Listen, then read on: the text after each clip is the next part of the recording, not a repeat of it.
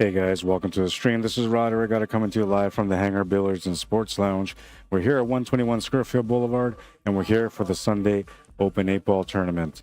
This is an ASAT quarterfinals matchup between Kevin Tols and Guy Smith. They're just about to get ready in this match.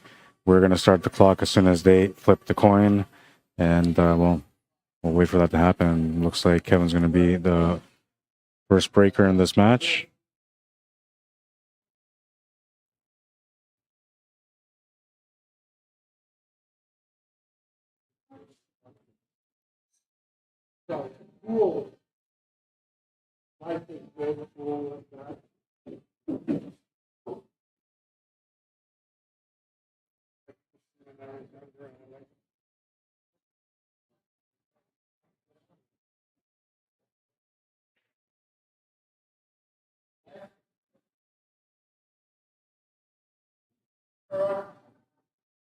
How's it going, man?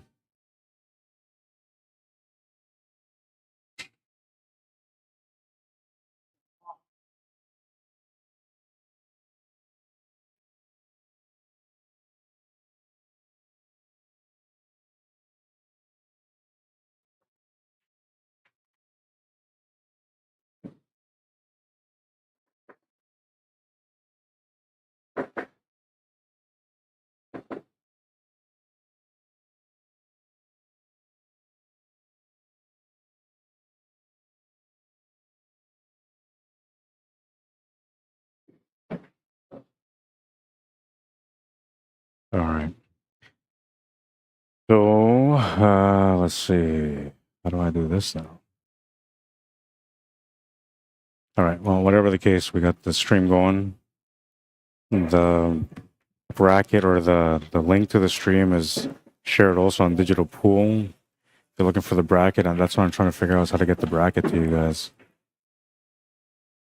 What's up, Matty boy? How you doing, man? How's your weekend? All right. So we'll start the clock as soon as Kevin breaks here. Kevin's racing to 4. Guy Smith is racing to 5. Oh, and I gotta fix those scores. That's a good sign.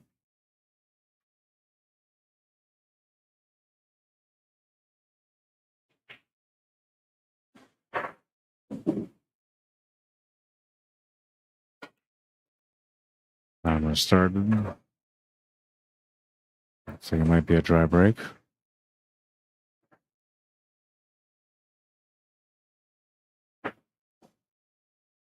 I knew there was something. There's always something.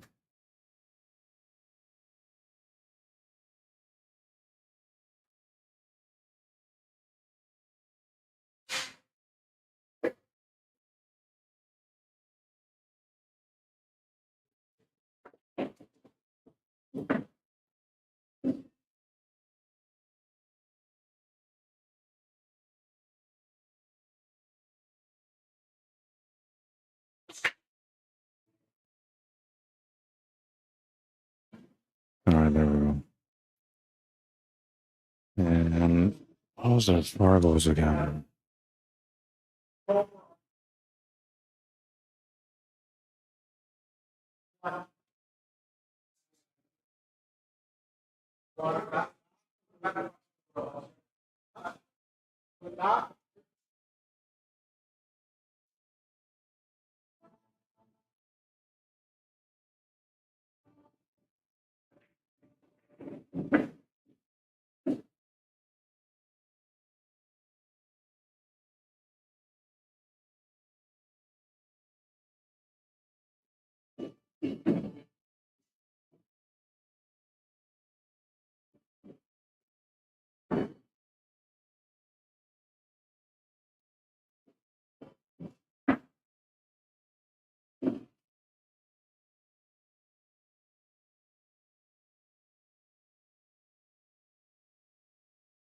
All right, so there's a FARGO rates, 521 FARGO rate for Kevin Toles and a 582 FARGO rate for Guy Smith, who's at the table right now. Just gonna overplay the cue ball a little bit here, but he still has a shot on the 10 ball.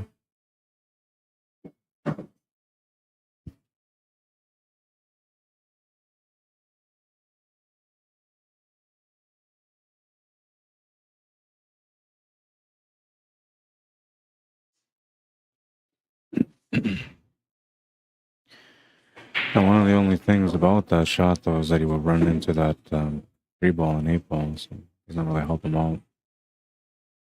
And take the hardest shot to the corner instead. Oh, he almost made it. Had a shot to the side, and the angle might have worked from there. I don't know. I don't think it actually would have. It would have been harder to get onto that 10-ball from that point. But good effort nonetheless on that 13-ball.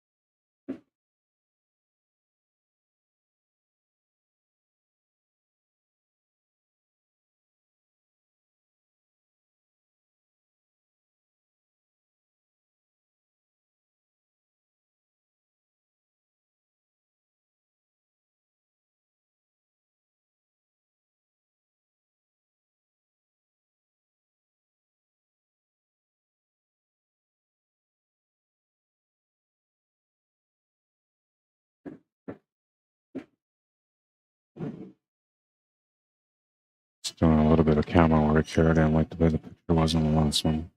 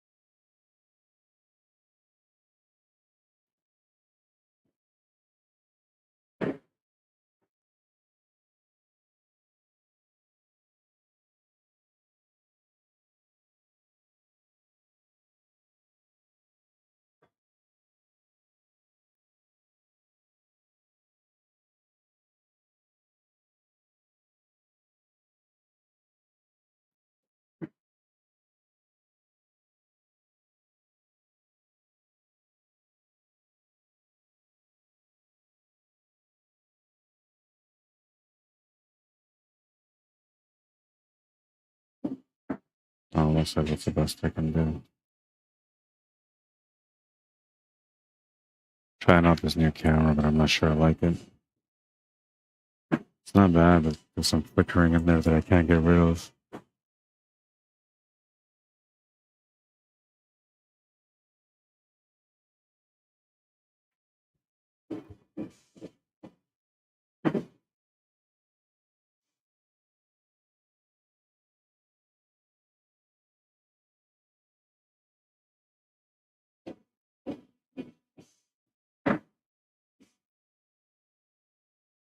He's gonna have to play 3-rail shape, I guess, for that 8-ball. Yeah, they get shape for the 8-ball to the side, or you try to get set up for the top right corner, which I think is probably the more natural way, but he doesn't have a lot of angles, so he might just play this top spin and try to come back up. The problem there is if you put a little bit of spin, you might get behind that 10-ball. He's gonna hit that pretty good, though. It's a pretty good line on that 8-ball as well.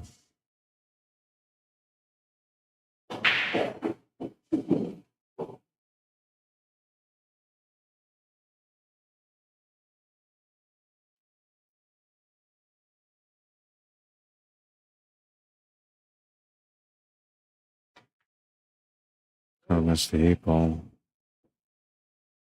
He's gonna turn the table over to Guy Smith, and he'll have a shot to the side or the corner. The side pocket's probably the way he's gonna want to go, though. And he's got to figure out the angle to get around this 8-ball. If he's gonna go 2-rail draw to get up for that 13-ball, he can play it straight forward, up and down, and then just maybe Just missed that 14 ball for the shape on that 13 as well. Inside spin will take him to the right side of the table.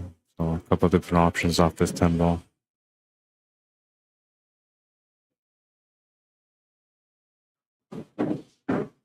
Just gonna miss it. That's gonna give him a 13 ball.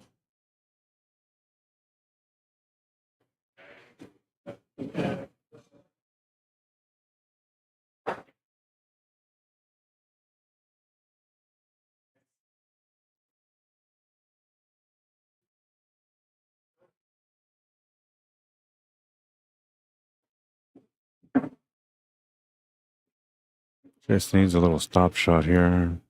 You might try to draw back a little bit just to get straighter on the 8 ball, but there's really no need. As long as you stop the cue ball right there on the 14, you'll still have the cut on the 8 ball. You don't have to worry about the scratch. It's going to slide over a little bit, though, towards the 8 ball.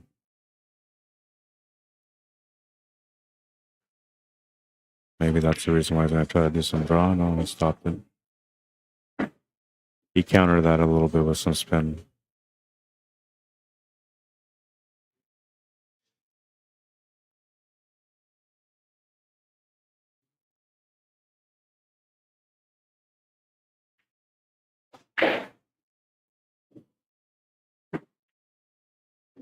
Makes the 8 ball. We'll take the first game. I like his composure at the table. I've seen him play against some top players too, and it doesn't matter who he's playing against. He stays composed at the table. Takes his time on every shot as well, which is good to see.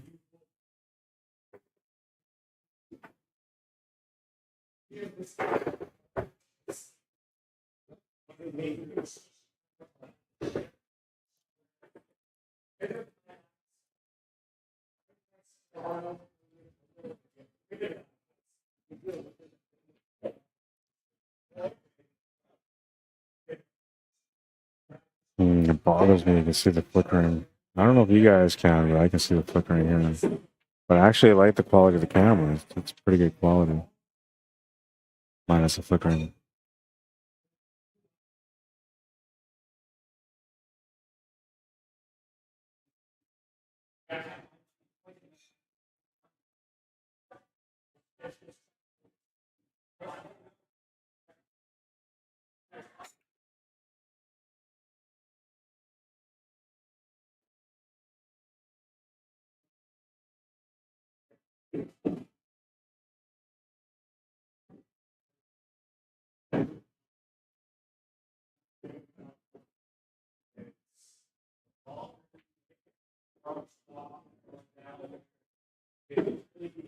Is this on Facebook or YouTube?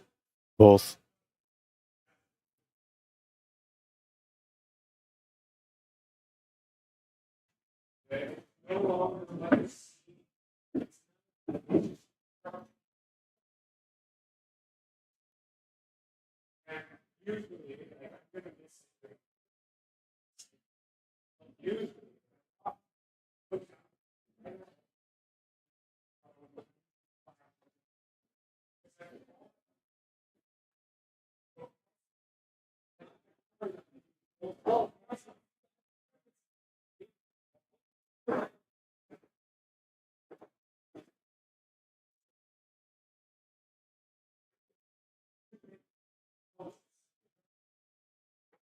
Came up short on that shot.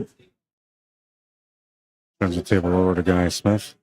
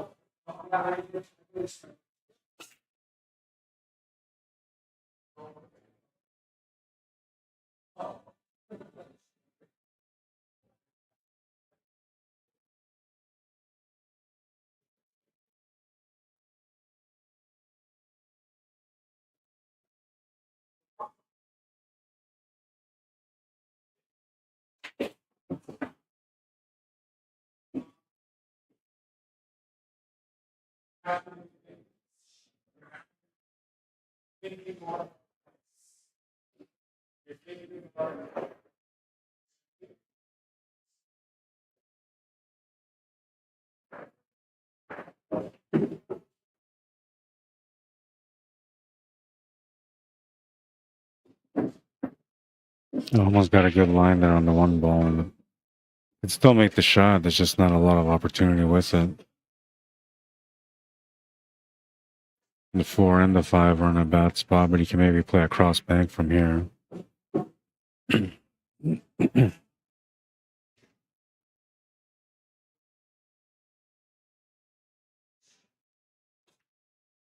Just made the shot.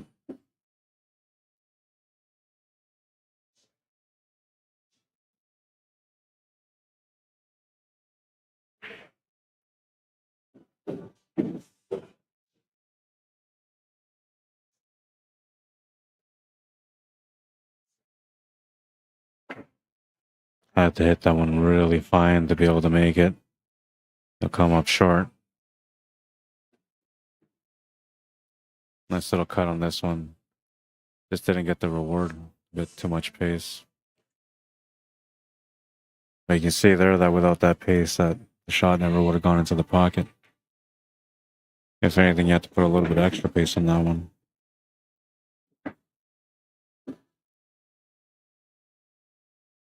Chance for a breakout here. A couple of escape shots lined up after that.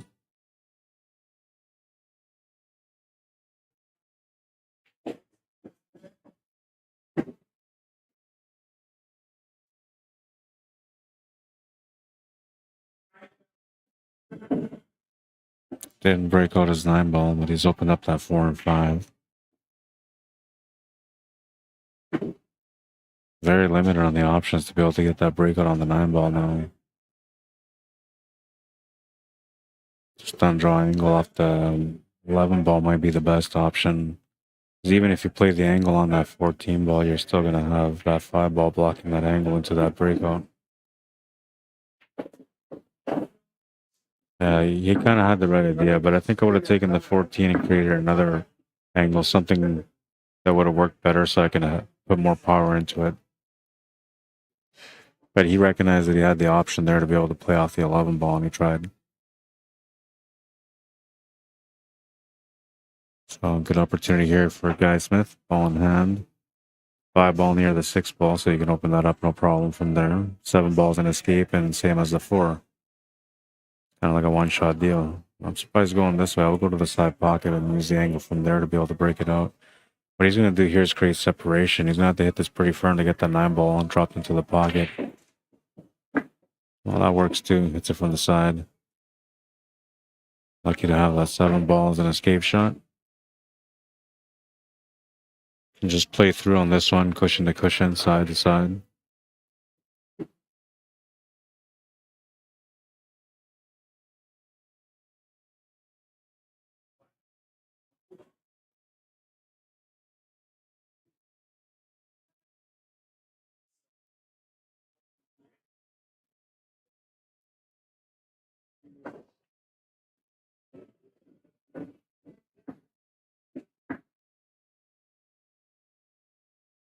And he's got the perfect angle here on the 6 ball. 9 ball being where it is going to help him to be able to play the shape for the 4 ball next, because he's got a natural line towards it. Oh, he's going to take the 4 ball instead.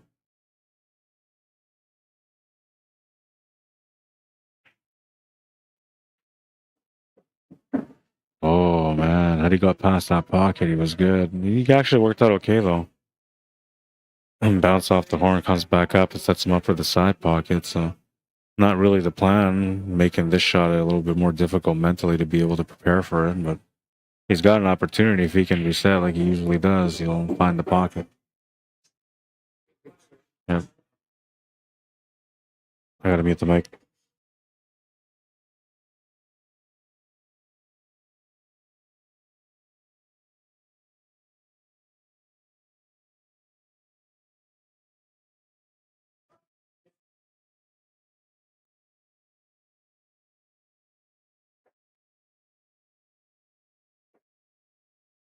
I wonder if I'm a millionaire today.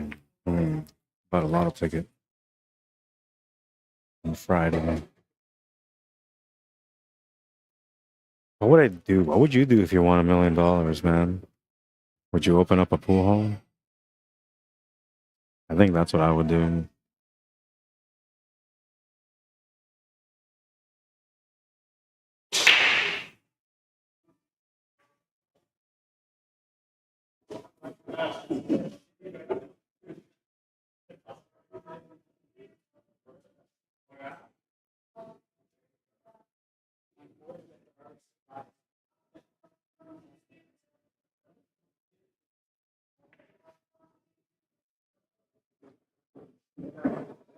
Awkward on the 12 ball here. The cut to the side is usually the way you would want to go here, but the cut to the corner is probably best. The only thing about that, though, is you have to play inside spin to be able to make the shot and not scratch. Although I think the tangent line will be almost perfect to get past the side pocket. See what he does. Side pocket is the way I think I will go. Two-way shot too. A little bit extra pace there, and he might have been perfectly behind that stripe. He's left him this 6 ball though. I mean, not much you can do with it. Maybe a kick shot or a bank shot. I mean, or safety. Which I think that might be the way he's gonna go. Well, I don't know, man. Bank with a safe, you know.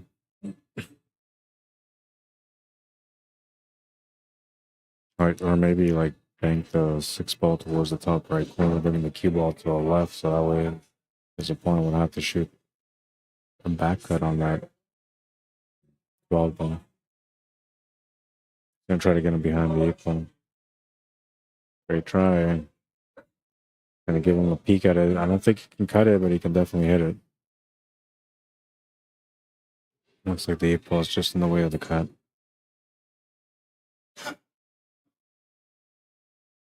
I wouldn't mind taking a back cut here towards the bottom right corner. Go to the bottom left, you're committing to the shot, and you're likely going to leave a shot on the 6 ball.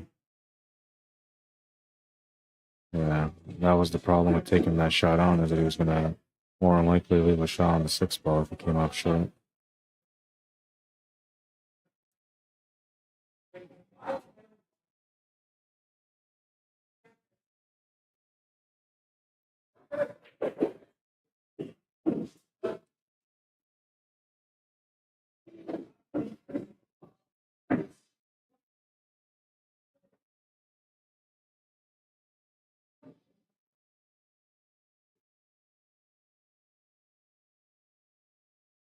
Yeah, in the corner is good. Guy will take the second game.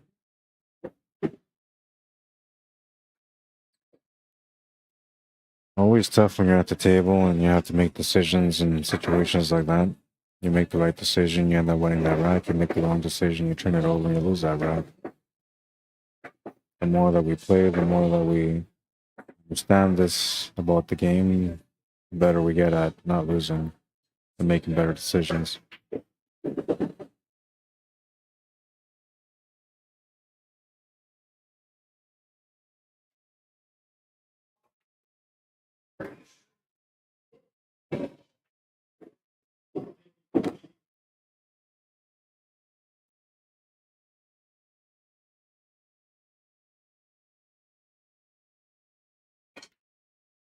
Well, good contact on the break on that one. He's going to make a ball. Like he's got an opportunity here.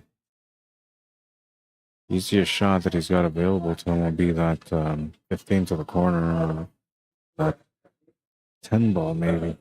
Looks like it might just go past. Oh, okay, so that takes away that 15 ball. And I don't know if he can make the 10 ball.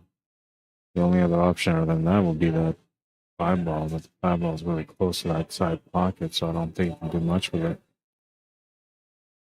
It's one of those breaks where you might have to play safety unless you can see that win ball. Or if you can see that 14 ball.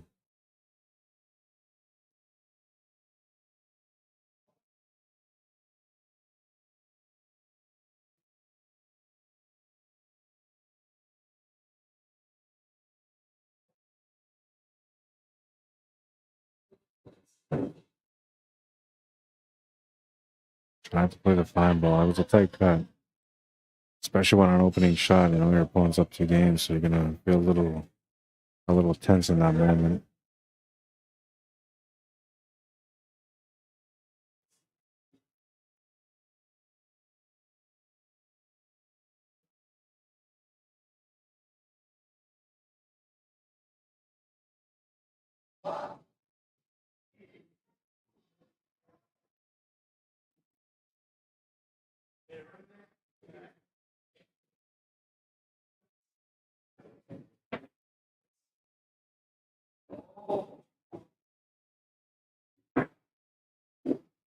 Gotta open up that pocket, so that's why he's taking that 4.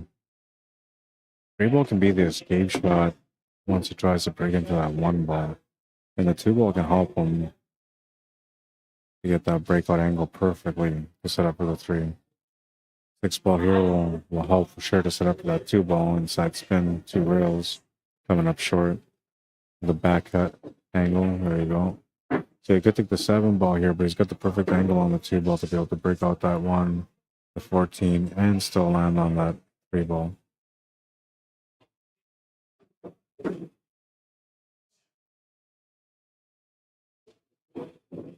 Oh, and he's gone a little bit too far. Still has a shot on the 3-ball though, and another bonus here. He's got a nice tangent line. Takes him towards that 10 and 13, right in between. Which will set him up for the 7, giving him the shot on the 1 and then the angle for the finish on the 8. But he has to make a big shot here. And he's got to trust the cue ball. Got to trust the cue ball for the shot and for the angle. I mean, you're gonna induce that spin in there to be able to get that angle, but you gotta trust all of it.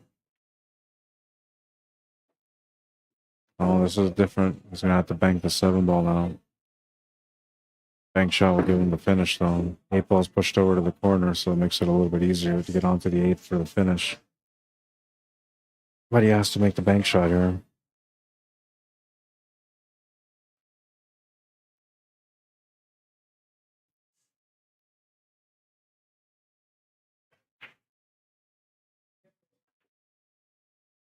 He's gonna miss the bank.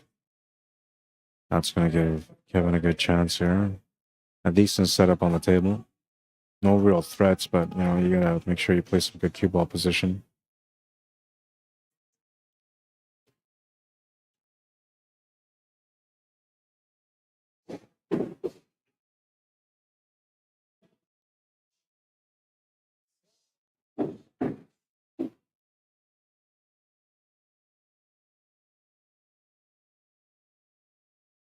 It's got an upward angle now to be able to get onto the 11-ball, which is the next problem ball.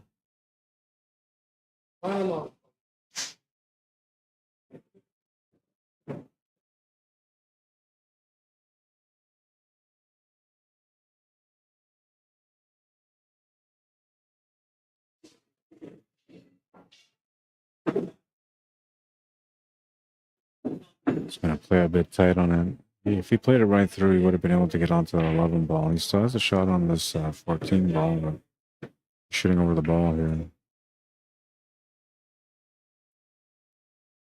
I think what he needs to do to be able to improve his game a little bit more is to kind of walk around and just see where he wants the cue ball to go next. Because the potting side of things, like, he's pretty good at that, but it's the shape thing that's kind of getting to him right now. You can't figure out shape without, you know, walking around looking for it. Almost blocked that pocket, but not quite. If guy can find a way to make the 7-ball and the 1-ball, he should be able to make the shot on the 8-ball off the rail, off the 14.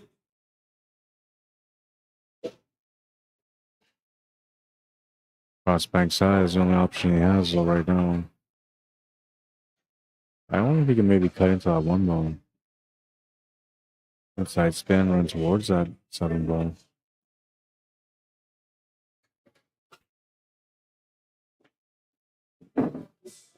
Oh, he's blocking the view other way.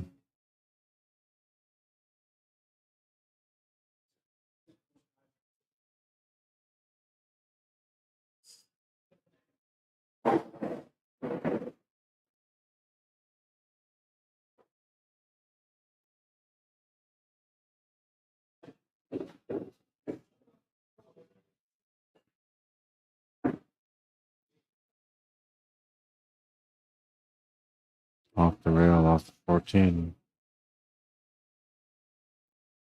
Gonna make the shot. Yeah, look nice and smooth as well. 3-0.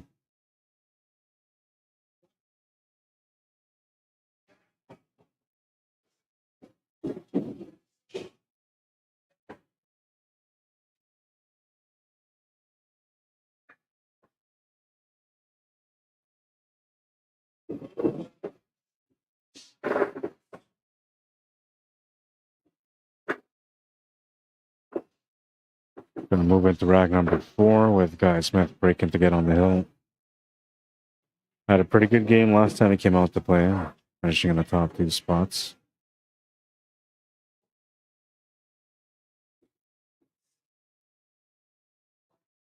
Had a good match last week against Kyle Story, who ended up winning the tournament. A 444 in a hot race. You know, he was right in that perfect spot where you get a pretty good spot out of it, and you have a real good chance to win, and everybody feels like you're underrated. And he was able to accomplish the win last week. I asked him too. I was like, "Hey man, you gonna come and defend your title next week?" He's like, "No. Didn't want to come back. Gonna live in the moment, enjoy it for a while." Tough to win the Sunday Open, man.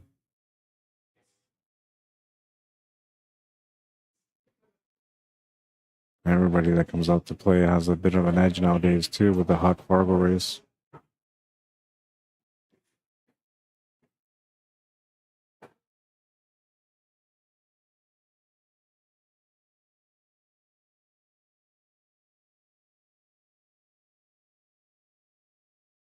Really nice layout on this table.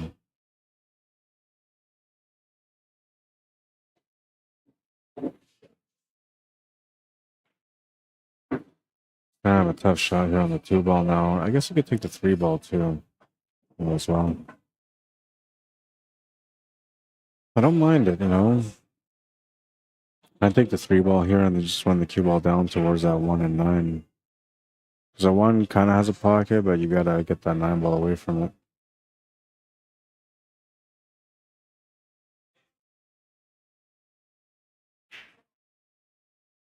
And I missed the shot, trying to get onto the 1-ball instead.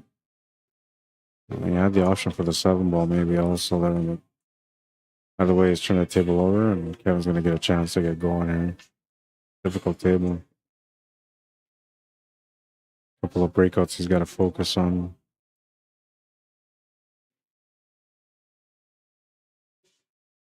I wouldn't mind taking that 14 ball right now, but then you wouldn't have much of a shot afterwards.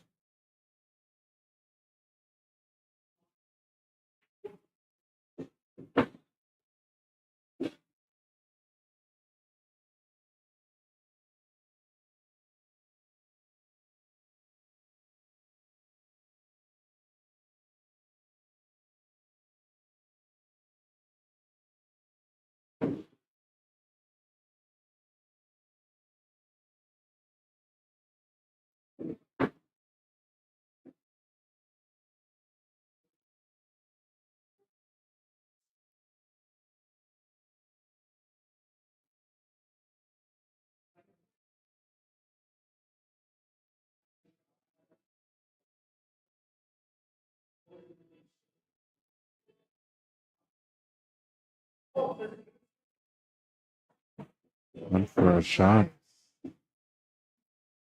And he made it.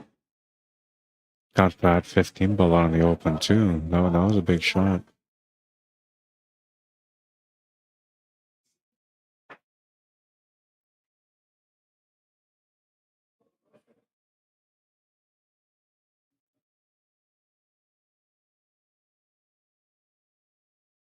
Still needs to come down table here though. He's got a good angle for it. Gotta focus on making the shot, and you want to put some draw on this so you can stun down towards the middle of the table. He's going for another bank side this time.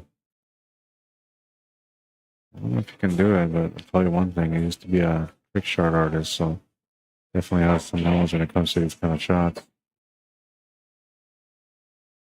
Jazz came off short, almost figured it out. He's left the 7-ball to the side pocket.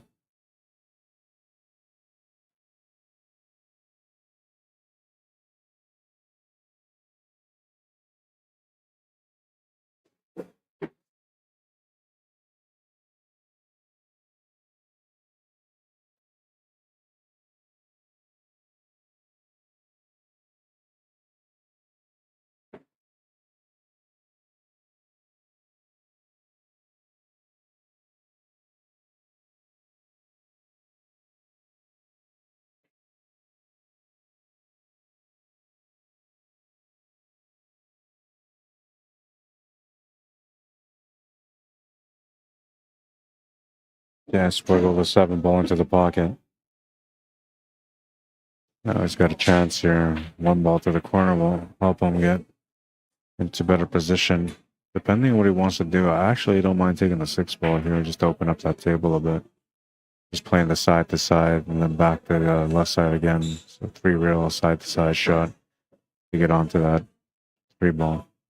And even if you just run the line straight into the 3 bump into it, then you still have the 1 ball to the side. So it's not that bad of a setup for you to be able to have another opportunity.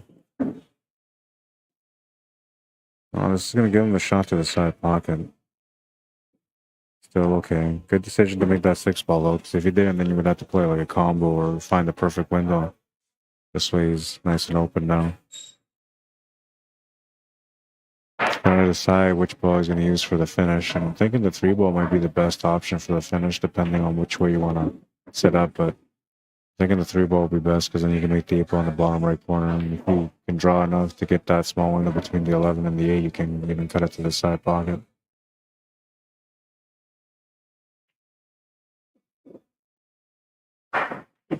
Like his composure at the table.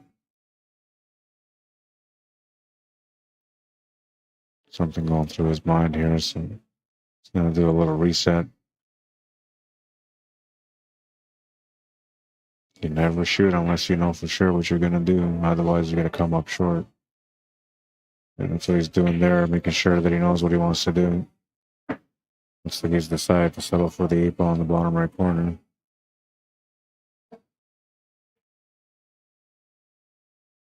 Natural line off the 3, but you want to make sure you come off that right side cushion a little bit. You don't want to just play this off 1 unless you have the perfect speed ready into your mind. Yeah, you want to play that extra rail. And he actually hit it a bit too hard.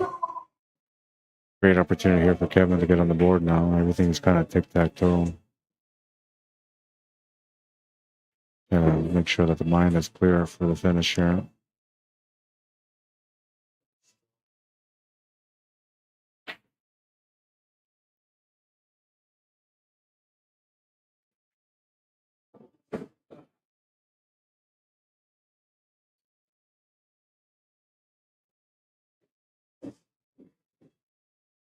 Yeah, take the 15 ball here.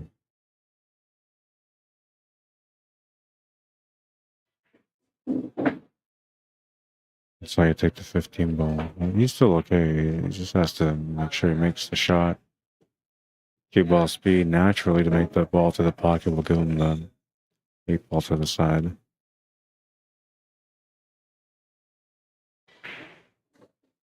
There you go. He played the draw instead, but he still has the shot to the side from here.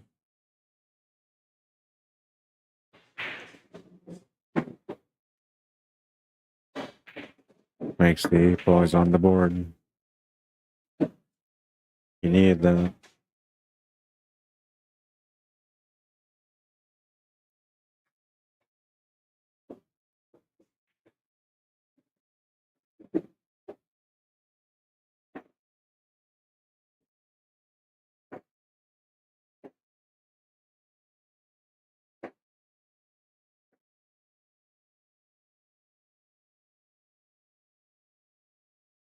Stephen Valley, how you doing, man? Welcome to the stream.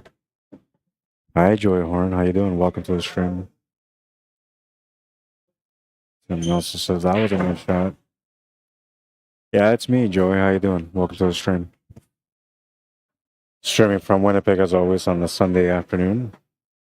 The Sunday Open. Moving into rack number 5 with this matchup. He's on the board, and he's looking for some more. He needs to get 3 more to win the match. I'd like to just get this next rack, though. Had a good break on the last one, and he's going to make a ball on this one. Looks like he's going to make 2. Oh, 2 balls going to sit. Kind of like an opportunity, but kind of like not really an opportunity. He doesn't really have much to shoot at. The only thing he can shoot at is that 14 ball, and it's not an easy shot because you're shooting over the ball. Humble to the 2, maybe, but you're so close to that 12 ball that I don't think you can do much with it. You can almost, I think you can cut that 5 to the side. That might be the easiest option here. So some racks you can choose what you want to go after. Other racks you're kind of more or less forced into a situation. And I think that's what's going on here for him is he's forced to take on the solids. It was the only opening he had. And the solids aren't that bad, but you know, they definitely need a little bit of work.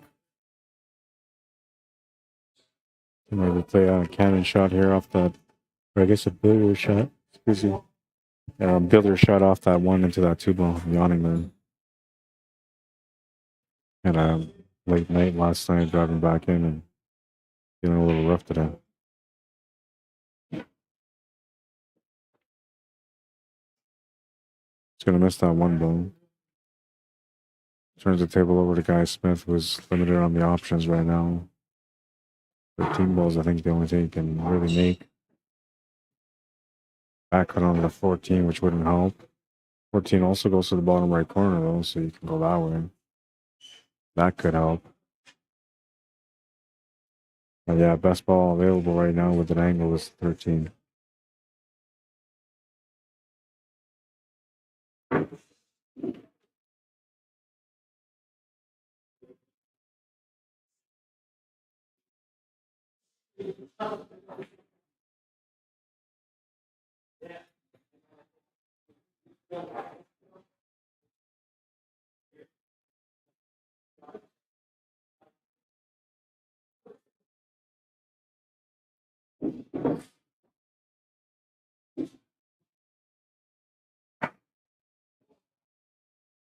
Off the rail. Ooh is the only option he's got.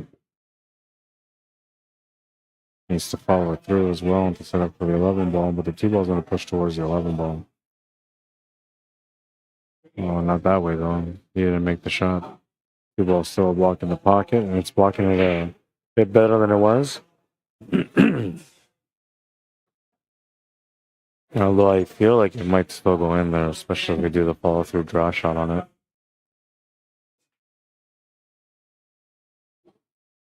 Low ball.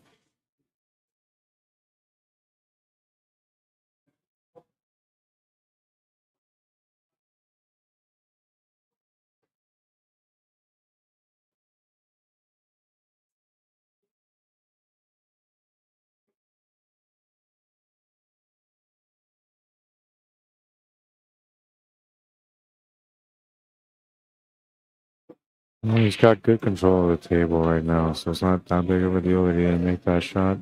Plus, he's opened up that 3, and the 6 ball's in a decent spot as well. We've got himself maybe an opportunity here. A couple of ways that guy can maybe put a safety here, man. Or at least just take over the pocket. And this kind of distance is really difficult to be able to follow that 12 ball through the 2 ball. By the time the cue ball gets to that 12, the energy is pretty much dead. Yeah, so he just figured to take over the pocket.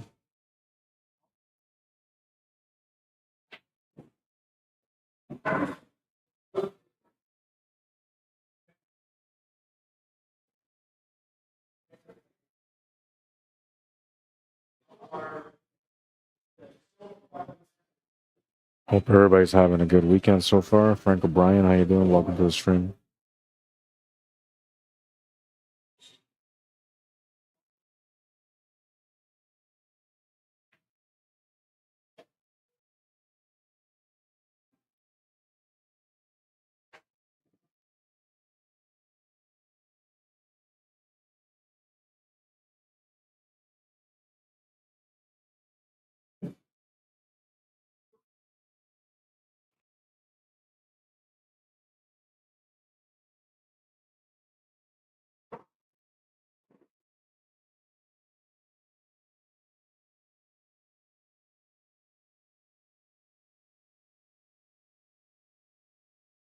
Not bad. He's limiting him to the 4 ball only.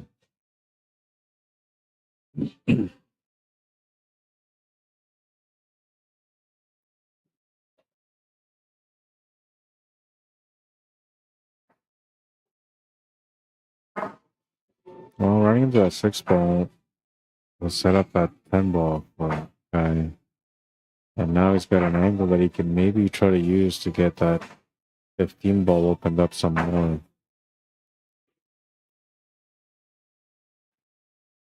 Well, I don't know if he's got the right angle for it. I was thinking the punch draw at the bottom rail and back up, but I don't think he's got the angle for that. He's gonna try to follow it through. And a little bump on that 15 ball will help, and he's bumped it, but he's pushed it in deeper into that mess, so there's no shot on him now. And unfortunately for him, he's so tied up behind those 3 balls that he has no choice but to hit that 15 ball. Try to find a safety out of it. Have to do here, trying to do pocket weight while also trying to freeze the cue ball in between the 8 and the 7. That's a foul. Just came up short of making contact with the rail, so ball in hand for Kevin. He'll get a chance to get within 1 now.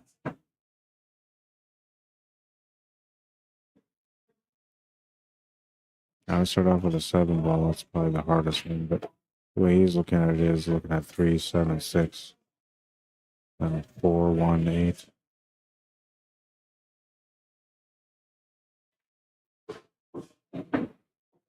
Too much pace. Still has the shot to the pocket.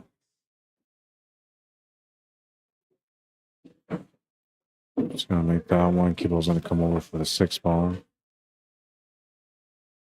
Gonna have to play this one through to make the 4 ball in the bottom right corner next.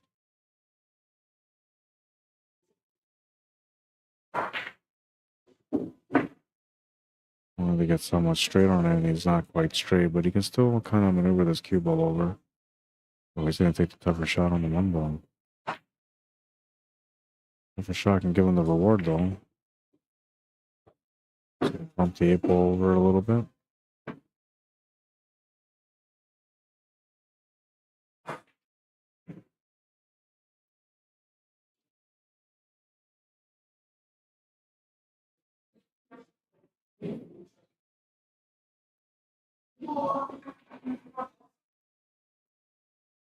Gonna come up short on the shot. Needs a little bit of help from the 4 ball. And it's sort of gotten in the way, but looks like Guy should be able to either break this out or just play shape and get out. I think he's gonna have to break it out actually. It looks like that only shot that he's got available right now would be the 11 ball. And it barely goes. Yeah, you have to open it up. A little bit unfortunate there that that 15 ball kept rolling, because had it stopped near that pocket, he was still okay. Now he's got to do a back cut. And he's got to get past that side pocket. Whichever way he cuts this, he's got that side pocket play on the part.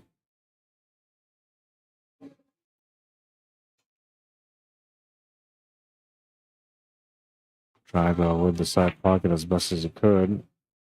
He got lucky here on the leave. He's left an over the ball shot on the 4 ball, making it difficult for Kevin to be able to make the shot. The only way to make these kind of shots is by taking away the stroke, so you don't pre-stroke on these shots. You aim and then you shoot through. Just like how he did there. Great shot. It's going to give him the shape on the 8 ball too. A little closer to work, but the shot's available.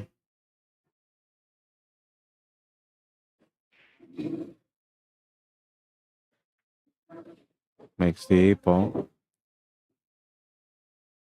2 to 3 or 3 to 2. Always a difficult shot to shoot over the ball, but what he did there is the way you're supposed to do. Yeah.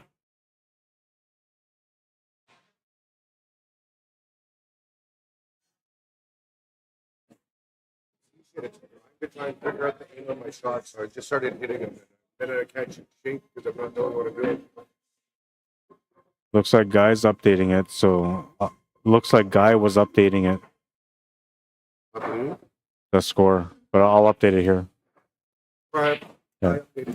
3-2. What's the race to? 4 for you, 5 for him. So what's the race to now? Next one that wins the next rack is on the hill first. You guys are both 1 away from being on the hill. He needs 1 to get on the hill. You need 1 to get on the hill. It's 3-2 right now.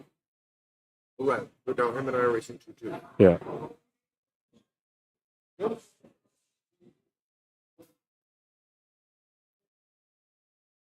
And Kevin broke first, so that means it's Guy's break. I guess Guy is on a break.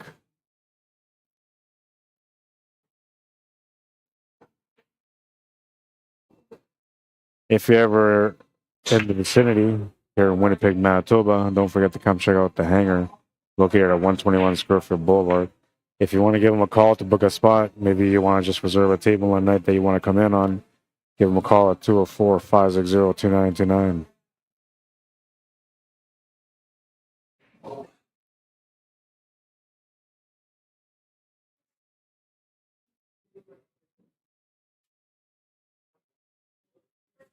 Just waiting for the guy to come back.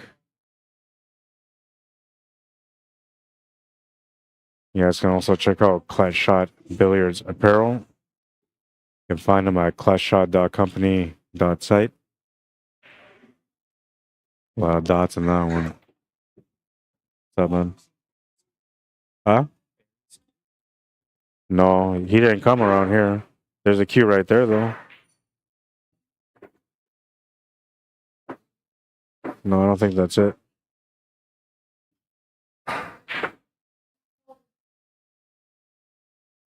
Player lost his queue, so we gotta search for it. Speaking of which, I better put my queues here closer to me. Somebody's nabbing queues, man. My queues are out in the open. Give me a second.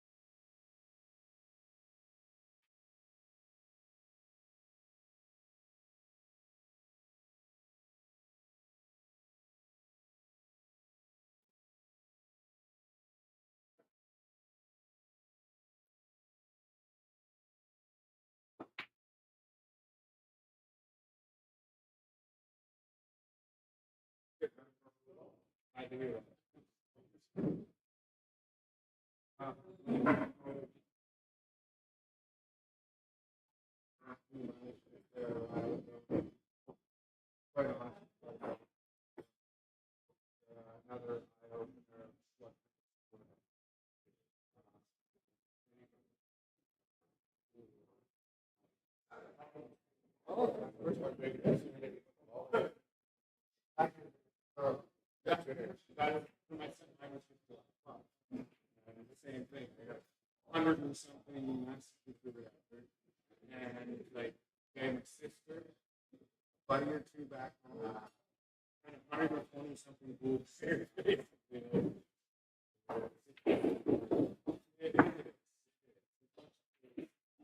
It's all wrong because everybody hates each other and we love each other.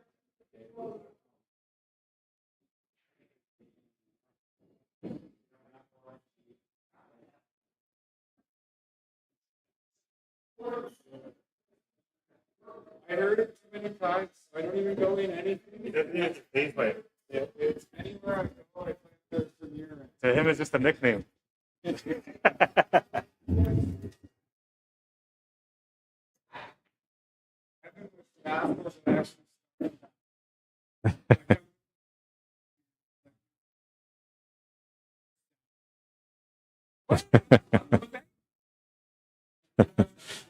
All right, so I don't think I missed anything on this one.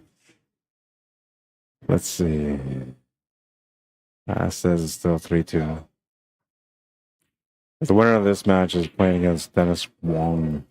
He's waiting patiently for his next matchup. At the top of the bracket, we have Jordan Fecto waited for the winner of Curtis Chorak and Greg Herkert.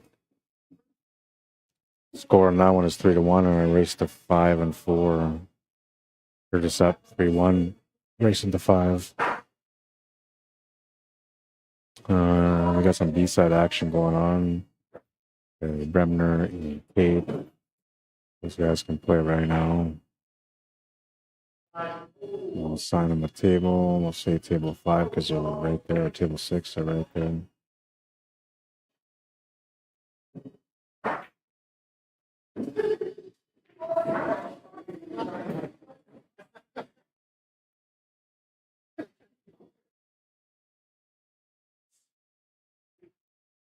Wolf waiting for an opponent. And Couture waiting for an opponent.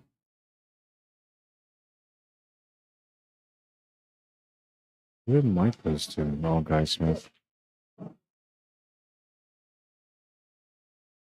Not surprised by that, man. Guy's been playing some pretty solid pool.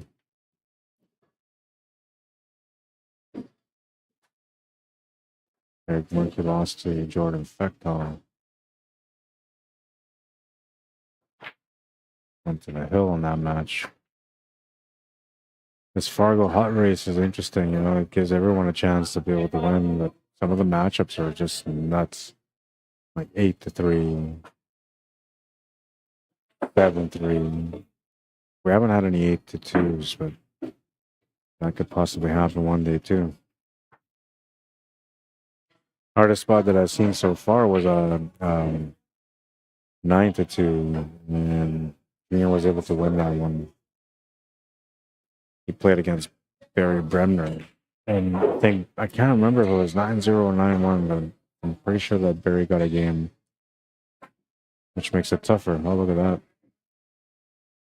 A little bit of luck doesn't hurt. Perfect on the 8 ball too. This is to get on the hill.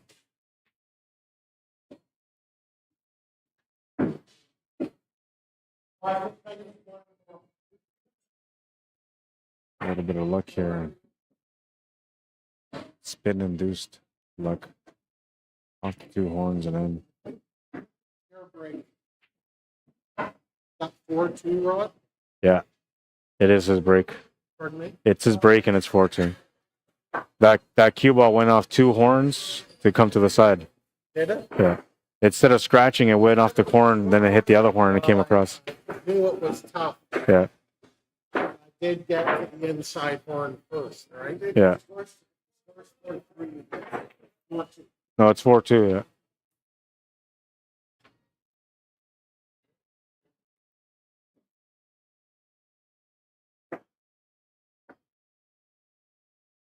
I mean, moving into rack number 7 now.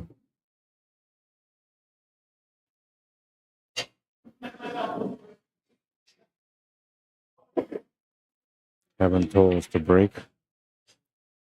We got a minus about 3 minutes on the clock because there was a small break a little while ago in between the racks. have luck once in a while, Rod. Yeah. Good clean living. Perfect timing too. I mean, the way it hit that ball, it stopped perfect for the 8-ball.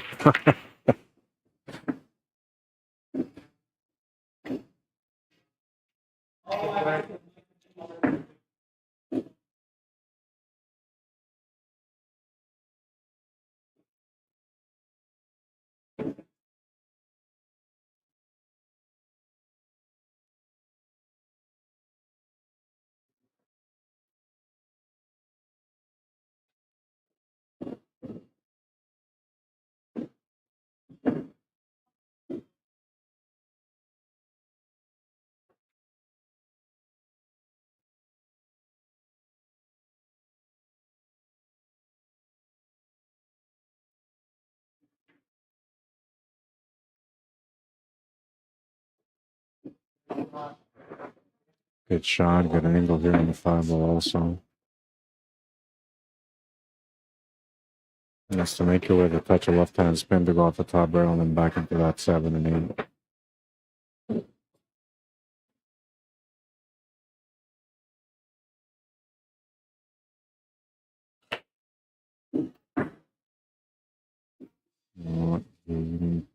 Looks like he doesn't have much here on that 7-ball. I don't think the 9-ball's available for him to be able to play the 7 off the 9 to the side pocket.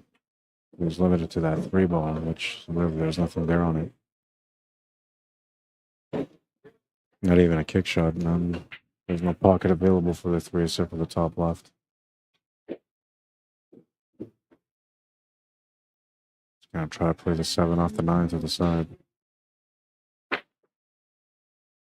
That's all he could really do, but it wasn't there.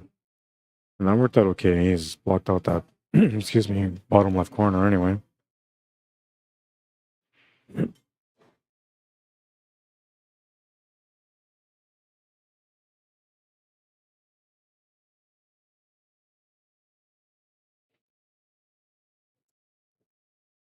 And the guy's got a decent table here. It's just 14 to the side to get started. And play the combo on that 4 or that 15, and I think it's a 10 ball or 12 balls above. I think it's a 10 ball. Got the shape for the 11 ball here now. I try to play a safety also, man. Like pot that 7 ball and just bring the cue ball near that 13 ball. Leaving your opponent just a jump shot with barely any opportunity on the 8 ball from there. Looking to open up that 12 ball though, and he's going to open it up. How he gets the shape for that combo with the 15 and the 10 is going to matter. He wants to push that 15 ball to the rail and not towards the 3 ball when he gets into that point. He can open that all up right now though if he wanted to just drive the cue ball into that area. Oh man, and he tried to do that. Look at this though. It might have given him the 3-ball combo 13 to the side. That worked out kind of okay, I think. It's right there. I mean, there's a little bit of separation between the 15 and the 10. So, and the line for the combo is like pretty natural. You just gotta hit it with topspin.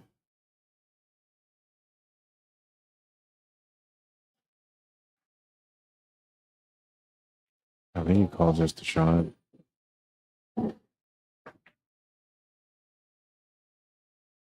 It's not bad. He tried to use that 13 ball to block that cue ball to the 7 ball. And he got a good portion of that cue ball, so that worked out pretty good. Patience was key there. He could have easily played that combo, but if he didn't make it, he was going to leave a wide open table. Playing the smart shot is going to get him the reward in the long run. Doesn't want his opponent to get on the hill, so he's trying to do his best to close out this rack. Kick shot is the only option here for Kevin, and if he makes it, he'll have a jump shot after that on the 7 ball. Unless he gets a slide over. Oh, he almost blocked that pocket. Not bad, actually. That was a decent lead.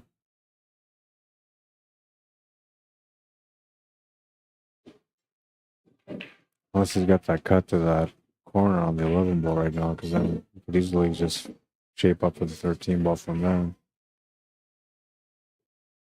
Or the 10 ball.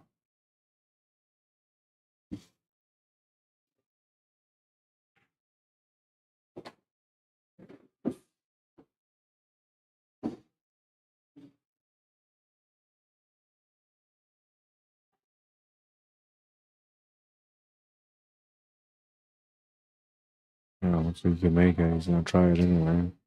Pretty sure he can make it.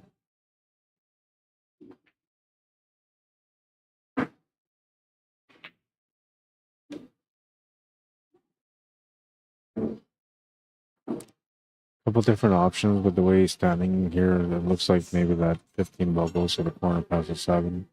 Or he's gonna play the drawback safety.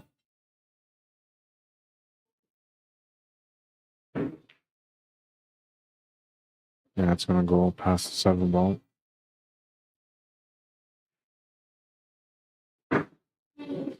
Has a little bit of angle to work with, but not a whole lot, so he's gonna have to settle for a back cut on that 10 ball as well, or he's gonna have to play through and just set up a different pocket. Natural instinct there is to just draw back over to the right a little bit.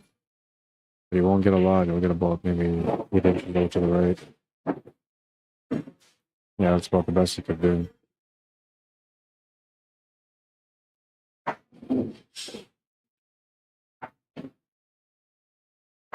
Now he might have to drive that cue ball into the rail and into the 3 ball just to hold position on the 8 ball. Or even just run to the 3 ball flat. Yeah, there you go. And he's got a back cut on the 8 ball, but it's a makeable back cut. So that was a smart decision there, just to get that cue ball to rest on the 3. For the win.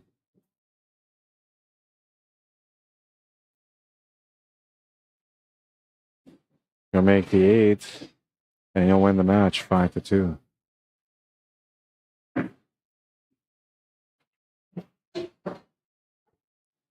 Stop the timer. Just over an hour for that match. Take a look at the bracket.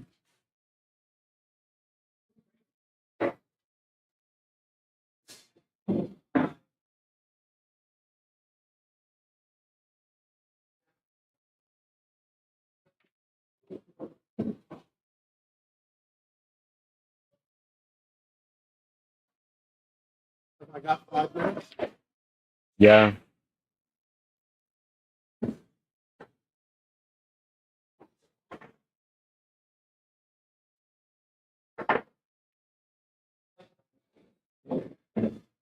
All right, so we'll give you guys. Well, we can probably put both of them on. So maybe we'll start off with Curtis Chorak, Jordan Fecto.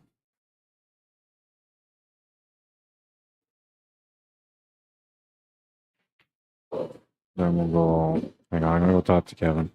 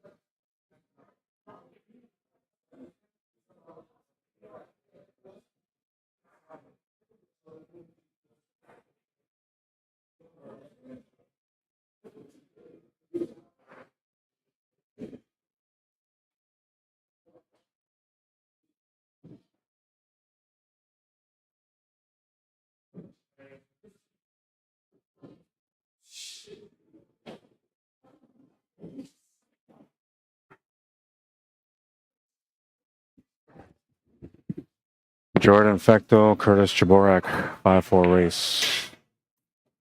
That's where we're at. Just have to get these guys notice that they were going to be playing, and now we're going to set up their scoreboard.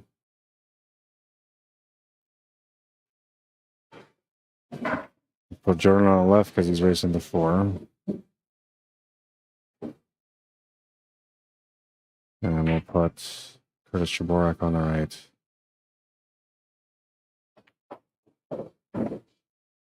He's a smoker, so he's probably smoking outside right now.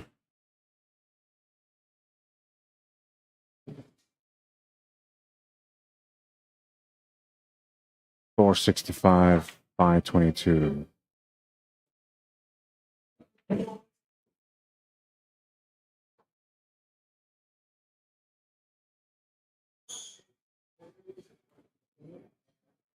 Did I say it was? 522.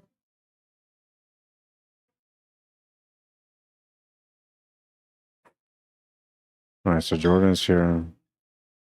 We'll reset the clock. That's him walking up to the table there. Playing against Curtis.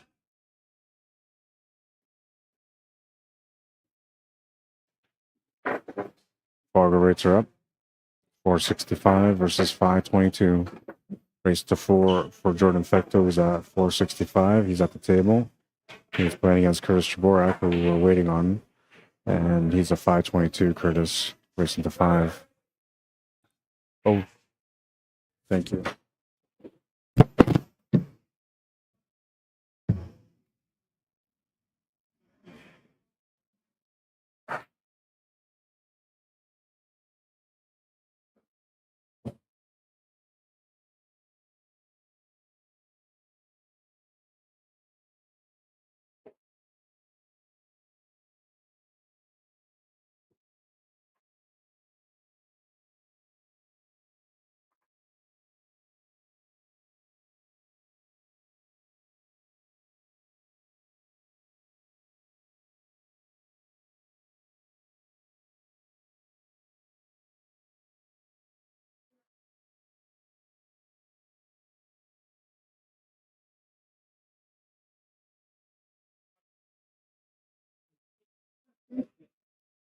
These guys are playing first, guy. They're playing first, and then you guys are playing right after. Okay.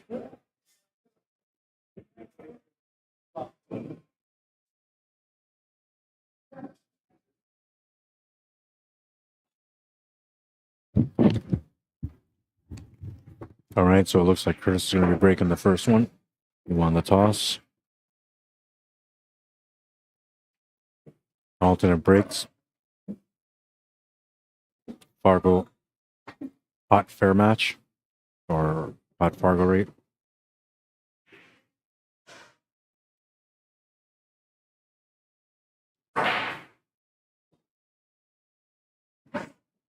Just grabbing his breaker. We're going to get this match going. Timer will start once he breaks.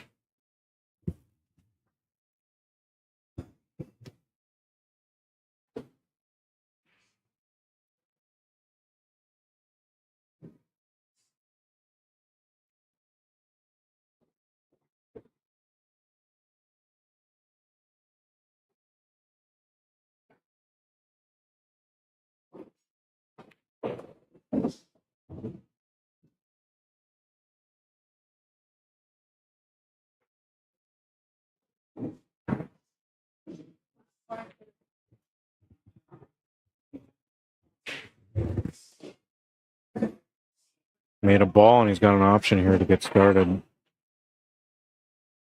We're going to have to go low ball, I'm thinking.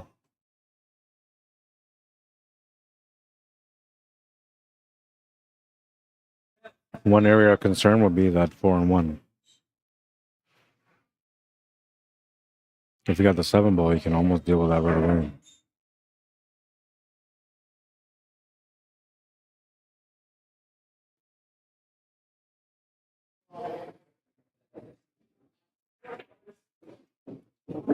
Two ball was the shot that it looked like he would have to start on, and that's the one that he took.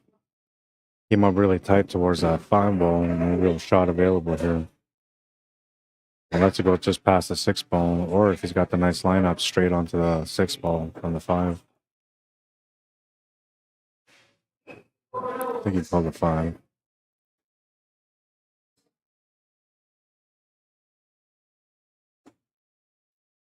He had the shot. He's got shape on the 6 ball. Everything's looking all right now, but that 4-1 is still a problem. It's got an up table angle here. Doesn't help for this setup, but we can shape up for the 7 ball. Gonna come a bit further, and now I have to take the 3 ball instead.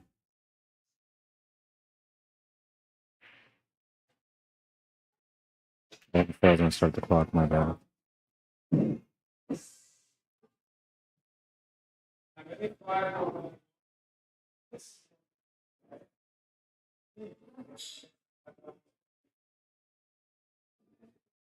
Just missed the shot, and he's gonna scratch the cue ball.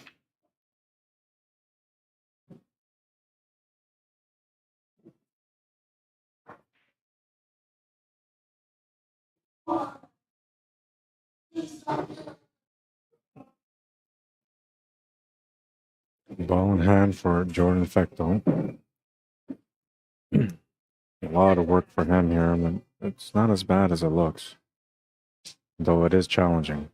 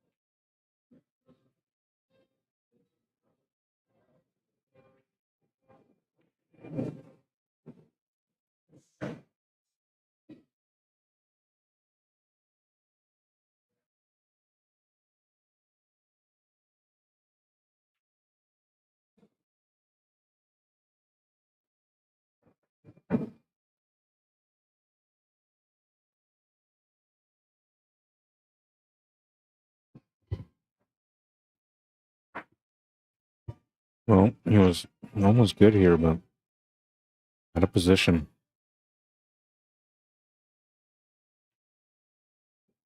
Only way to get back in position here is to make that 9 ball to the side pocket.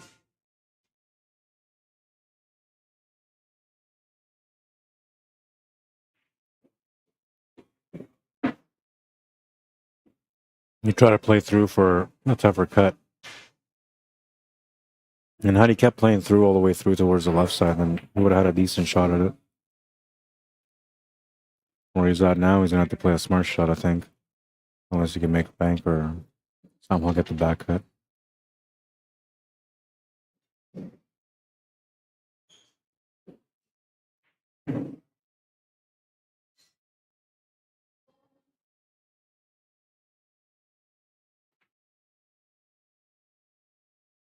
Find the bank, comes up short. Curtis will get a chance to take that first rack now. Opening shot is likely going to have to be that 3 ball. Shape's going to be interesting because of where the 7 ball is.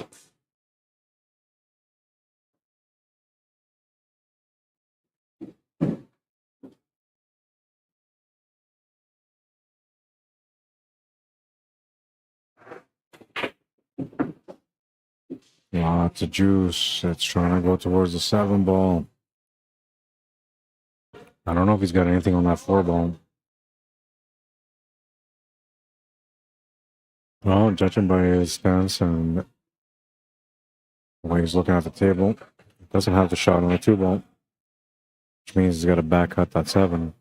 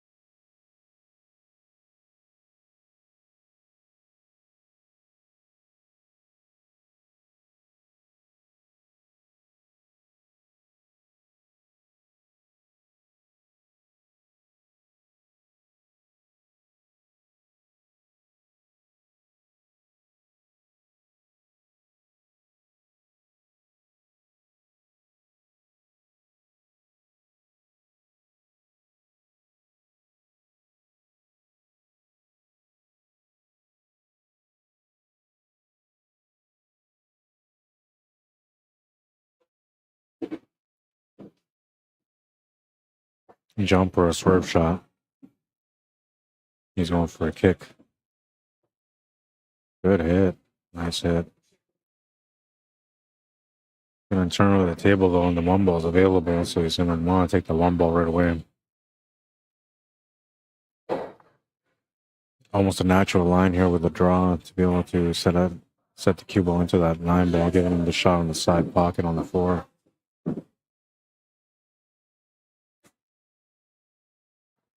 Gotta make sure you focus on the shot, not the shape here.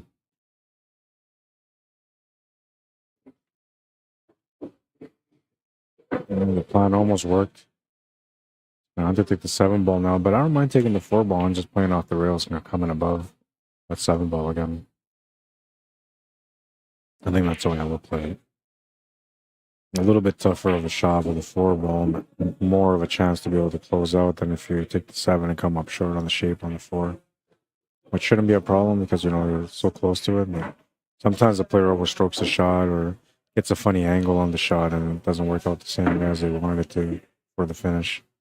In this case here, he's not bad. He's got a shot to the side, and then the setup on the 8 ball is almost natural as well.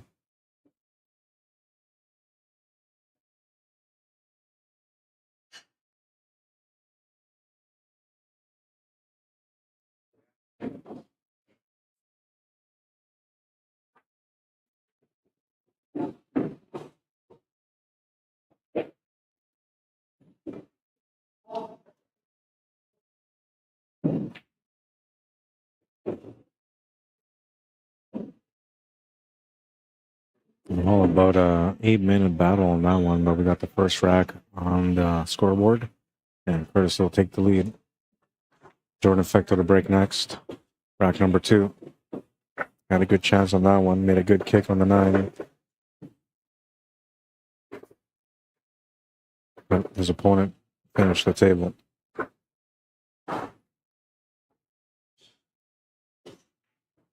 They say you're not in trouble until you lose on your break. So he's looking for a chance to make a ball here and to defend his rack as best as he can. Rack number 2 coming up, and Jordan Fecto to break.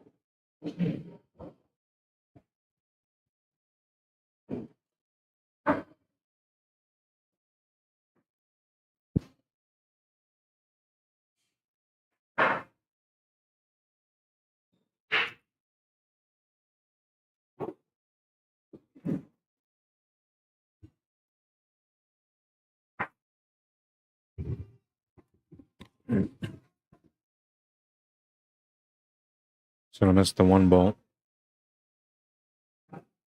Left the shot on the 14. Only a bank though. One positive here is that if you make the bank with some topspin, you should be able to get the shot on the 12 balls with the corner as well. Maybe like an all-in moment here on this bank.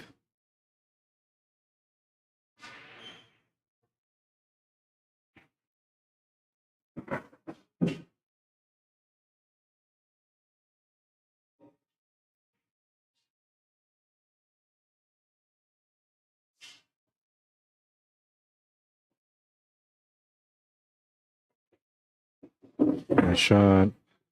Extra pace to get up for the 12.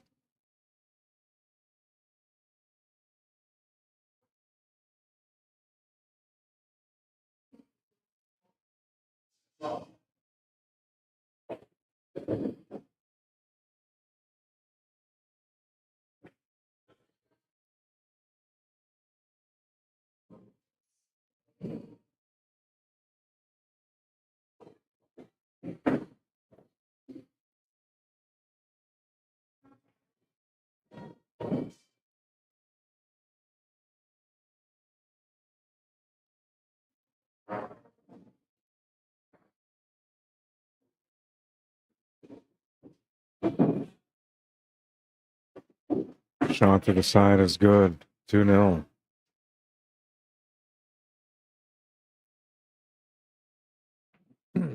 Nice little bank on this one. Got pretty good on that ball from it.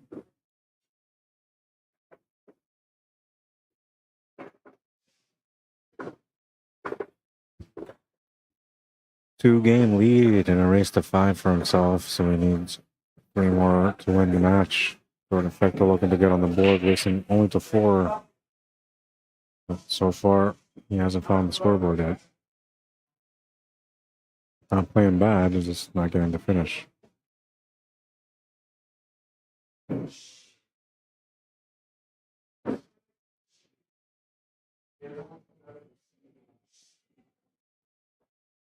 And then move into rack number 3 now.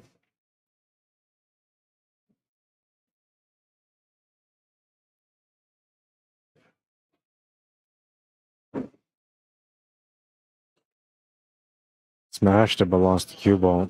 Ball in hand behind the line for Jordan. Options are decent. A little bit of work with Eagle solids or stripes. I think the solids are a bit easier. Well, maybe not that. 4 ball's in a tough spot.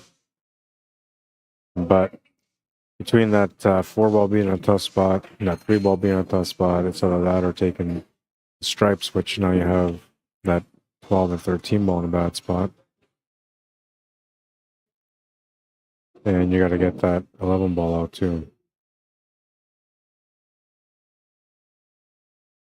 So either way, he's going to do some work. It's just a matter of choice.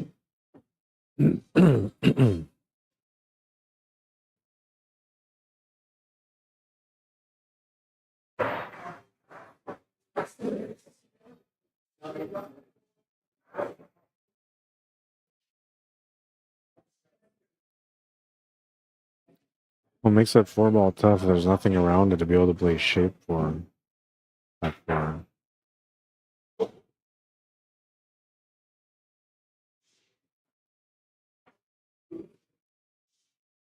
But the stripes are, I think, a lot tougher because you basically have 4 balls at the top of the table that don't have a pocket unless you have a ball in hand. And even then, only one of the 4 has a pocket. So yeah, you have to go low ball. Problem is that once you go low ball, you start opening up the table, and then your opponent has an easier table with those stripes.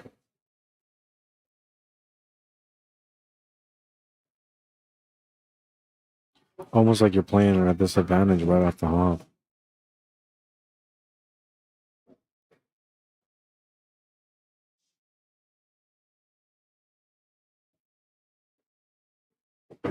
Well, it's gonna give him a chance at this 1 ball with a breakout on the 3 and the 7. Now he's at the mercy of the table, you know, to be able to get something to follow up with once he makes his breakout. Unless he decides to put extra power in it, then he should be able to find a shot.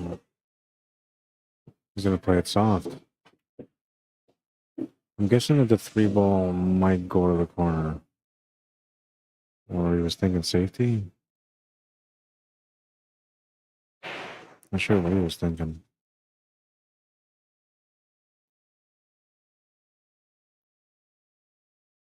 Looks like he's doing the thinking now, actually. Safety option, I'm thinking. Just bump that 3 ball towards the rail and get that cue ball to freeze up right where the 3 ball was, and you're good to go. Oh, he's able to make the 3 ball, never mind. Nice shot.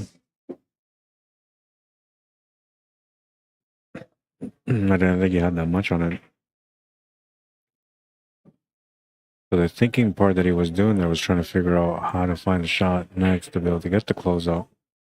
And he kind of has the opportunity here. 2 things had to happen. He has to make the 2 ball to the corner and draw back a little bit for that 7 ball to the side to spin draw over for that 4 ball. Well, the way he's played it, he's going to end up a lot tougher. And having the shot on the 4 ball is going to be hard to accomplish. The angle that he has is opposite of what he needs. Or maybe maybe he could cheat the pocket a little bit and just follow through. Side pockets are a bit wider, so they're a little bit more flexible in these kind of situations. But he needs to get below that 15 ball. I don't think he can accomplish that from there. Oh, but he can do this. That was a nice shot. Gets it up for the corner pocket. Couple of nice shots so far. This was a nice cut on the 3 ball. I got this whole pattern going.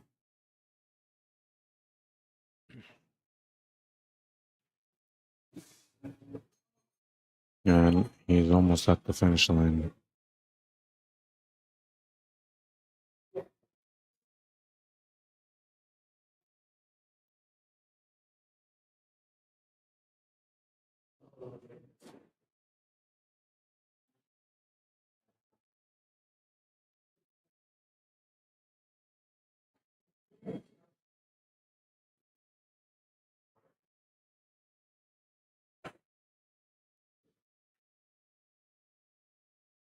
Oh, he popped up on the shot. Way too much pace on it, too. But he wanted to make sure that he had a shot, so that's why he put the extra pace. But unfortunately for him, that extra pace also helped him to miss that 4 ball. Now, one positive, though, is that the 4 ball is blocking the pocket, and he's got a pretty good chance to be able to win this rack still. The downside is that his opponent has got an opportunity at the table, and he can kind of control what happens next by playing smart shots or just playing good positional shots for the next ones that are available after this 12 or 10. I think it's a 10. Yeah, it is a 10.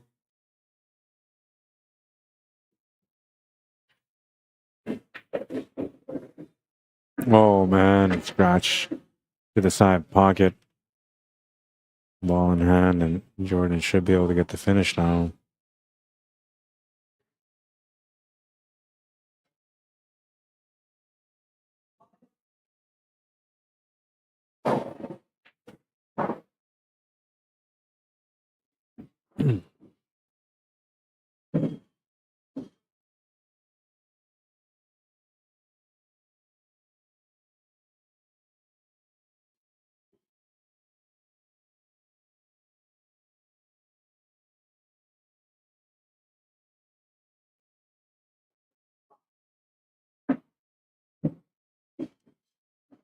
Almost left himself too wide of an angle there. Should still be okay to make the shot and just miss the scratch. But, you know, you're thinking about the scratch on this one, which if you don't have the experience, then you kind of look away from the shot, just trying to make sure that you don't scratch. Usually a player will come up short in that kind of situation. Getting over the ball is not going to make things easier for him. Maybe he'll still come through. Oh, yeah, he'll come through. Makes the 8-ball to the corner, and he's on the board, 2-1. 2-1 for my Spanish people. Bruce Jensen, how you doing, man? Welcome to the stream. Earl McIver, what's up, man? We're all kind of quiet today. What's up with you guys, man? Facebook is quiet. YouTube is quiet. I'm not talking about the amount of people that are watching, because that's kind of quiet too, but I'm talking about the interaction. J Ray, what's up, man? Says, Rod, if you get a chance, explain the Fargo point system again. Thanks. All right, so basically the Fargo system, the way it works is that it takes your robustness, right, which robustness is the amount of games that you play, and it calculates your weighted average based on your performances. Now, there's 3 different, they have what's called a Fargo FAIRMATCH, or you can look it up as match charts when you go into the home screen of FargoRate. If you look at match charts, it'll take you there. There you can enter a player's FargoRate, both players' FargoRate, and then hit the option of hot, medium, or mild. Oh, no, sorry, I'm lying. You hit the option of what the race is going to be based at. So for us is R5, race to 5. So then the software will give you a result of what the races should be on a race to 5, if it was a hot race, a medium race, or a mild race. Mild is usually the one that, you know, gives the higher level player the better opportunity to win. Because, for example, let's say you got a 700 and a 600 play, it'll be like a 5-4 race. Where if a 700 and a 600 played in a medium Fargo race, it would be like a 6-4. And if it was a hot race, it would be 6-3. So it kind of changes a little bit depending on which one you use. But Fargo is mainly based on the amount of games that you play and on the performance that you had that day versus the performance that your opponents had that day, respectively, towards their Fargo rate. So there's a lot involved into the algorithm to be able to figure out how to calibrate the players properly, but it does a pretty good job, especially through Digital Pool, because Digital Pool takes the information like which table size you're playing on and even what brand of table size you're playing on. Because, you know, like, say, for example, the Valley table's got more forgiving pockets than a Diamond table or a Razan table, right?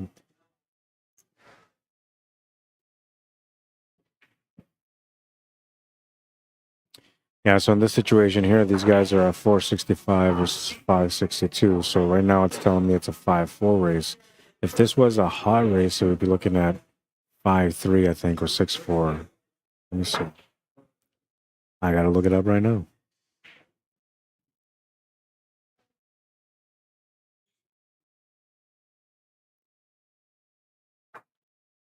Yeah, so if you punch in Fargo rate,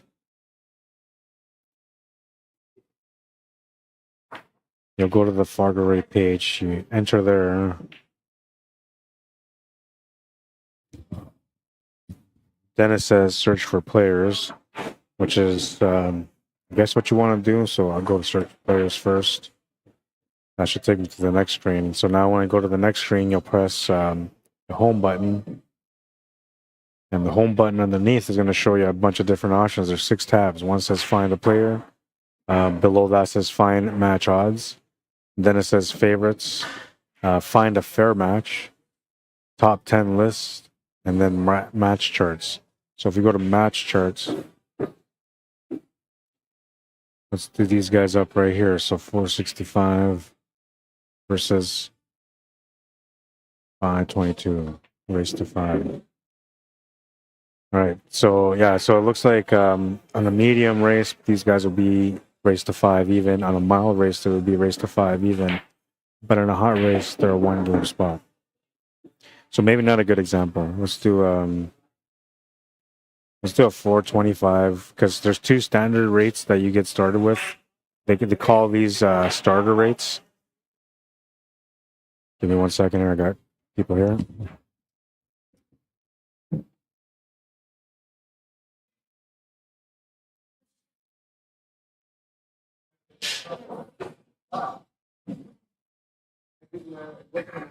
They have a party. They go to a party.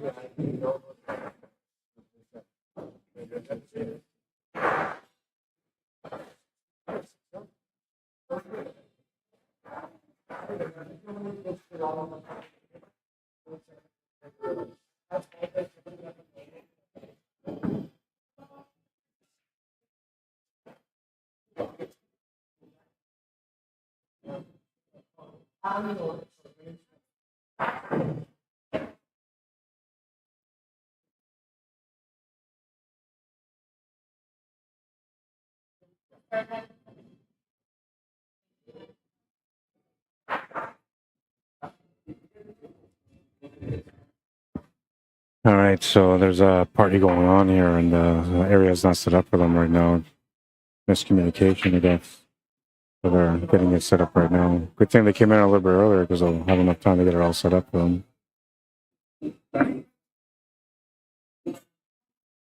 All right, so let's do, okay, so I was saying the 425 and the 525. So 525 is a starter rate for most players, but if your tournament director feels like you're a lower rate because they know you really well, your known ability, they can start you off at 425. And then you get adjusted from there. So let's say that this was a 425, 525 race, 100-point difference. In a mild race, they would go 1 rack difference for 5-4. On a medium, they go 2 rack difference, 6-4. And on a hot, they will go 6-4 as well. So now let's move this guy's 525 to a 550, just a little bit higher. And now that changes things pretty drastically. So in a mild race is 6-4, in a medium race is 6-4, but in a hot race is 6-3. And that's only 25-point difference on top. So the Fargo Fair Match is probably the best tool for matching up players from lower handicaps against higher handicaps. But a lot of the stuff is all based on robustness, how many games you play, and also on performance based on who you played against and how they're playing. Because I guess the system knows that like pool players are pool players, so you might be a really good 700 player, but there's days that you wake up and you're no better than a 600, right? Or in my case, I'm a 580, I think 88 now, but really like I'm a 725. But every day I wake up, I'm a 588. I don't know what happened. I gotta sleep longer, I think. Yeah, but that's Fargo Fair Match. That's how it works.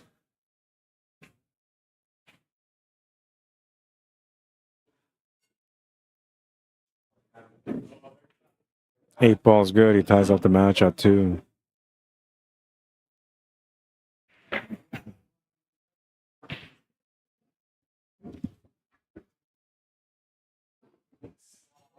I don't know what I'm gonna do, but I might have to go down to 1 camera at some point because there's a party going on behind me. It hasn't started yet, but when it does start, there's gonna be about 60 people around here behind me. And it's gonna be busy. I think it's a retirement party or a birthday party, whatever the case. They got balloons. Balloons is always a sign of a good party. It should be busy.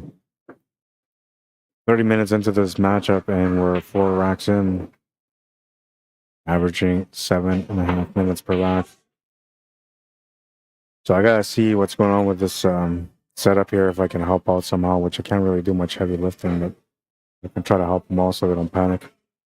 I'll be back in a couple of minutes, and then hopefully they're still on this rack. Then I'll update the rack. If it's not, if it's the next one, I'll update the score.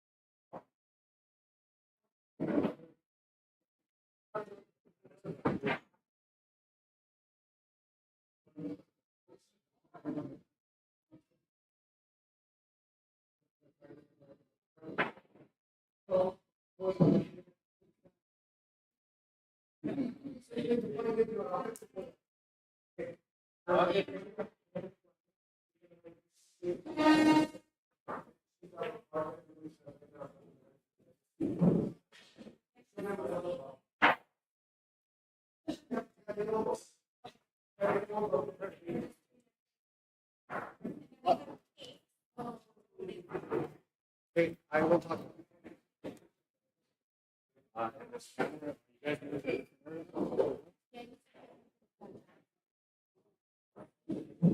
was gonna worry about the camera being on the way, but I guess. Yeah, it will be.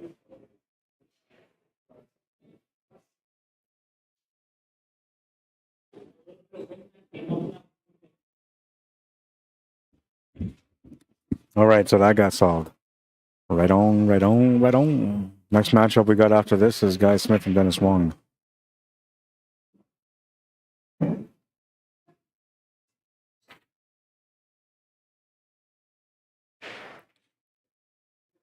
Let's see, that's match 22. This is match 21. So these guys don't go to further up. Barry Bremner and Ian Caper are having a match right now. The winner of that plays against Bob Wolf. Mike Patour and Greg Herkert are on the top left of the screen playing on that table. They're playing for a chance to keep moving through the B side, and the winner of that plays against Craig Murphy.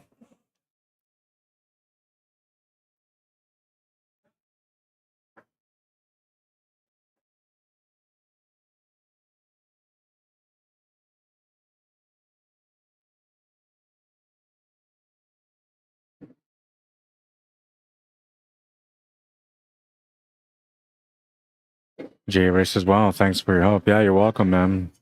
I do my best to understand most of the systems, and a lot of that is not because so much that I'm a streamer, but more or less because I run tournaments, and so I try to learn as much as I can about the systems that we have available to us as tournament directors. You know, it might go. I don't know what. Like, I can't respond for most people out there, but for me as a tournament director, like, I always want to make sure that it's a fair, competitive event. I want to make sure that everybody has a fair chance to be able to win. Except for when I do like the King of the Hill, and that's coming up. For example, this next weekend coming up. That one's straight up, and it's just, you know, you got to be good, or else, you know, you're gonna come up short. That's this event coming up next Saturday. King of the Hill, winner take most 8-ball. Race to 11, alternate breaks, single elimination, random rack system. Take what you make, which is kind of cool. And the play on 7-foot diamonds, $110 entry. Take what you make makes it very challenging because then the high level players, they got these monstrous breaks, but then sometimes they get forced to take the option that's hardest on the table, and then that's where you get to see how good the players really are, because they got to face obstacles like that and do their best to be able to overcome everything at the table, which is always going to give everyone a fair chance to be able to win every match, because no matter how good you are, there's always going to be some trouble that you just can't really figure out.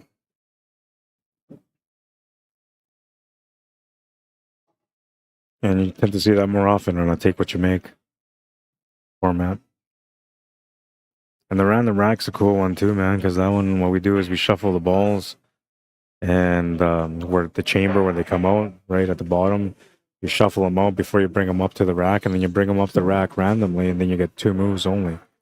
You get 1 move to make sure that the 8-ball's in the middle where it's supposed to be, and then another move to make sure there's a solid and strip at the very end of the rack, at each corner. And that's it. So, like, if you end up bringing out the balls and the 8-ball happens to be sitting in the middle, and you have 1 stripe and solid at each corner on the end, then you get no moves. So whatever the rack that comes up. Makes it very interesting. So the random rack helps by far, but then what makes it even better is the random rack with a 2 move and take what you make.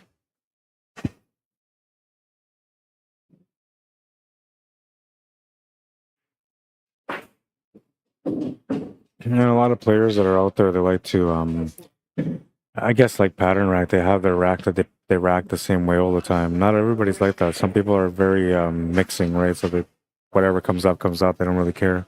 They just play good pool. And other people just have, you know, their certain racks that they play for that reason, whether it's the pattern that they're used to, or they have an idea what the spread is like, or maybe they're trying to control the table and make it more challenging for their opponent.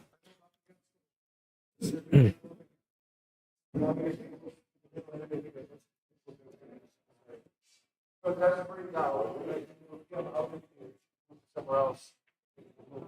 That's not a problem.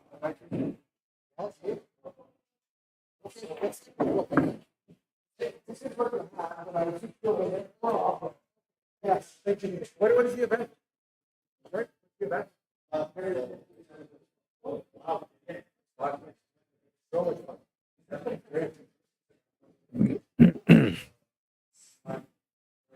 All right, looks like they sorted out everything for that party.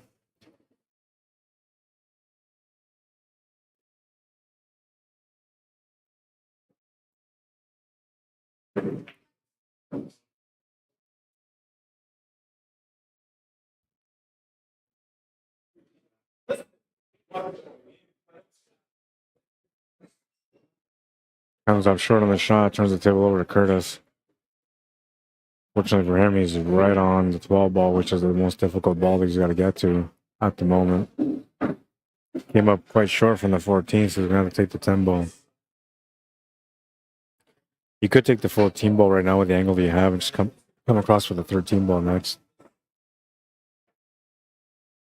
Or take the 13 ball, come off the 2 rails, 3 rails technically, and then get on top of the 14 ball from there. But that'll be more challenging.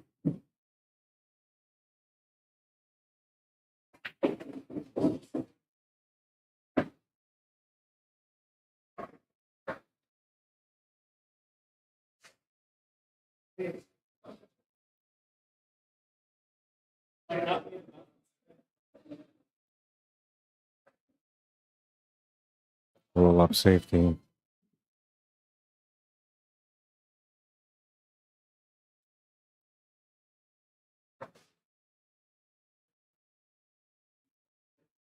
Didn't want to give too much distance on that one because then that might give him a jump shot. But I don't know. Maybe he doesn't have a jumper. I haven't seen him even try to look at a jump shot, so I'm assuming he probably doesn't have a jumper. So now here, if you don't have a jumper, you're looking at a kick shot or a masse, which I don't mind the masse myself, but I have the experience to be able to make it. And the 2-rail kick shot is available, but I'll have to spin your way into it.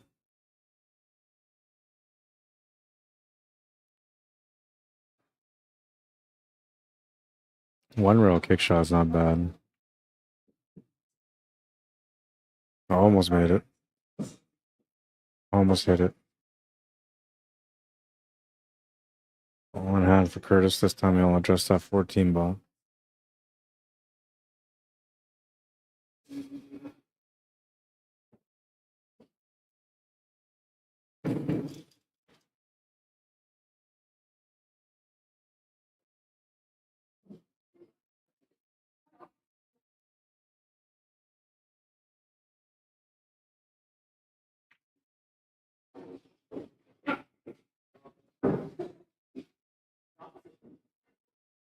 Didn't get the shape at all on that 13 ball, and he's gonna have no choice but to play a safety or a bank. Or maybe a bank with a safety. There's safety. And all Jordan has to do here is just try to hit the ball. And if you can hit it from the top barrel down, you should get a good safety out of it.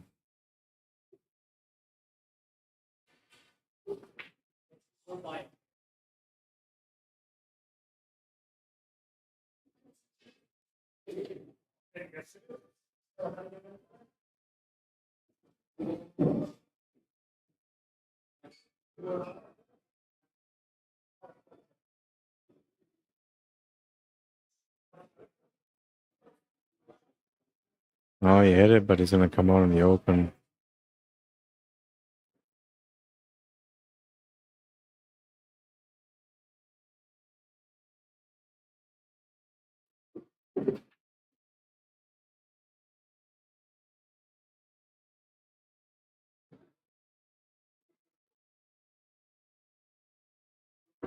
A little tight on the shot, but he's got it.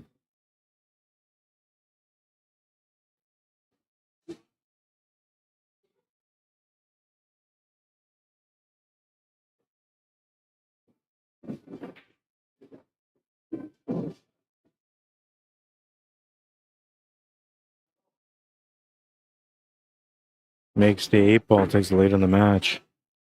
3-2.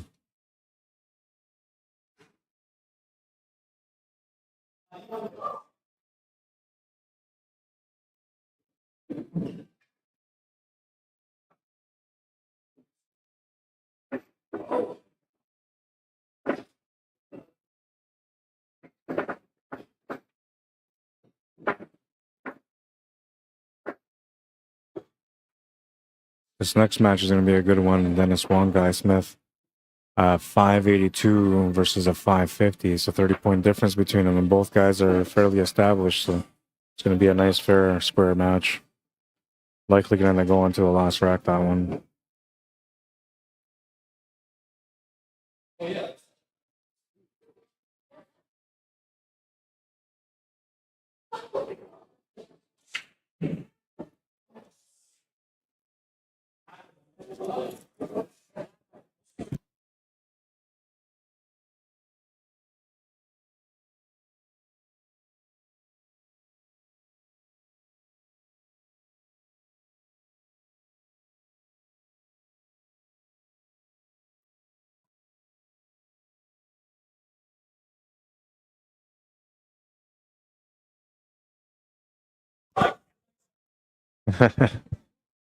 One pocket break.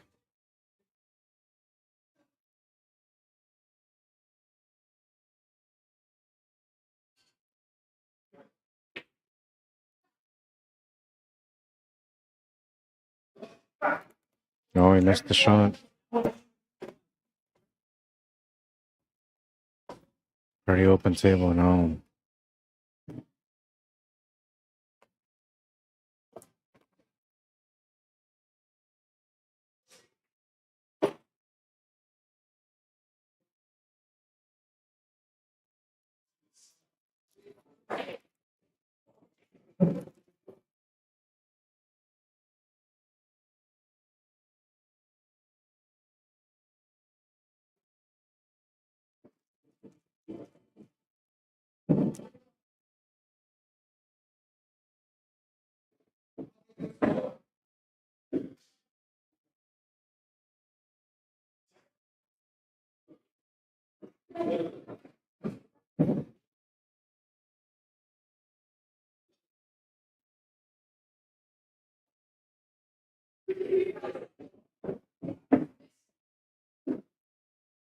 Too far for the 2. Not a good spot for the 6, but you have options on the 6. This is a tough finish on this one because he's going to have to get to the 3 to get to the 2. Unless he takes the 2 ball now, but even if you take the 2 ball now, it's a really tough shot. Really small reward. However, you can maybe spin your way. Oh, no, I don't think you can. I think he's going to end up running into that 14 ball if he tries to do any spin. I think even if he just tries to make the shot with a little bit of left hand spin, he'll run into that 14 ball. Yeah, the 6 ball is a better option here. Oh, almost got a little bit of luck off the 1 ball.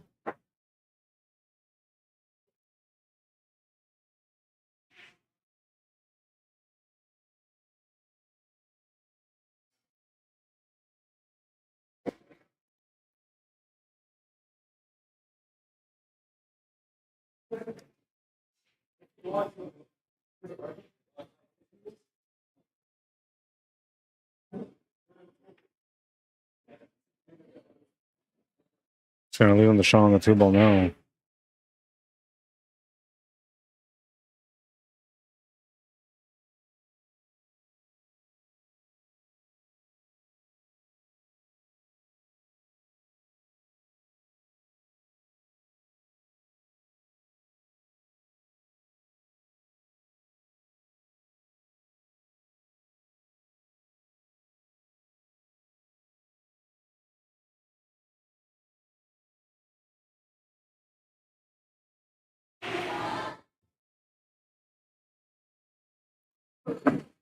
Here's getting a little bit impatient on waiting.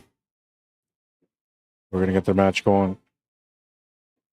I was trying to hold up the other A-side semifinal. So that way we had all the A-side matches on the stream. But we're going to get this match going after this track is done.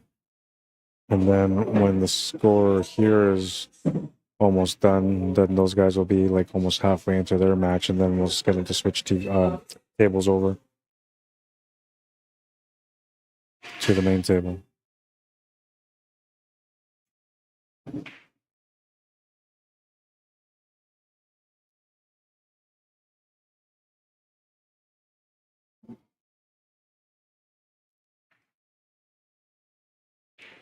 Oh, it's a 50th anniversary. Cool.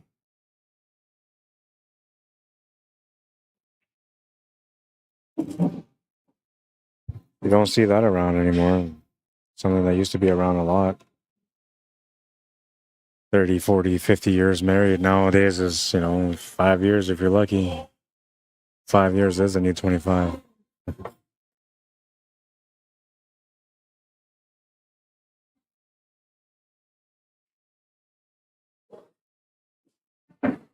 Gonna nick that 11 ball ever so gently, but can't really do anything. Doesn't change the spot.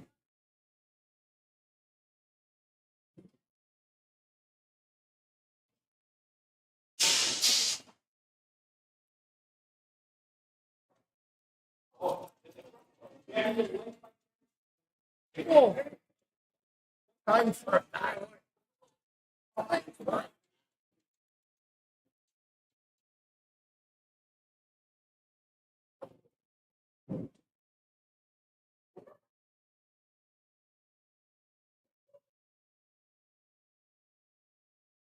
place like a dog.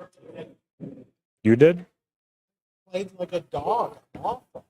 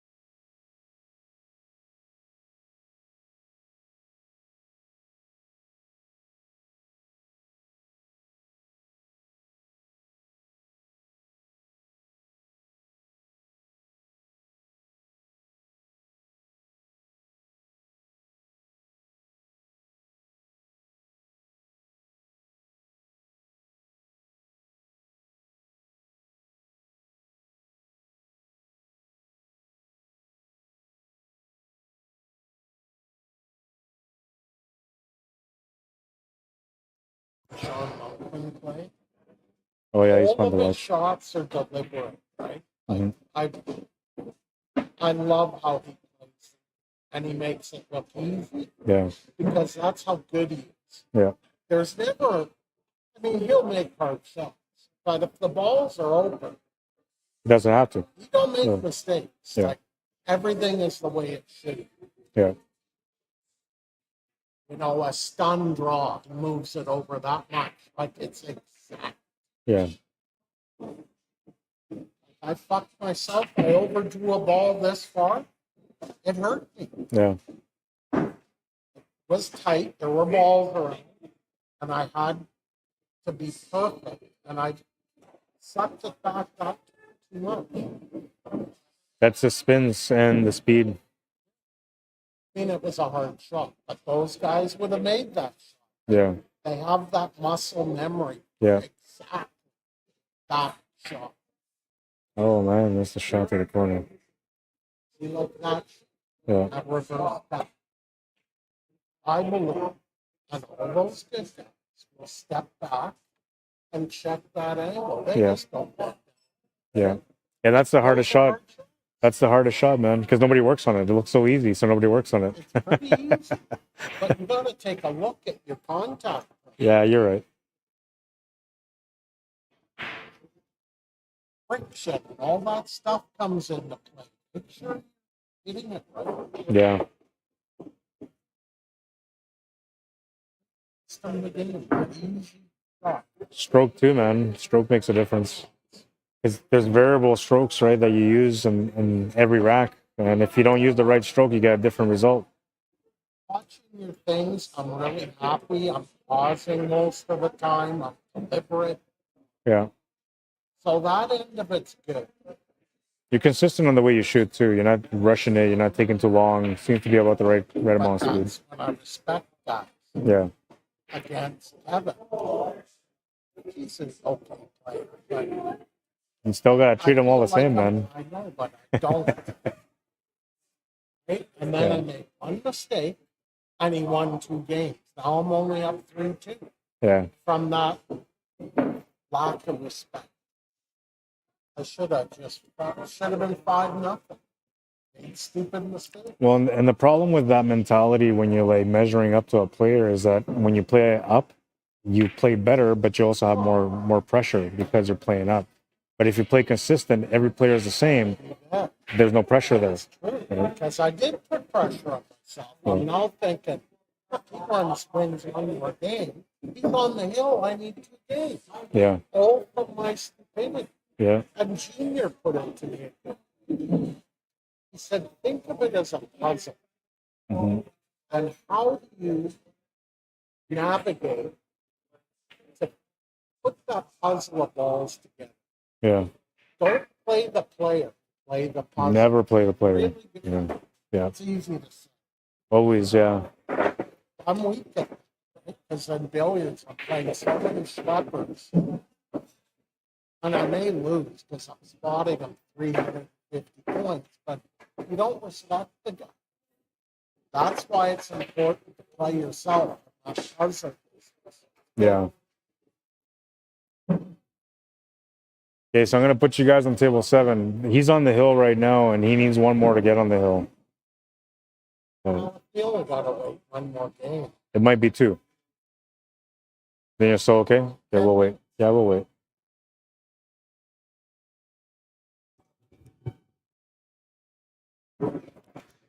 Rack number 7. Curtis Chorak to break. He's on the hill.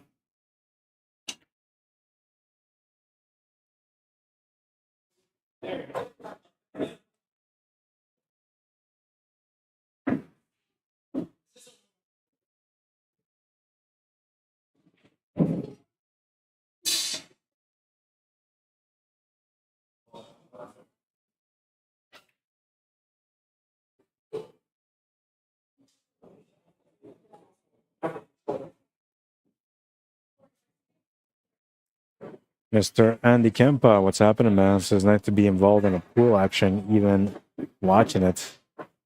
Happy birthday, Andy. Thanks for tuning in, man. Andy Kempa is my co-commentator from back in the day when I first started off with Q Sports Live. Had a lot of adventures together on the mic. How many players were there? 10 or so? I think it was 11. I don't know. Should be earlier. Depends on who runs it. You're running. Yeah. Well, now I am.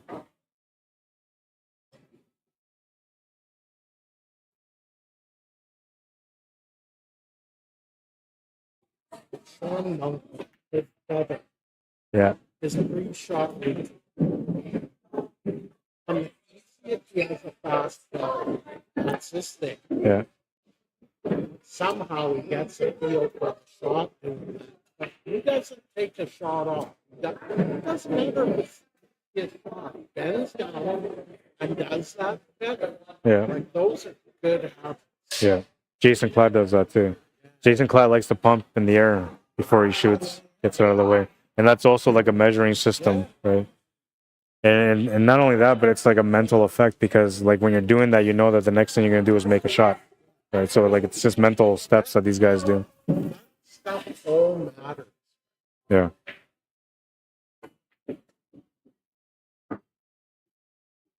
Oh man, he's gonna get lucky here. Oh. Oh yeah. A little bit because he rolled on the wrong side of that stripe. He doesn't have a shot, right? You don't go too far. It's an easy cut. That's what you're doing, yeah. You'd be surprised how many people try to break it out, though.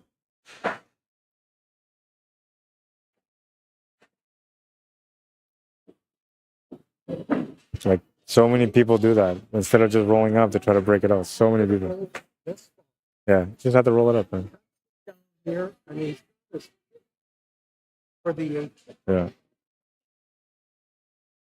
One thing I noticed in a lot of the some of the guys aren't comfortable with heavy sided. no, yeah, They use stump. yeah. Right? Pace. That causes problems. That's what separates the players too. Like for me, I'm a spin player, so for me, I'm comfortable all the time on spins, and that's my edge. Right? There's a point you can do it too much, Yeah, but to have the confidence to do that when you need it, huge. No, it's a game changer. Yeah. especially the inside, the check Oh yeah, better at the pockets. yeah, Oh, really nice breakout today. That angle. Heavy check. It came off the rail, kicked my ball right down the rail, and I was golden. A lot of guys wouldn't have played that. no, no. But that's billiards, the spin, lots of spin. I think what makes a player a good player is the amount of shots they see from each shot. Because like standard players will see one shot, like the guys that are just beginning. Then intermediate players will see like a few different shots. Advanced players see a couple more, but then the masters they see like all the shots. So then they can pick and choose which one's the right one. That's why they make it look so easy because they have an arsenal of shots from every shot.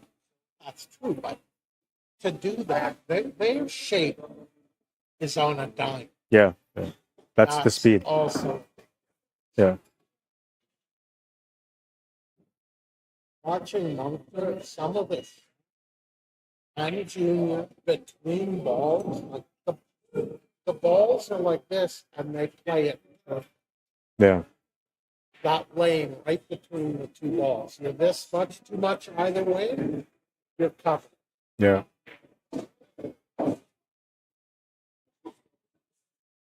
I can show you something that can help you with that.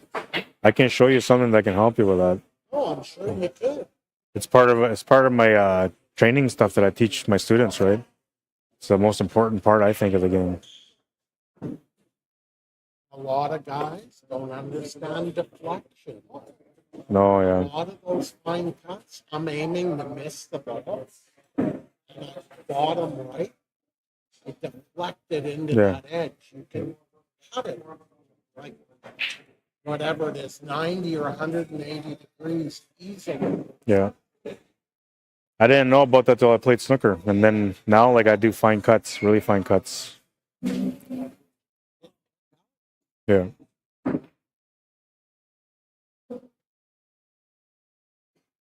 Oh. I mean, I remember when we played snooker, I noticed right away you're very good player, Hmm. but defense, you're too much open. Oh, I know I was, yeah. It's like a killer. I miss it, man. That's all I would, if I go back and play again, that's all I would do all over again. Because I just love the potting. Yes, I do too. You play wide open, Yeah. you're never going to beat anyone good. Yeah. Oh, look at this. Ooh. He got him, yeah. That's a timing shot. That was nice. I was trying to be like, Most people would try just making the shot.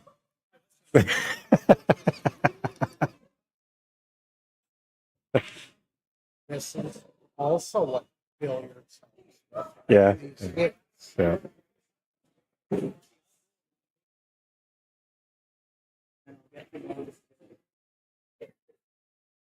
It's because you're trying too much on something or other. It's either trying too much on the shot or too much on the shape. One or the other.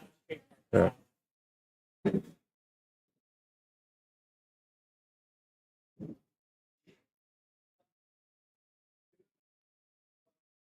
Oh, good try. Long row. The reason being, if I make it, Better leave. I'm Yeah. right. If I knows it, even if he could see it, it's not. Yeah. This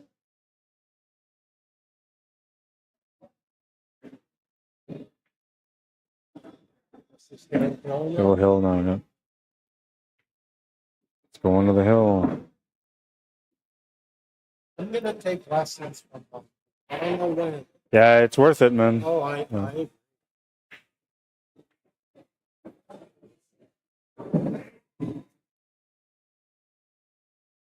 3-4 or 4-3. It's going to the last rack, and Jordan Fecto is going to be breaking.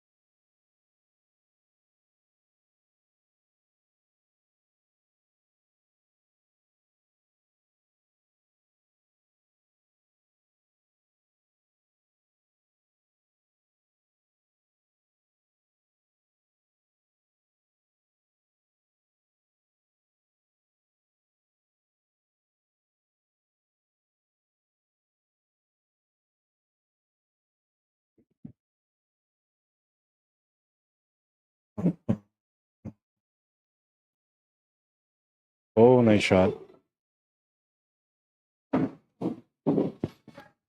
No real reward though. Really nice shot.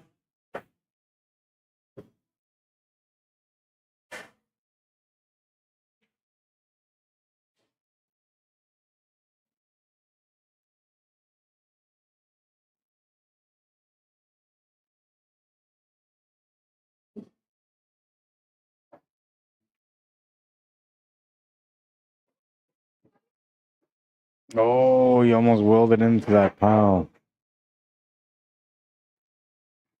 It's a nice little off and in. Perfect angle on it.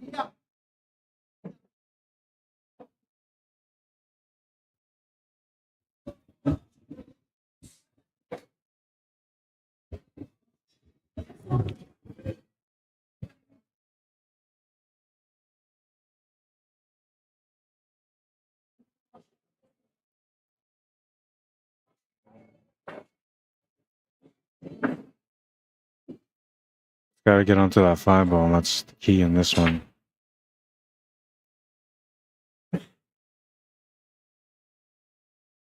Maybe just take over the pocket, but then if you take over the pocket, your opponent's going to do the same thing back, play a safety on it. I don't mind taking this shot because he's got a shot out and it's straighter than it could be. Here's a breakout angle from the 7. Well, maybe not. The 4 ball might be just in the way. But it's almost the perfect angle. You got to get just past the 4 ball to be able to break out that 5. He's looking at trying to make this 1 ball maybe past that stripe or through the stripe. Oh, yeah, good shot, man. That opens up the table here. Has a chance to be able to make the 5 to open up the 8 ball now. You just want to run into that 15 ball straight off the cushion, straight onto it, because then that'll push the 15 ball over away from the 8. It will give you the shot on the 4 ball after that with an angle to get onto the 7. And it's less riskier than if you were to hit it from the bottom side of the 15, pushing it towards the 4, or from the top side, pushing it towards the 8.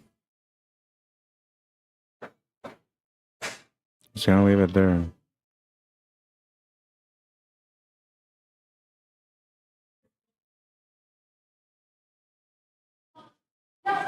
Come across here for the 4 ball now.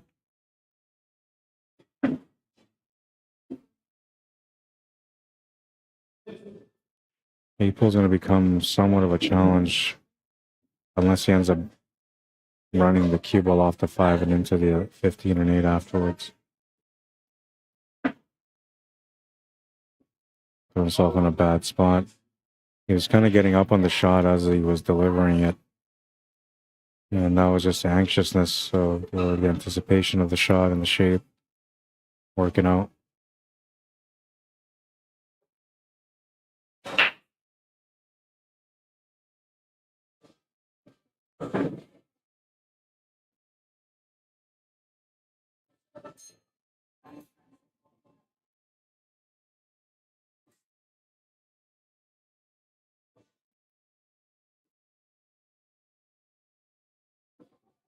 He doesn't have a jumper, because if he had a jumper, he would just jump over this right now. He's going to have to kick spin against this 3 to make it. The halfway point is just past this horn on the inside of the pocket. So he's got to go above the horn with some left-hand spin to be able to get there. It's a good hit. He'll turn the table over and Chris will have a chance to close up the match now. Biggest problem that he's got is a 15 ball, and I'm pretty sure he has a shot on it right now. And if not, he could always get onto it after this 10 ball shot. But I think he can get on it right now. Yeah, he's aiming for it, so he's got to have it.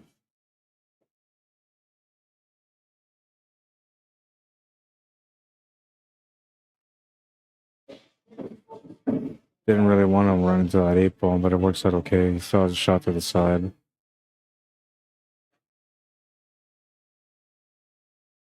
I have to slowly roll this in there instead of hitting with too much power.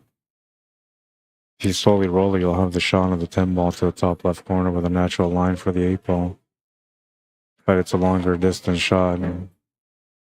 So he might think to himself that he wants to get closer and try to play 3 rails. But Problem there is that, yeah, you might run into that 3-ball or even worse, scratch. Ball in hand for your Fecto. I think just rolling up the shot to the side there and settling for the longer shot to the corner was the way to go.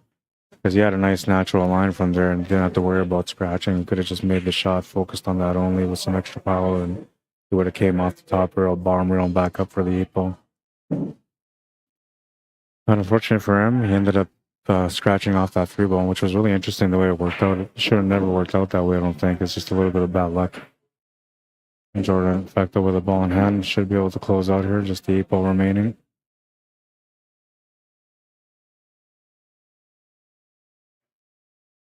We'll have the other A-side semifinal right after this.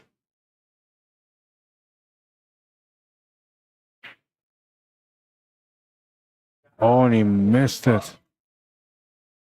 I can't believe he missed it. On the pro side too, man. Didn't give him much. Bang corner, about the only option he's got, or a kick shot.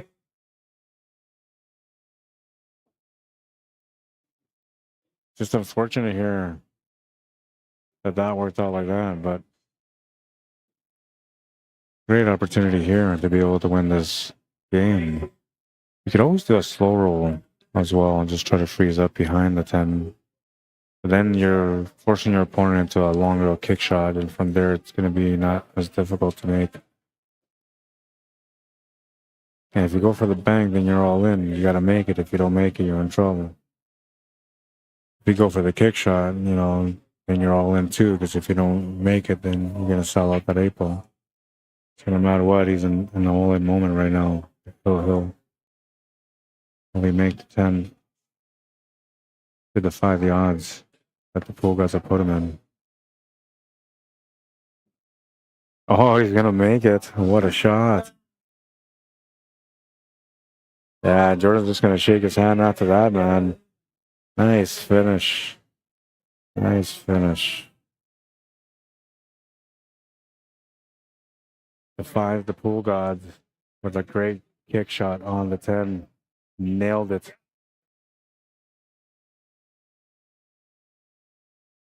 Fair is fair, says the pool gods, right?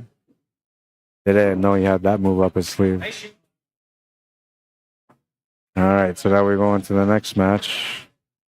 This one needs to be approved. Let's approve it.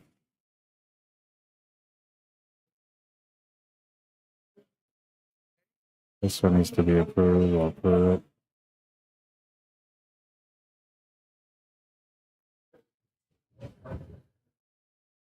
it. Five, 3, man. Okay, so let's get this other match now. It's going to be Guy Smith and it's Wong. I'm thinking this one's going to be a straight race to 5.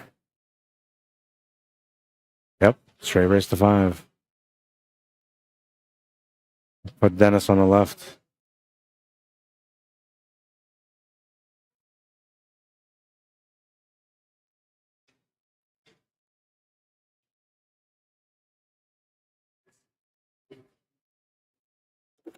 Oops. Guy Smith. A-side semifinal. Second one. 582 versus a 550.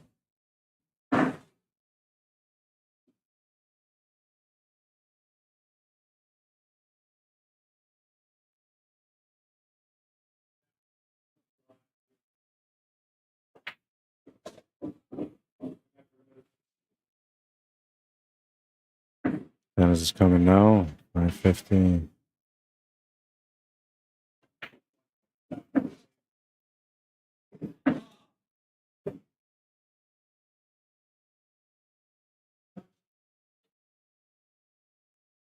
Fargo rates are up. No, I'm good right now. Thanks, man. It looks good, but no, I'm good. Thank you. So you guys are okay. I'll do it. Thank you. So you guys are straight race to 5. Race to 5. Yeah. And we're gonna get this party started.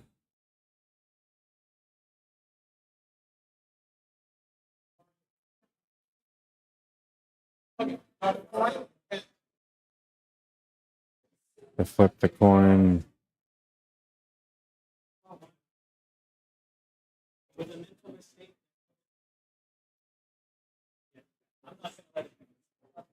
A-side semifinal. Dennis Wong to break first. He's at 550 Fargo playing against Guy Smith, who's a 582. Clock will start when he breaks, when Dennis breaks. And I'm going to take a quick break for a few minutes before I come back to continue the coverage on this match. A-side semifinal, this will be a good one. Winner of this plays against Curtis Chorak in the A-side final. And we'll have the A-side final right after this one. All right, here we go. Rack number one. And Dennis Wong to break.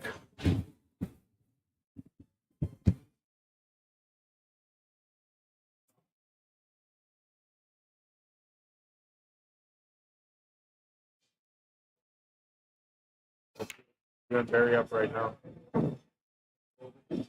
7. 6-3 raise.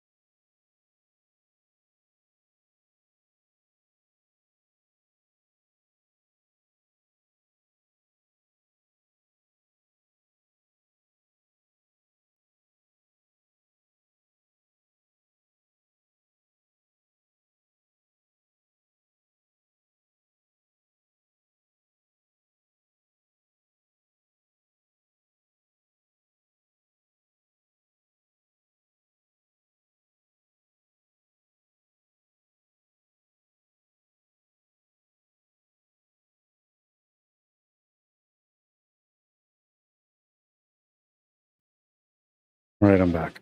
It's like a party out there, man. Everybody's out on the patio right now, and it's like a party, man. Trying to get away from everyone too. Oh, we didn't start the clock, and it's 1-0.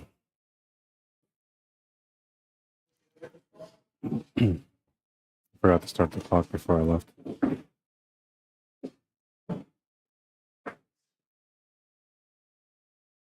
It's supposed to rain tomorrow, so it's kind of nice out right now. It's a little hot and somewhat humid, but everybody's out there having some drinks, and I guess people from this party are already starting to arrive.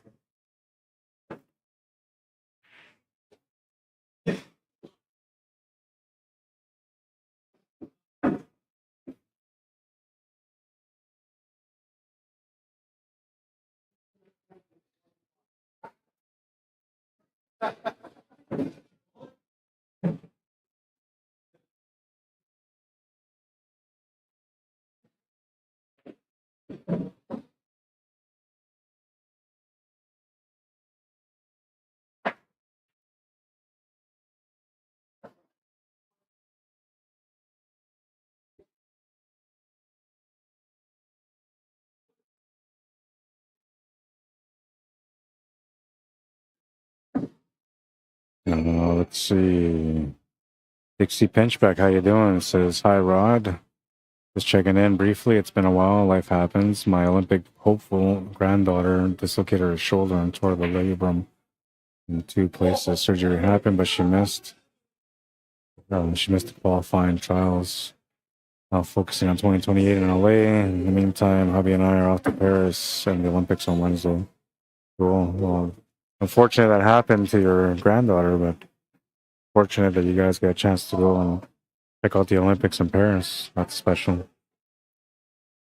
They need to put pool in the Olympics. Yeah, I agree. You know, somebody was saying that they might have included snooker for the Olympics because it's a more difficult game than pool in their eyes. And I guess there's a standard too with the etiquette, meaning the dress etiquette and the way they usually display their pool etiquette, snooker etiquette on TV. But they should have pool in there. There should be team events only.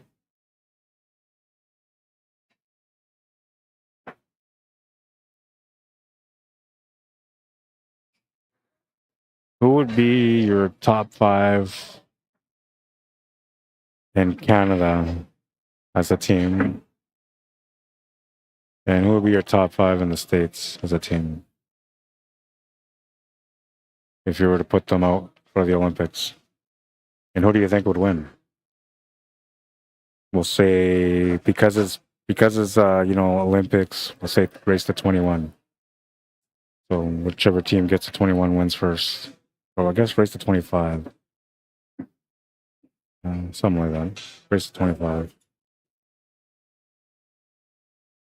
I think most people will say Alex Pagulayan for sure. Jason Klatt for Canada. John Mora. Those 3 for sure cemented in there. I think Stephen Holm would be one of them. Oh, I don't know. There's a lot of good players out there. It's tough to really say. Even those 3 that I said, like Alex Pagulayan, John Mora, and Jason Klatt, like they're almost automatic favorites to go in anytime there's these kind of events. But Holm's been a beast for a while. Joseph Spence been pretty good for a while too, and they're both gaining that professional experience. Ben Francis, my partner and co-commentator. He's represented Canada once so far that I know of. That's my play. 582. It went up, yeah. It depends on your performance, how you're playing, and how the people you're playing against are playing. Yeah. I'll check again. But that's what it's marked on the thing, though. I'll look him up just in case. I'm surprised that his FARGO went up so high, Guy Smith. But I'm not. I mean, he's been playing some pretty good pool, so kind of deserves it.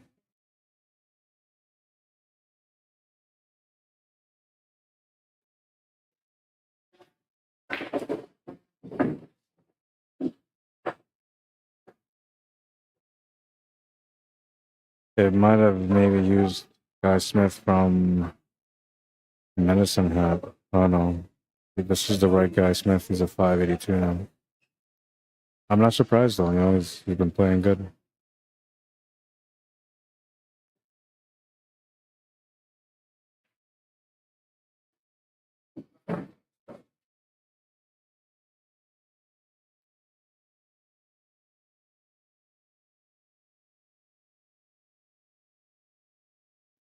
What's up, Max TV? How you doing, man? Welcome to the stream. Sunday Open April tournaments, and you know, we're still continuing throughout the day. And we have another matchup after this, so it'll be the winner of this match against Curtis Chorak, who just won his match against Jordan Fecto.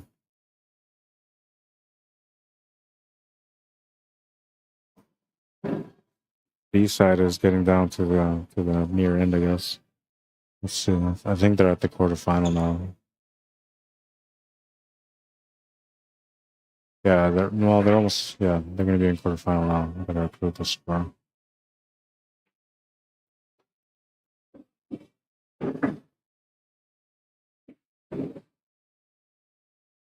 Put these guys on table 10.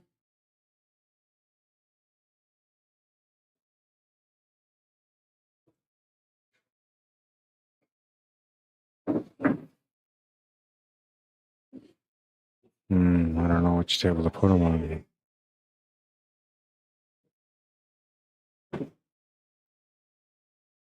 And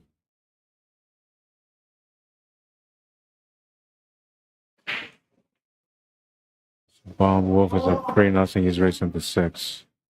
If I hold off this match, no, I can put him on table 9 all day. You guys are just practicing over there. Got it.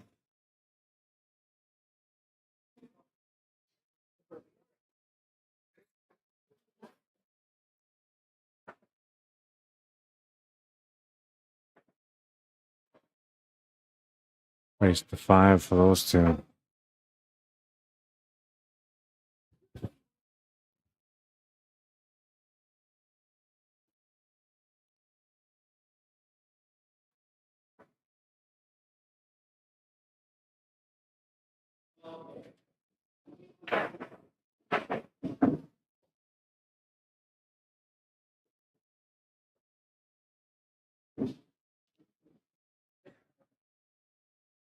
There it says I missed our one pocket games.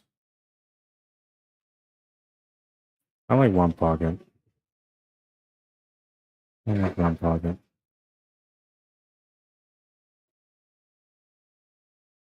All right, so nobody had no other picks. For the States, well, obviously you'd have to put Shane in there. Basically, the Mosconi Cup team is what you would put in there. But maybe a couple of different players in there.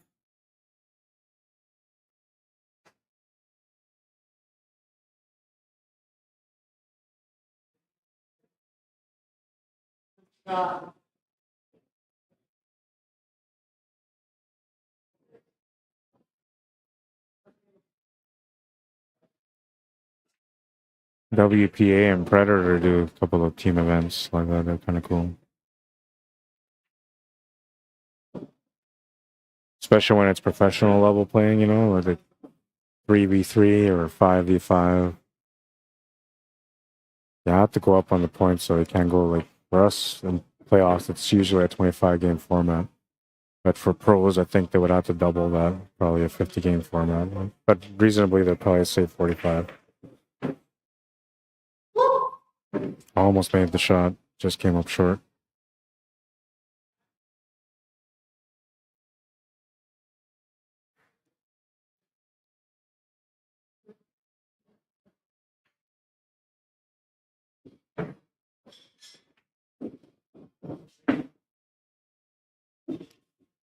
That didn't work out as planned. Supposed to have a follow-up shot. The only thing you can do now is make the 9-ball or play a safety. Which if you play a safety, you've seen your opponent just took a kick shot opportunity. And almost made it. So if we do that again, set him up with a kick shot, we might make it that time.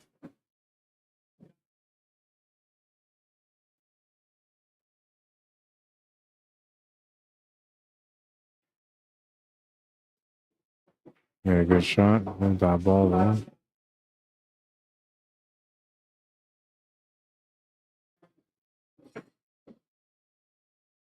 Sean with 12 available.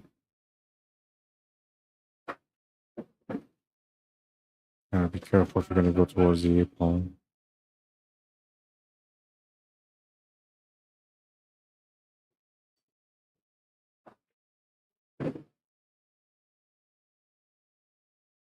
I'll take a look.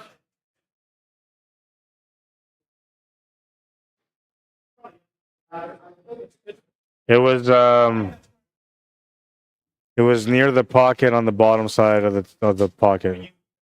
Yeah. Yeah, right here. See? Oh, okay, it's very, yeah, like, you want to have a look at that? Yeah.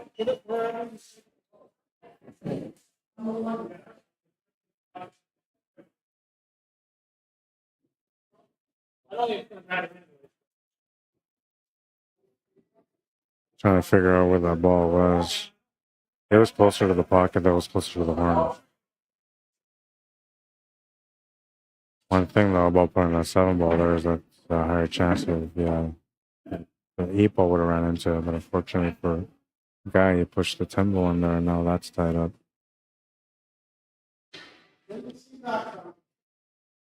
Tough to get that angle to work for the breakout also. He's gonna have to force stroke this. A bit too much power. Ball in hand for Dennis Wong. Gotta get that 6 ball out of the way, open up that 7 ball.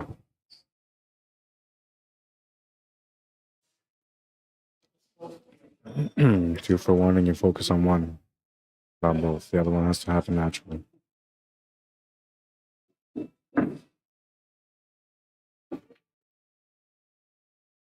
You might be happy with it, but it actually works out okay. One thing that he has to do, though, here, excuse me, is that he has to set up for the 5 ball to the side next. If he sets up for the 7 ball, he's going to have to come up with some spins to be able to get that cue ball to go past that, what is that, the 12 ball? 10 ball?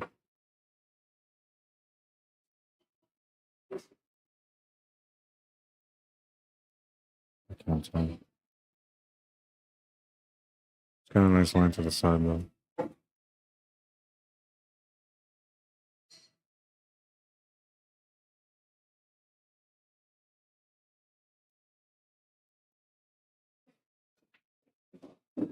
Push that 5 ball through. Has the shot on the 7 ball, and one uses a stop shot or a light follow through for the finish.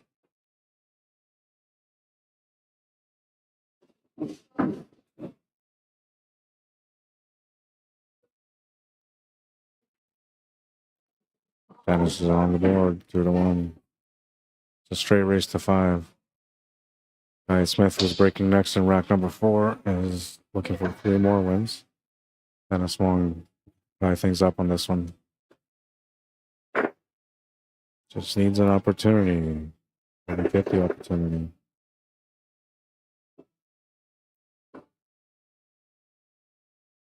I don't know, man. What I do know is that the pool gods already showed me earlier that they were here, so they're here. They're gonna work their magic in this match. Even though it looks like they're pretty close and kind of far, they're pretty close. Trust me, 550 and 582 was basically the same. The difference between them is that one of them got a few better results in tournaments than the other. But technically, knowledge-wise and experience-wise, they're around the same. Except for, I think Dennis has more experience when it comes to 8 ball because he's been playing that longer, where Guy Smith is more of an English billiard snooker type player. So to him, 8 ball is a bit of a newer game. However, he's been doing really well so far in his career as an 8 ball player.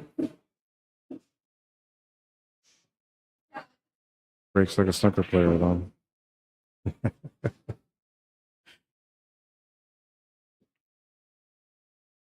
Breaks like a snooker player, man.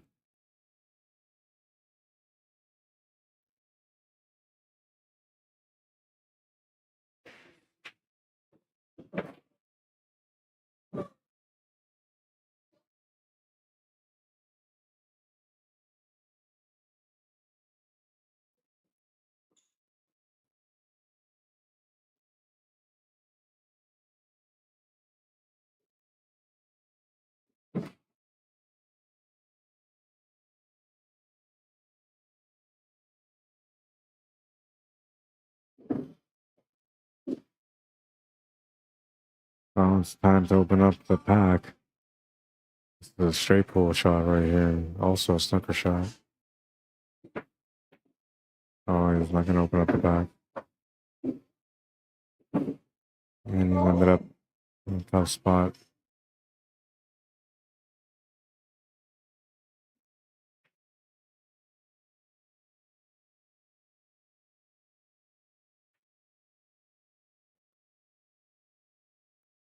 If you don't play one pocket or straight pull, like this table here is pretty tough. But for a one pocket player, if you play straight pull, then you kind of know how to work these tables. Especially those straight pull players that run high points, 100+ points.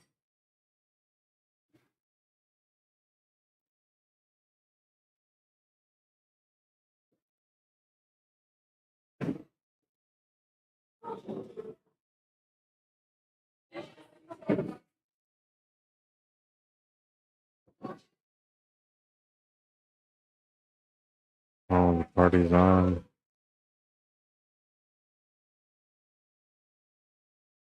A couple that they're celebrating the 50th anniversary just walked in, so it's going to get loud in here soon.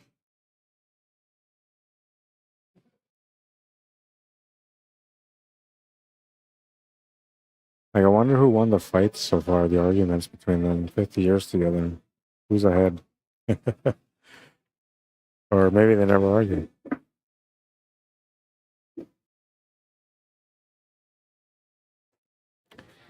Maybe they never argue. Maybe, I don't know. They got the secret, right? 50 years.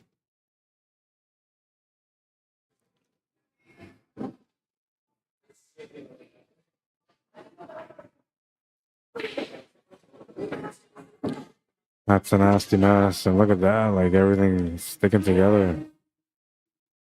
The 4 and the 3 are running around like they're holding hands, following each other around.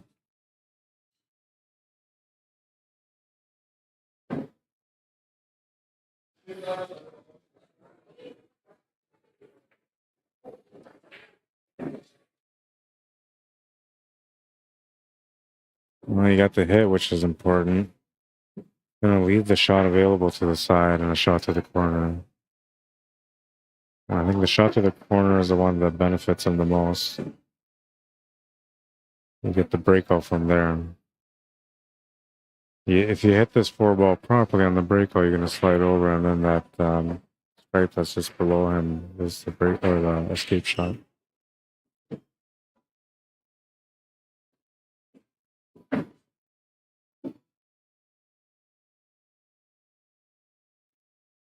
Yeah, that didn't work out. And he hit the 4-ball, but I guess he didn't hit it thick enough, or maybe it was too much pace.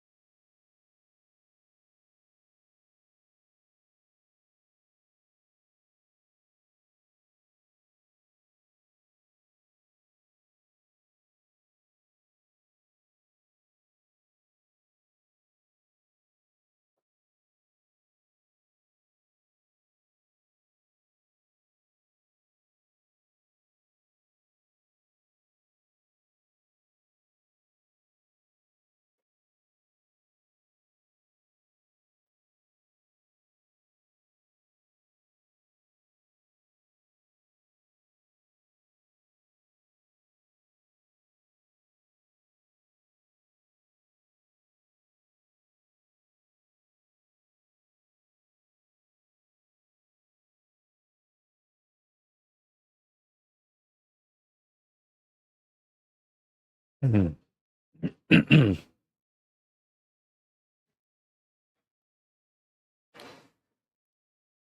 No, I don't know if he can really work this table out without having to break that all open.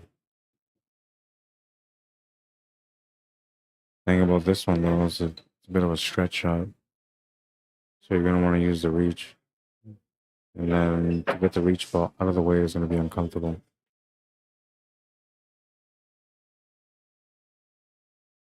Well, he's putting it in a good spot, so you shouldn't have to worry about it. And he's trying to keep control of the table.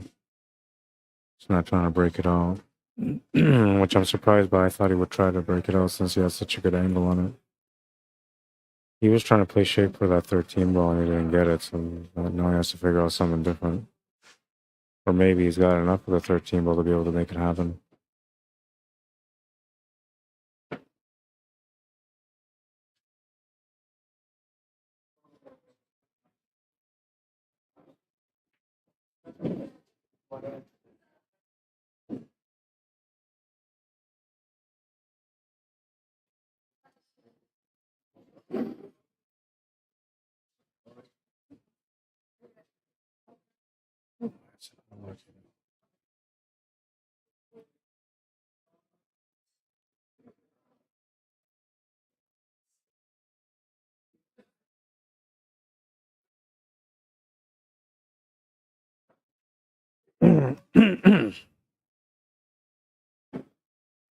All right, so Kevin, gonna do the draw here. Yeah, you can go ahead. We're gonna do the draw here for the 10 ball break.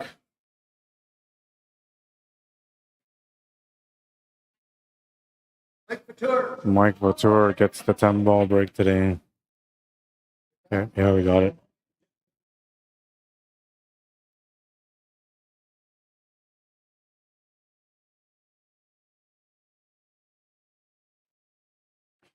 Super, super lucky. I think it's close to $1,000 on the 10 ball break pot. So he's gonna have a chance to win $1,000, man. All he's gotta do is make a ball off the break and then try to run the table out.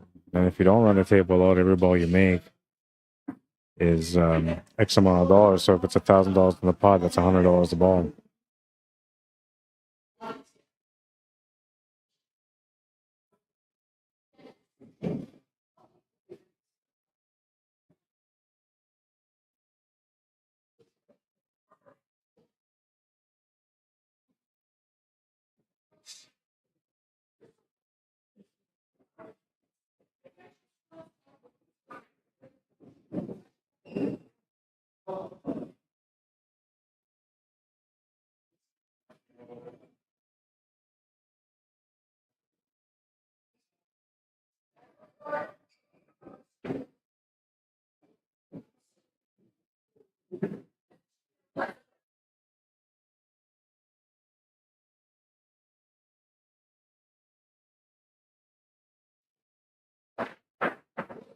All right, so that might have worked.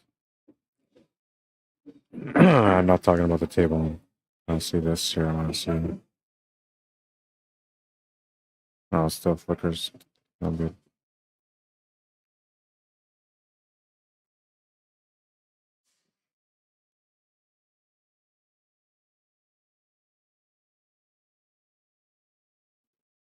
All in hand, and all he's got to do is just follow this one through. Oh no, he's gonna miss the shot though. He's gonna leave the shot on the 3 ball. That's the worst part. Left the shot on the 3 ball or the 7. Opportunity here for a guy to take the lead by another game.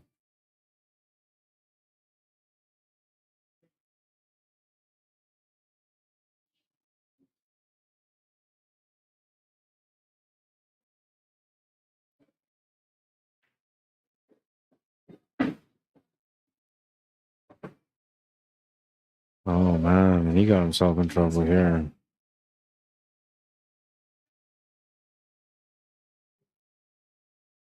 Should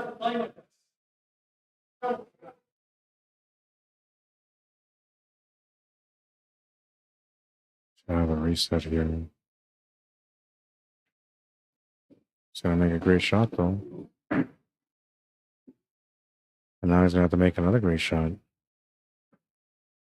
No pocket available here except for the side pocket. Gotta figure it out.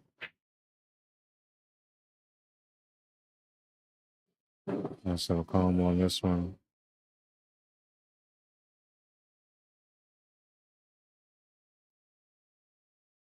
Side pocket is the only option. Natural shape for the 8-ball. Oh, look at that beautiful shot. What a shot. That's going to be the highlight of the day, man. What a shot. I can't believe he made that shot. But I mean, I do know that he's capable of making these shots because, like I said, he's an English billiards player. So he's seen the billiard on that one. Then I said, I just want him to finish that game with the win because that was a great one. Because otherwise, it's not the highlight of the day. So leads to the highlight of the day. This was nice, man. Off the 13 ball. Perfect weight. Shape on the 8-ball, too. Wow, what a shot. What a shot. What a shot. What a shot. That was good, wasn't it? I mean, come on.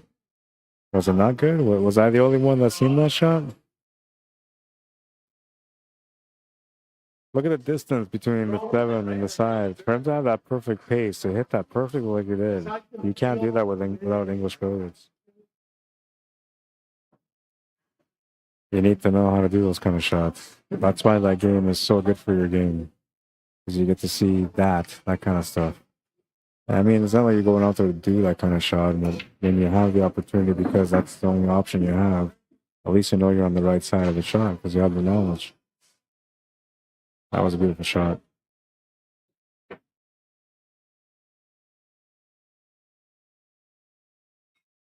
That's a foul. Technically can't touch the ball. Oh, that was early on the 7 ball. Yeah, technically they're not supposed to. You're right. Absolutely right. Man, that was a beautiful shot. Am I overplaying it or no? Because I thought it was a great shot. Need to open up this section here. But I don't think up there is a score either.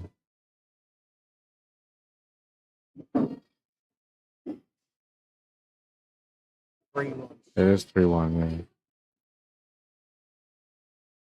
It's not showing on the digital pool.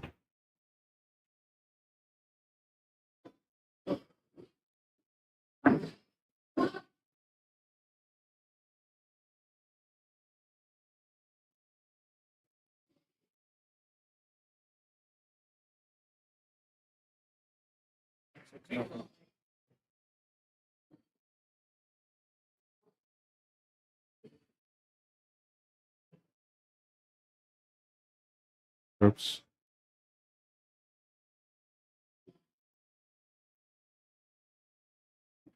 Five. You and Jordan. What's that? You and Jordan play here on race to 5. Each? Yeah. Yeah, you guys have the exact same FARGO rate. Yeah. Crazy. I'd never seen that before. Both of them are right. 465 FARGO rate.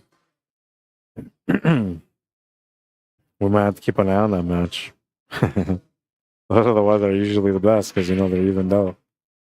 Both feel the same amount of pressure. Both come up with the same kind of good shots. Almost every time leads to a hell matchup.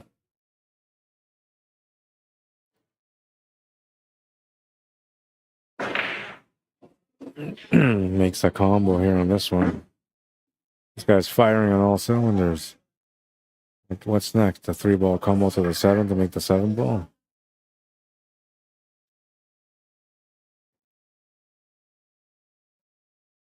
And it's right. Oh man, look at this one. Nice pace. Boom, right into the pocket.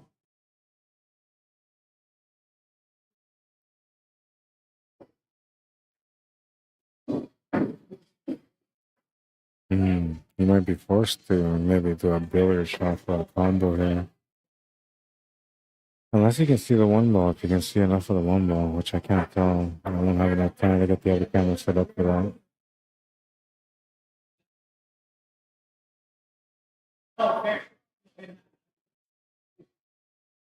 Back would be good, yeah. Then you can get the breakup from there. Tough shot though.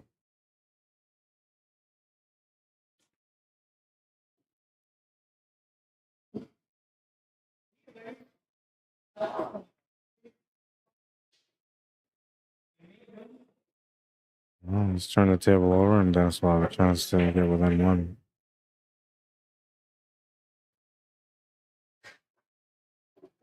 Dan Anderson, what's up, man? Says, hey, Roddy, good job as usual. Let's go, Mike. We can run on the 10-ball table. Yeah, that'd be cool to see, man. I haven't had that yet, but I'm hoping that he can do it. A couple of players had a chance already. Players like Mike, who have experience on 9-foots and also play games like 9-ball and 10-ball, so they're familiar with the game as well. And they get drawn into the 10-ball break. Usually you're thinking, hey, if they make a ball, you know, they can maybe take off with that rack and take the whole pod. But I haven't seen that yet. I think the closest we had was 3 balls in or 4 balls in. I'll have to ask Kevin because I haven't been around for all of them. Some of them I've been out of town, so I wonder if they know what's the most balls made by somebody in the 10-ball break. We're gonna have that. Well, I'll show you guys here. I set up the camera over here so we can check out the 9-ball break when it's time.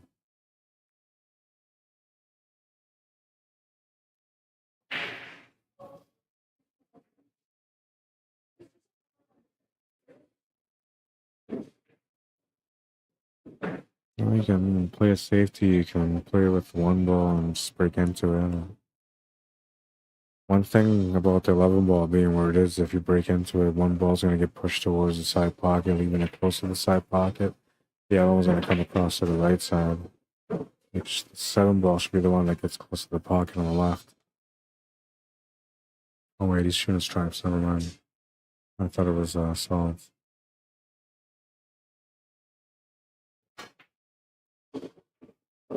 Alright, so now I guess he's looking at this as kind of like a 2-way bank the side, and then you have the shot on the 15 ball at the same time you have the shot on the 12. Decided to play safety instead. I says good shot. I'm impressed by that too because I thought he was setting up for the bank side there.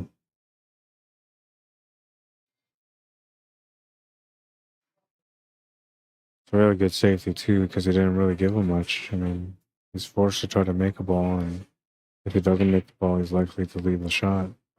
Best case scenario for him here is to leave like a combination with a back cut, and maybe Dennis might overcut one or the other. But look at that, he's gonna make another great shot. Wow, can barely see the ball, and he's gonna make it. And now what do you do?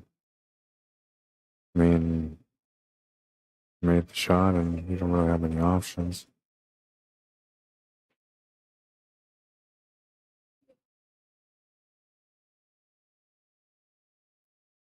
I think you play off the edge of the 1 and just play the safety running the cue ball into the 7 ball.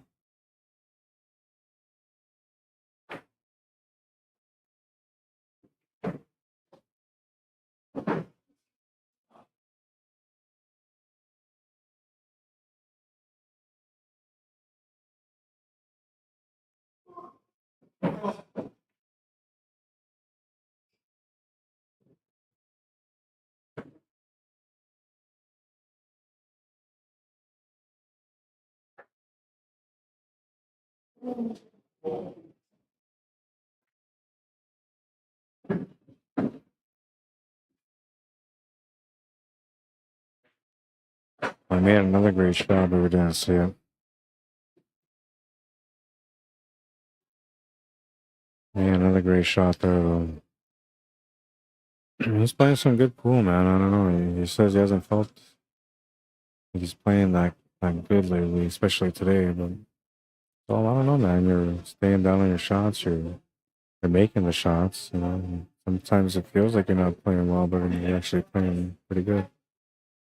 And that's just the expectation, I think, of each individual player and what you expect out of your game when you're in competition.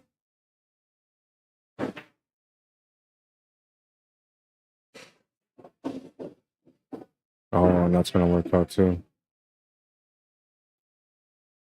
A little bit of luck on that one. Worked out really nice. 8 ball is available.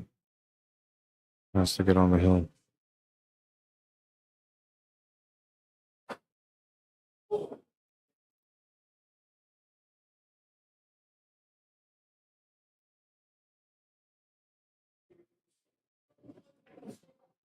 Shot is good. 4-1. He's on the hill.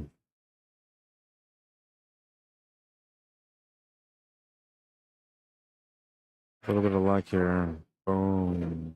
Perfect wins of the 8 ball, like magic.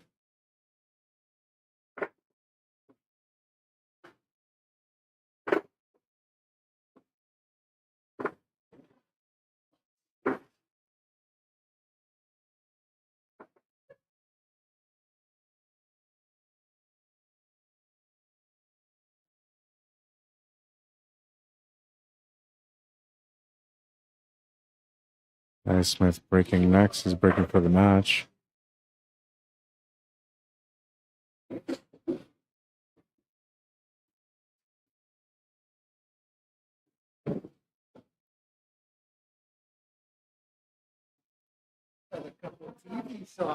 Yeah, a couple nice ones, yeah. For sure, man. He's saying I got a couple of nice TV shots for you. I'm like, yeah, no, I got a couple of them already, man. Should have had the last one, but I don't know. I'll set up that camera right now. I thought they were gonna do the 9 ball or the 10 ball break right away, but they didn't do it. 4-1. 4-1. 4-1. On the hill, looking to finish this match. Makes a ball off the break, has an opportunity to get going here. Final Decent spread. wasn't hitting deep enough. It's got a nice little angle off this 11 ball to draw into that 6 to open up the 10. I think that's the way I would start. But I'm definitely taking stripes on this one.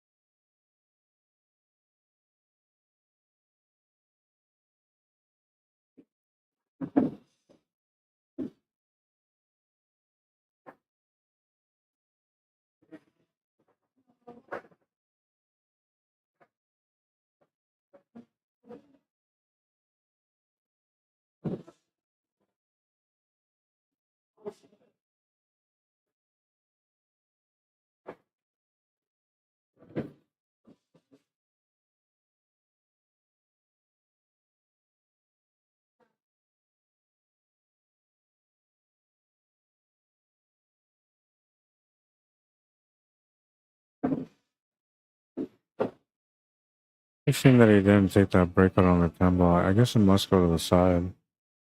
One of the two sides. It's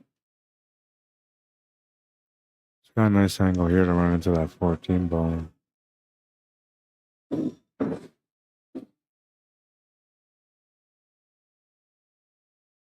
Alright, so 10 ball must go to the side then.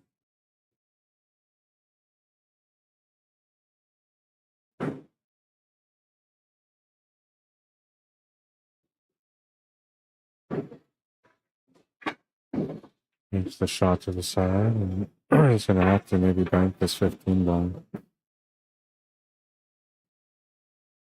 What he needs to do is he needs to bank this or cut this to get past that 1 ball.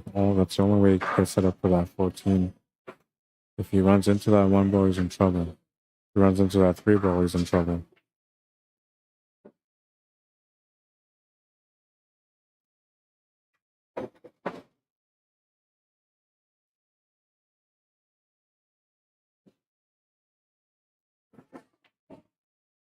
decided to take on the 14 ball, which was the right shot, because if you make that shot, you're likely to get out.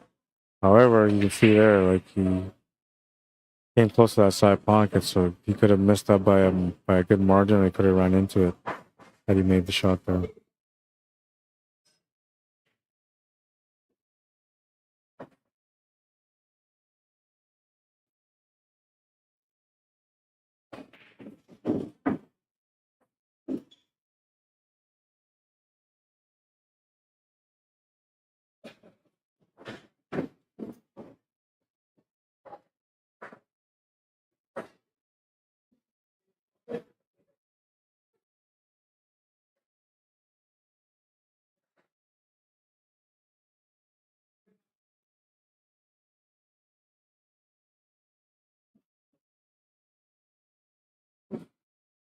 Trying to make it go past the 15 ball, and unfortunately, he's come up short.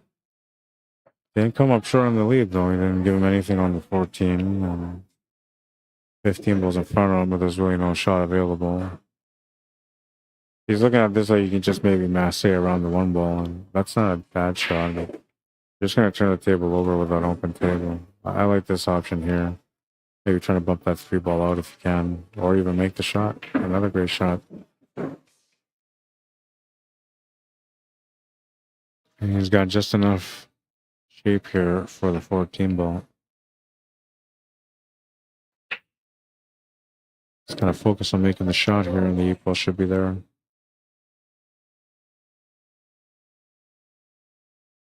Oh, he's going to overcut it. He really focus on trying to get that cue ball into that 2 ball. Oh, let's turn the table over. One lucky roll that he got out of it, though, is that the 2 balls rolled up in a funny spot. Dennis will have to play a good positional shot to get out on this table.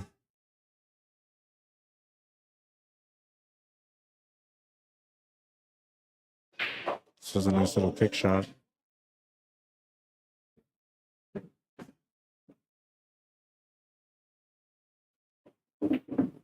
Oh, and a nice shot from Dennis.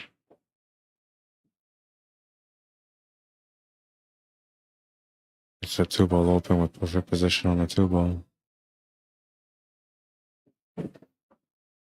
He's on the pace. Easy on the pace. Oh, man. He's put himself in a tough spot here.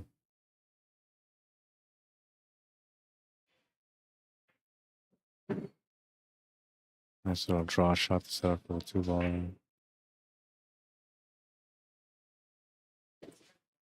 Mike's gonna do some warm up breaks on the 10 ball, trying to find the spot.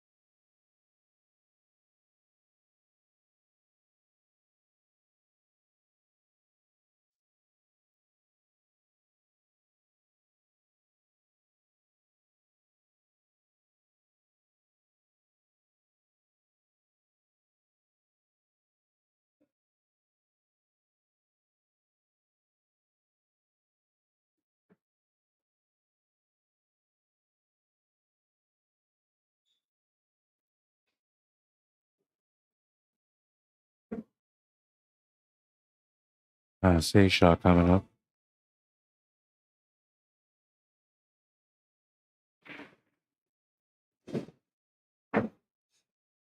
Got the curve, hit the ball. And he's gonna turn the table over.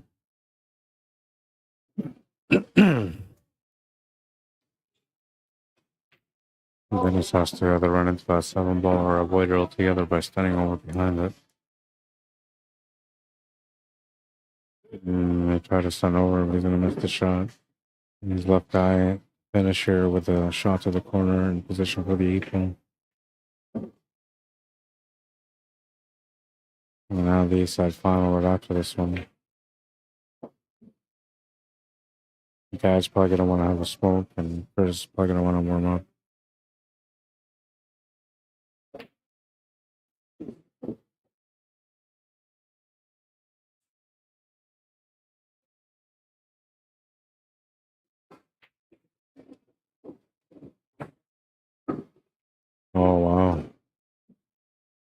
And end up with a decent opportunity, but a tougher shot. Went around everything there. I think the intention was to go around everything, but the pace was way off. He's left himself tough on the save. I think I'm cutting to the corner though if I'm cutting anything. Yep, that's the way you gotta do it. And then you just gotta let the cue ball go through and not worry about what happens with the cue ball.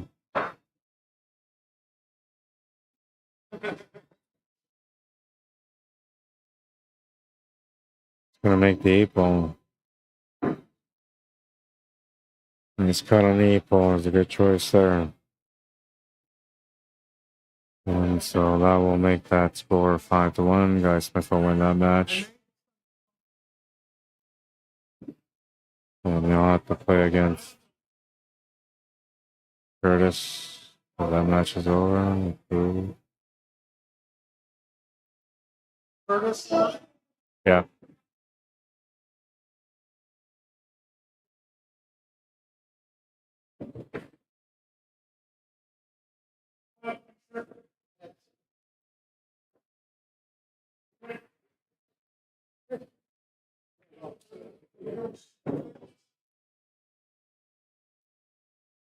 Seven three. 7-3. 7-3. Are you kidding me? Straight race to 5. Oh, it's gonna say. Set them all in. If anything, you should be spotting your one game maybe because it's like 60-point difference. Is it really? Yeah. He's a He said iron. yeah, I know because he did good the last couple of tournaments. Yeah. All right, so Guy Smith, Curtis Shaborak, they're gonna get that one going right now. A-side final.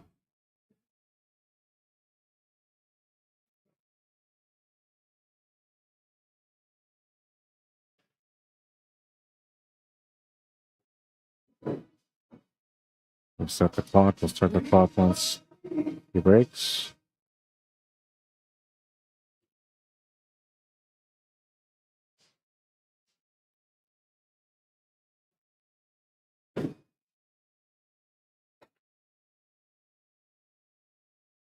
Put a little bit of extra on that break, and I don't think he's going to get anything.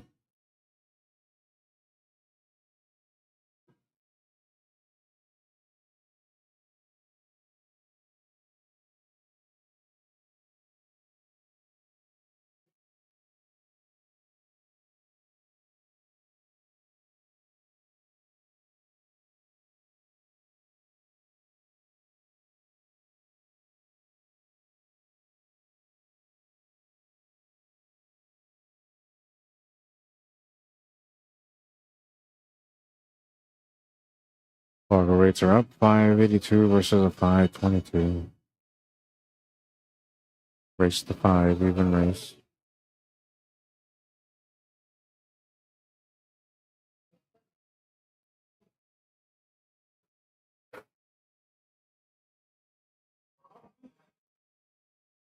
Nice bank, but he's going to scratch. Traveled all the way through for the scratch.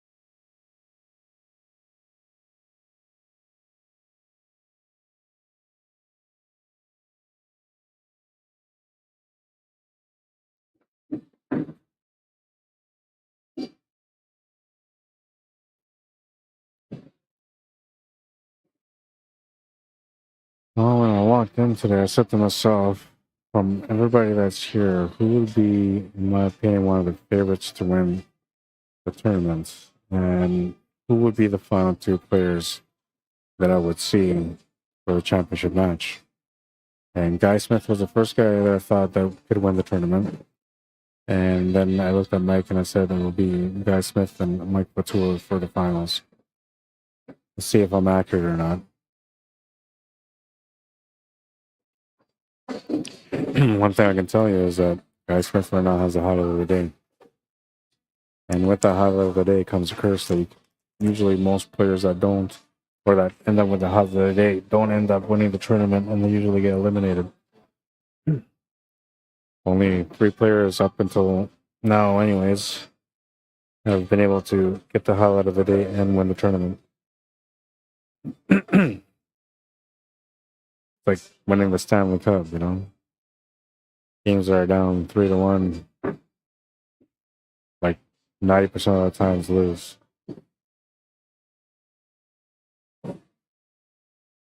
But there's always that 10%. The people that can find a way, the teams that do find a way, that just never give up.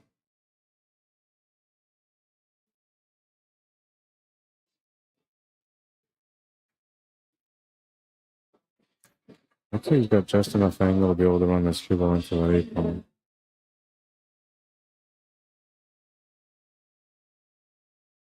Oh, he ran into it, but he didn't get much out of it. I wonder if he can play like a billiard or a cannon shot off the 8 ball, or 8 ball off the 15 ball, I meant. The side pocket, left side middle pocket.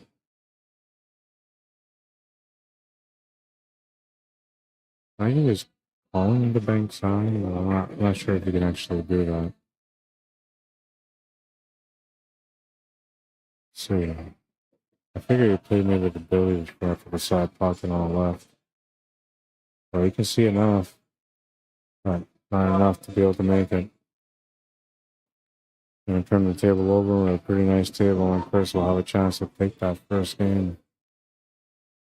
Smith not happy about the fact that he got himself into that situation, but I thought he dealt with it pretty good. Almost made it. All about going for the shot, though, is that if you go for it and you leave it, then your opponent will have the table open for him.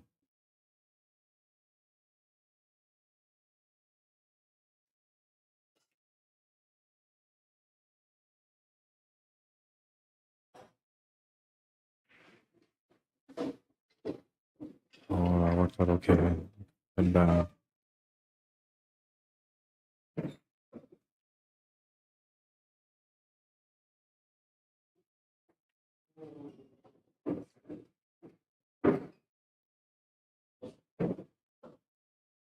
I think he made both. He's good on the 12 and an angle to get set up for the 13 ball next.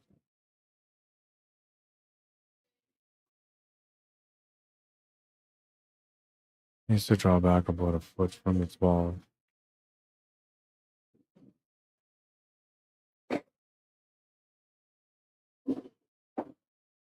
That'll work too. Foot up will do it. Gotta watch out not to get hooked in the repo on this one. Dangerous side pocket as well. You gotta watch out for that. Just watch out for the side, and he's just gonna get onto the 15 ball for a possible finish.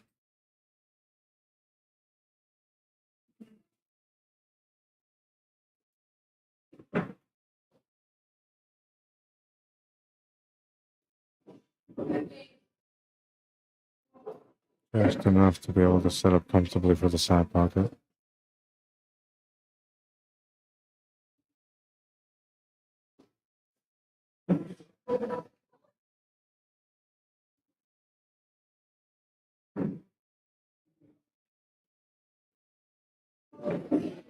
Makes the 8 and takes that first game 1-0.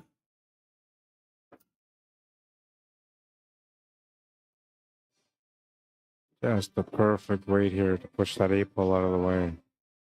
Oh man, any lighter and he was in trouble there. Danger. But he'll get on the board first.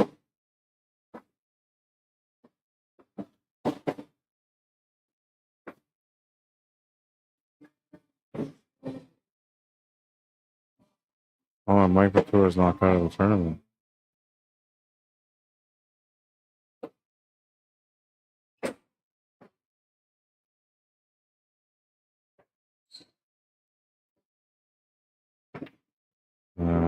These guys just started now. We'll put these guys on table 10.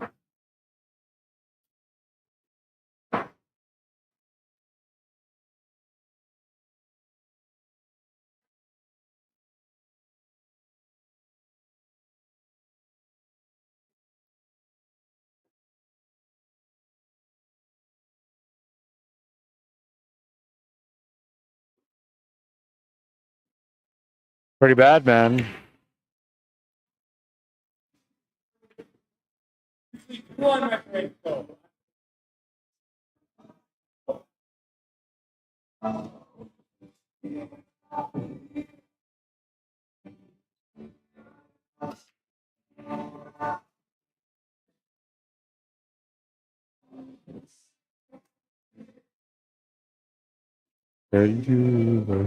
Alright, sorry. I told myself a long time ago I'm not gonna sing, so I'm not singing. About my performance before I got started. Well, I kind of got started. Alright, so 1-0, and Guy Smith at the table, and gonna go and show Mike how to break on 10 ball here.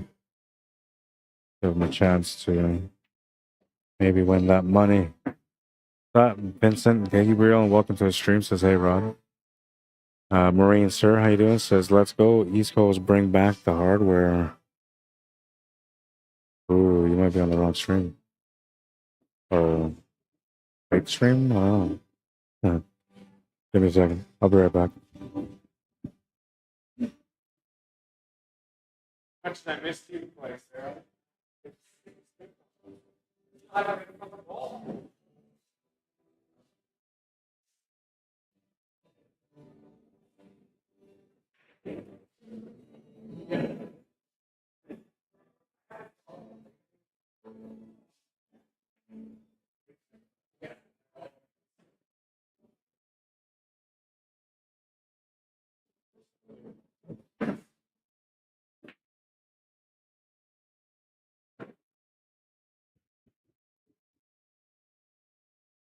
Yeah, nothing. Oh, 3 balls going.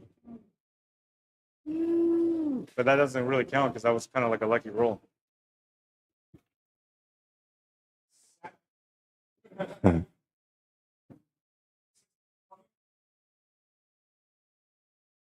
No.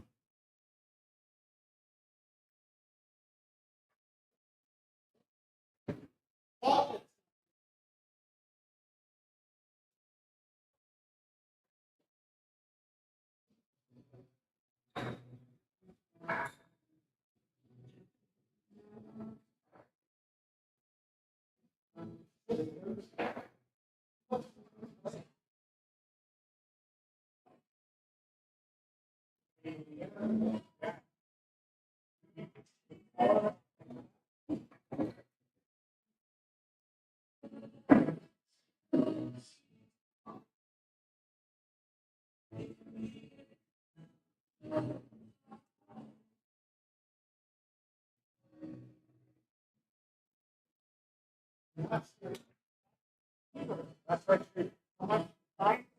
This is mine.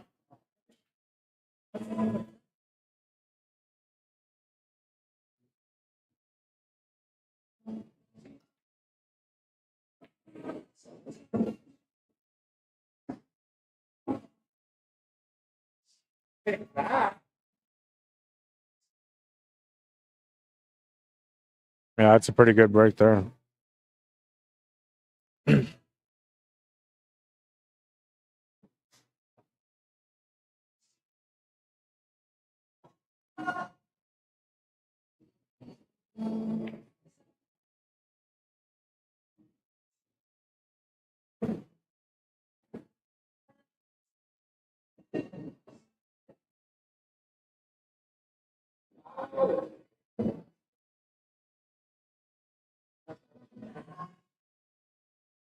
Mike's warming up for that 10 ball break, and he got a nice little break on this one, so just trying to see if he can run it out. I'm watching him do it.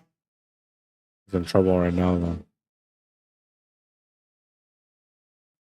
But had he had this one counted towards the 10 ball break, he would have made 3 balls. No, 1, 2. Yeah, he would have made 3 balls, and he just missed the 3 ball, which was an easy shot, but he missed it for the shape. So the rules of the 10 ball break are that you can walk away anytime. But if you decide to keep shooting and you miss, then your turn is over and you lose all the other money that you made prior to that shot. But you can walk away anytime. So if you make 3 balls off the break and then you make the first ball after that, you know, then you can walk away right away with 4 balls. That's no problem. Because the balls off the break don't count until you make the first ball legally. So you pot a ball legally. So you can make like 7 balls off the break. Not that anybody ever has, I don't think, on 10 ball. But then you would still have to pot one of the last 3 remaining balls for any one of those 7 balls to count. Could you imagine, man, like Alex Pegalian's style when he had that 9-ball break? He made 6 balls on a 9-ball break. Can you imagine making 7 on a 10-ball break, man? And then you're hooked on the only ball you gotta make. Oh, that would suck.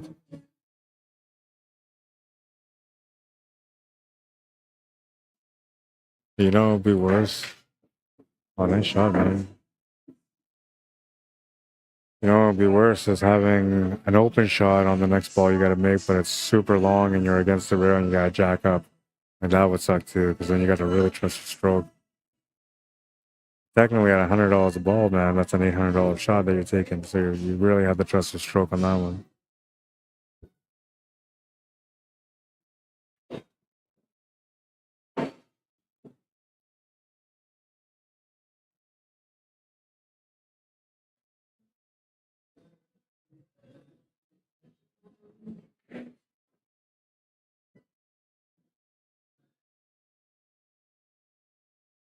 I'm just going to turn the table over to Curtis. Currently in the lead by 1. Decent opportunity here. It's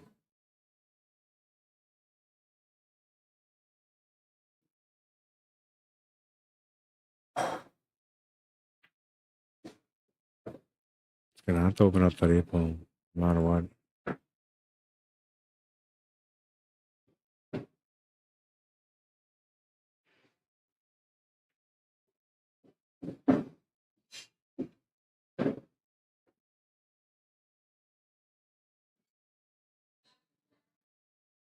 Got a good advantage here, not to really worry about much on what he does with the cue ball because of it.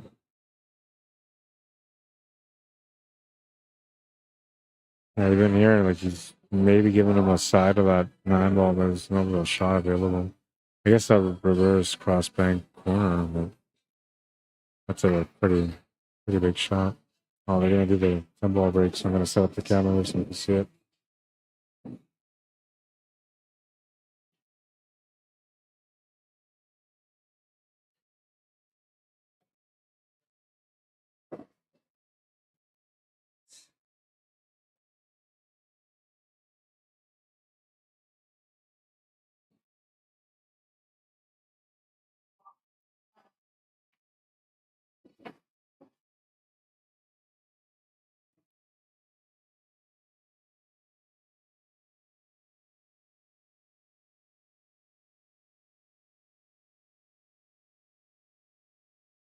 All right, so Mike's gonna go for the 10 ball break here on this 9 foot.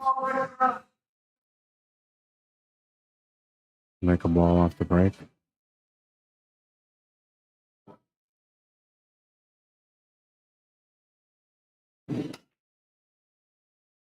Gonna make the 7 ball. Gonna make the 2 ball. He's gonna have the 3 ball near the pocket, and he's got a decent chance at the 1. So if he makes the 1 ball here, he's made 3 balls. He can walk away after making the 1. He's got to make the 1. It's not an easy shot.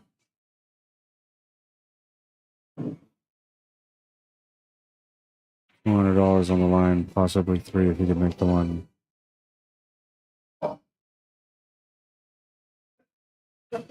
Almost got the perfect break, man. 1 ball just kept going a bit too far. So tough to make the shot. You gotta hit it pretty thin.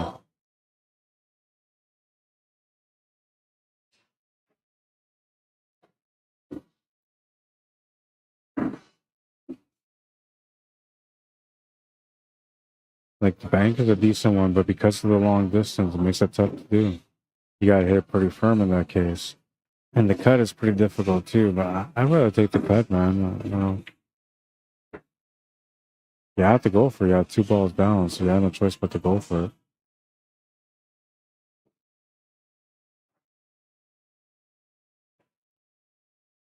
Oh, went for the bank, and that's it.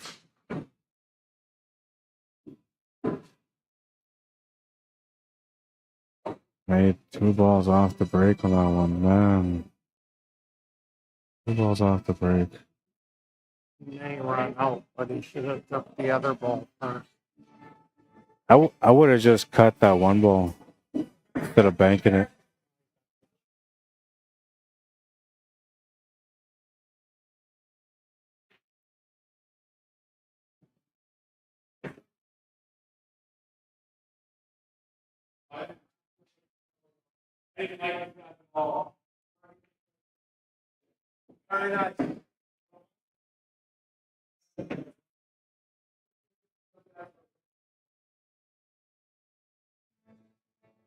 It was some pretty good power, man. I don't know, man. I think I would have cut it. What do you guys do in that one? You guys cut it or you bank it on that 1 ball that he just missed?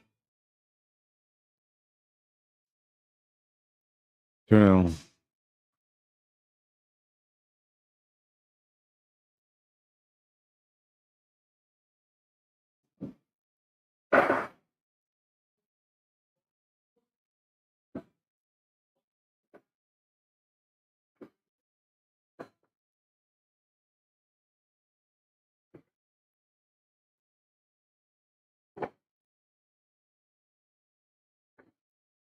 A-side final, so whoever wins this one is guaranteed no less than second. Whatever that is, I have no idea. And Kevin runs a tournament here on Sundays, and he'll put the money in envelopes. And the last time he didn't put any denominations on there. It was just blank first, second, and third only. So it made it tough for everybody to talk about splitting.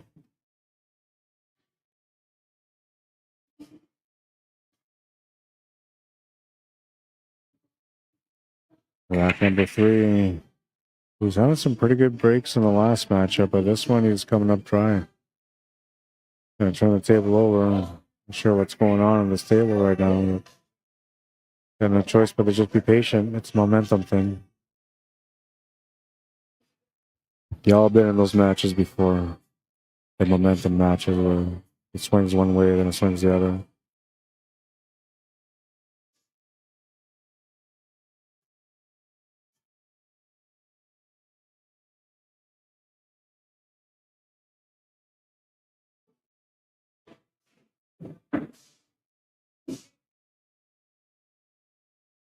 Now, how is this for a storyline? Curtis wins this game, up 3-0.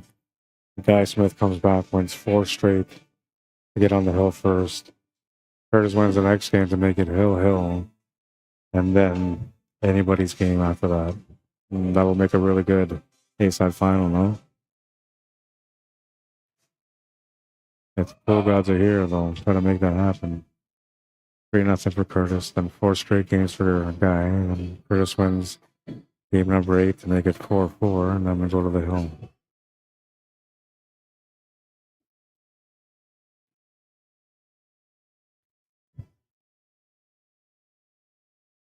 It's the only way, man. I mean, it's Sunday Open, right? We need some action, man.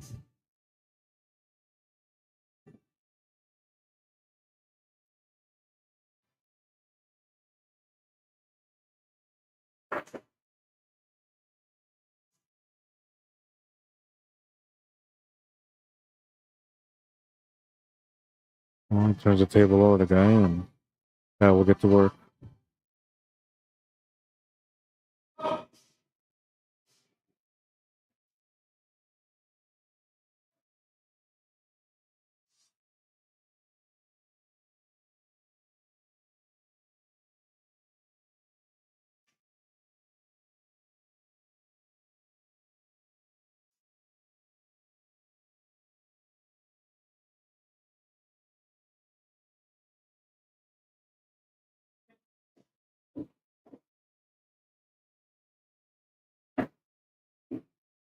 What's up, man?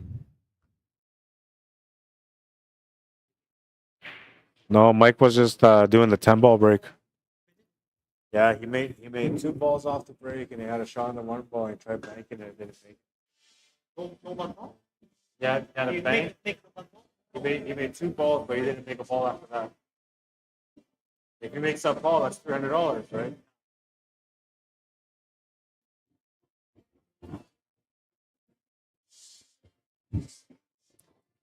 Yeah, man. Had a chance at 300.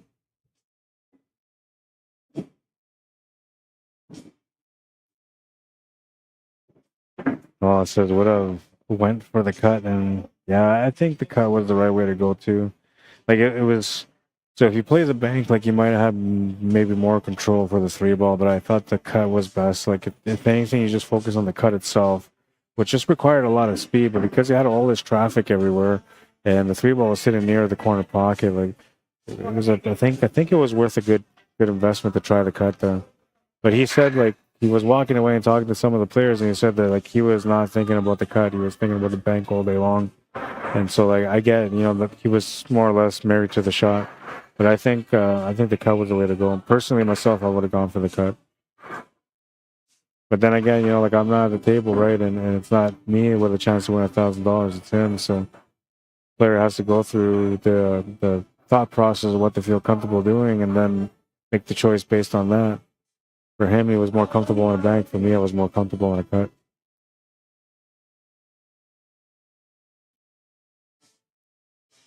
I can see banks now, though, but it used to be a big weakness of mine. Same thing with the back cuts. Used to be a pretty big weakness, and it's gotten better now. A little bit of practice working on it specifically. It's what is required out of you if you want to be a great competitor. You gotta work on the specifics and work it over till you make it your own. Or at least until you understand how to make the shot properly every time it comes up.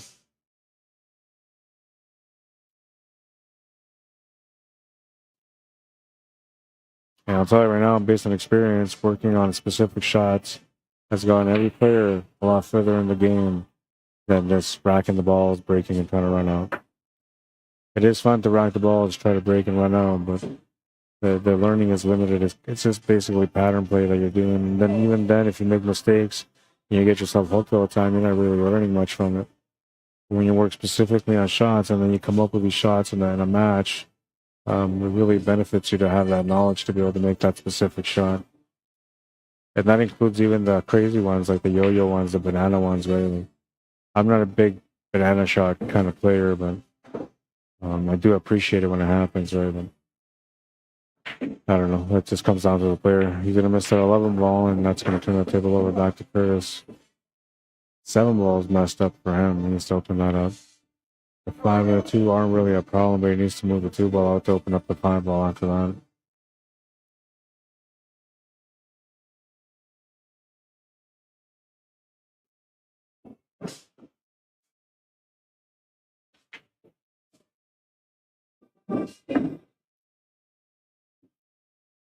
He's going to have a shot on the 2 ball still, so that's not bad. It's going to be a bit dangerous here because when he gets that breakout on the 7 ball, it's going to maybe interfere with that 1 ball, the 12 ball. Oh, he's going to miscue on it. Oh, and he just missed it. Oh, but he hits the rail. Oh, wow. That was an adventurous safety. It started out with a miscue. It looked like it was going to be a complete foul. And then he got the perfect safety out of it. I'm not about these yo-yo shots. I just said that, right? But that was a yo-yo shot, man. Yeah. What do you want to see? If it was a good hit? No, well, I think he says it was a good hit. I picked up the cue ball. I thought he scratched, Yeah. so I want to put it back where it was. Okay, so it was by that middle diamond on the right side, about a cue ball away from the rail. By that middle diamond, just a little bit to the right.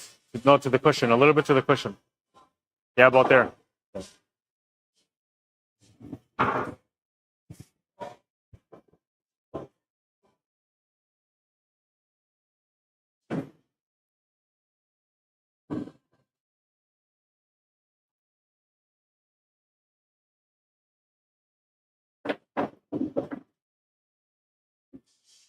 So they did the gentleman thing there because guy thought that it was a ball in hand, so he picked up the cue ball. But then Curtis said it's okay, just put it back where it was and continue to shoot. So then he asked me where the cue ball was, and I showed him where it was, and he allowed him to continue to shoot. But technically, that would have been a foul and a turnover. Most people would have been like, hey, it's a ball in hand. Instead, they decided to do the right thing, sportsman thing, and give him a chance to be able to continue to shoot.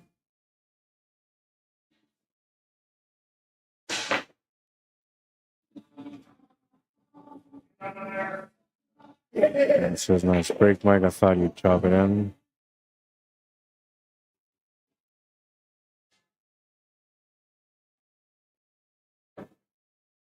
You know what though? Like he was probably thinking about like not just the shot but also the finish. He's probably thinking about the finish, like going up for the three ball and then getting the three ball and then running the table out because he had a pretty good chance of running that table out.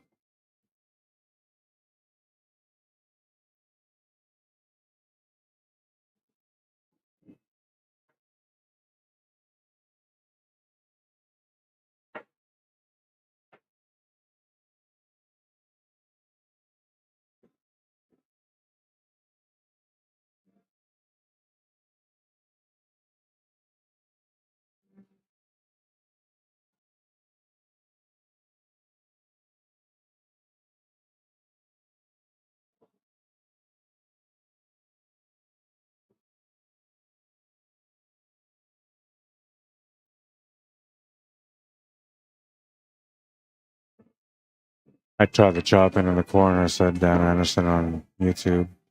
Fuggles me, how you doing, man? Says, is the bracket on digital pool? Yeah, it is. Says I found it. Good sportsmanship. It's a bit can't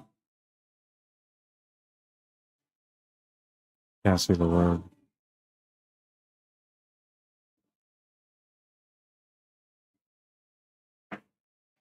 A bit off right now. Yeah, I know. You were saying that a little bit earlier. I didn't think he was. I thought he was playing pretty good, but in his opinion, he's off a little bit.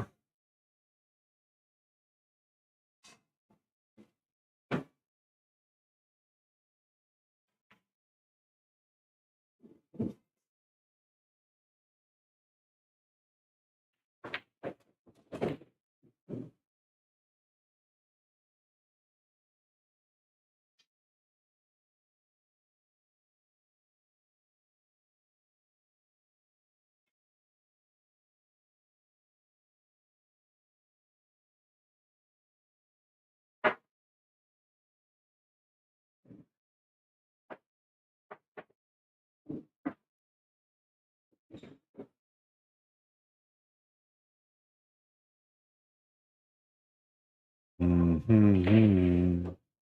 Only thing I can maybe think of doing here would be Greenbank side. He wants me to take a look at it. Be right back.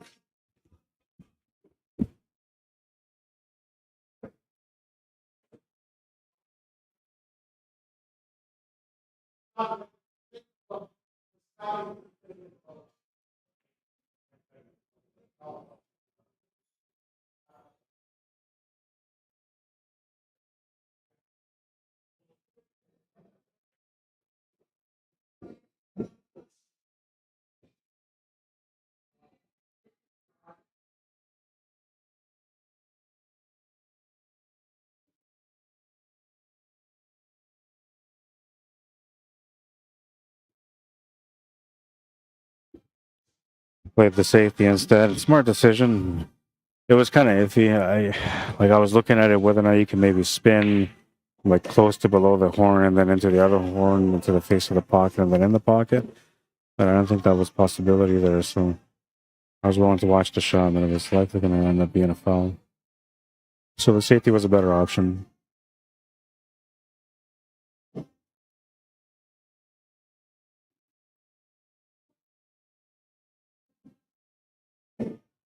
First, yeah, the same 7-ball being what it is gives him a nice little cushion. What I had to do on that one was to be able to hit that ball and bank it out and fuse that 7-ball with the cue ball. Then he wouldn't have the shot on the 5-ball right now to be able to come down table.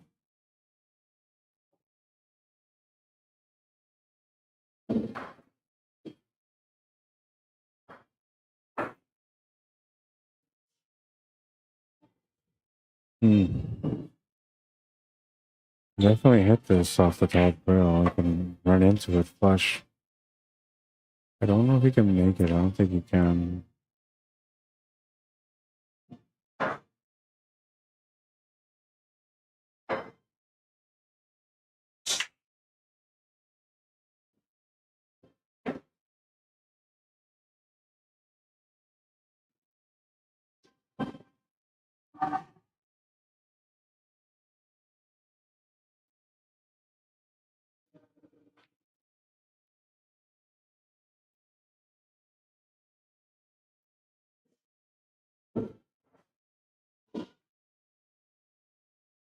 You have to spin out the rail just to hit this.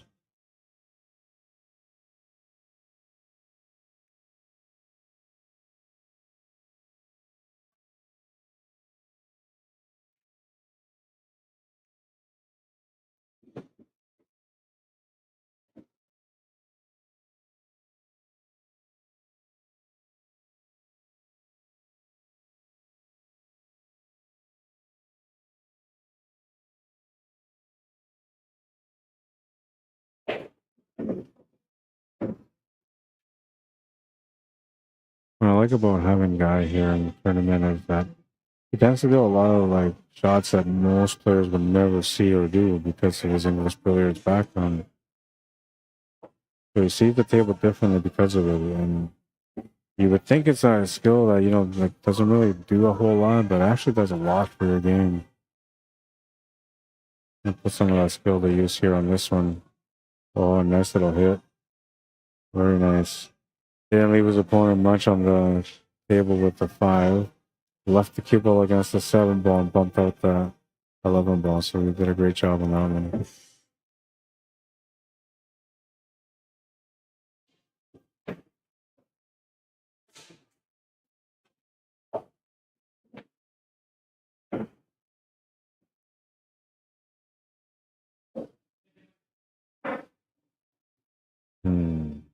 So now the only thing I can do here is try to play off the side of the 5, off the top of it. Play the cue ball across and on top of the 11-ball. So you'd have to like come here, hit the 5-ball, just from the edge of it, get the cue ball to come off the top there and then back this way, top of the 11. Right, something like that. Sorry for the crooked lines, but the only way I can show you guys what I'm talking about. And it's a thin contact point and a lot of cue ball control.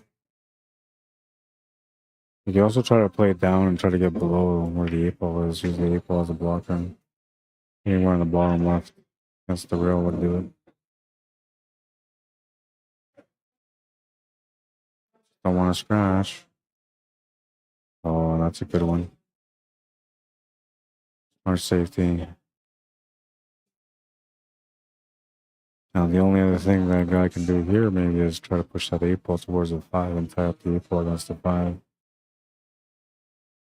But he can hit this 11-ball. He's going to try to hit it.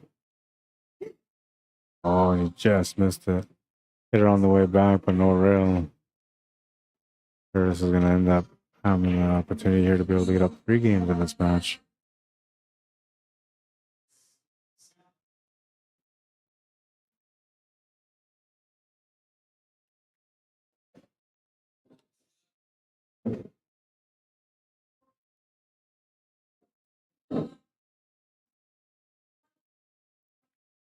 bit tight on the angle. I guess he doesn't have to do much for the 8 ball, just has to get on it.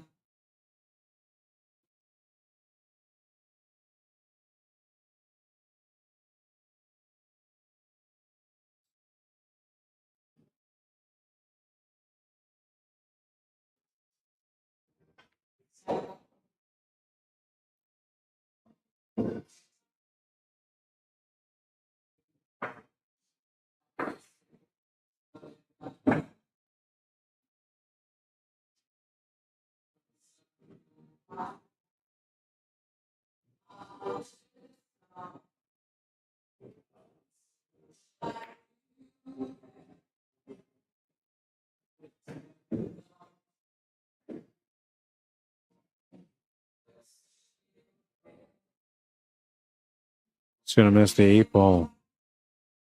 Chance for Guy Smith to get in now. Kind of similar to the cut that Mike Vautour had on that 10 ball. Or on that 1 ball when he was doing the 10 ball break.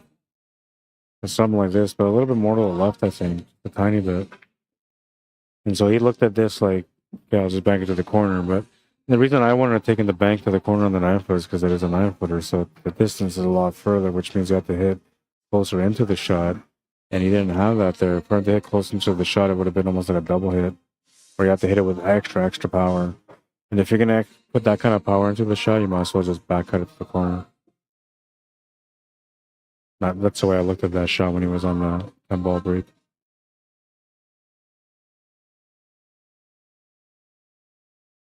And I'm only talking about it just because the angle is here now, a kind of similar angle. Not quite the same, but close.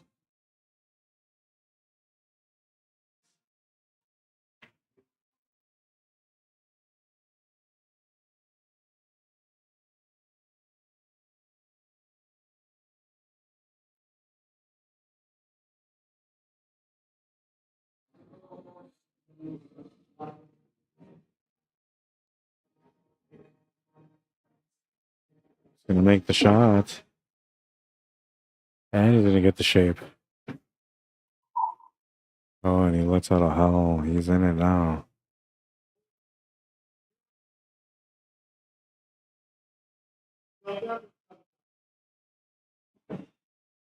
Nice little cut on that one. Just missed the scratch.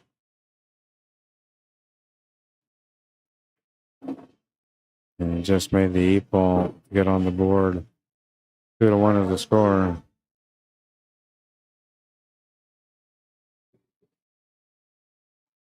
I gotta go get a water. I'll be right back.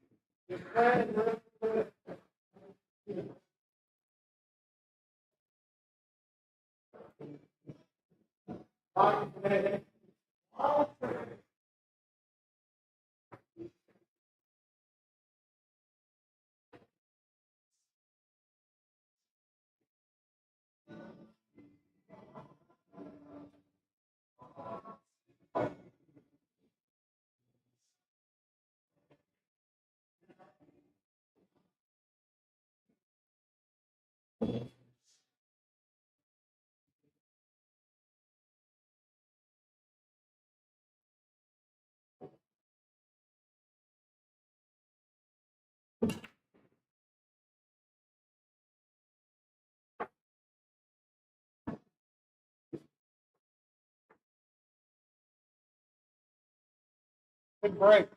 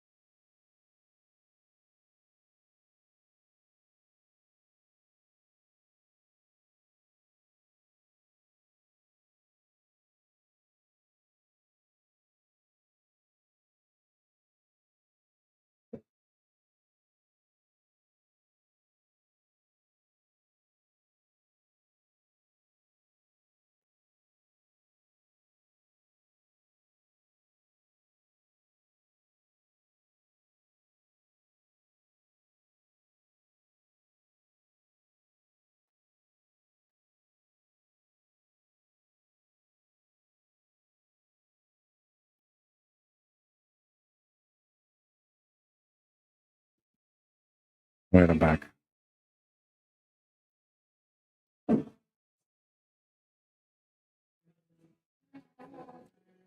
Oh.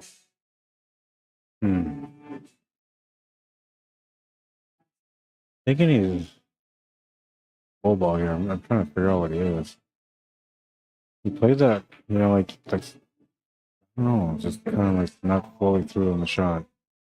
Maybe, oh, okay, so he strikes. You have to. It looked like it was just like a little touch shot that just wasn't much of a touch shot.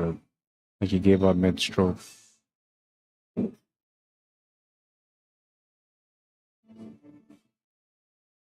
Thankfully for him, he still has that 15 ball there. I'm gonna say 7 ball.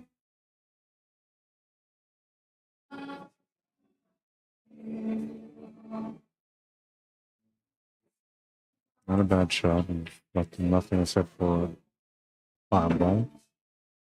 And if he hits that 5 ball, it doesn't really have much of a pocket. Basically, it's just forcing him to turn the table over.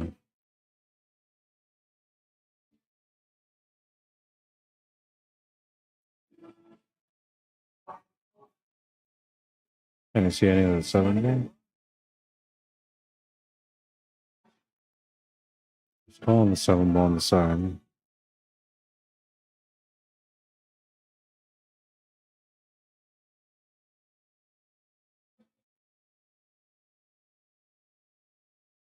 Good pace, it's in the pocket.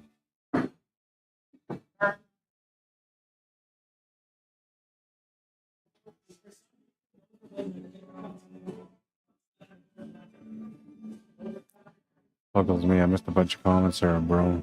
It was bummer, 12, 9, 1, 1, or 9, 11. I don't know for 11, not that hard, man, at all. Should have been out there, so definitely should have. 3-1. I don't know, man. So I can see it now. Like guy was telling me himself that he was feeling a little shaky and not too confident. And I'm telling him, like, no, man, you're playing good. Don't worry about it, right? But I can see, like, you're a little shaky, yeah. And then the problem about getting shaky on the table when you're playing is that you start building up a mentality like things are just going wrong and, like, you can't play anymore. Like, you have doubts when you have tougher shots. And you can really break that player down if you're not aware that, this is a mental process that you're supposed to overcome. And that's that's what it is, right? It's a mental process you got to overcome. Understand that it's part of the game, that you're going to feel like that, but as long as you reset and you do your best on the next shot, then that last shot that you missed doesn't matter anymore because you're back on par and making shots again. You just got to get your mindset right, When you're missing, what happens is you start thinking miss, and so then when you look at shots, instead of looking at with confidence to be able to make them, you start thinking that you're going to miss them, and then you aim to miss because that's what you're thinking. You're creating it through your thoughts. Brain don't know any better, right? Brain's just like, okay, well, whatever. You said miss, I'm missing.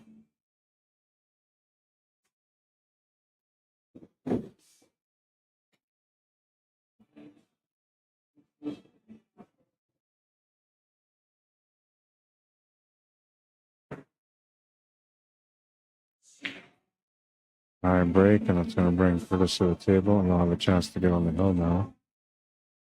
Not that open on the table, though, so he's going to have to earn it. Low ball looks probably like the best option, but got to start working the cue ball right away.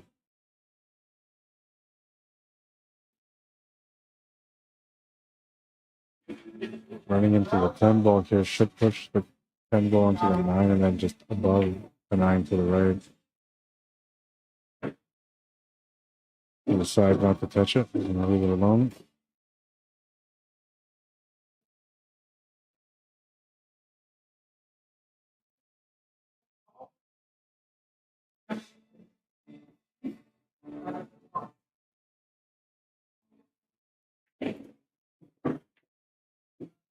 That's going to open it up a bit better.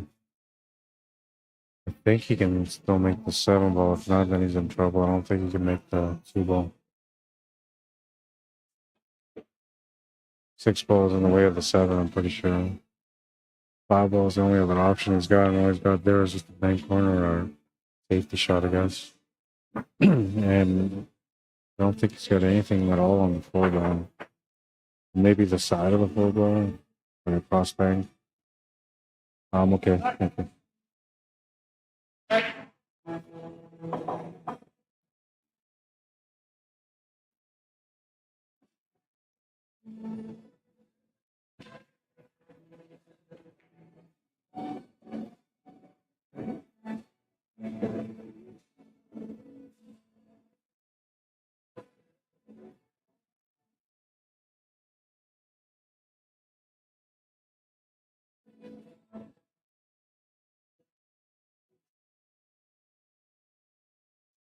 It's unfortunate that camera is not working very good.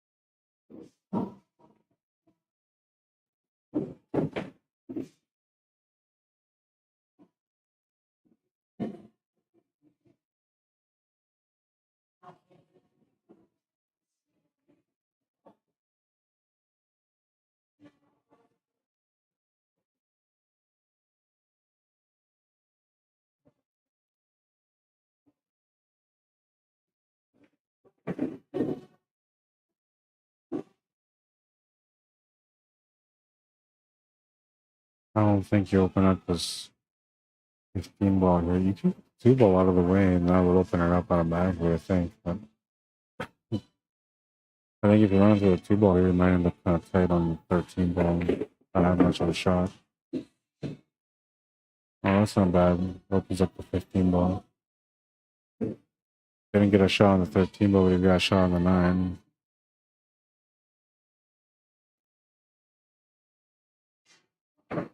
Doesn't quite have the line to get that shape for the 11 ball yet, but can go down table for the 13 ball and try to drop back into 11.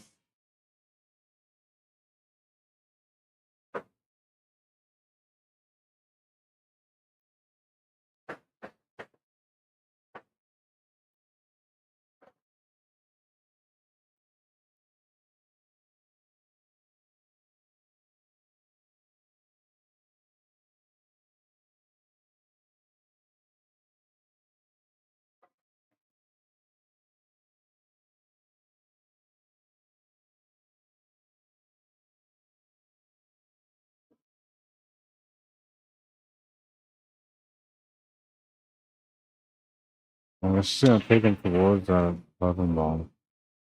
He can either go into it directly or he can come off the right cushion, off the left cushion, and then go into the 11 ball.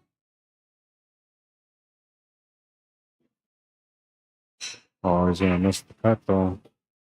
And because he missed the cut, he also missed contact with the 11 ball. Curtis got a chance to get on the hill now. Starting shots are going to be the 6 ball.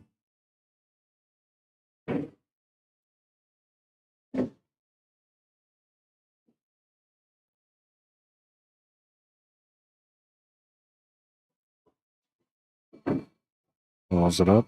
It's got the shot on the 2 ball now.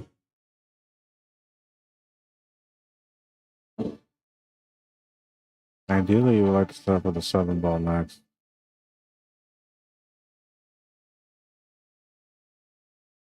Oh, that's a 5 ball down there. But that was the 13 ball at the bottom there. That was the 5 ball. Okay, so he's got the shot on the 7 ball now. With an angle to get set up for the 4 ball. You have to focus on the shot here, and you have to make sure that you don't scratch on the left side of the pocket. But you're going to want to pull the cue ball to the left side cushion. Right where the end of the tip is right now, anywhere in that line, it has to be off the shot.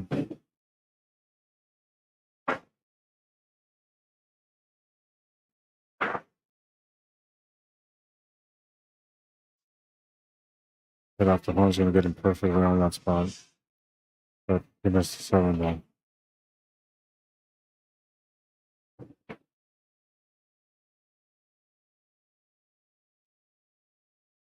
One guy's gonna have to take on that 11 blind.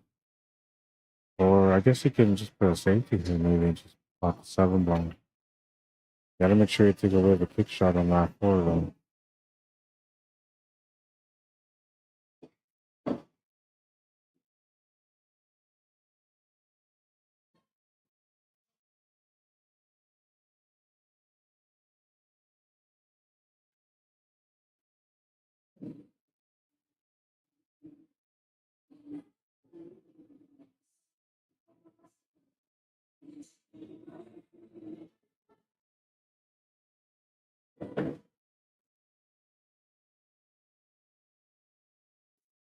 Good shot.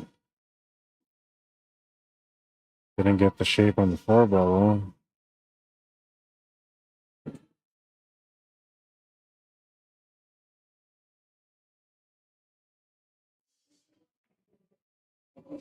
Perfect weight, nice and gentle, straight to the pocket.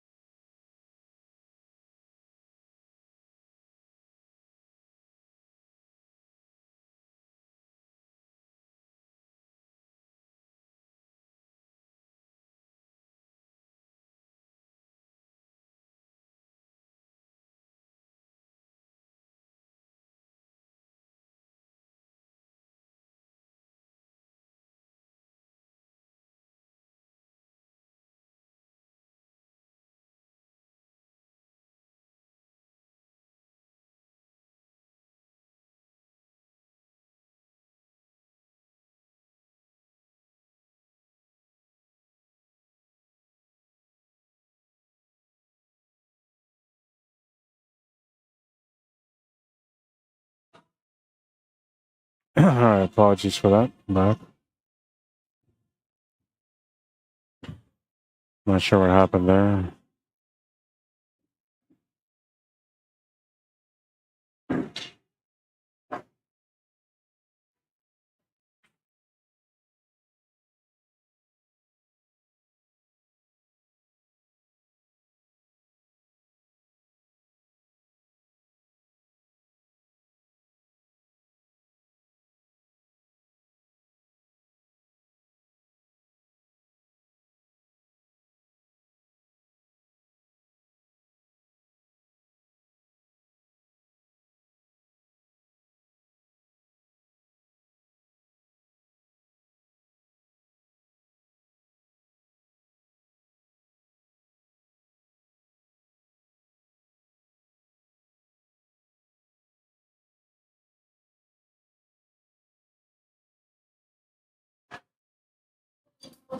Alright, 3-2.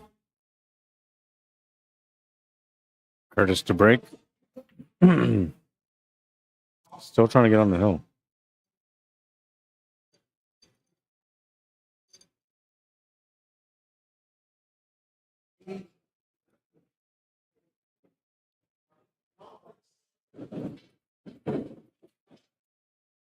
Different winners every week, and it looks like we might have a chance at a different winner again this week.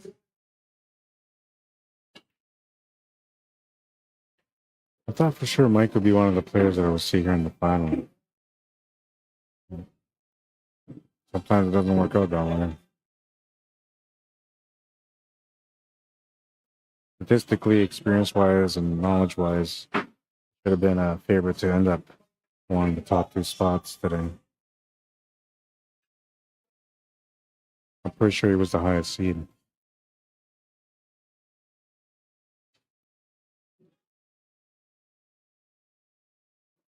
I've always had a tough time when I get into a tournament. I don't think that was the case for him, but for me, anyways, when you get into a tournament, you think you're gonna win it because you're a favorite to win it, and then like you just find ways to like butcher your game out. Man, it's so horrible. Nothing you can do about it. You just eventually learn not to do that no more.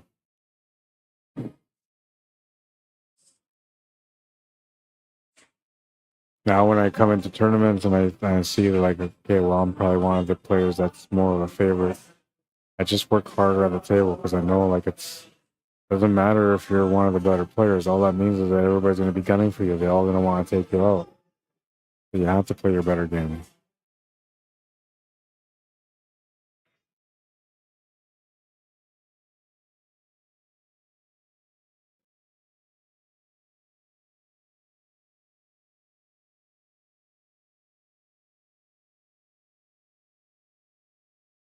One of the things you don't see in the game is how the mentality part plays a role in both players and what it does to both players when they're at the table each time they're at the table. We only see the execution, the stroke, and the shot, but we don't see like what they're thinking about, what they're going through as they're shooting. I've been getting the text on my phone today. Okay. So did you guys enter your score? No, he wasn't doing it, and I don't have the app. That's 5-4.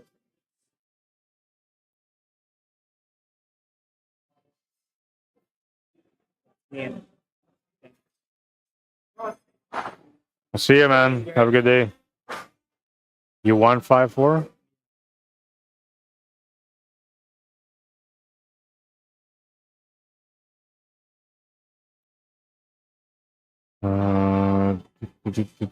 So you guys can start on table 7 and then just move over after that, yeah. These guys are at 3-2. 5-5. 6-4. Okay. 6-4, yeah. Oops, I didn't give you a table. Sorry.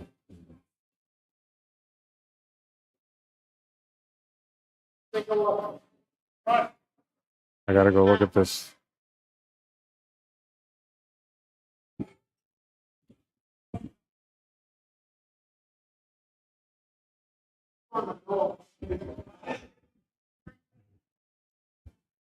All right, they need me to look at the shot, but now he's not going for the shot.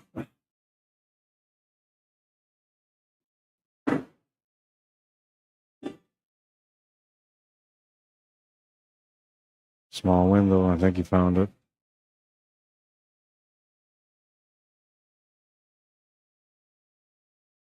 Just gonna bump into the 14 ball. Well, it kind of worked out, I guess. 6 ball still doesn't have a pocket, though.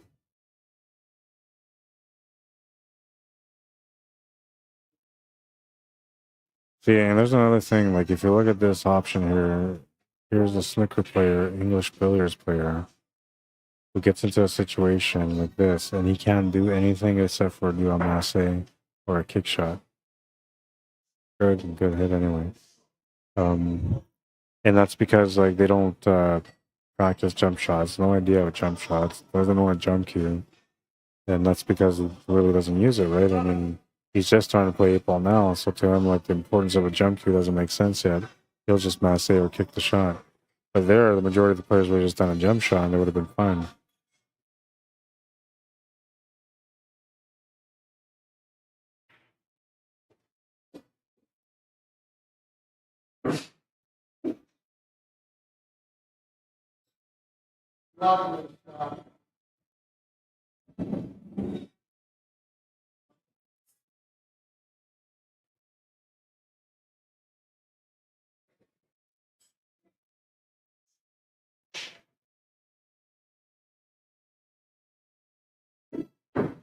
I don't really want to run into that ball, but it's not that bad. You can get to the corner, follow it up for the 10 ball. Draw back a little bit for the 14. I think you wanna get onto the 10 ball, but see what he decides to do. You could always take the back cut too on the 14 ball and just run the cue ball towards the 6.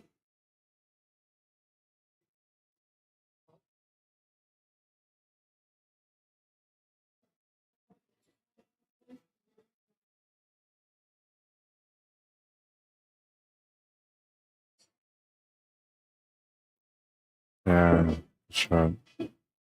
Got the shot on the 10 ball, and now you can just hold position there for the 14, or you can punch it through. It's up to you.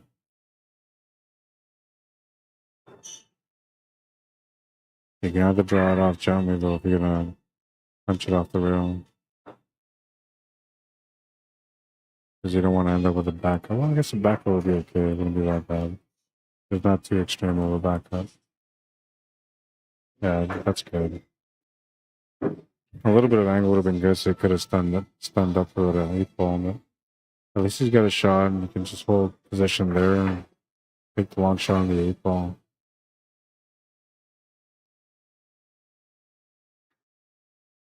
I would even maybe draw back a little bit. About a cue ball length. Down. 2 to 3 inches. I think 3 might be too far. 2 inches would probably be perfect.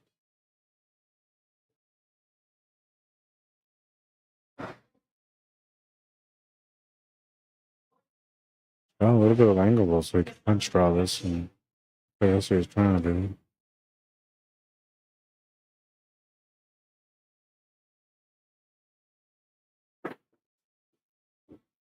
Didn't get any draw action off that. He's just gonna have to deal with a longer 8 ball.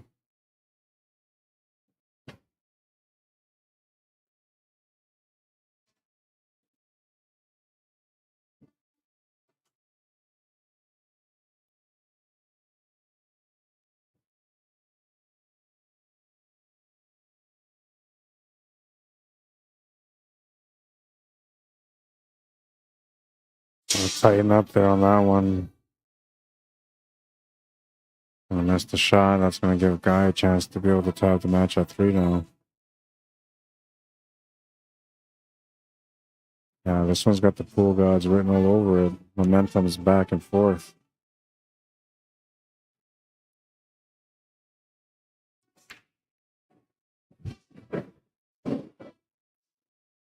And that's how you know momentum is on your side, because momentum happens in a moment where like you get a chance on something that you weren't supposed to get a chance on.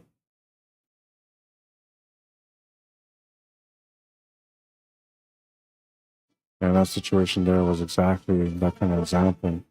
He wasn't supposed to come back to the table. His opponent gave him a chance to get back in this match.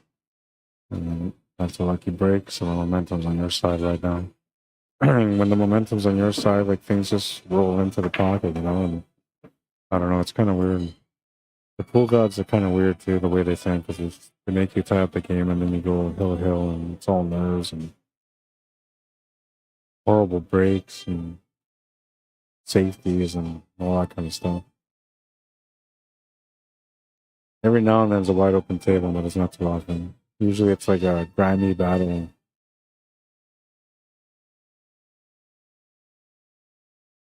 Like being on an episode of Survivor.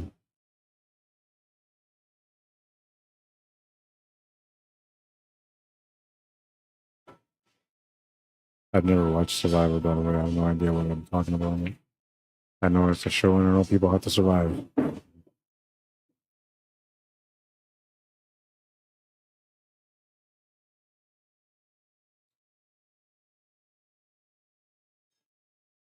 I've seen some episodes, but I've never really got into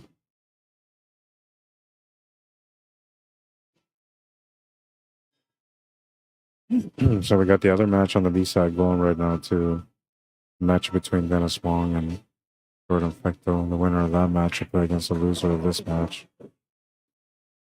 And then we'll have the championship match right after that. 7:20 p.m. right now, and we're looking at a possible maybe 10 o'clock finish.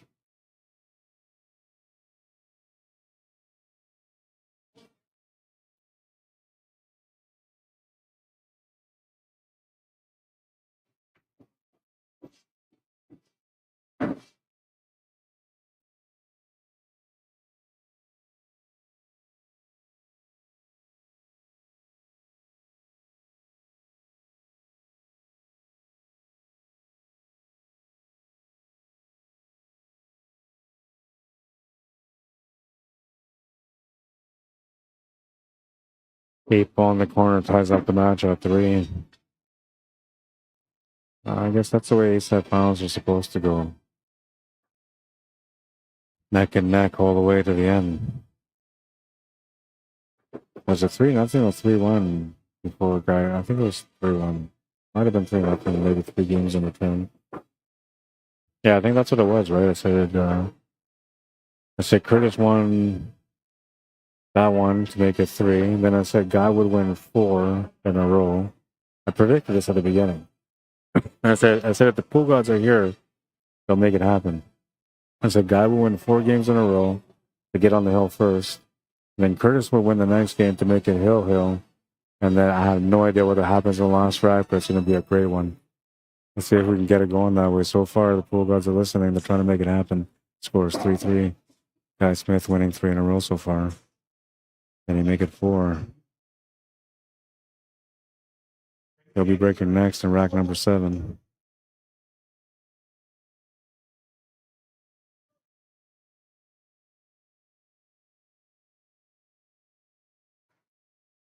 Me says y'all watching should like the stream. Yeah, I would appreciate if you guys like the stream too. I haven't really been asking for it, but you guys are enjoying the quality. It's a great way to support the work. Otherwise, I don't know, Facebook might cancel me, man. They already tried to cancel one account on me. I have to do this one now. Here's gave guy this 2-ball runouts. Didn't a friend jump? Let's see the mark.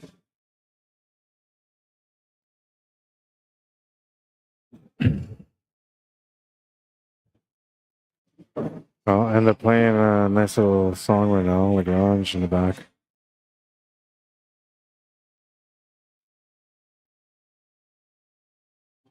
Kind of song that gets him motivated to tie up a match or to get ahead of it.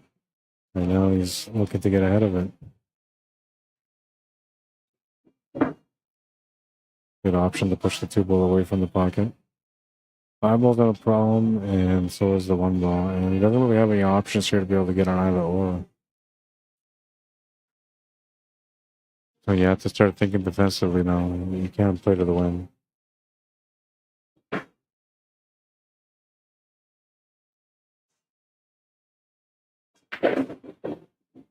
Trying to make something happen from here. And, well, he's going to get a shot on the 2-ball anyway, but not going to have much to shoot at after that. He's going to have to open up the table.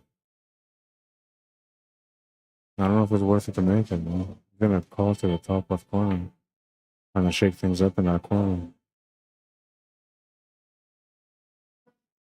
It's going to come up short of the pocket. Harris will get a chance to get on the hill now.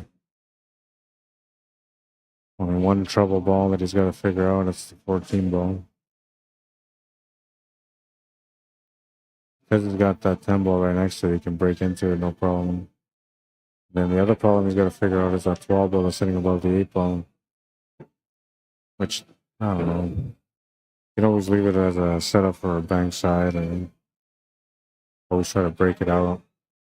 Dangerous though because the 8 ball is right by him, but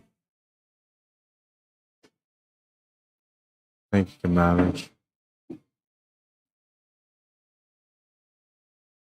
Tough angle here on this 13 ball. Not a tough shot to make, but the angle that he has doesn't really work. That's what I mean by tough angle.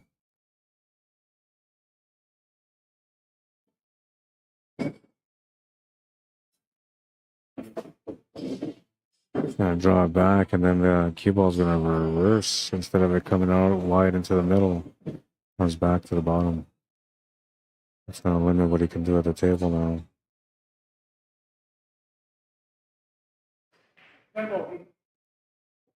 Gonna try to play the 10 ball here, looking for a billiard shot. Off to 12, off to 5, into the 10. Oh, off to 12, into the 5, into the 10. He was trying to play the combo. I thought he would try to play the cannon shot or the billiard shot.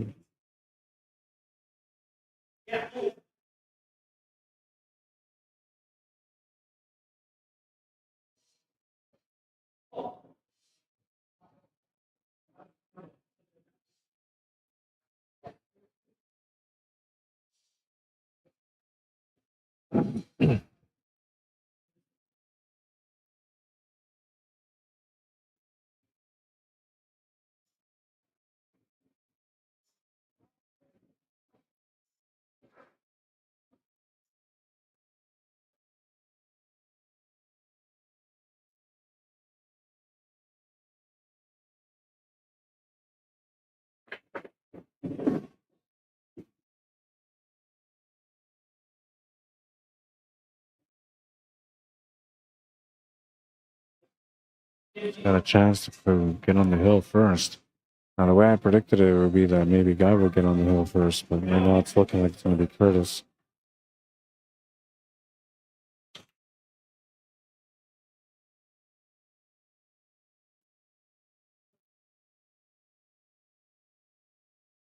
Oh, but he's going to miss that shot. Oh, no. And he is going to give him a chance to get on the hill first. Maybe I should have bought a lotto ticket. I don't know, man. Am I predicting things ahead of time?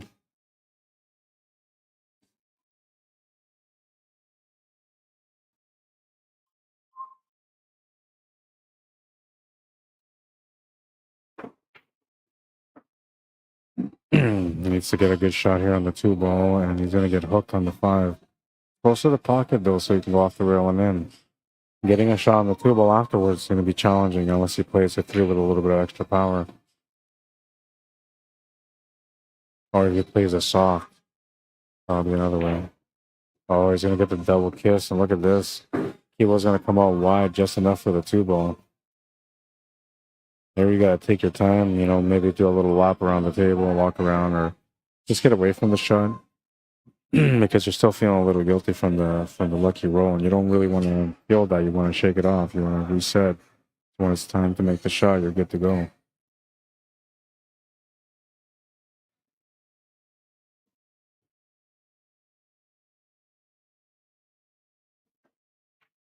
He's going to make a beautiful shot. Going to have a cut to the side also. Not an easy one. Cut to the corner with a scratch. Yeah, you're welcome, man. Bit of a challenge here on the cut, for sure. Didn't have to worry about scratching. Gotta worry about not hitting it thick enough. He went to the corner instead. Oh, what a shot. Guy Smith on the hill.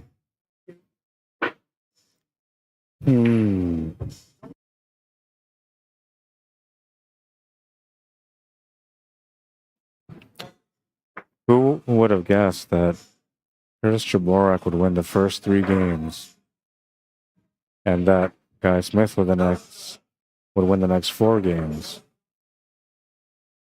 to give Curtis the chance to be able to win this game, take it to the last game. A little bit further back. Yeah.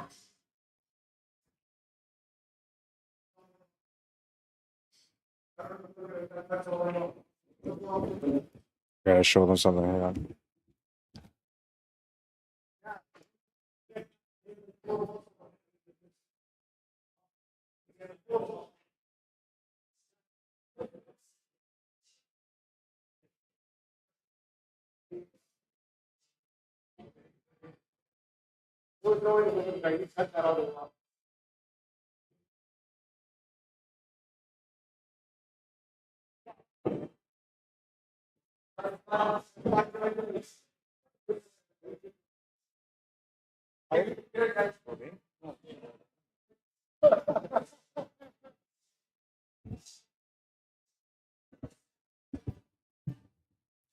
Well, Guy's gonna get to the table. He's gonna have a chance to close out the match. Now, I don't know, man.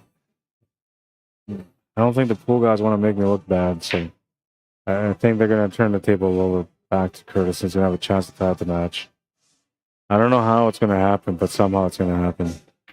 Hour and 20 minutes in, 4-3. Guy Smith at the table with a chance to close out. Can he find the finish? Will he break the commentator's curse by creating his own path, his own story?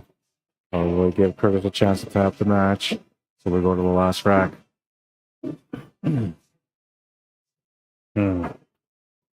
He's a pretty calm player, man. He's pretty methodical too. So the table is not bad. It's pretty open. It's very likely that he's going to end up running this table out. But I'm thinking that he misses one shot somewhere, or he gets hooked somehow. And that's going to be enough for Curtis to be able to tie the match.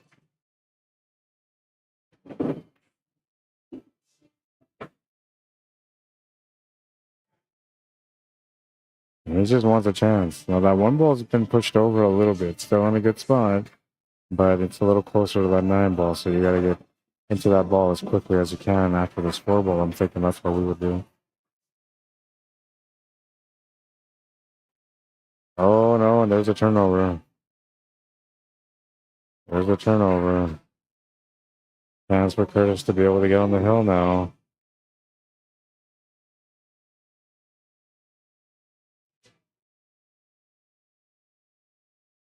But you only get one chance at it, so he's got to capitalize here.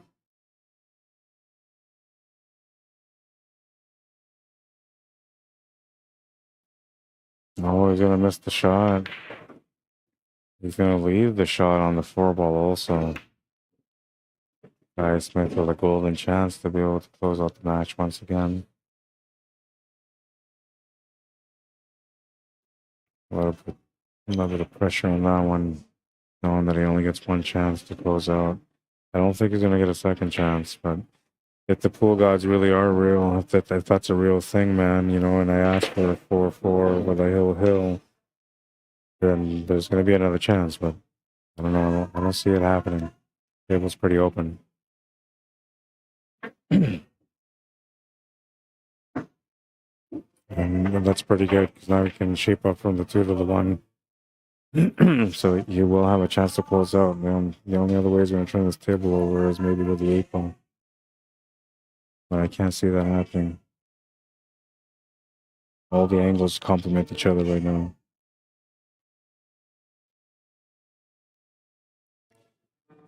So that finish is right in front of him. Nice little stun draw to get into the 1 ball. And it's the shape on the 5 that matters the most.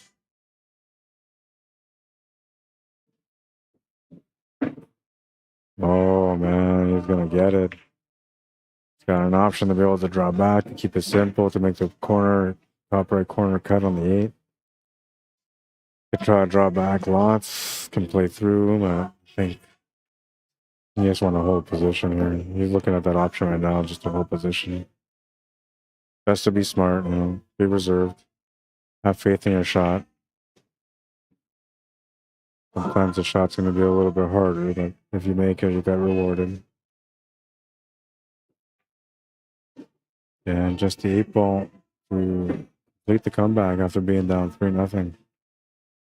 5 straight game comeback. And it wasn't like it was all pretty, you know, it wasn't like the beginning was all runouts or anything like that. But as the match progressed, he definitely built up his game, and it's a nice little comeback if he can finish this 8 ball. Oh, and he's going to miss the 8 ball. Oh, no.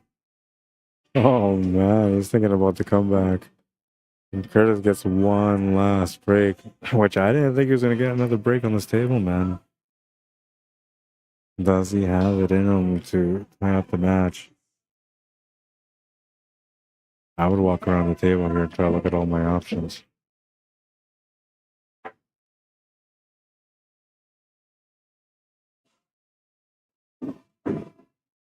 Okay, so he's thinking I'm going to deal with the bottom first and then go back up.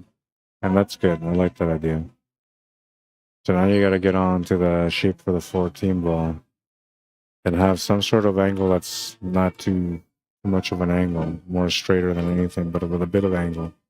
So you can set up for that 10 ball. Maybe punch this through to the middle of the table. Some tops.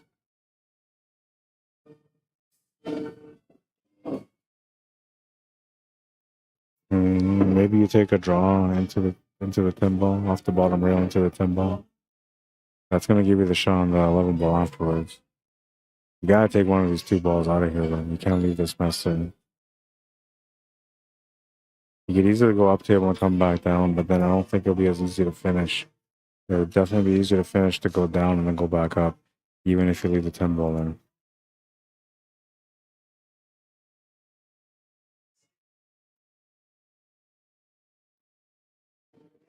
Yeah, good choice. You leave that 10 ball in. Don't worry about it. Or play safe, says Puddle's name.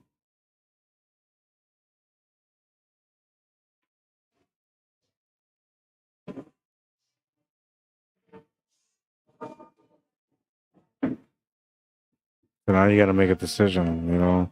I actually don't mind setting up here for the 9 ball to the side, but this is a diamond table. The speed is going to be fast, so it's almost like you have to commit to come down towards the 10 ball here.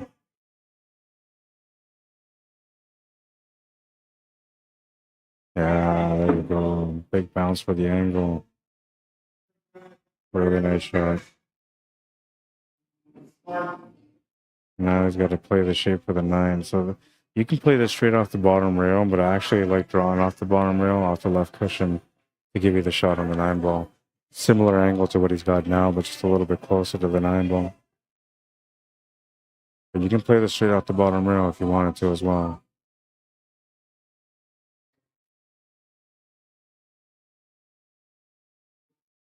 Watch the pace. Watch the pace. Didn't get what he wanted. Two-way shot maybe? Bank corner? No, that wouldn't work.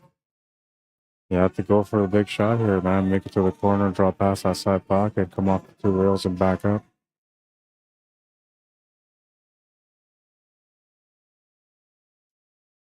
So he's got to make this ball into here. And cue ball's got to come into here. And then draw back this way, and then back this way.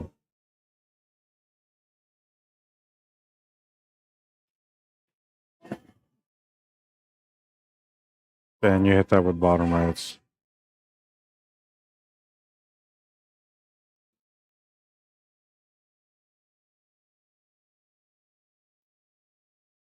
Like that.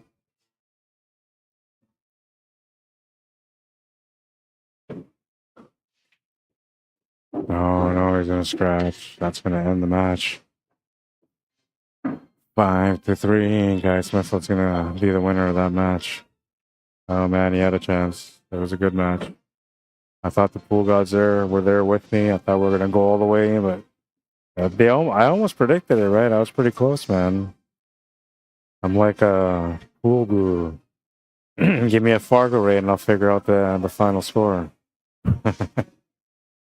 Robert Griffith, how you doing? Says, thanks, Rod. Liked and shared. I appreciate that, man. You get a medal, too. Right on, man. Appreciate it.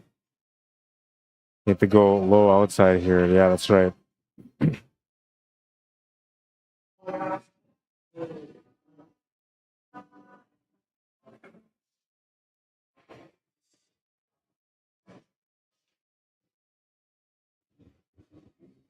The only thing I thought you could do there maybe was play like a safety. Or bank. Or bank it. Bank it with a 2-way, but then you would have played the safety. Yeah. All right, here's.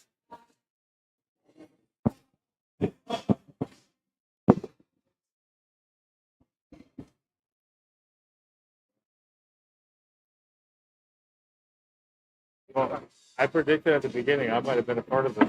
I predicted at the beginning that you were going to go up 3 games.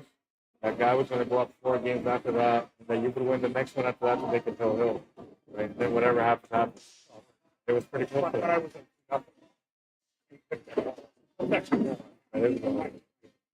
like a single H.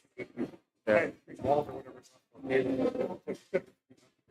Yeah, you're right. And then I just this close. Yeah. Hi. Already, yes. Oh, we didn't make it official, right? 5-3. And we're gonna stop the clock. It's less than an hour and 30. Gotta get another match here now. Jordan and Dennis are playing on the side. They're gonna come over to the other table after this rack is done.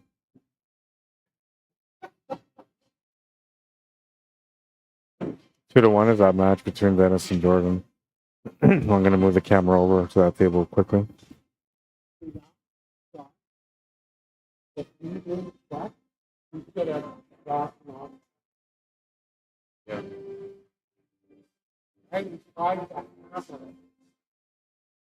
Yeah, you have to draw off that. You have to draw with bottom. Or even just 9 o'clock. Or even inside out that. Yeah. Yeah, I guess that was the same cut, but the angle was there to come back across. Well, then it hits the rail and kicks back.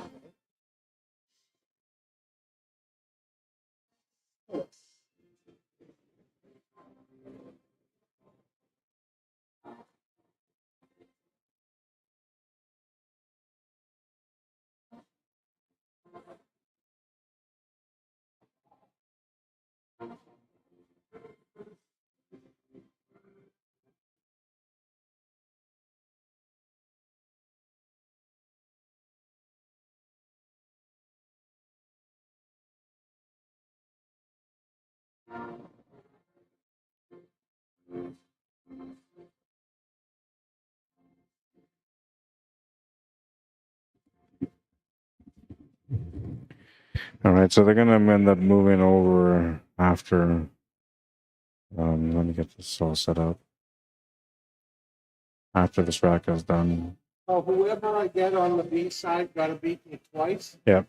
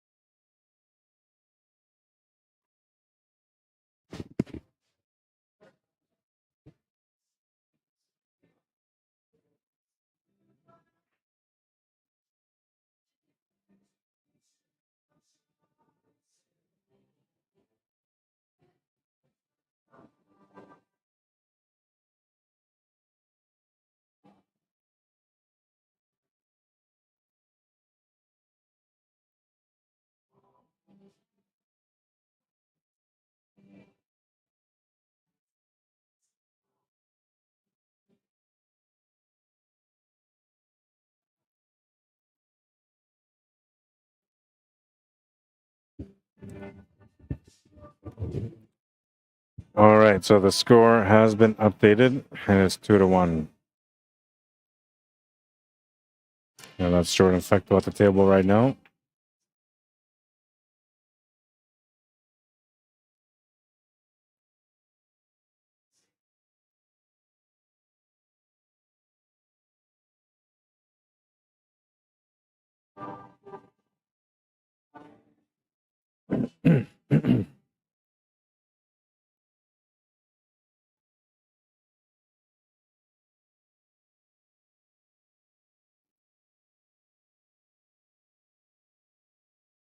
Fargo rates are up. It's 550 Fargo rate and Dennis Wong, who's at the table at the moment. And I got to take this down because it's not the A-side final now.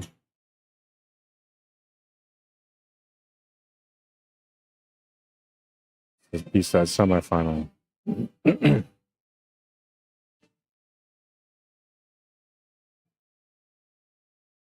can do a better job here adjusting this table.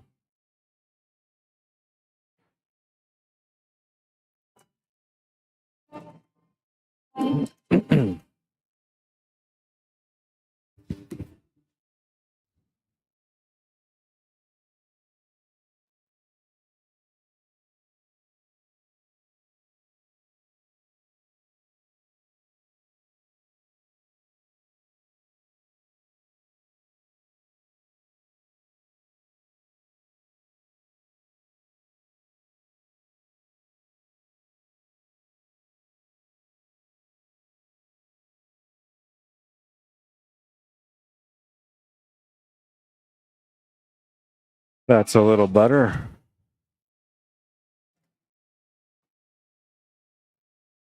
All right, 2-1. 6-4 race.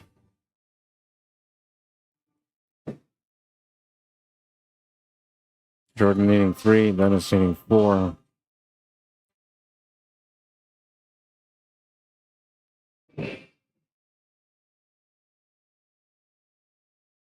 So he's got to finish on this one. Make it 3-1.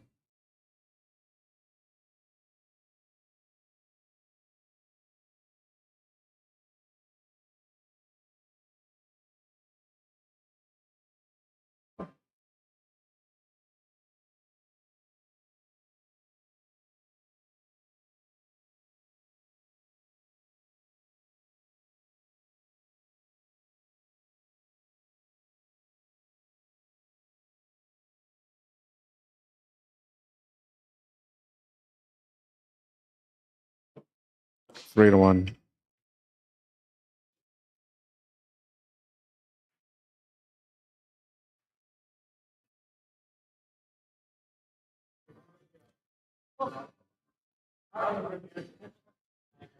You guys could just keep playing on there if you guys want to. It's okay.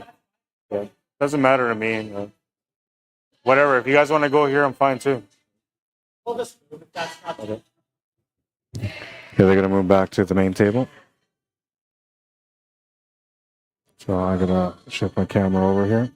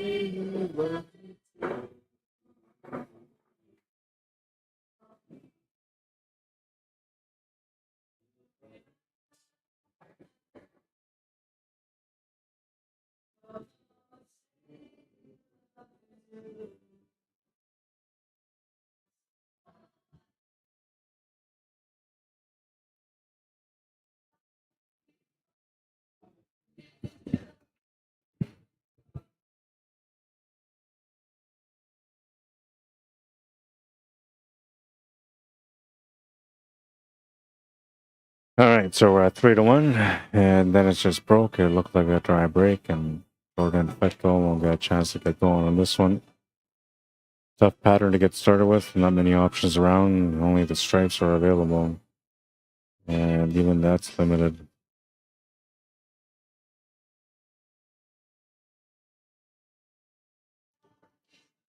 Gonna make the 14 ball though. And looking to see if he's got an opportunity to be able to make this shot.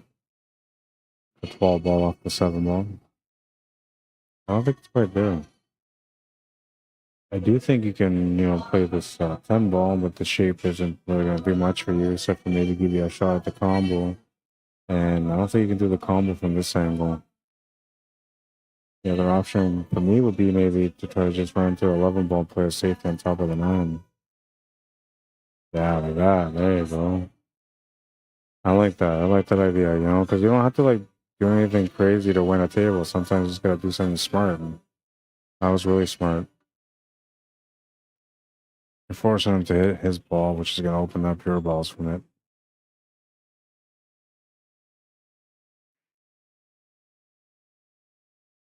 Oh, you can see the edge of the 6 ball, so he avoids that. Looks like there's enough room for a 15 ball to get down to the bottom right corner past the 8 ball. Yeah, if not, if you can just get it past the 8 ball and leave it over the pocket, then at the very least you block that pocket.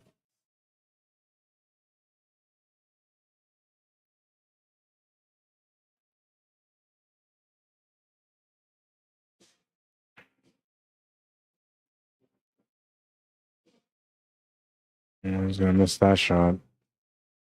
8 ball is still open, still available. Small, try to work this one out. 5 ball at the start. 4 ball gives you the possibility of getting onto the 3 ball, but if you can get behind the 3 ball, it also goes to the right side middle pocket. So just finding a shot around it would do.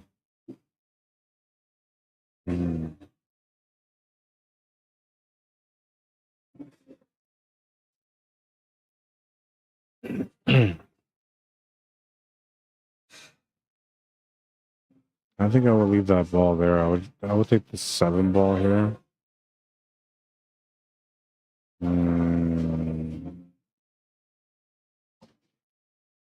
Yeah, I would have taken the 7 and the 6.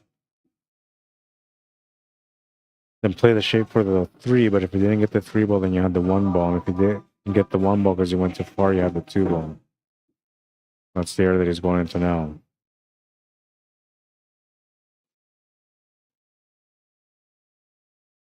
Now he's got a nice shot on the 3 ball, but he needs to find a shot on the 1 ball, which I guess the 1 ball can go to the side afterwards. You take the 4 ball after this, set up for the 1. Or you can set up for the 1 ball now like you did. Close to the corner instead. Stop shot when give him the setup on the 4 ball with the angle for the 6.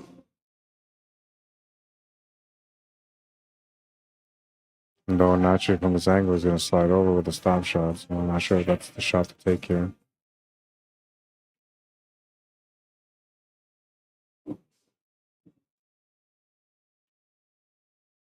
Drew it back a little bit instead, counter with some spinning. Now he's got the shot on the 4. Needs a little bit of angle for the 6 to the 8. And that's the angle right there.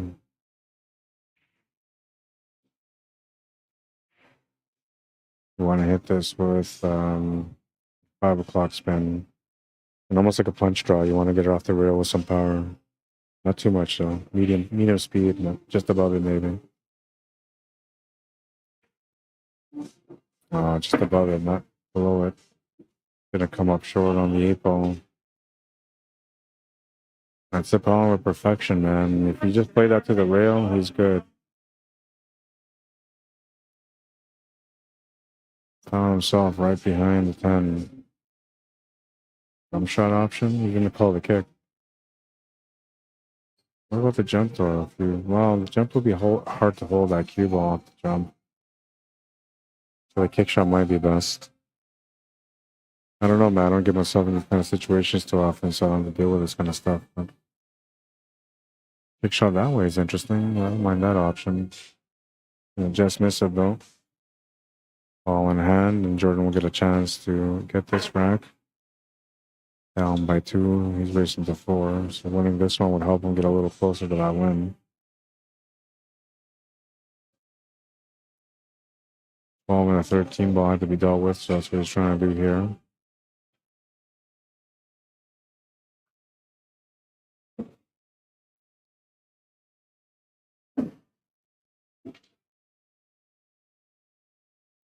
Options for the 13 or the 9. The 9 is a shot that he should take because it's the easier shot, and it kind of complements the table a little bit on what you're trying to do with the pattern. Though I think he should try to come down below to the right so he can get onto that 13 ball to the top right corner. That will set him up for the 12. And from there he can come down for the 10 ball. But he's got the 12 ball right now, so that works too. And then you can just take the 13 ball, then the 10, then the 15, then the 8.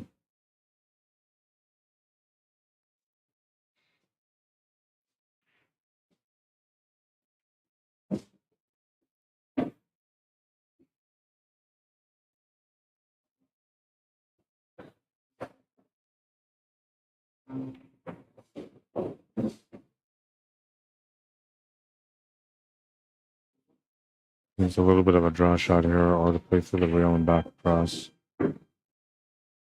Gonna leave a fall through angle, which isn't bad. He's got a nice line here. It still gets it up with a 15 ball.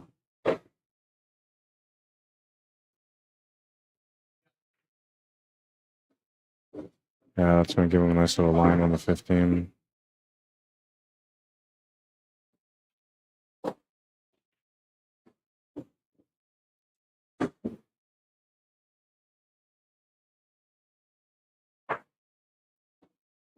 Makes the 8 ball. It's 3-2.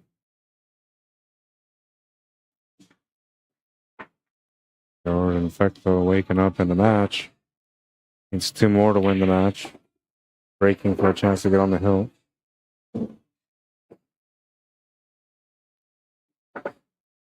Gary Trapp, how you doing? Mr. Dwight Klatt, welcome to the stream.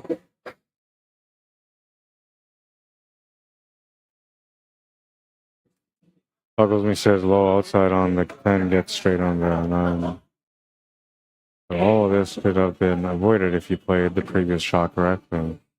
And that's usually the case in pool, man. If you make the right choice, you usually have a nice smooth transition shot to the finish. But when you make one bad choice, then usually you got to compensate for that and come up with another shot that makes up for it.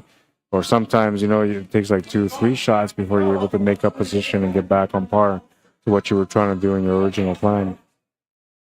I guess that's all up to each player and the way they play.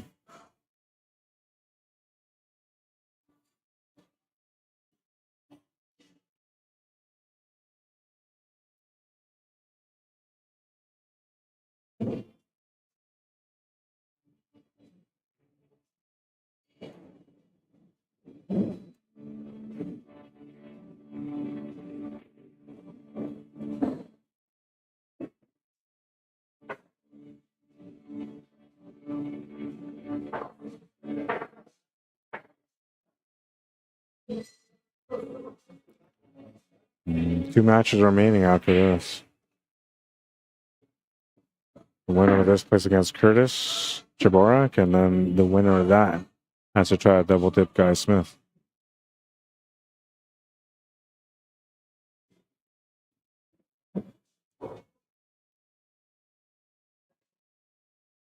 3-2.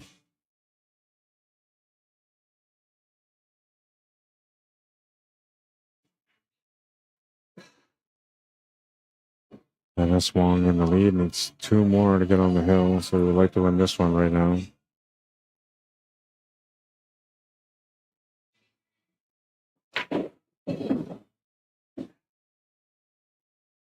Didn't get the shape that he wanted. I was trying to get down below. They have a nice little angle on the 1 ball. Break out the 2 ball. But instead, he's ended up with a tough shot on the 3 ball. Maybe a reverse bank back to the side pocket. Safety's always another option too. He's aiming like you can see the 1 ball.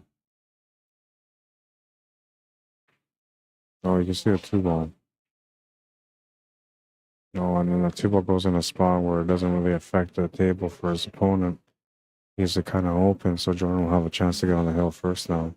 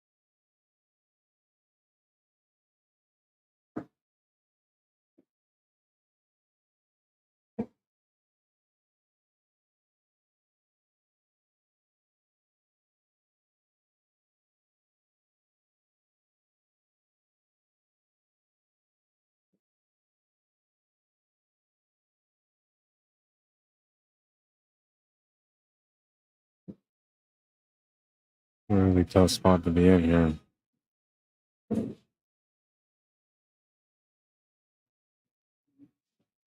There's really no room for safety here either, unless you can see some of the 3. But I mean, the table's pretty open. Oh wait, see the stripes? Okay, I guess this is stripes. I got a little disoriented there. I thought he was solids. For some reason, I thought it was solids.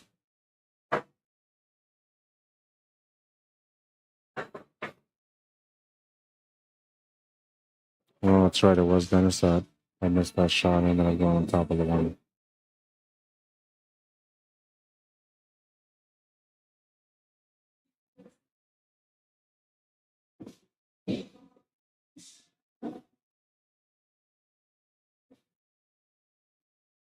Hits it.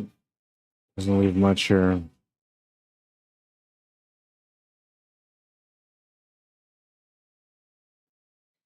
Cut to the side, maybe a possibility. Little touch shot.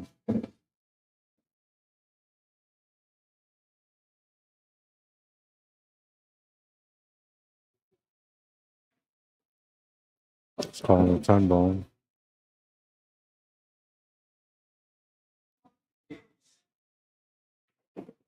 So I'll make it. Has position on the 15 ball, but he also has a shot on the 12.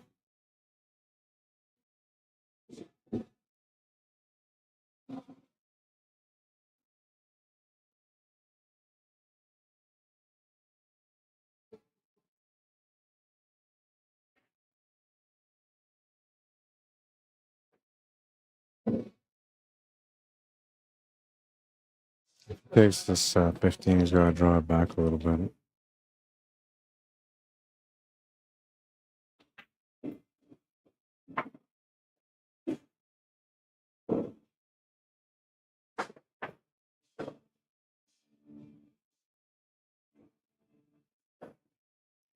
A light bounce off the rail here will set him up for that 13 ball with the angle to get set up for the 8 ball. He's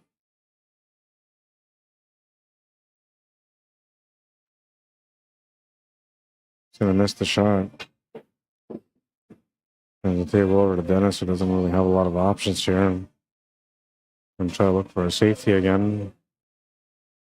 Play the combo. Can play the bank side on the 3.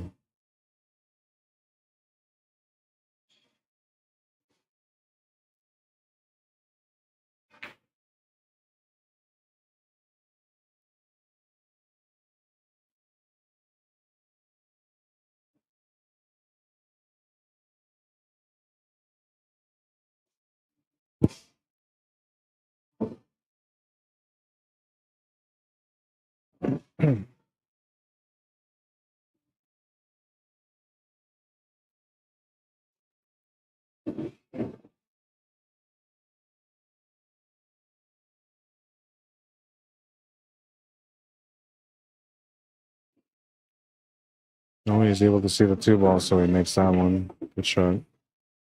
Expect the 3 ball now. Decent angle on the 3 to get set up for the 1 or the 5. He's likely going to want to set up for the 5 ball next, though, because that will give him the angle for the 1.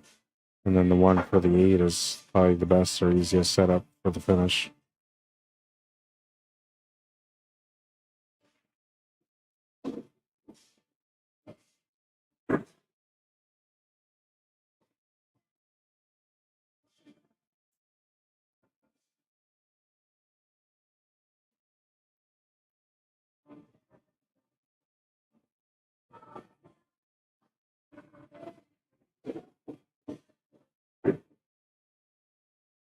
Starts the shot, so not any trouble at the moment.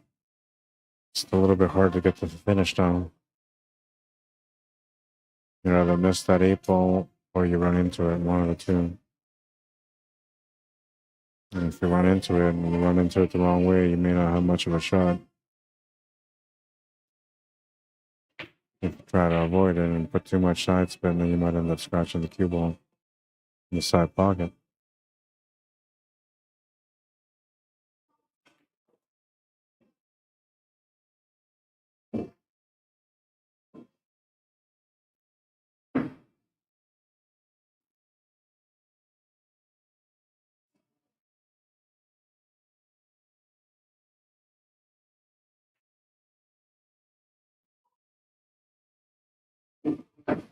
He pulls to the side is good.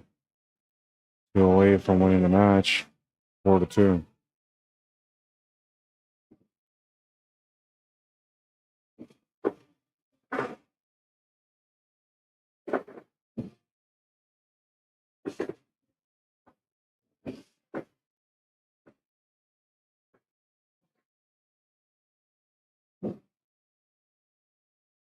Don't forget to check out Clutch Shot Billiards Apparel. You can find them at clutchshot.company.site.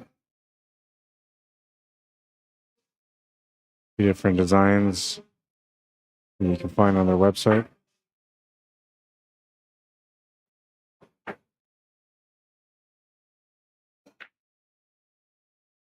Smash and break, but he's not going to make any friends.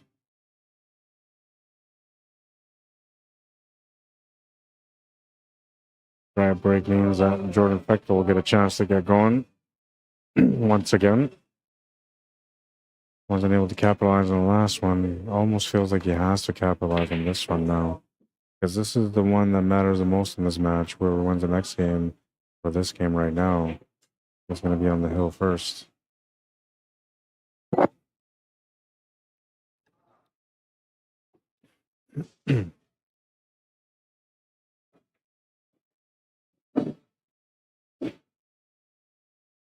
Coin, how you doing? It says, hi Rod, watching from Ireland.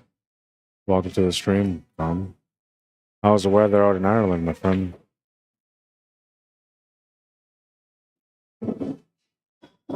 Tony Bass says, hey, are we doing the Coke again tonight? Oh, like last week?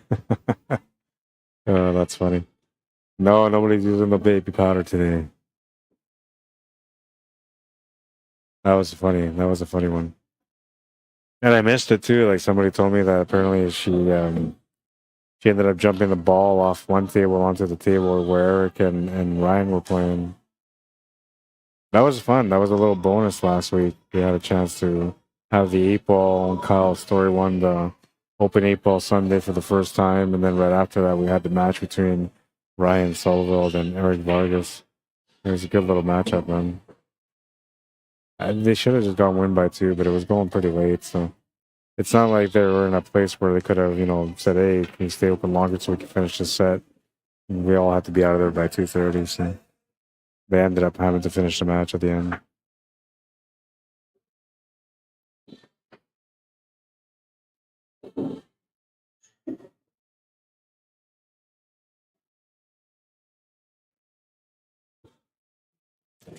Played a perfect window, but he's not going to get what he was looking for.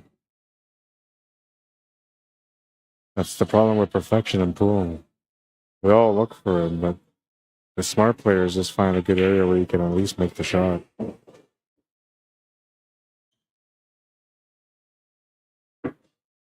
Well, you can open things up here now. Taking the 1 ball should slide him up towards that 8 ball and 14 ball, which should open up that 2 ball. Now I'm wondering if the cut to the side will land the cue ball flat onto that 11 ball, giving them the shot in the 4 ball to the bottom right corner. Looks like that's what's going to happen there. That's the decision that he had made. Now he kind of has a similar angle here from the 4 to the 13 ball, but you have to focus on the 4, not the shape on the 13. He really tried to get onto that 13 ball and he missed the shot because of it, but he also missed the 13 ball. So Jordan with a chance again. See if he can capitalize this time.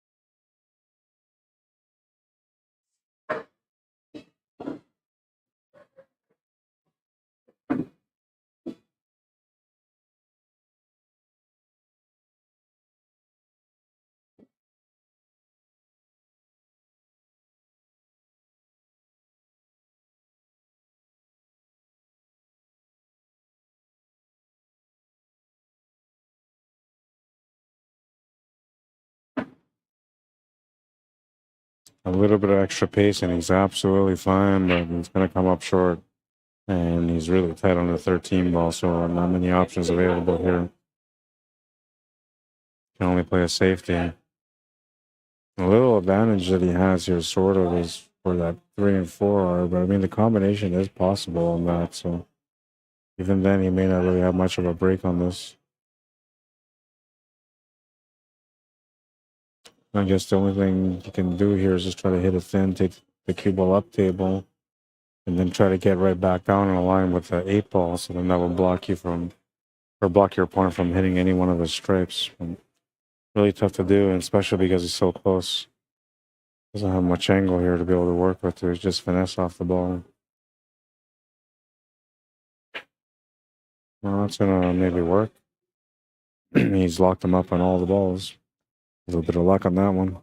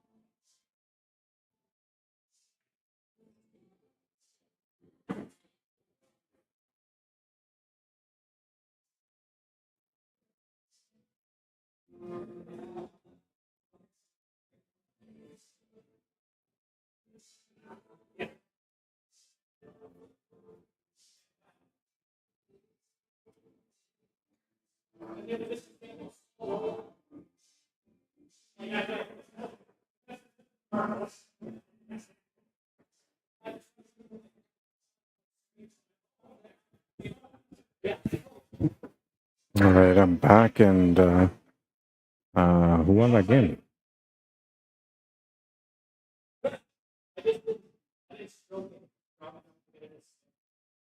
To Dennis.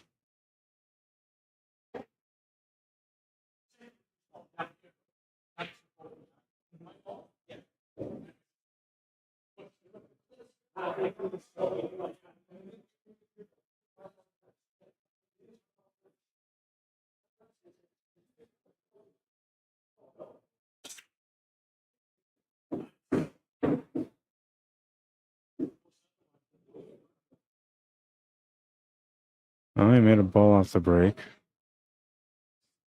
Back's against the wall, needs to win 2 games. So this one here is super crucial. It's either we're pushing this one to the last rack or it's going to be over.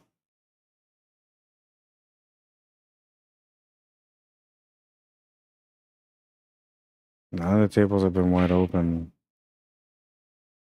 This one's decent, but still a lot of work at the table. 13 ball going where it went to help it a little bit. You can definitely get into that fall ball from that angle. Maybe not. Let me see. Nah, it may not be the right angle.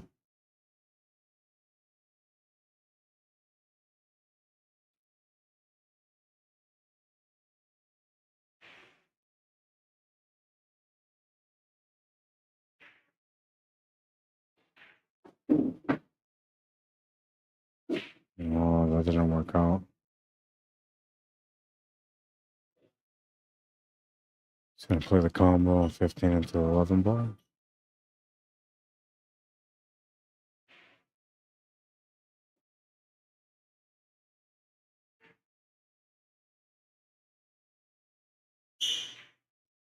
Good effort. He's going to turn the table over, though.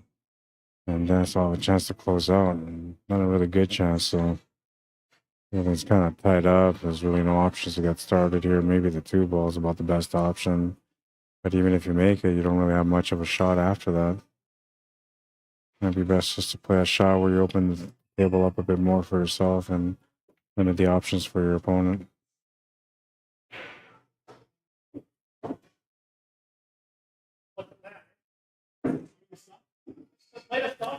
He played the stop shot for the safety, but he called it to the bank corner, and he actually made the bank corner, so now he's got no shot.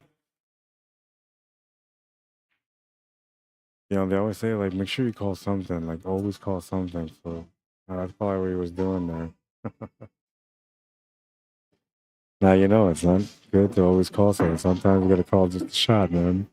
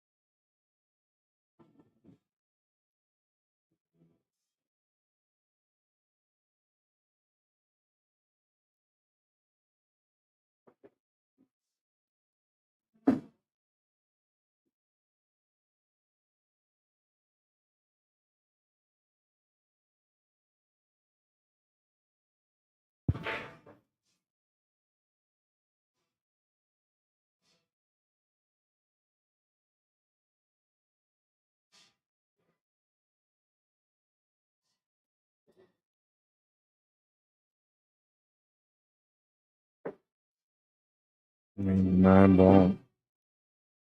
Got a shot to the corner in the bottom left corner. I didn't see what he did on the last shot before the one he just took, so I want to see what he did. I heard Dennis say, "Oh, nice shot," but I didn't see the shot. Just want to play again.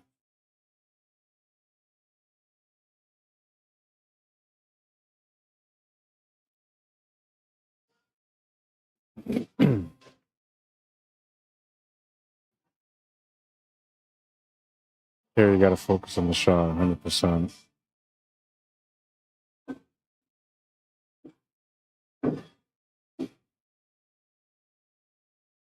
Hooked himself behind the 6 ball.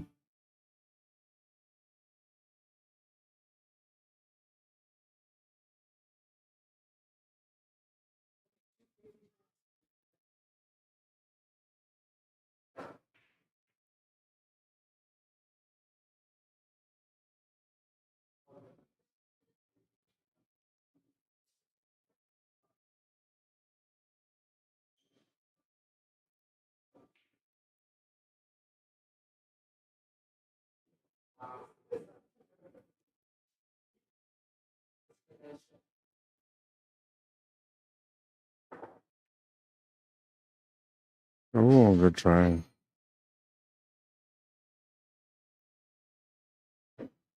Dennis with a chance to close out now. This is a B-side match too, so it's elimination.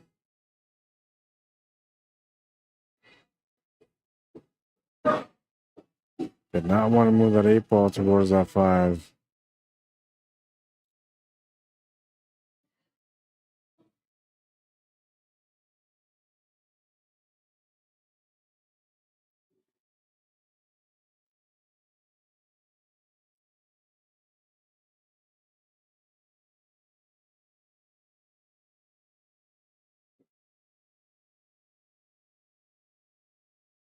Yeah, that's kind of early.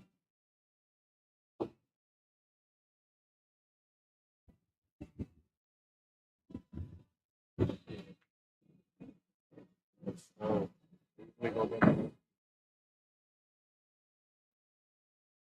yeah. Who let the ball up?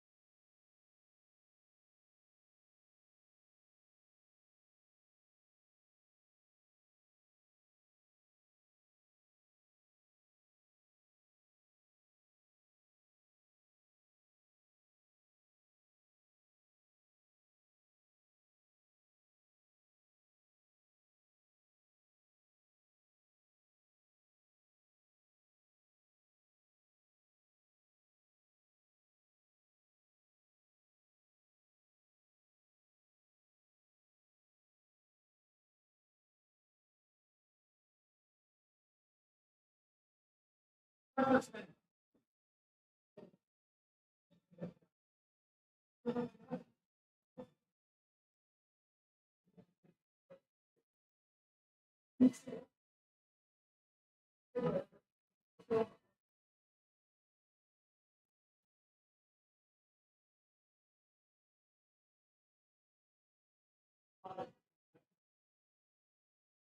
of throw it in before.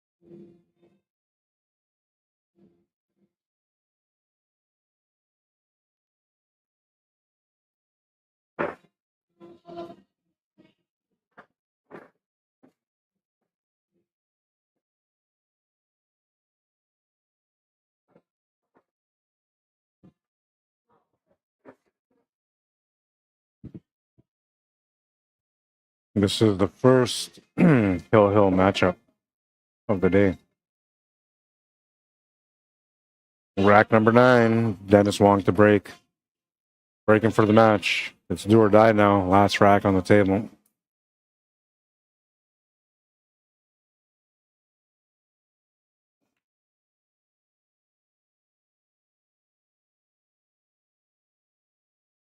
Gonna come up dry and turn the table over. This is your classic Hill matchup right here.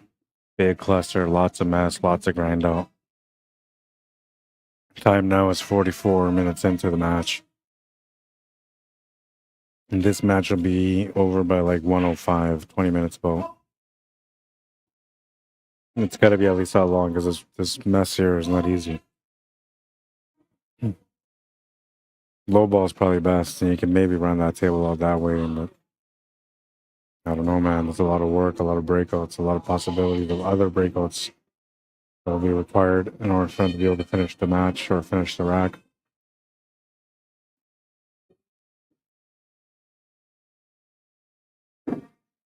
I think the shot on the 1 ball is going to be key to open up that 5 and 7 and that 4 ball as well. Oh, wait, that's the 8 ball.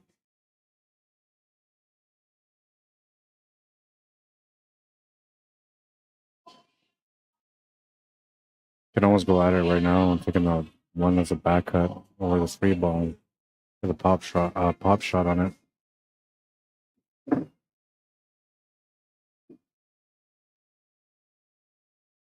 Let's see, he's thinking about using that 1 ball. And he's aiming as if he's lining up with the 2 ball instead. And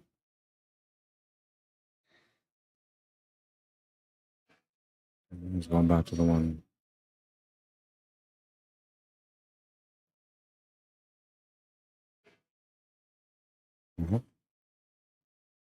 Turned the table over, but he didn't give anything to shoot at, I don't think.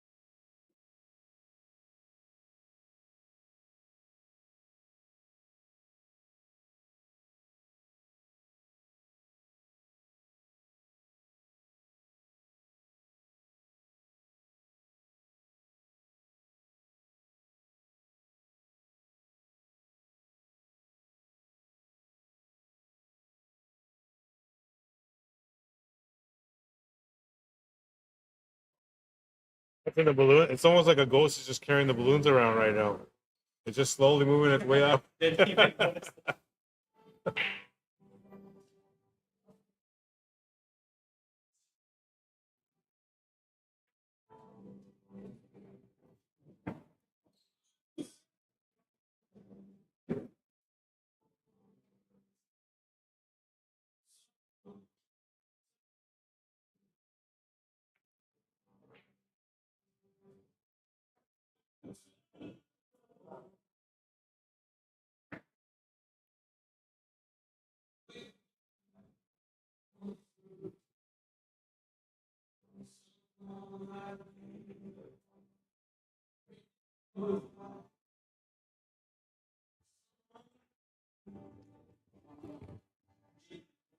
Well, he missed the shot for the breakout, and I think he might have given him the 5 ball.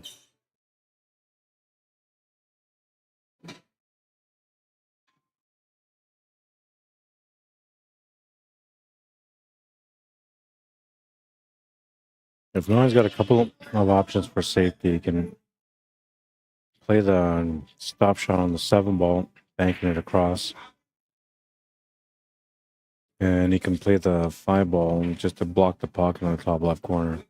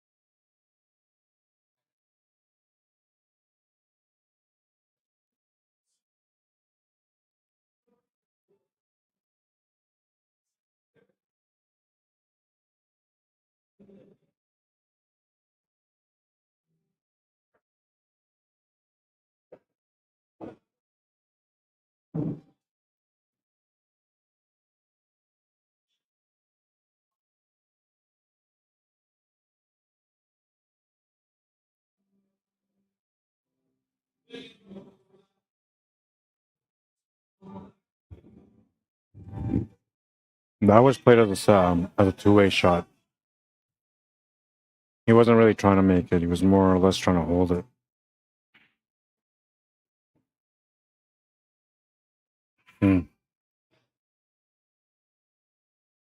This would be a great shot. Oh, man, so close. Had a shot at the 5 ball also. Beauty try.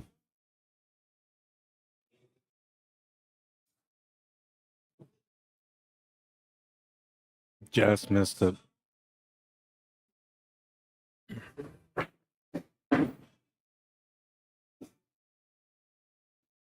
Taking over the pocket with the 5-ball was the smartest move we could have made, I think. We'll see if it holds up, though. Follow through draw shot available here.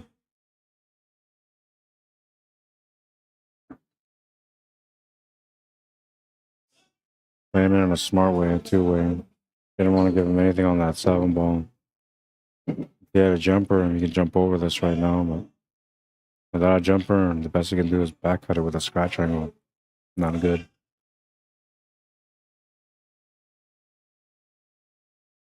He's looking at the scratch angle right now. What's that? Top 3.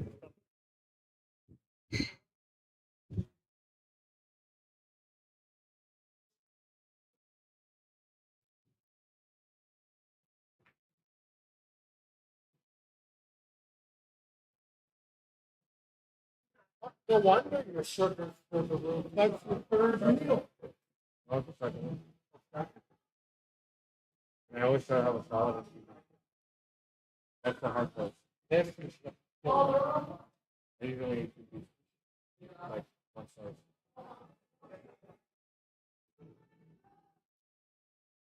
I love that. Yeah. Huh? Me too. I would raise on it. Potatoes, rice, I love all that. Yep.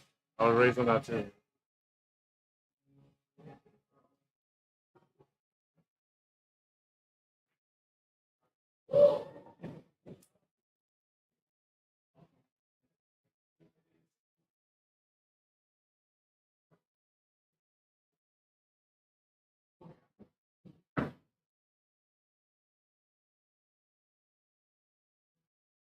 Well,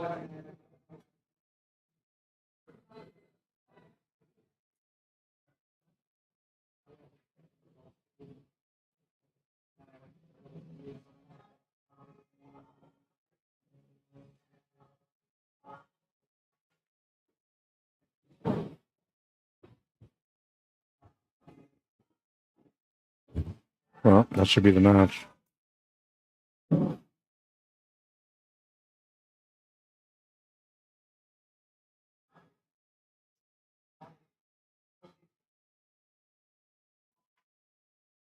Oh, and it's not. Oh, man.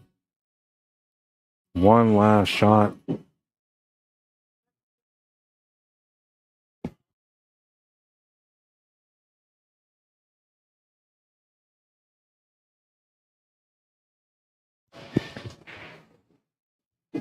Jordan says that this is the shot that he's been missing all day.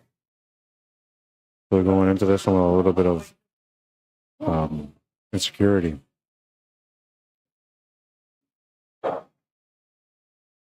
He's gonna make it that time though.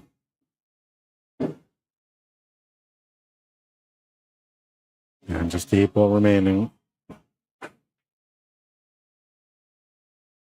And he's gonna make it. 5-4 the final score.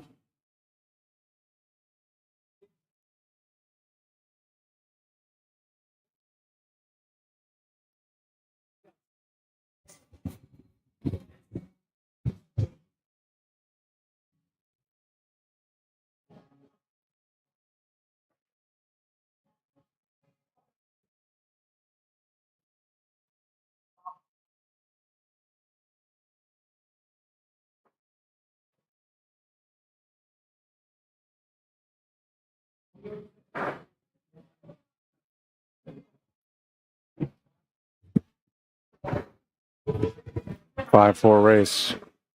Curtis Chorak, Jordan Fecto.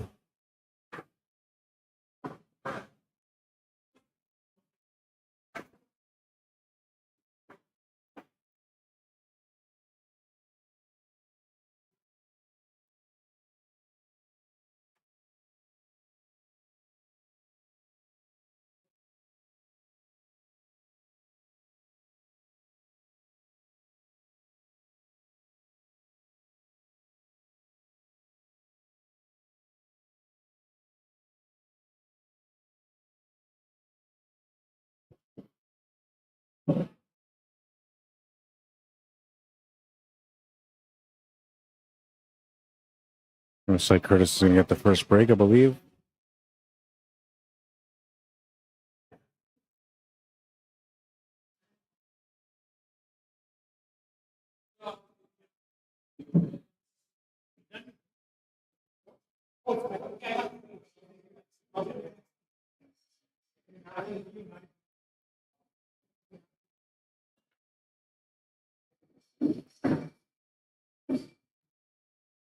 Fargo rates are up. Clock has started.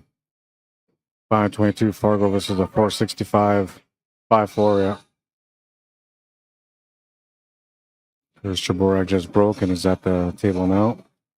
Get a chance to get going in the very first rack on his break. That's a good start for most people. Can he capitalize on it though? Tough pattern in front of him. 6 ball to the side or corner would be probably the starting point of the 3 ball.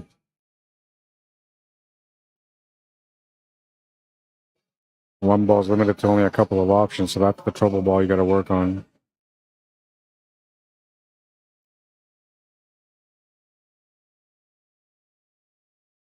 And we'll take the solids. Now it's time to work out this pattern.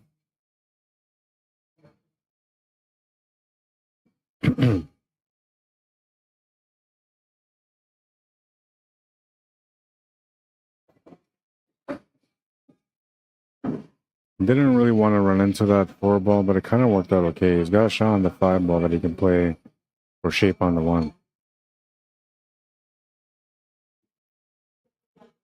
Going off the top rail with some left-hand spin to come over to the left side of the 1 ball. Play it through, and you don't get the shot on the 1, you would have the shot on the 3 ball still.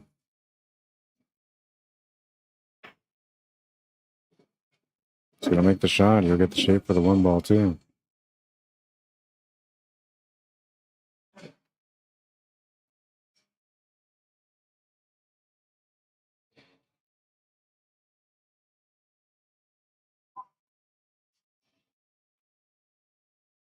Trying to do some extra with the cue ball there, and he's gonna come up short on the shot.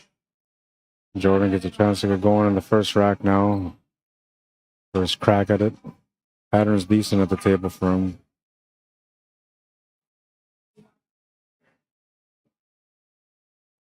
Biggest problem for him is that 14 ball, which I think actually has a pocket. He could actually pot it right now if he wanted to. He hasn't looked at it yet. Oh, he's taking a look at it now. Yeah, you can just stop right there and hold position for the cue ball onto the 14.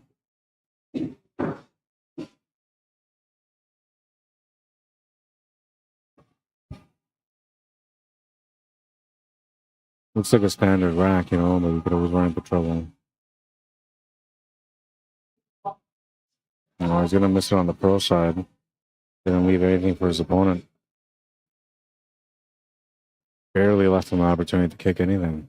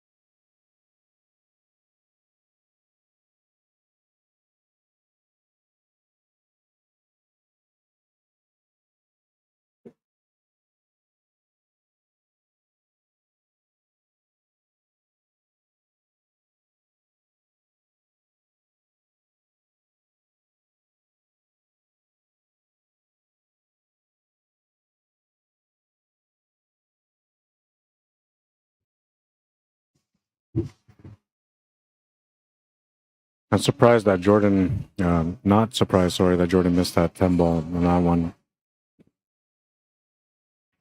He had just missed on the shot before the 14 ball with a similar cut. So when he went to go shoot the 10 ball, like the first thing that ran to his mind was not that the shot is makeable, but that he had missed it. So naturally, your body's going to tense up a little bit and make you feel like you're going to miss it again. I don't know why pool's like that, but you can always reset and overcome that obstacle by taking your time to make sure that you make it the next time.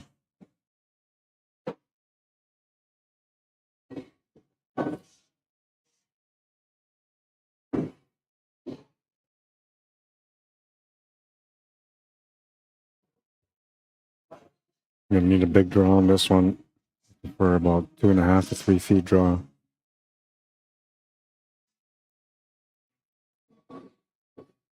You're going to come up way short of it. Lots of protection though. No worries about scratching here, so you can just focus on the shot. Makes it a little bit easier to focus on the shot when you don't have to worry about the cue ball.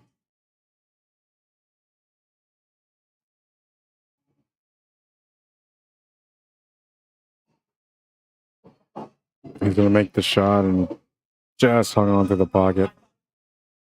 1-0. Race to 4 for both players now.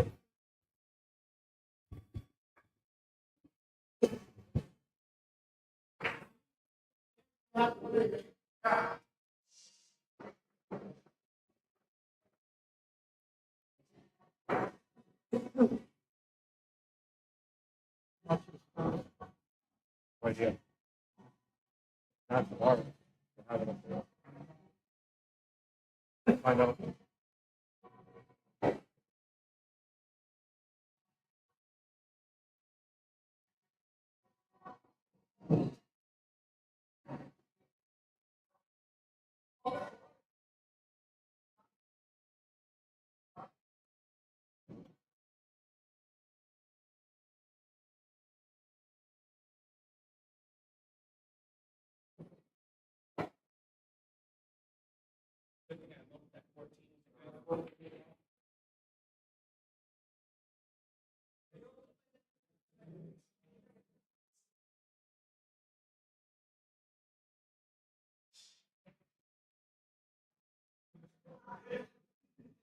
Right?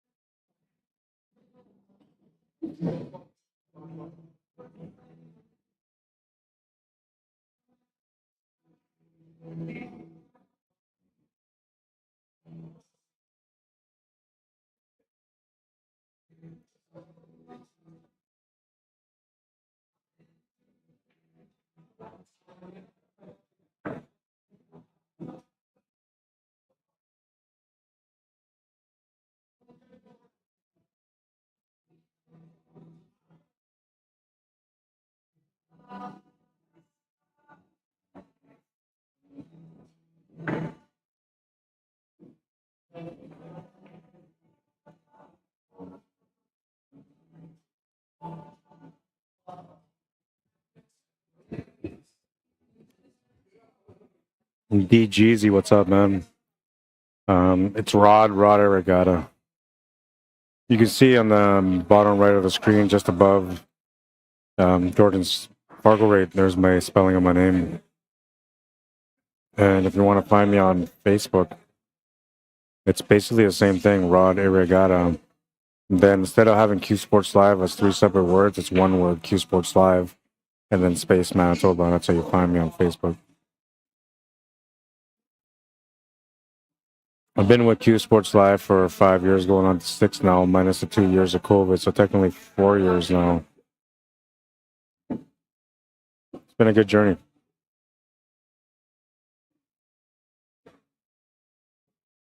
I think it always would have been better though if I lived in Calgary and I was near those guys, because then we all would have been working together all the time. And I like hanging out with Grant and Ben. Always a good time working with them. Same with Steph. Steph does a good job when she gets on the screen.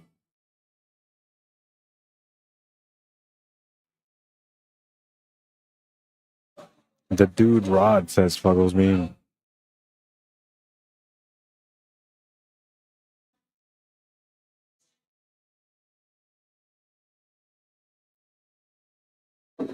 I'm curious as to see who's been playing the best today. Let's take a little look.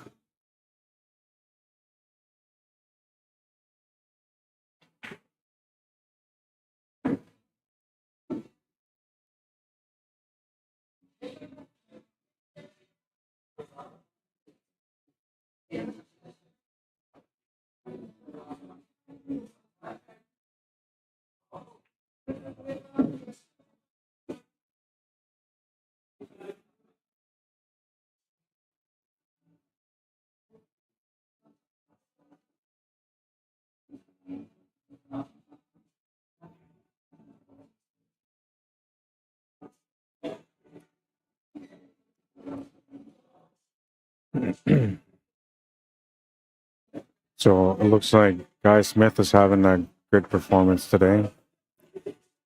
He is rated as a 582, playing as a 668.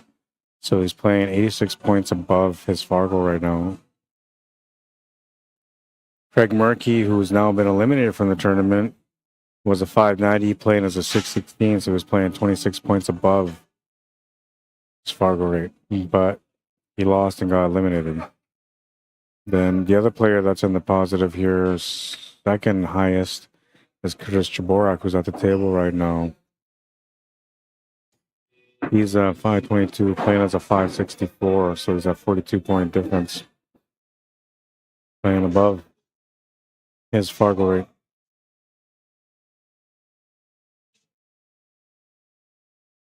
She had one job to do.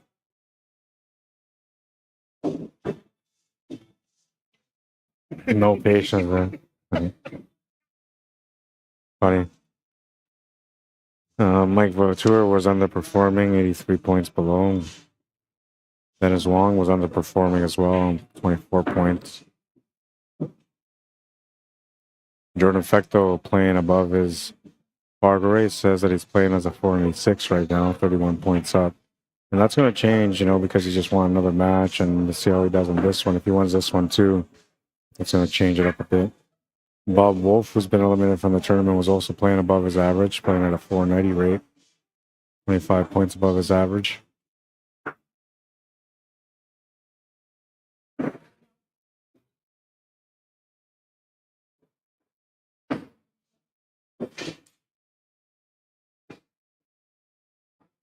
Curtis is going to win that one, 2-0.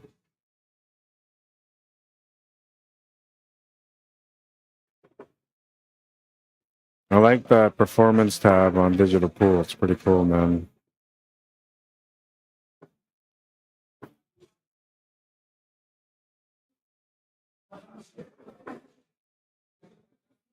It'll even show you the guys' matches and where they play their best. So let's see where the guy getting his rating up. So he played against Mike Vautour, and Mike was underperforming 83 points, and guy was overperforming at 105 points.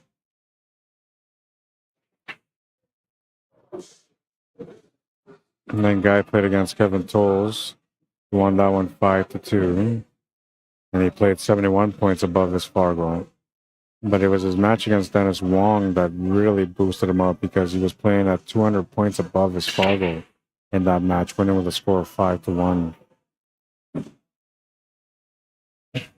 And then he had a match with Curtis Chorak, played 13 points above his FARGO there, winning 5-3.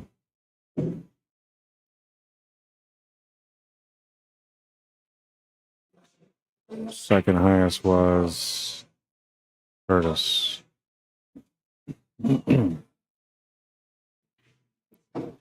Played 16 points above his average in the first match, 189 points on the second match.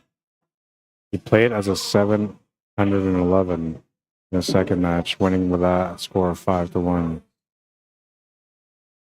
And then he played 1670 above, so he's consistently 1670 or 17 points above his FARGO rate today. And then he lost the last match 5-3, which brought him down by 13 points. Fascinating stuff. It just seems like numbers, man, but it kind of tells a story of where the players are playing, how they're playing, and which matches they're really engaging in. And usually, like, if you look at a player's rate based on the performance, if they're playing just above their level, but they're consistent players, then almost every match is going to have the same kind of differential.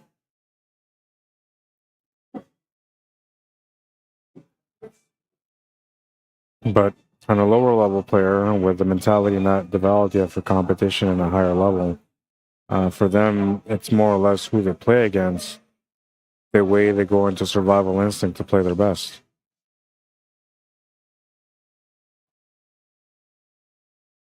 Oh, it tightened up a little bit there, a little bit of a shoulder movement, left shoulder as he shot.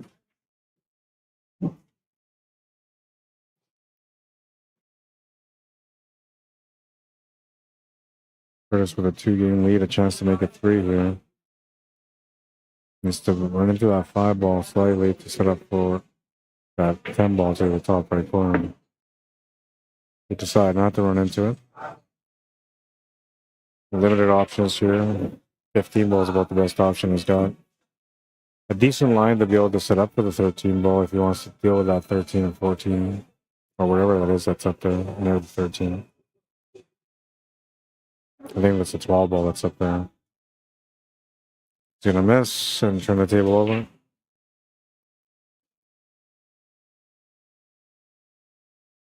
Good chance here for Jordan to be able to get on the board.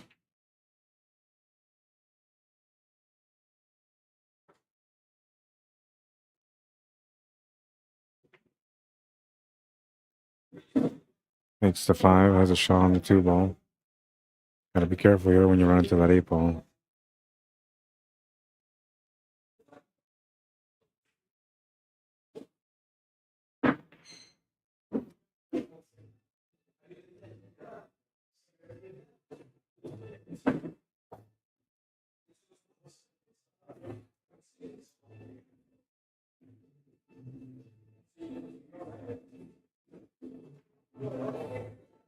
Makes the 8 ball. He's on the board. 2-1.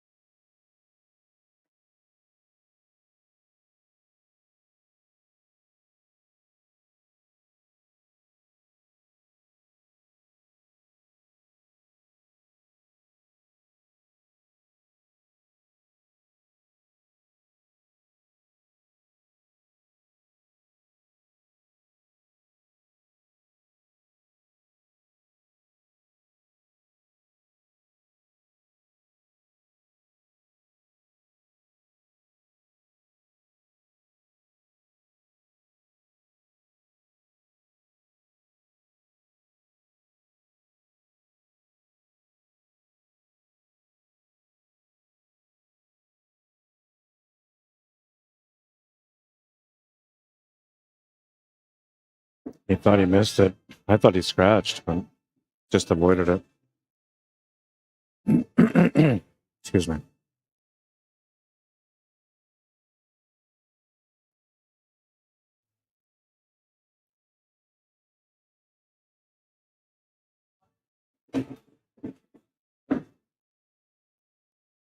That was a good shot. Definitely opens up the table for him here. I think he's going to be a bit of a risk taker here and just trust their shot and take the 11 ball to the corner. That's the finish right there, making that shot to the corner.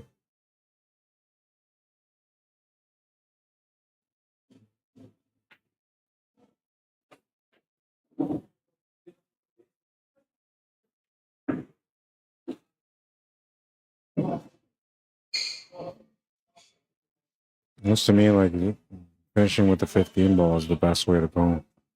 So you should be playing shape for the 14 ball off this one.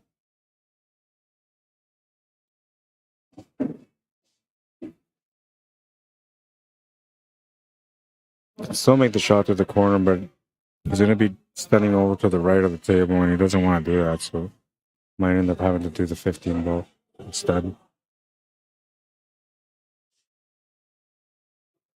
Try to play for a side shot with an angle to go down table and back over to the right on the 8 ball.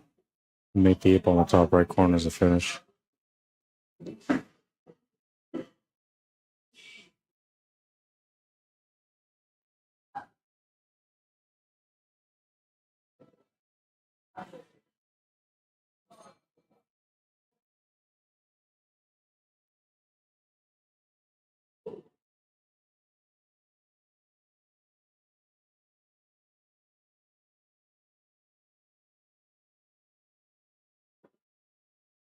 He's going to miss the shot. Tries to get set up for the 8-ball, and he had the setup. And he missed the shot, and that gives Jordan a shot at the table. Chance to be able to tie things up now. Got to stay composed. Natural tangent line is taking him up towards that 6, in between the 6 and the 1. He's going to miss the shot, and he's going to leave the 8-ball available for Curtis, who quickly gets up to the table. Eager to make the 8.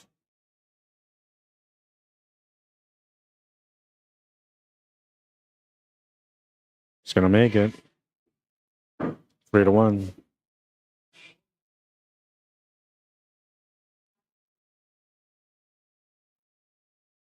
Breaking for a chance to get on the hill first. I got to go make a quick phone call. Got to call home real quick. I'll be back in a minute, or a couple of minutes.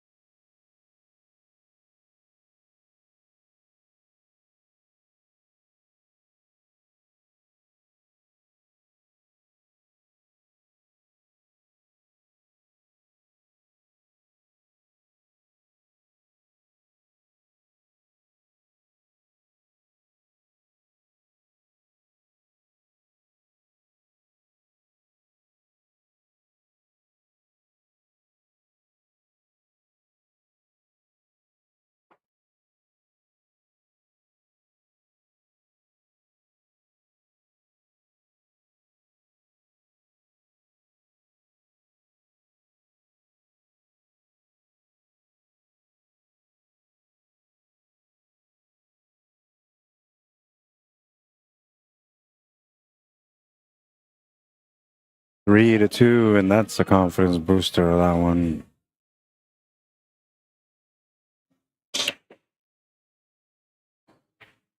There's something to go in. It's going to come up dry.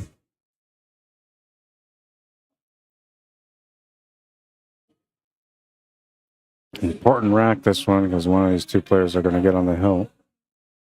Whoever wins here has to try a double dip. Guy Smith. And it's going to be tough to beat him today, man. I don't know. When I walked in today, I said to myself, like, who's going to be the guy that wins the tournament today? And I thought it was going to be Guy Smith.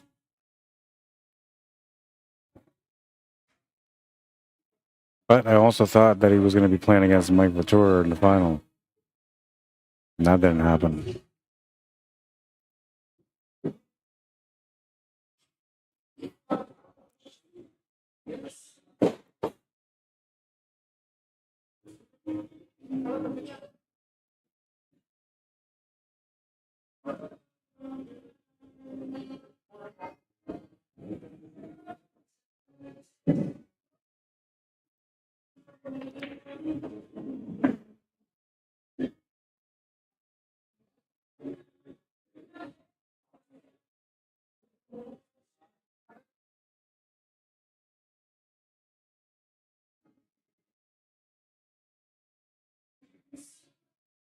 I'm not sure what he's going to do with his table.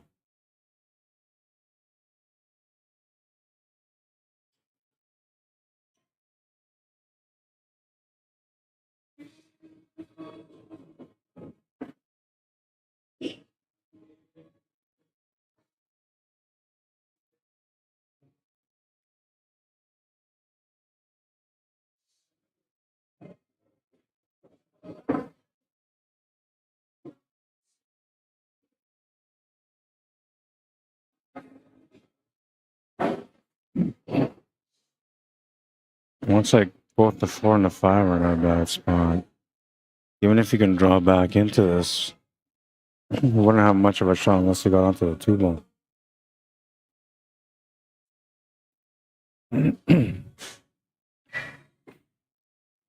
Trying a bit of a power stroke on that one. He's going to come up short. There's Chorak with a chance to get on the hill. Everything's pretty open for him. Excuse me. 13 ball is probably the toughest ball he's got to figure out. And I guess that 11 ball is a little funny too, unless he has it to the side.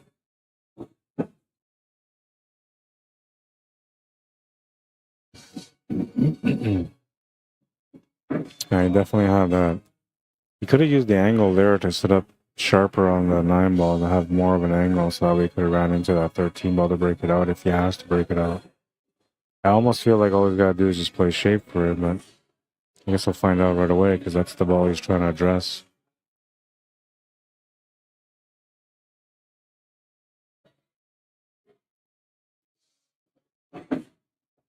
Looking for the smallest window.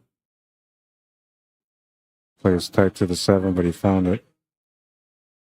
Nice line here to run into the 5 ball, and I'll set him up for that 15 to the side pocket next. 4th corner. That 15's going to have to go to the side now for sure. Unless you can get directly above it, I can go to the corner still.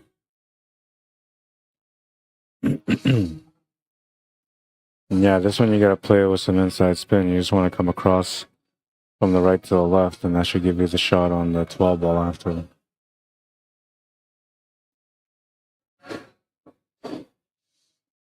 Oh, that's not good. Different options down. You might have to go up table and set up for that 15 ball after he makes this 12. Or either that, or he's got to take on the tough shot on the 14, which I think that's probably the way that I would go, because then the line goes straight up and down. But it's a way tougher shot.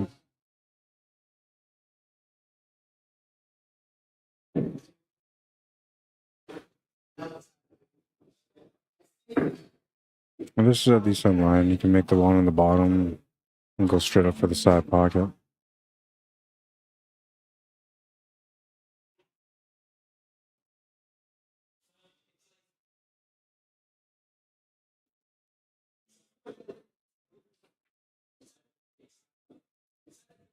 So he's got perfect pace on it.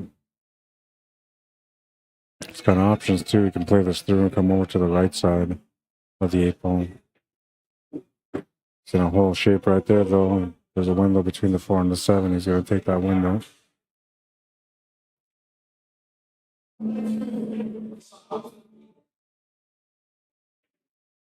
He's on the hill.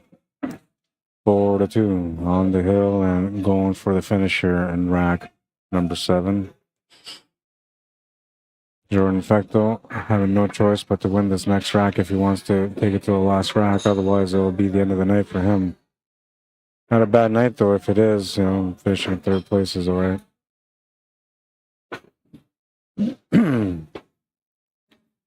But it would be nicer to be able to get into the final matchup to have a chance to play for the top 2.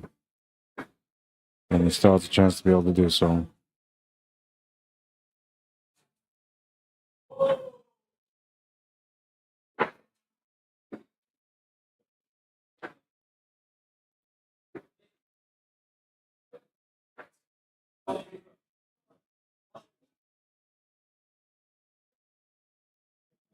What's up, Eric? How you doing, man? What up, Rod? I'm doing all right. It is Sunday evening, or I guess now it's technically Sunday night. We're looking at 9:13 p.m. I thought this tournament would be done by 10 today. We'll see if I'm close. It looks like it might be more like 10:30, but we'll see. Right now we're at 45 minutes away from 10 o'clock. And we still have one match to go that could maybe go double dip.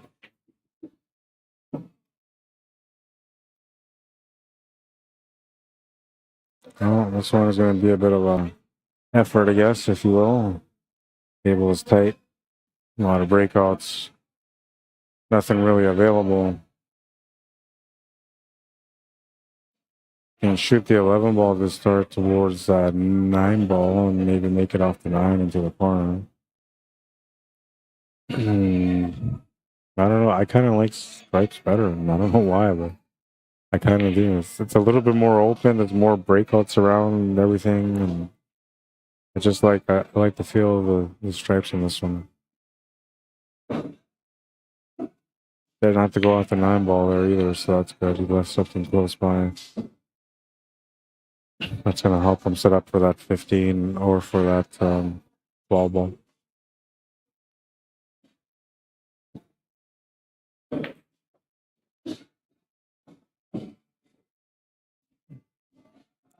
That 10 ball technically goes to the left side middle pocket past the 5, I believe. And as far as that 14 ball on the top right corner near the 3, that one is almost available also. But a little tighter to the 3 than we want. So that's really all the work for him is that area, that 10 and that 14 ball. He needs to figure that out.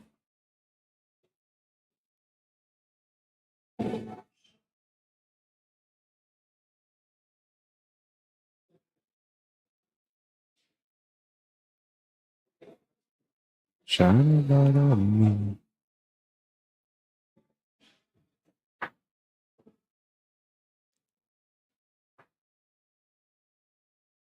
Anytime to play CCR or John Fogarty, like I'm just drawn into it. I stopped myself again, though. That's twice today.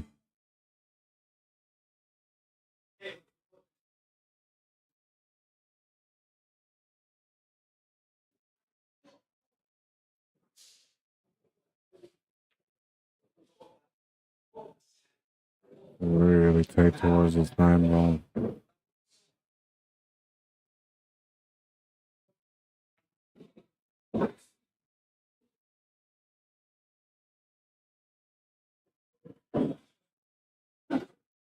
Made the shot.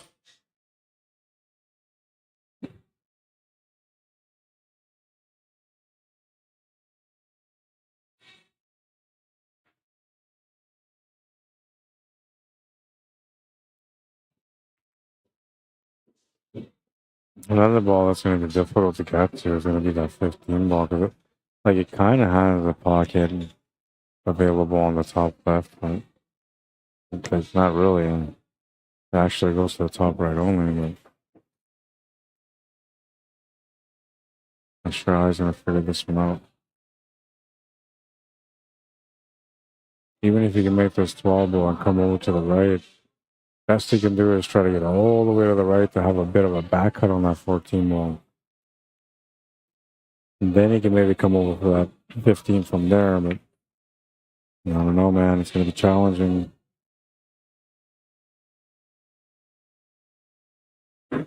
Where he's ended up here, it makes it really tough to be able to pot that 14 ball. Crossbank corner might be the best option. Such a big shot, though, and not really something that you're controlling when it comes to the cue ball.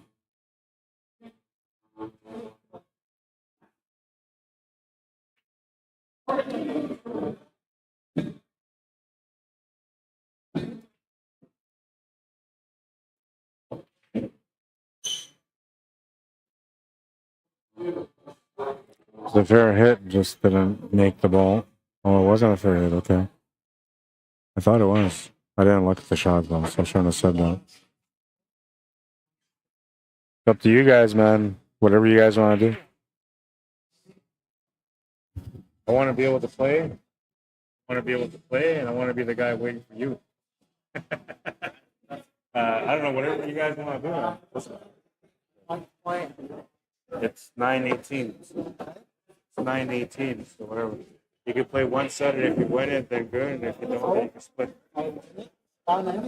Yeah. But if you lose, then you can split, I guess. Or you can just split. It's up to you. Like what's second? How much is second? 80.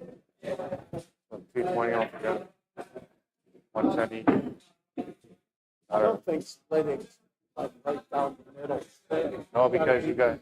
That's right, yeah. So then you would. 120, 120, 100, something like that. Well, whatever you guys decide. They're almost done. Yeah, they're at one's on the hill, the other one's trying to get on the hill.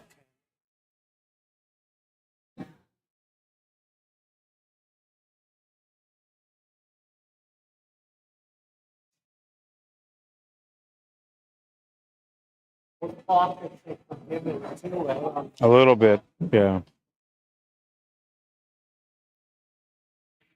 But it's more about speed there. It's about the pace. You got to be smoother on that table, you know? Yeah. That's why it's a good table, because they'll show your stroke. Yeah.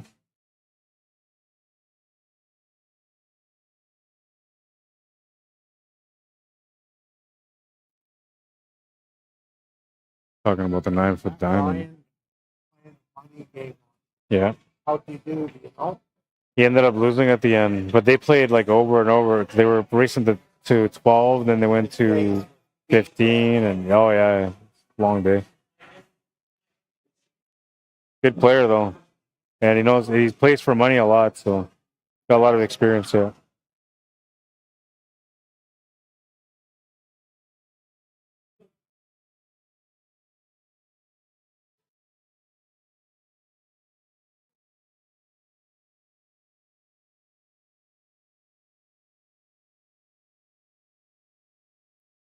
Can he close out the match?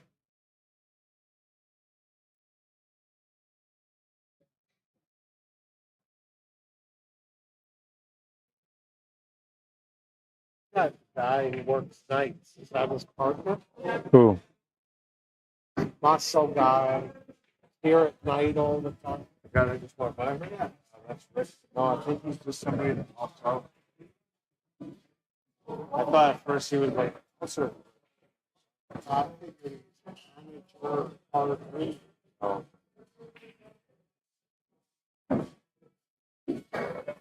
Keeps people in order though. Everybody assumes it's a bouncer. Yeah. I think he's more of a bar back.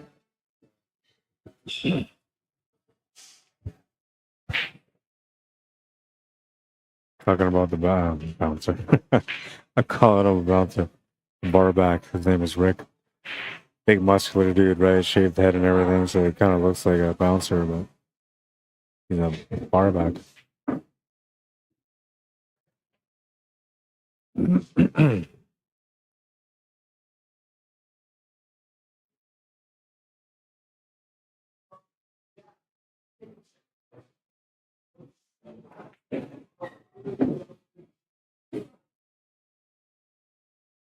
No, he's almost got this figured out for the finish.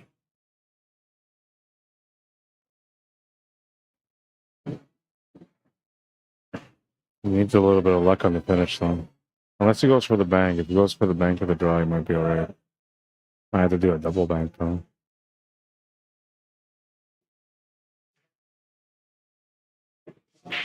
Yeah, he's gonna end up with a bank no matter what. I don't think he thought that one through enough. That's why I think like you had to do a double bank because you have to bank the first one and then draw back and then set up for the bank on the second one.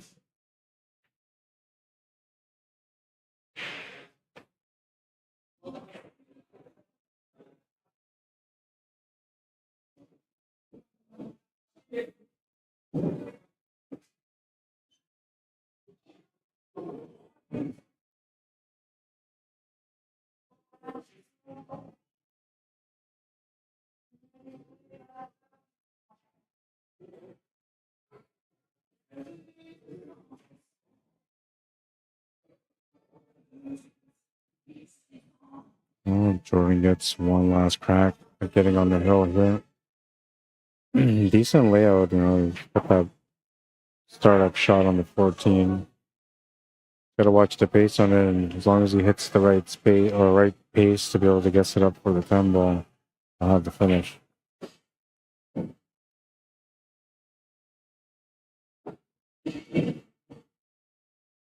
No, he's gonna pop up on the shot. Gonna turn the table back. Curtis will have the shot on the 1 ball with the back cut. Tough to play shape on this one unless you draw off the rail.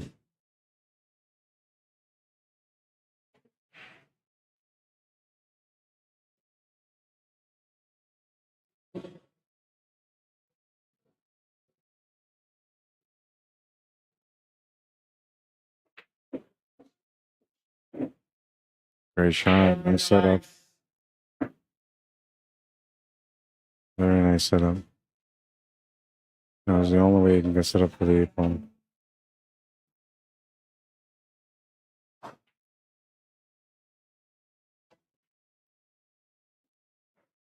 Makes the 8 ball, and that's the match. 5-2, the final score. Curtis Chorak moving on to the championship round. He'll be playing against Guy Smith. We'll have to double dip him.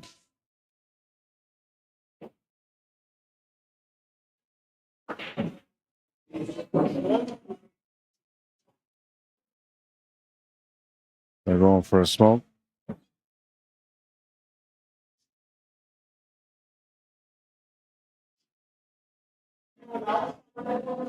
I'm going to set up the scoreboard in the meantime. And I got to pay Jordan. 3rd place finish, not bad, man. Obviously, you want first. Guy Smith. I believe this will be a race to 5.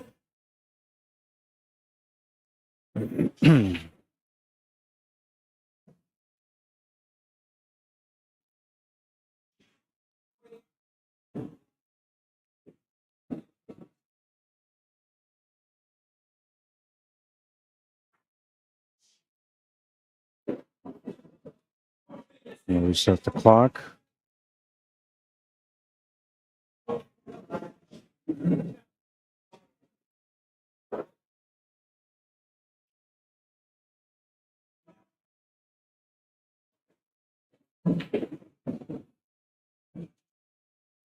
$582, $522. All right, scoreboard has been set. There's their Fargo rates: $582 for Guy Smith, $522 for Curtis. I gotta send them the notification so they can get their match going. Not bad, man.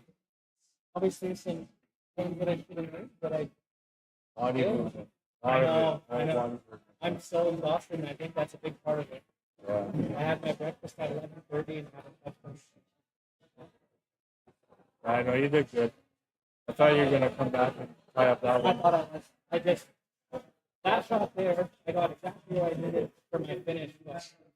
sometimes when I'm playing with a little bit of the inside spin on the drop like that, Yeah. sometimes I tuck off, and I know this shape has a switch to the center if you play it off. Oh, yeah. So that's the other thing that's in my head. Did you get your paint? Yeah, the card. Yeah, I'll go get it. You want me? They want you to take a picture. They want a picture.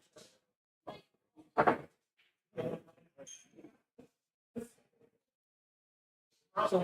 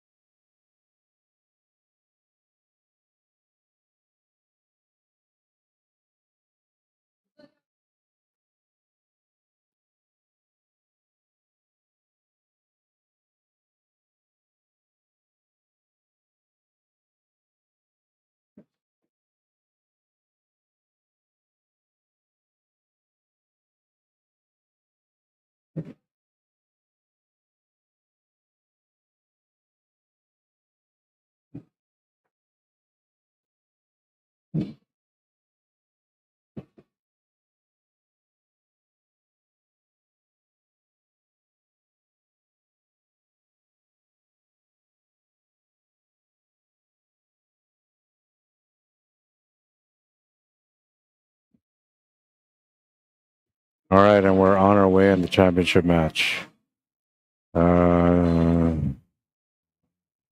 Start the clock. We're just at the table right now. Yeah, I'll do this right.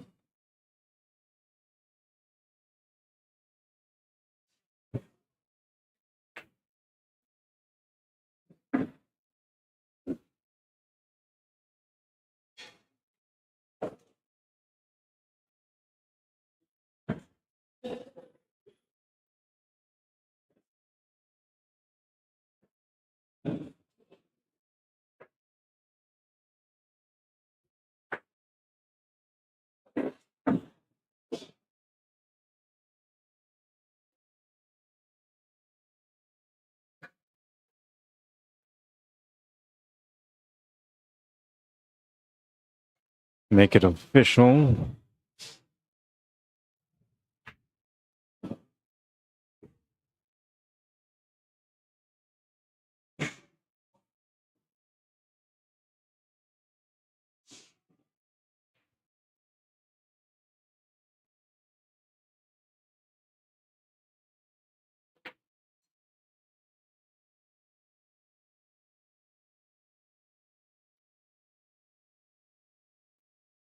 It's going to tighten up on the shot a little bit and come up short because of it.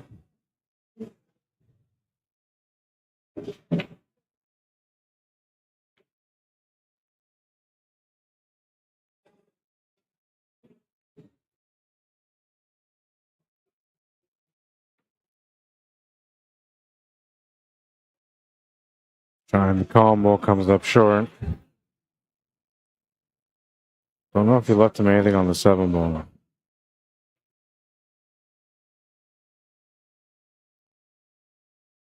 That would probably be about the only option. I guess safety would be another option, or a back cut on the 2 ball.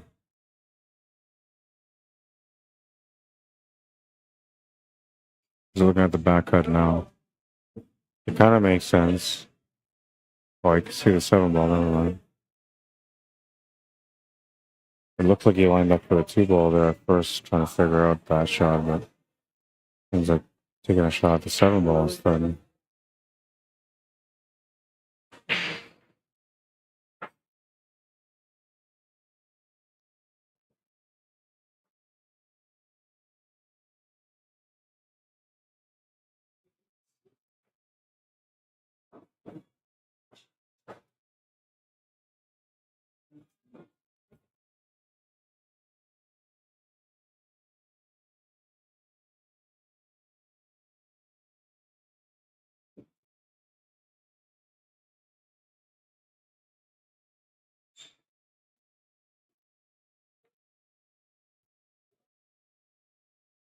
Still has the edge, even though he's kind of giving him an opportunity here.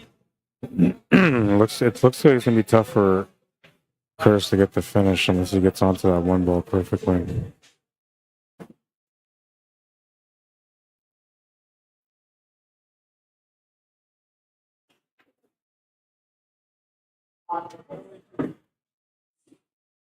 So he's found the window to get onto the 1 ball. A stun triangle off the 1 will set him up for the 2 ball.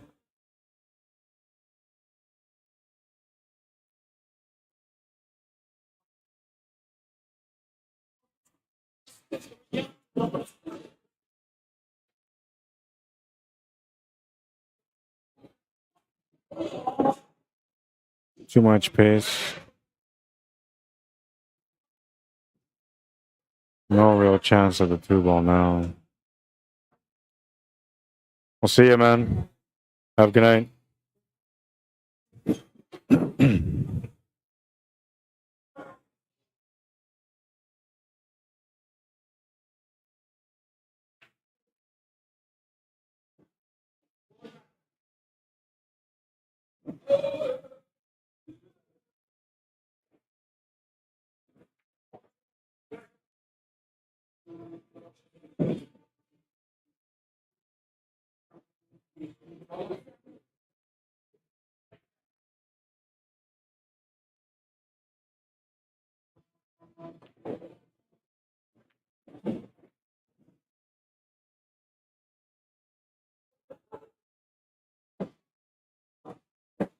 A couple of options here for Guy Smith, but The 11 ball seems to be the easiest start.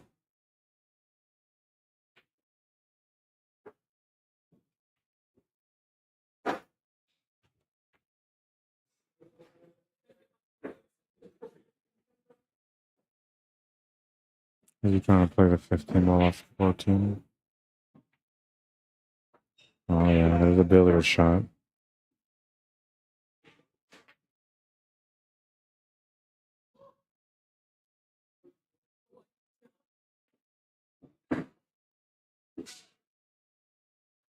Oh, he's gonna have another billiard shot coming up here. This is a nice little billiard shot. English billiards.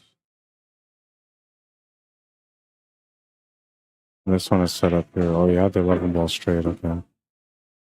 I thought he was gonna maybe try to open that up, but he ended up playing perfect pace, so he's good.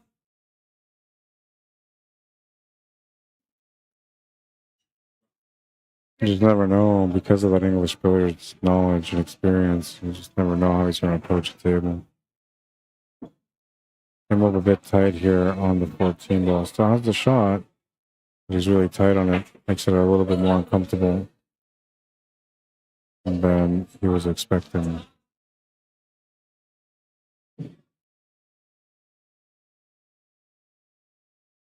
Makes the shot? No, he's not gonna make the shot.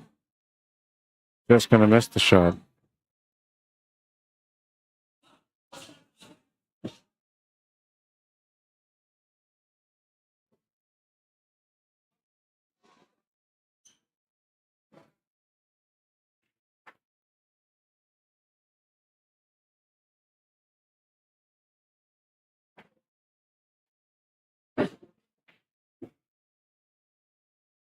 Not a good spot to be in for that 8 ball. Excuse me, for that 8 ball. It's got a bit of a back cut.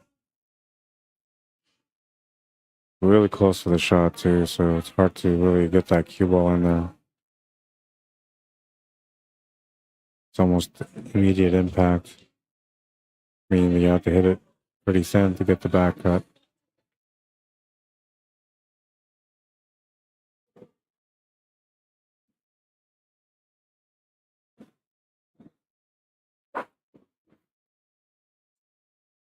You call the bank corner? Or is it cutting it to the corner?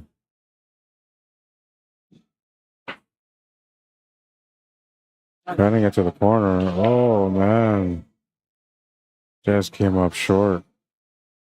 And now this is typically like not that big of a deal, you know, because like you still have your pocket, you have a good chance to get back at the table.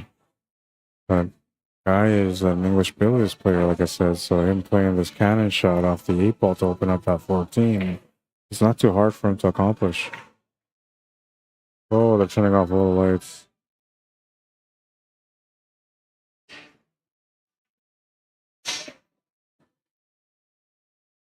Not sure what happened there. Was it a foul?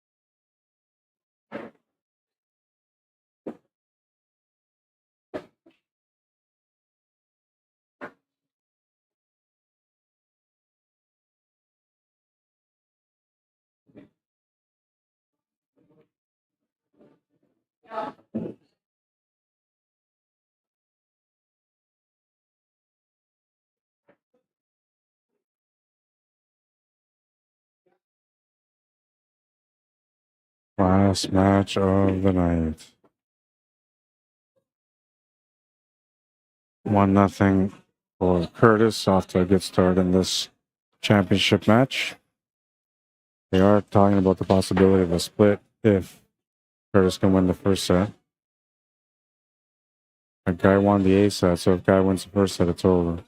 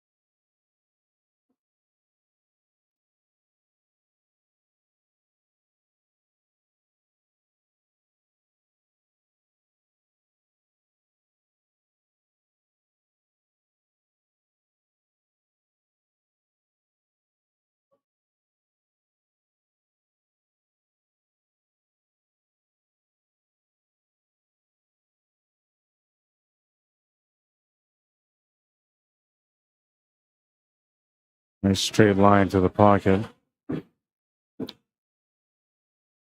Needed an angle on that 3-ball that would help him to be able to get that 2-ball open, and he kind of on the 3-ball, but he kind of doesn't have that angle for that breakout.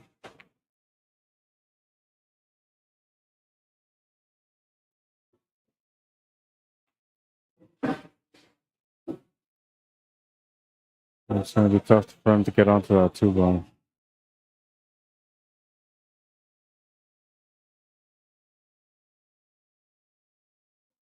If he has a shot to the corner, that's the only way he can really get onto the 2-ball. Way tougher shot, though.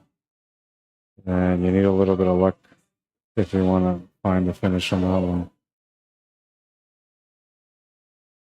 I can't tell, even from my own eyes, I can't tell if the 5 goes, but he's taking a look at it right now. The 5 goes to the corner, he's got the breakout on the 2. Or at least the tangent line to be able to run towards the 2. Great shot. Great shot, but he needs to find a finish, though. Looks like maybe a bank option.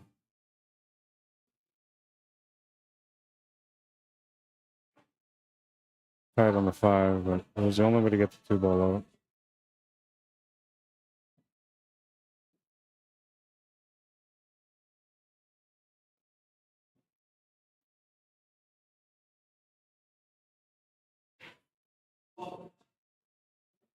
Oh, and he almost made it, man. Shape on the 8-ball, too. That would have been a beauty. Here's Chorak with an opportunity. Once again, it's time for a chance to get up 2-0.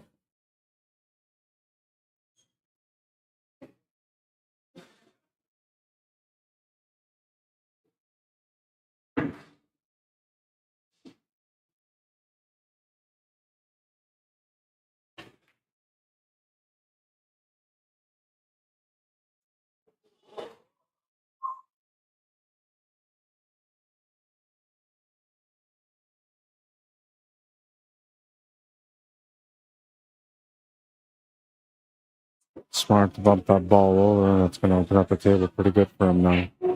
11 balls available. Can easily shape up for the 12 and the 15. And the 15 can get up for the 9. 13 ball can be the finish ball.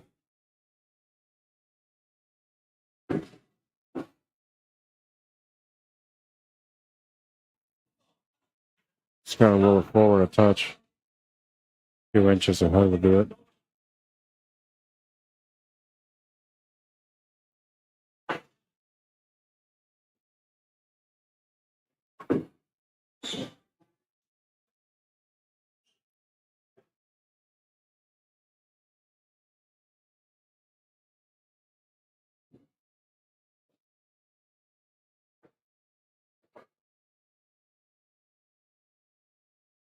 Slightly out of line here on this 9 ball, but I think he can still hold position for the 13 ball. He's gonna have to bounce off the rail a little bit, but I think it won't be that bad. He'll still have a decent shot. Oh, he got pretty tight on it though.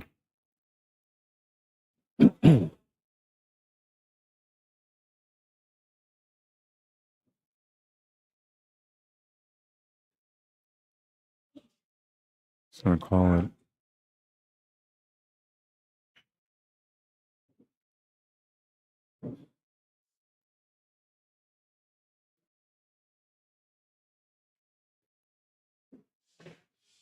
Gonna come up short. Good ball is turned back. The guy Smith will have a chance to tie up the match now. Unfortunate break on this one. Could have been down 2-0. And usually the way it usually works out is that 60% of the times the A-side winner is the one that loses the first set because they're not warmed up. The other player comes through the B side. They already played a couple of matches back to back. They survived those matches. They dealt with some pressure. So they're feeling a little bit more battle tested or battle ready. Coming into the championship match, the B side winner is always a favorite to win the first set. Every now and then the A side winner, finds a way and keeps battling back and slowly gets back into the match. And next thing you know, they make a fight out of it. And sometimes they'll pull through and win that first set and it's over. Right now, Guy Smith just survived the rack. And that keeps them tied at 1. So we're back to square, race to 4 this time. And he's breaking, so like an advantage almost. You have to do your best to capitalize on your own break. Which he wasn't able to do on his first break, first winning the first game. And if that's the case, if you're going to exchange breaks with your opponent, he's taking your breaks and winning, and you're taking his breaks and winning. That's all good, but make sure you keep up.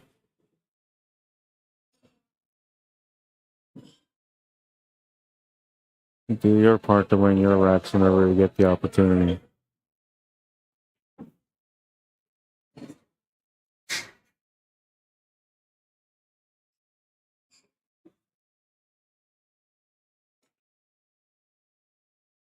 Let that one go, and he made the 7 ball off the break. Got a real nice spread here. Can start off with a shot on a 3 ball, sending that 12 ball towards that 6 and 8 and 4. You can also just leave that there though if you wanted to play the 1 ball, and then eventually get to that 4 ball, open up the 6 and 8 from there.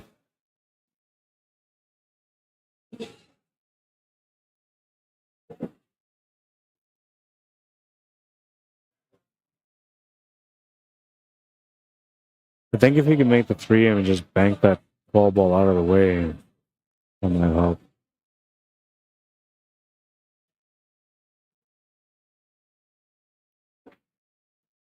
Oh no, he's on scratch.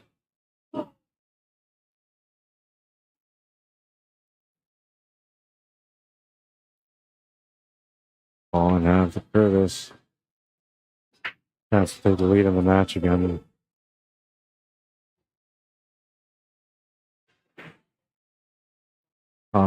Off the break, it's a ball in hand behind the line. Anytime after the break, it's a ball in hand anyway.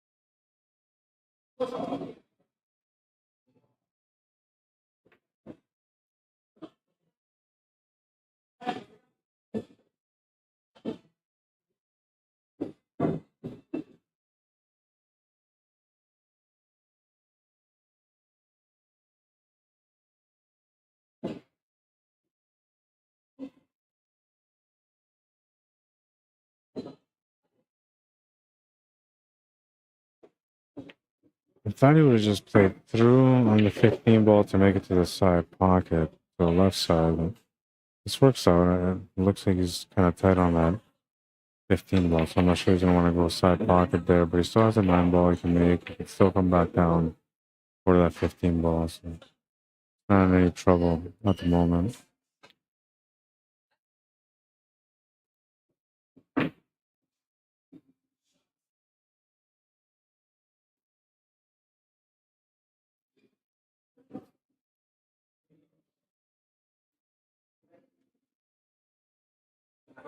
Hi, Gene. How you doing? I got a message from you, Gene. I think it was yesterday, the day before, and asking me for my number. I thought maybe you got hacked. So I didn't reply. I don't know if that was you or not, but I'm assuming now that I see your name that it probably was you. Pool Hub, what's happening? Says getting short from the side match. LOL, yeah. There's a match going on here on the side. A couple people playing on the left.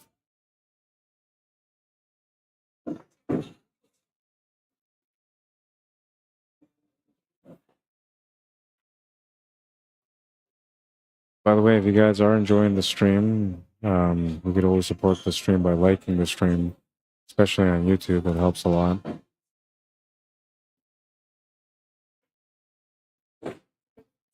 I'll take the time right now to say thank you to everybody that tuned in throughout today. Appreciate you guys tuning in like you did. I know there's lots of options, lots of different events going on, and the fact that you guys tuned in to watch the stream here still today, I appreciate it. I know the players will too.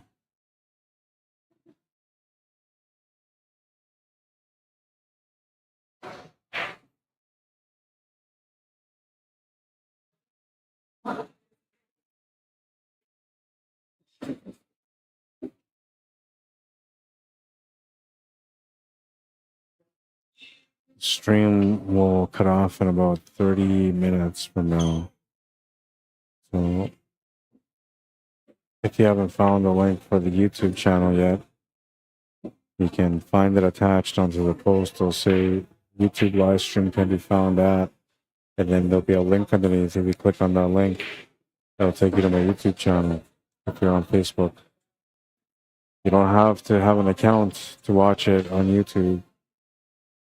You do need to have an account created if you want to like, share, or interact on the stream.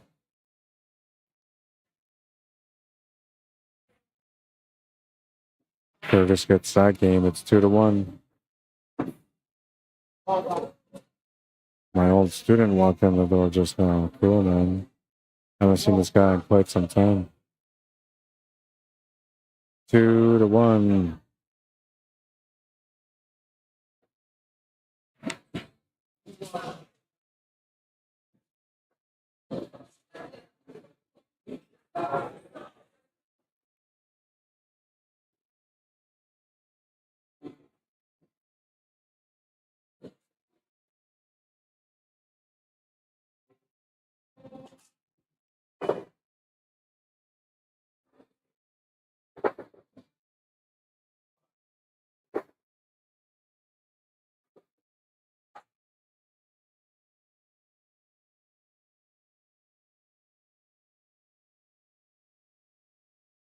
Two to one.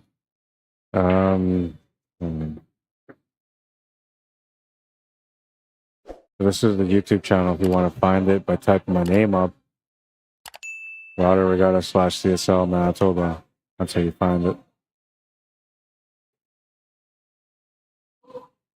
And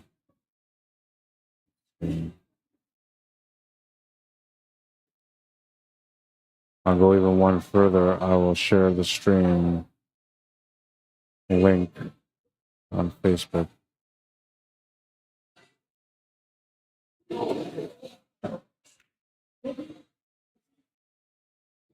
And I'll pin it. So now you have no excuse. You can definitely find the YouTube channel. If this is going to be your first time coming over to YouTube, you're going to enjoy the 1080p. Much better quality. You can watch it on a big screen TV and you get to enjoy the quality of the stream on there. And well, if you enjoy it and you appreciate it, then you could always subscribe to the channel.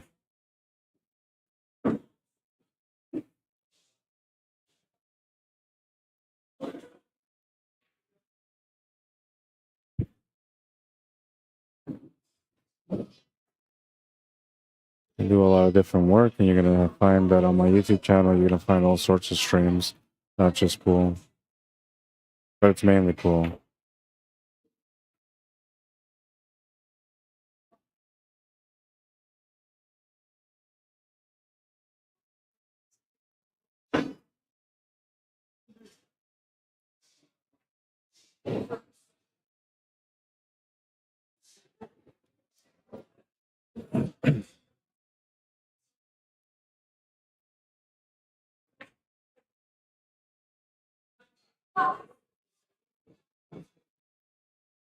Both of you guys have played pretty good throughout the day.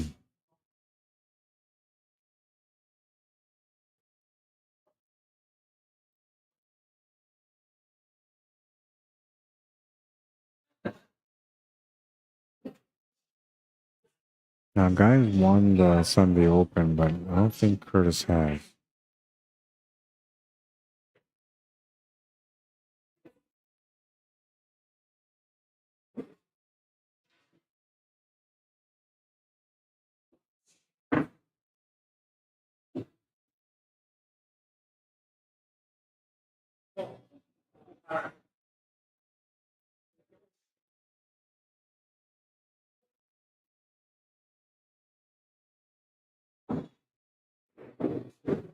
Didn't really want to move that 4-ball over.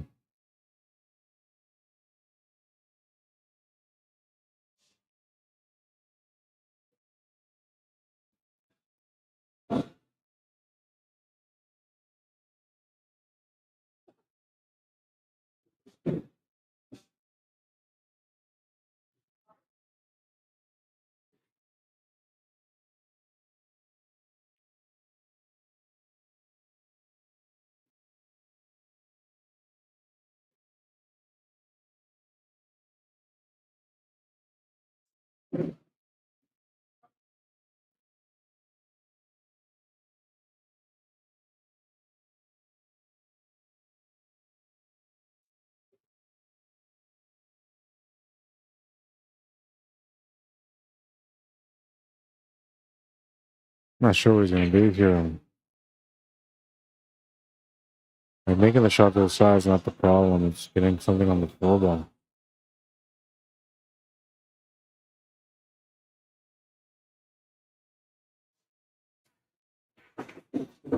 No, he's going to get unfortunate there. Going to scratch off the 14 ball and then give his opponent a ball in hand. Chance for Guy Smith to build a tie up this match. Now, statistically, he's kind of cursed because he's got the highlight of the day right now. And the highlight of the day, usually that player almost never, ever wins a tournament. But 3 times so far, somebody has gotten the highlight of the day and won the tournament. Maybe Guy Smith is going to be the 4th guy. Or was there already a 4th guy? I'm trying to think if there was a 4th guy. Well, he's either going to be the 4th or the 5th, but pretty sure he's going to be the 4th. If he can win this one, that is.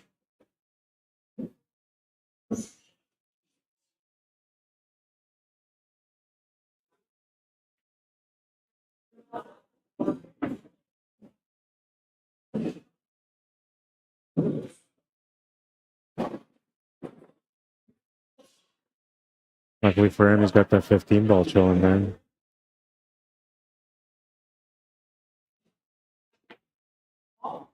Final land for the 12. Also has a shot on the 13 ball right now. Make it to the top left corner, simplify the work. Go 13, 12, 10, 8.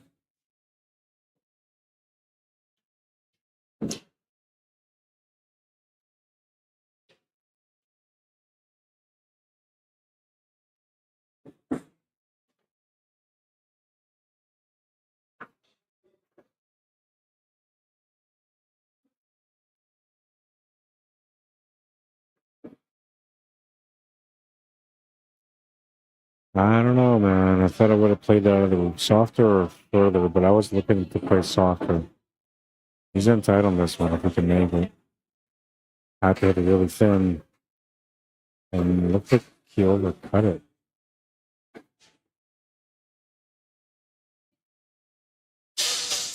Turn the table over to Curtis, who doesn't really have much of a shot on this 4-ball. You can just try to bank it out and leave a tough shot on the 10 ball. You can try to go for the kick shot to the side pocket off the bottom rail.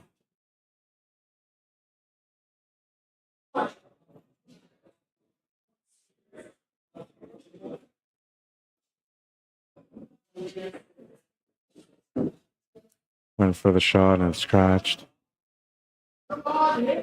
Ball in hand for Guy Smith.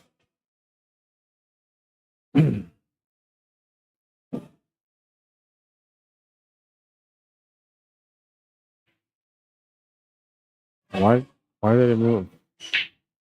Oh, because Guy or Curtis gave him the game, so then he decided to move the ball because he gave him the game. And then he thought maybe Curtis didn't give him the game. And then Curtis waved at him and let him know, like, no, he was giving him the game. But we're tied up too. I was like, why are you moving that 4-ball, bro? That's going to be a foul, man. But he was all right. He knew what he was doing. I had no clue. Oh, my phone died. Yes. It's starting to get busy.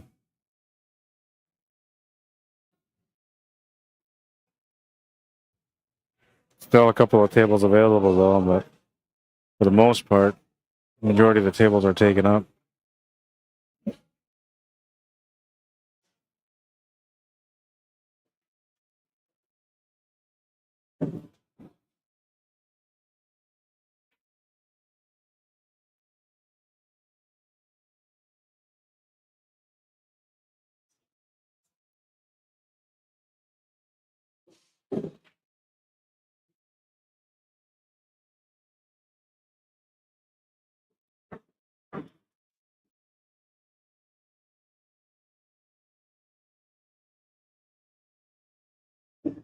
Alright, so we move into rack number 5.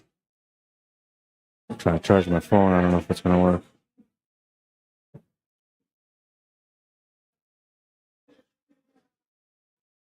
Guy Smith with a chance to take the lead now. Pretty good spread at the table.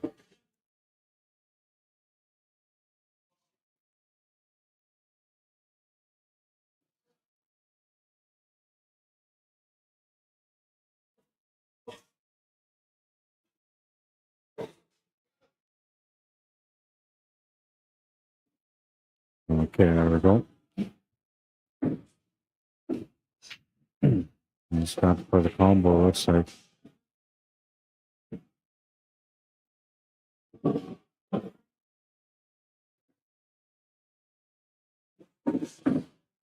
Needed a little bit of luck there with that 6-ball, but it's going to tie up to the 9.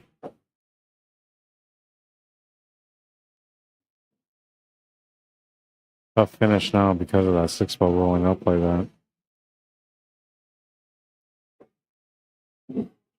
You almost have to finish on that 6-ball and getting a good breakout or a really good positional shot on it. And he's not straight on the 7, but he's not in a spot where he's got a lot of angle to work with.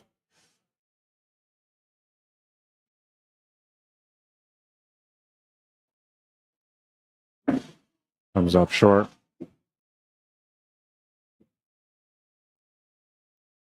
I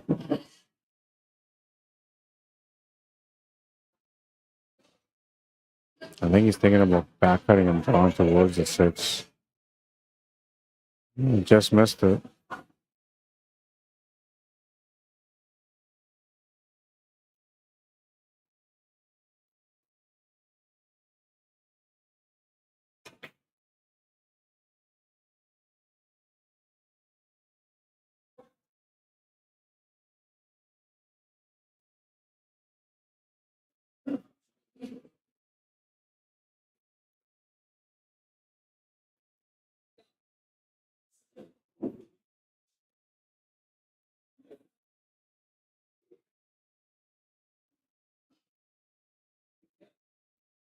Just gonna overcut that slightly. I think he's giving him the shot on the 6-ball. He's not happy with that miss, that's for sure. I think he's giving him the shot on the 6-ball, but I don't know if he's getting the full ball or not. He may not have the shot. Now, the other option would be maybe try to do something with that 2-ball, but there's nothing there. You could try to like draw back safety, try to keep him close to that 2 ball, limiting his opponent to the 12 ball, but no guarantee on that result.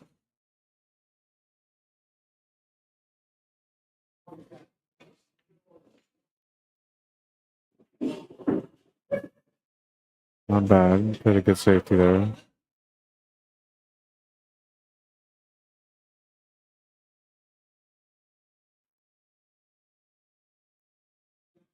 For his opponent, Curtis in a tough spot here.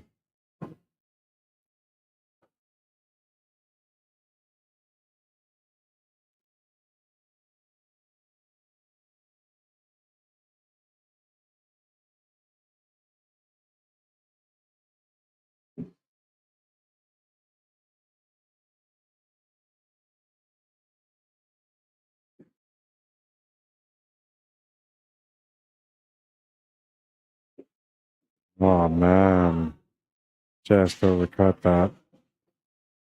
Nice effort though. Just overcut it. Chance for guy to take the lead now. Looks like he's gonna have to make this 2 ball to the right side middle and down over for the 6 ball in the top right corner. Or make the 2 ball to the top right corner, come with a cue across the cushion to the 6 ball in the top left corner. That will work too. And I think that's probably the easiest way. Oh, he just bumped over the 8 ball. Gets the opening on the 6. He's good to go. Excuse me, good to go.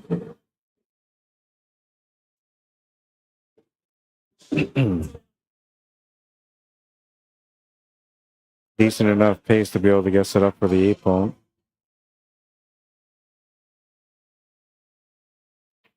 What was that? Says Fuggles me. I didn't know. Cool Up says, good match, good commentary, sir. Thank you. I appreciate that. If you haven't subscribed to the YouTube channel yet and you would like to, by all means, you can support that way. The way I'm doing the commentary is the way that I usually work. Pretty consistent on that. Taking the lead in the match. So he's defying all odds right now. First of all, he's got the highlight of the day. So he's supposed to be eliminated right now. So he's defying odds with that.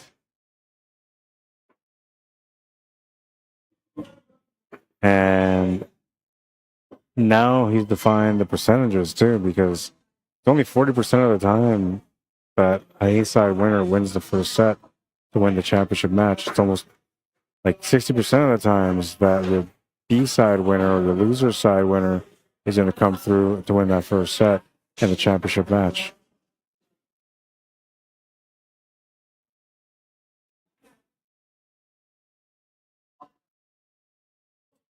Show you guys that shot from earlier.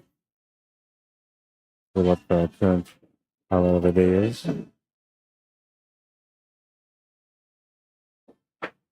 Pretty nice shot.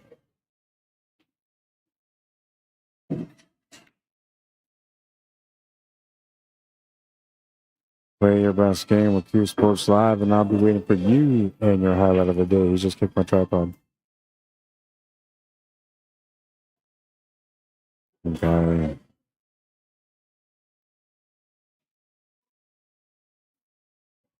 Gotta fix this now.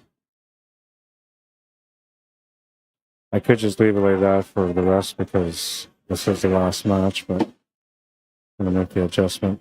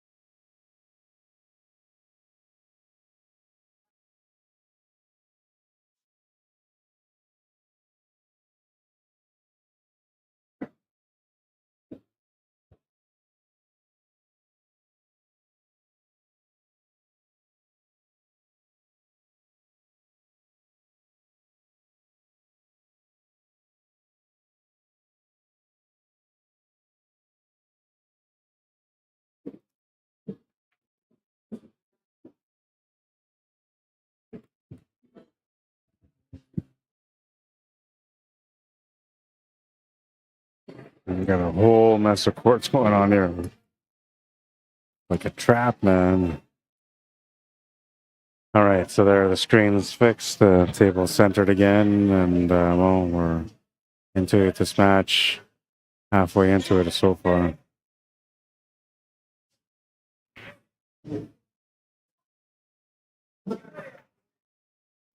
Takes the shot to the corner. Good enough bounce to get him set up for the 12 ball next.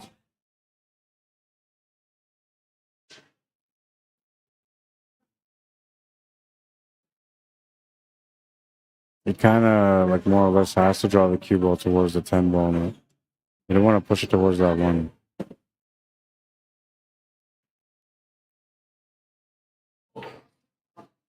Well, that's not bad. That worked out okay.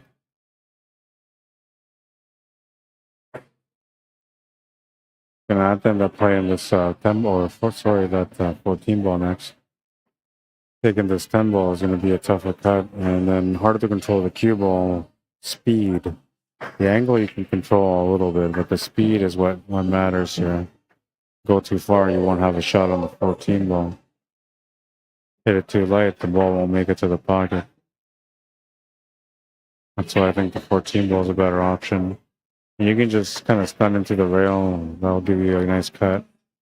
Then you just play through for the 8 ball on the right side middle pocket.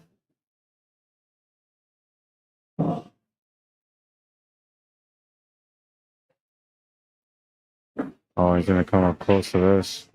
He's a little bump. Oh, no. He's got the shot, but he's really tight on it. Hard to control position here for the 8 ball. It's more or less just trying to pick an angle and letting the cue ball roll and do its thing.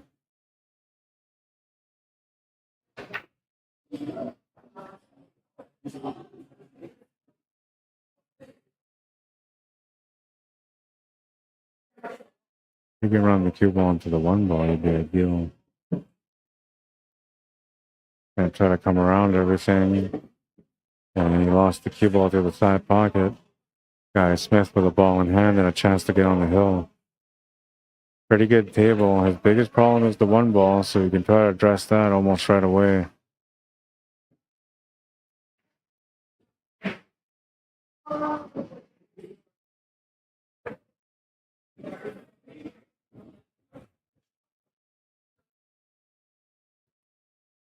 Like, yeah, you can take this 2 ball out of the way to open up the 1 ball towards the top left corner. Then you don't have to worry about breaking out the 1 ball, and you can just play shape off that 3 ball. Got to get the right angle on the 6 ball to set up for the 5 ball next. Yeah, that'll do it. That gives him a nice angle. Now you want to draw kind of straight back here because you want a little bit of angle still. So ideally what you want to do here is you want to set up for the 5 ball with an angle that takes you over towards the 1 ball, but at the same time sets you up for the 3 ball. So that way, you know, if you don't get good on the 1, you can still take the 3. But trust me, you're trying to get onto that 1.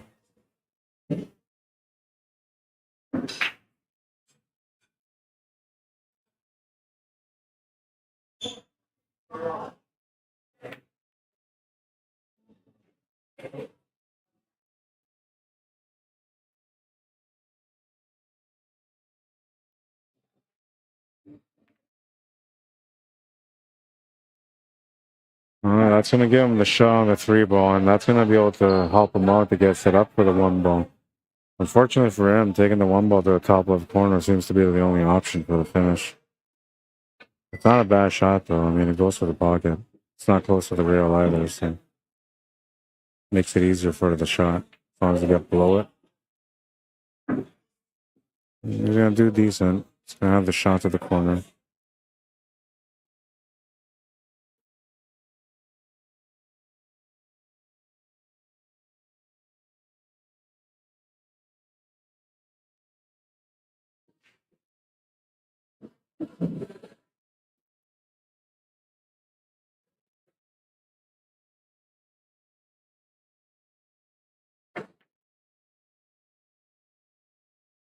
Oh, man, it's just going to bounce out. Curtis Chorak with a great opportunity here to tie up the match. It's been a nice tight battle so far.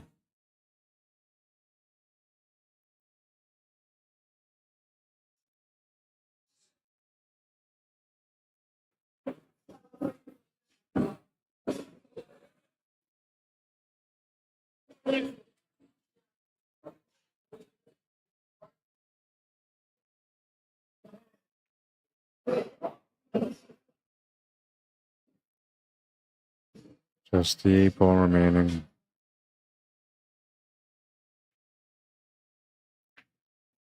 He's gonna make it and tie up the match at 3. Last match of the night. It's a race to 2 now. They might still play the second set, but likely they're gonna split.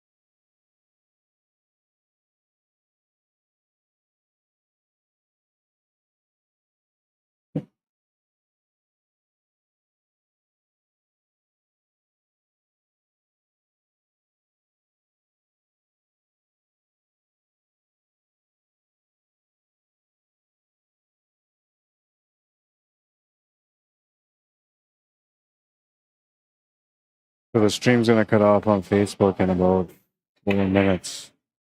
Just over 4 minutes. FYI, if you're watching the stream right now on Facebook, it will get cut off. So follow the link that's pinned on the stream in the comments. That'll take you over to YouTube. You'll be able to continue to watch the match on YouTube. And likely it's going to end up being like a 4-3 score at that time, or even 4-4. So you're going to want to catch that last rack, or last 2 racks, depending on what happens here.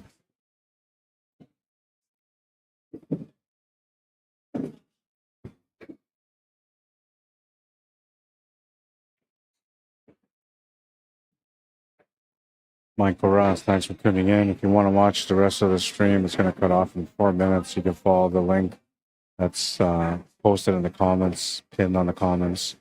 That takes you to the YouTube channel. And on YouTube, it will continue for a little bit longer, so we'll have enough time to cover the rest of this match. 3 minutes and a half before it shuts off on Facebook. He was nailing those combos earlier. A little bit short on the pace on this one. He's going to come up short because of it.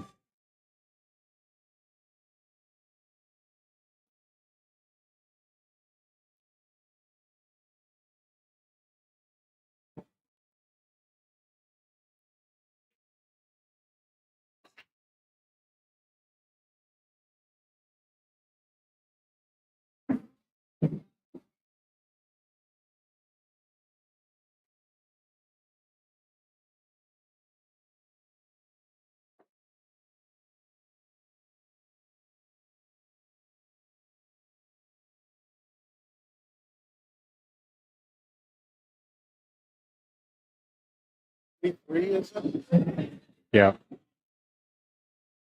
3-3. Race to 2 in this one. So whoever gets this game was going to be on the hill first.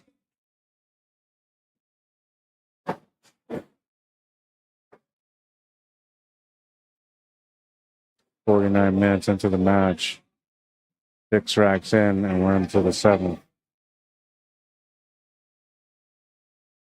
If you're watching on Facebook, the stream's going to cut off. If you just tuned in by any chance on Facebook, the stream's going to cut off in 2 minutes and 10 seconds. There's a link pinned onto the comments that takes you to the YouTube channel. No, you didn't mean that shot. It looked pretty though, but you didn't mean it.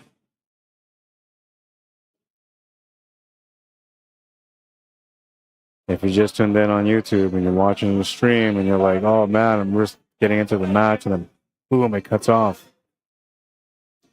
You can go on the post. If you didn't see the link on the comments, you can go to the post. Underneath where it says what they're racing to, like who versus who, what they're racing to, it'll say YouTube live stream can be found at.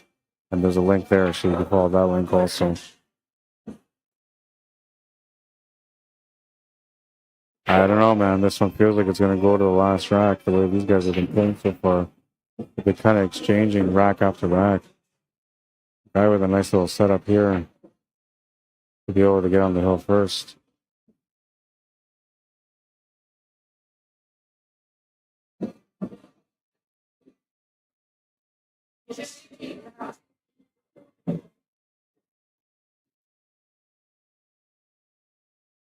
Got to find that small window for the combo. I guess you don't really have to play the combo to the 3, but it just makes it easier if you can get set up for the 6-3 combo. Because then you just leave the 6 ball over the pocket and you're good to go. But like technically right now, he's got that 6-3 combo. Question is, like, if he plays that combo, will he find the shape on the 1 afterwards? Where right now he's perfect on the 1.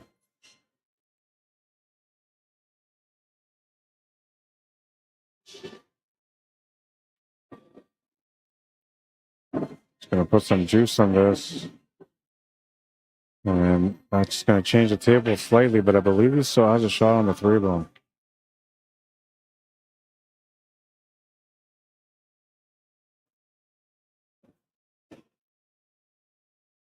Yeah, he had the combination lined up still. Just the 6 and 8 ball remaining. Thinking we settle for the long shot to the bottom left corner on the 8 ball.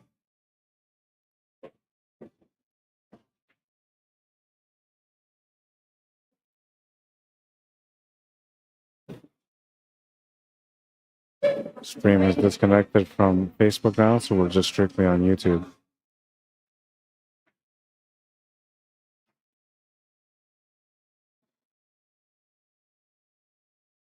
Binaural, what's up? Says great job as always, Ryan. Turning out to be a nice championship match. Yeah, I know it's been pretty good. I'm enjoying it so far.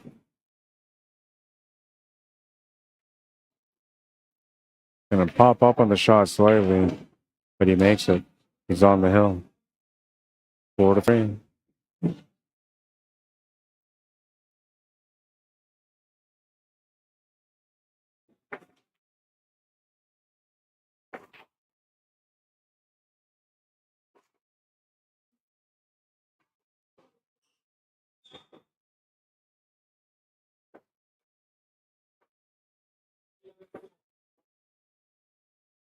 Buy you a drink or something? I'm okay. Thank you.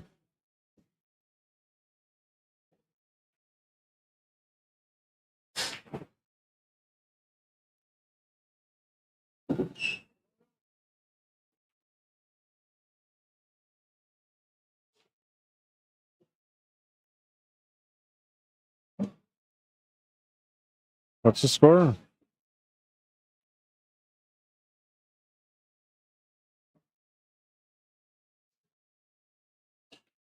Oh yeah, it's 5-4, so it's Hill Hill. What's the race? 5-4 race. 5 for you, 4 for him. So it's Hill Hill. 5-5? I don't know. I'll send it again, but I had it as race to 5.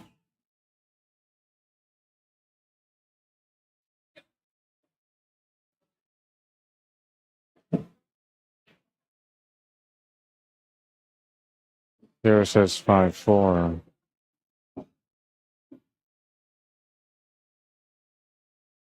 Okay, so the best way I can figure this out is by just looking up on FargoRate and the FAIRMATCH.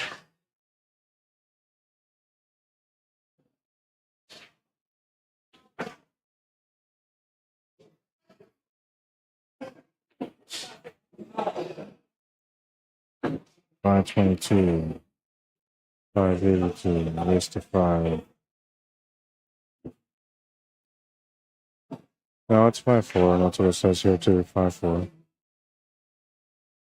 So it is Hill Hill. I had a feeling we were going to get to that point, and I didn't know because I had it marked on as race to 5 even, but I was wrong. It's 5-4 race. But we are at Hill Hill, and this is the last rack of the first set.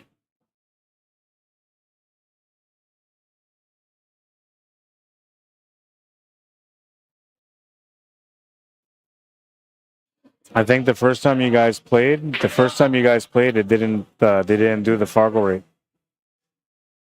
That's why you guys played the 5. I should be more than then. Yeah, you're 60 points up. Yeah. Oh, he's gonna miss the shot. Gonna turn the table over to Guy. He'll have a chance to close out the match now, but nothing really to shoot at here unless it's still open.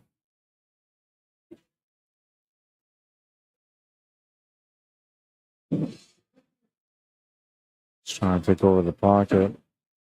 Gonna leave a big portion of the pocket open though.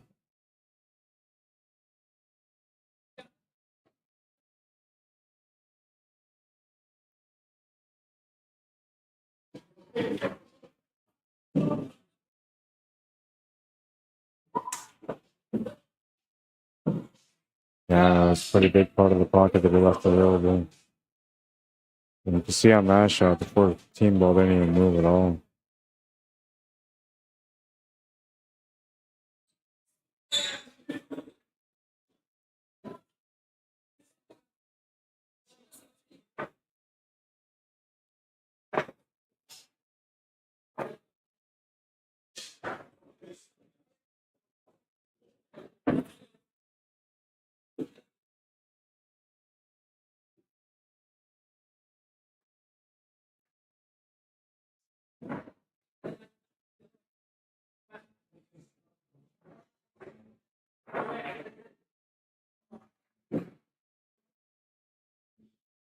The pocket's pretty wide because of the 14 ball being there, but making this cut on the 1 ball and getting a past the 14 ball is a missable shot.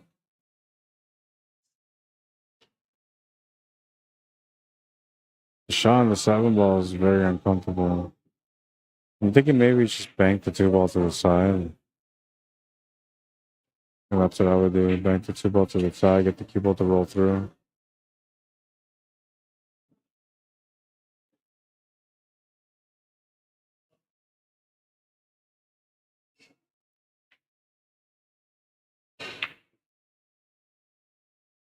Yeah, good shot. Got the shot on the 4 ball, and he can still squeak that 1 ball off the rail, off the 14 ball. So he's giving himself a decent chance here. All he's got to do is just piss it up for the 7 ball. A little bit of angle is necessary for him to be able to set up for the 1 ball. Just getting past the 8 ball would do it. And I don't know if he's got the 7 ball. If he does, he's still good. It looks to me like he's got him. 13 ball could be in the way just slightly. It doesn't look like it is, though. He's taking a pretty quick walk to look around at the 1 ball. That tells me that he's pretty good on the 7 ball.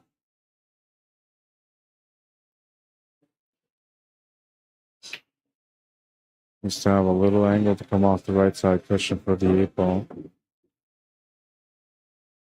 Gonna give himself enough angle here, so he's gonna have to 4-stroke this a little bit. As long as he goes into the rail first, he should be alright. He's got to hit it towards the horn of the pocket. That's gonna be the winning shot right there. Gets himself set up for the 8 ball. This is to win the first set.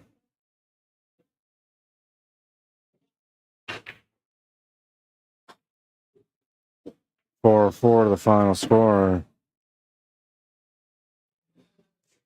Curtis Chorak winning the first one.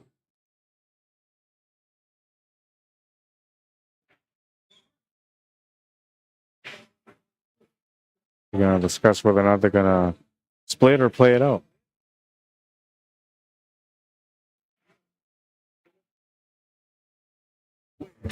You guys going to play? Same race. Same race. 5-4. Oh. 140 and 80.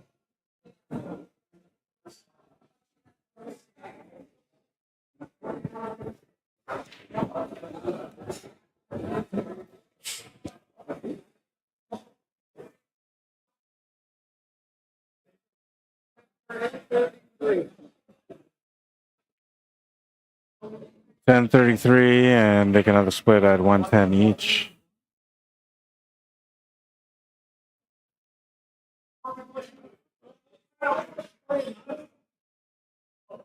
Yeah, they're gonna play it out. All right, we got a second set. Hey, bonus. Let's reset the clock.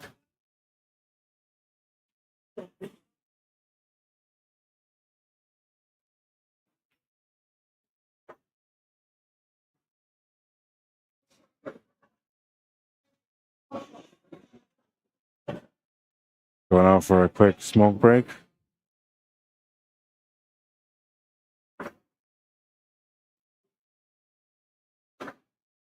And we'll reset the score here.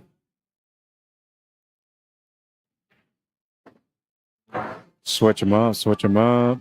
That's how you guys know it's a second set. Curtis Chorak on the left side now. Guy Smith on the right. Official Fargo rates are up as well. 522 for Curtis Chorak, who won the first set. 582 for Guy Smith. Now, Guy fell into that 60-40. It looked like he was going to be onto the 40% where the A-side winner wins the first set, but instead he lost it. So he's still true to the numbers. 60% of the times the B-side winner wins the first set. The one positive thing here is that 60% of the times on the second set, it's the A-side winner that wins the match. So the odds are in Guy's favor right now.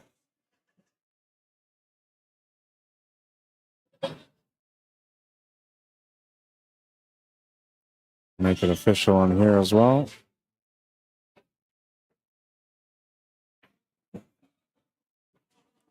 I'm excited, man. I'm excited. It's going to be a good one.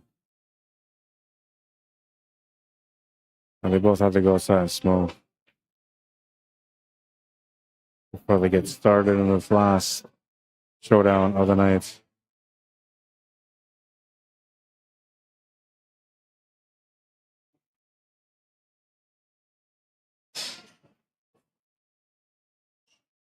There we go. Made it all official. Curtis will be back before Guy gets back because he went out first. Take a look at the shot from Guy earlier. This is the highlight of the day. A nice little cannon shot. Still has a chance to be one of those players that ends up winning the tournament after having the highlight of the day, but he has to survive this set now. They were discussing the idea of a split, so like one of them isn't as confident as the other. We'll see what happens in this match. If you want to come check out the hangar, you can find us here at 121 Scurfield Blvd. And if you want to give them a call, maybe you want to reserve a table ahead of time, or maybe you got a party you want to kind of set up here. Birthday party, corporate party, Christmas party. I guess that's coming up now too. You can give them a call at 204-560-2929. They would love to take care of you.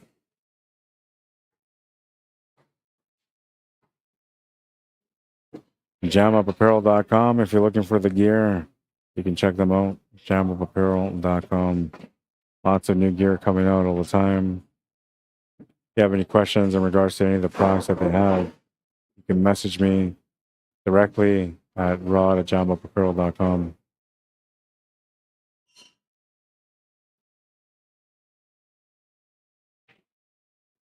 Got nice gear, man. Got some ladies gear as well.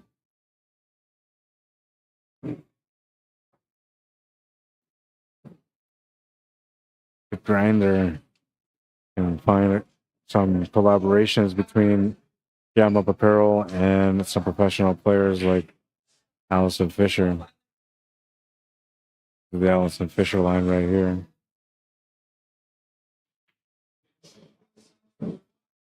All right, and looks like they're back, so we're going to continue with this matchup. You can also find WPBA gear at jamupapparel.com if you want to support the ladies. All right, rack number one of the second set. Guy Smith to break. Race to 5 and race to 4. This is the match. This is the one that really counts. I gotta take a break though, so I'll be back. I'll update the score when I get back. Overtime, you know?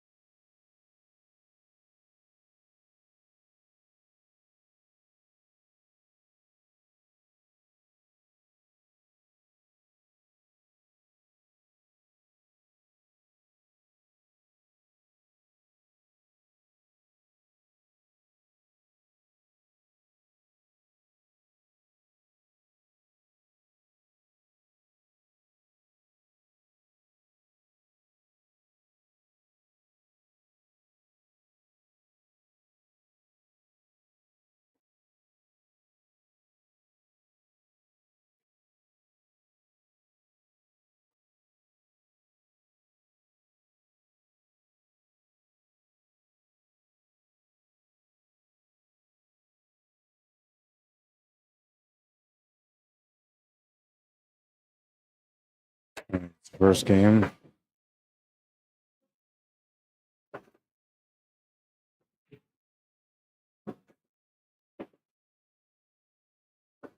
Scoreboard hasn't been updated.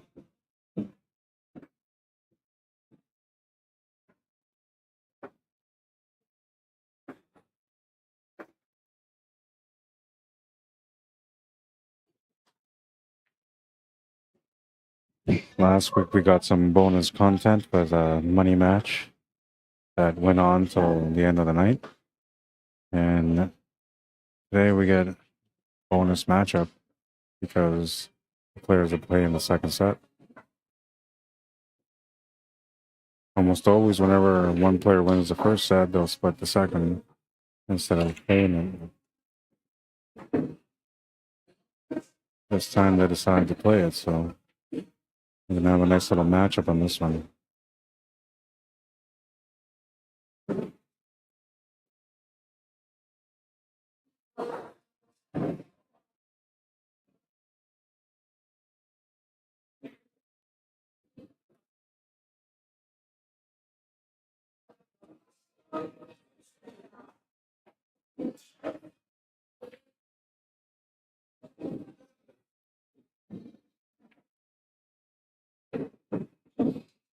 Oh, he's tied up that 9 ball now. They have the shot on the combo to the side, because if so, then he's still okay. If not, he's gonna have to try to bank that 9 ball. And if he does, that's gonna open up the table for his opponent if he doesn't make it.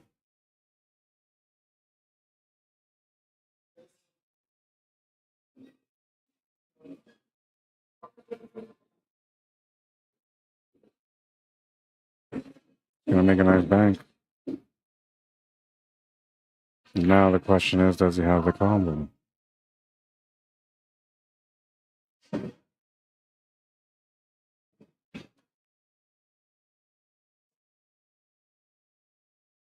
You kind of see it a little bit better from there, but not by much.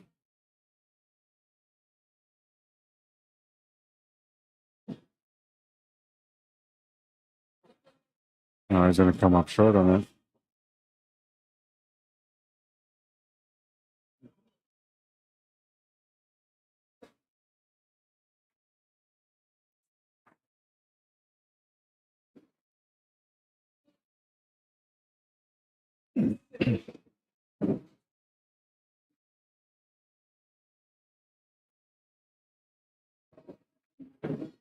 Oh, and he's gonna miss the 5 ball.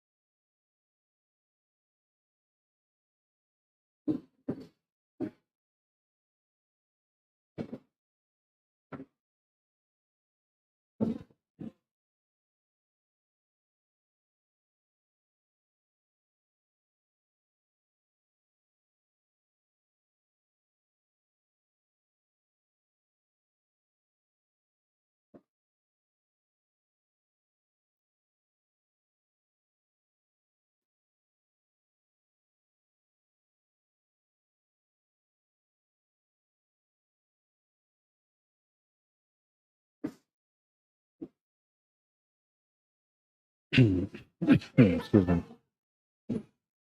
Not part of the plan. I think it worked out okay.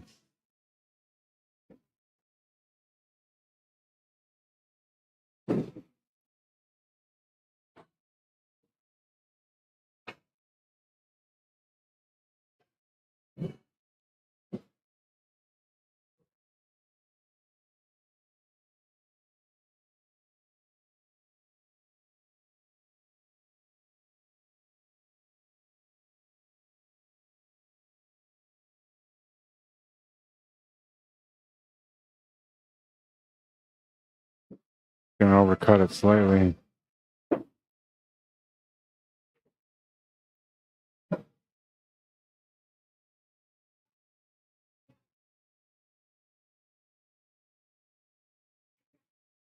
tough pattern on this table, and free ball being where it is, it's going to be tough to figure out as well.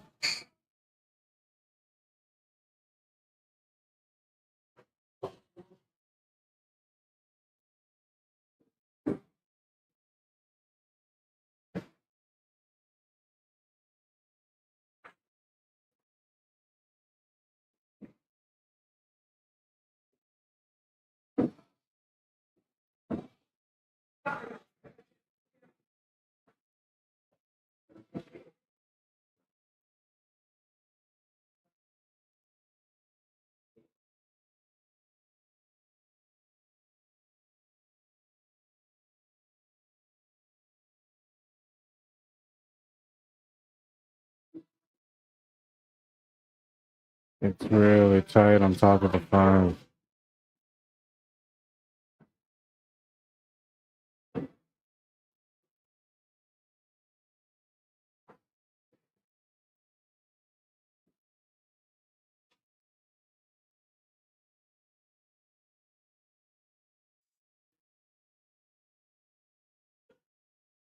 So he's trying to use the 1 ball as a blocker here. It's going to go too far.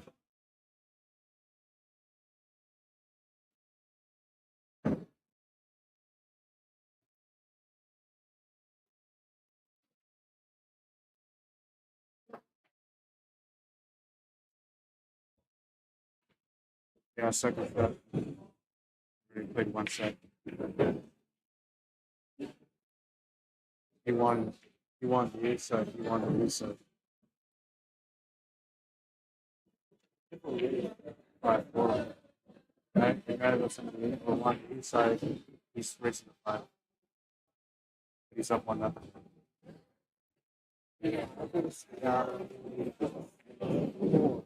Depends on who you play against. It's a FARGO.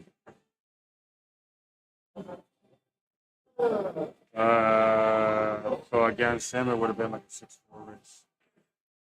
Maybe 6-3. Likely 6-4. But you still gotta win your games.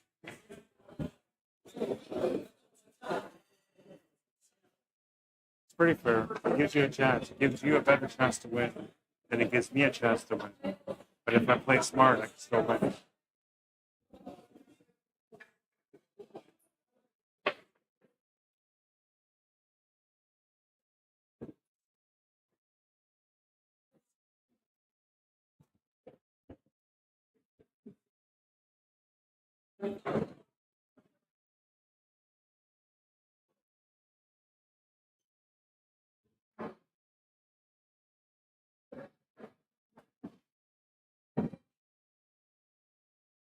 No, and he made it. That's going to give him the out.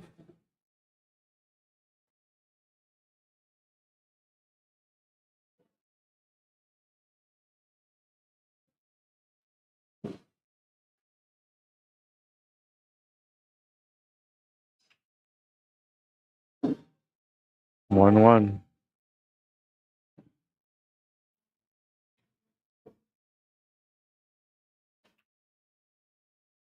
Guess that makes it official. We have a battle.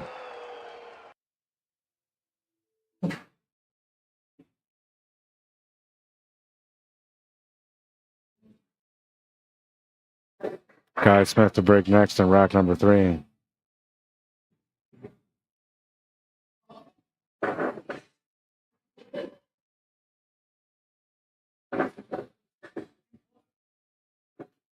No. Yes. No.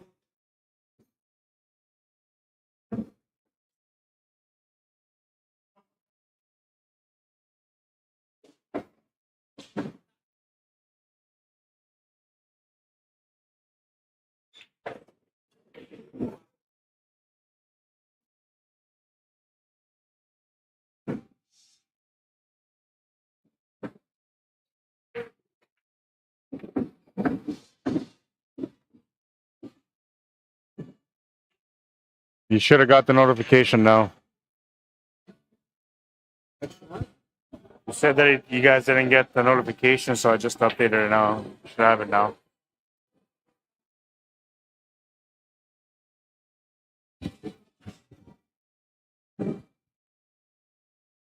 4-3. No, 5-4. Sorry, is the race.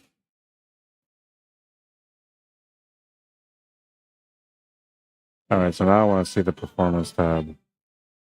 The other day and for these players. So one of the guys that I was looking at was Fecto, and he ended up playing. He's a 465. Ended up playing as a 479 today. Had he won that match, last match that he played, and then he would have bumped up to playing around a 500 or maybe just over 500.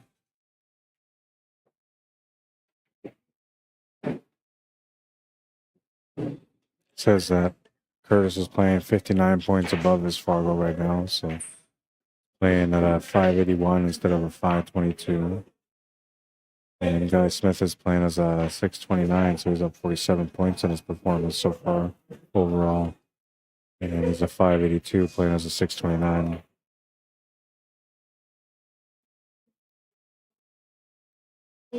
And last week we only had 2 people that went positive. This week we have 5 people that are in the positive, playing above their expectation. Jordan Fecto playing 14 points above by the time he finished playing. Bob Wolf playing 25 points above at a 490. Curtis Chorak playing currently at the 481 rate, even though he's ranked 581 rate, even though he's ranked 522 at 481. Craig Murphy finished the day with a 26-point increase on his Fargo. Well, not increase, but he was playing as a 616. He's a 590. And then Guy Smith has the highest, well, second highest, with 47 points, playing as a 629. He's a 582. And so the 2 players with the highest performance rate is Guy Smith and Curtis Chorak. And they're both playing each other right now. Curtis playing slightly above by 60 points. He's at 60 points, and Guy's at 47 points above. So that usually says like that the match is going to go to the hill, and maybe even close to the point where it's going to get down to the replay.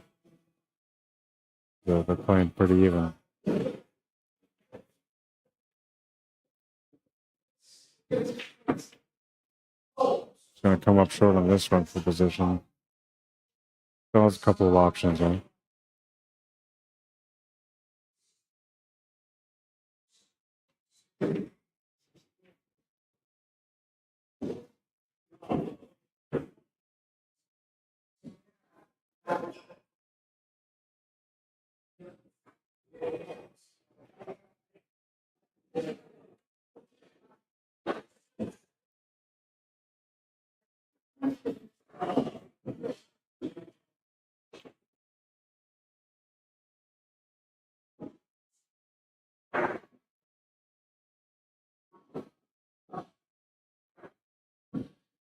Almost there, just has to play the pace to get just past the 4 and into that 1 bone.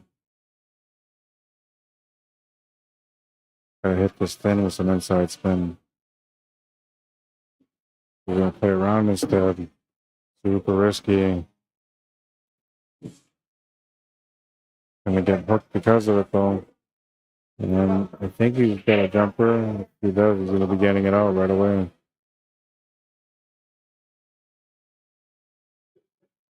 It's got a whole position for the side pocket on that 8 ball also, so making this jump, you're gonna have a little bit of slide, just a little bit. That could play a part on whether or not he gets a shape on the 8 ball for the finish. If he can make the jump, that is. Putting it together right now.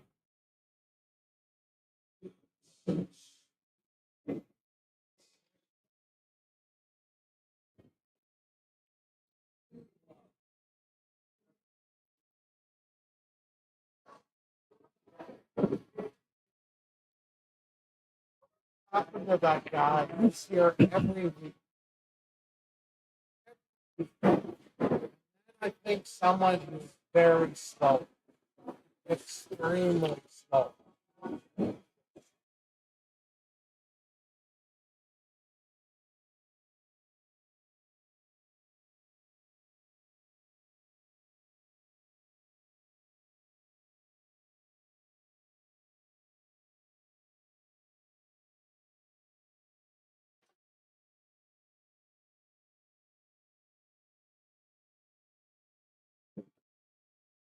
Oh, he's lucky he didn't hit that cue ball.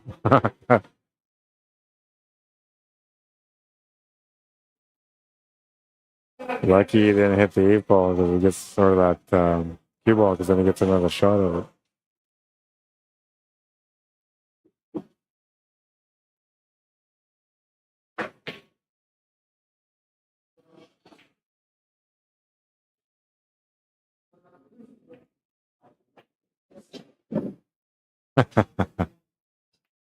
Swing and a miss. Third time's the charm.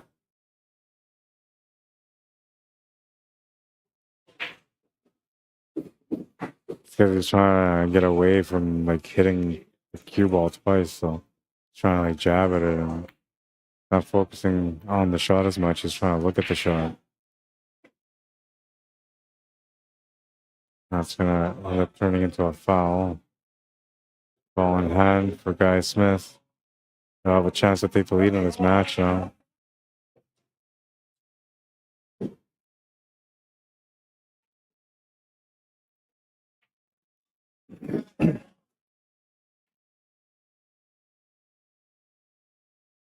Oh man, it's gonna be raining by the time I get out. Hopefully my equipment doesn't get wet.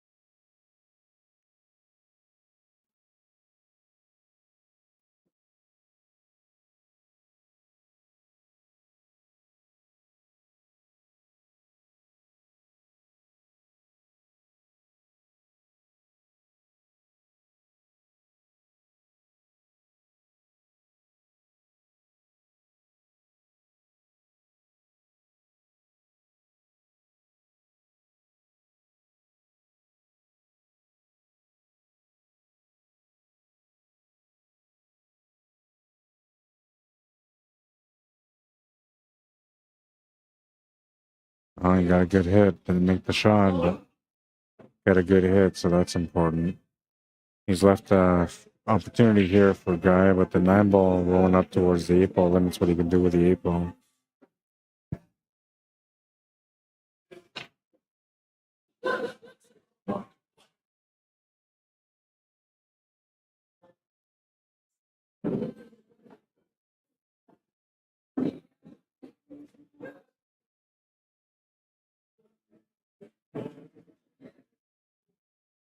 He's very limited on what he can do here. He's got to get above the 8 ball and stay above it.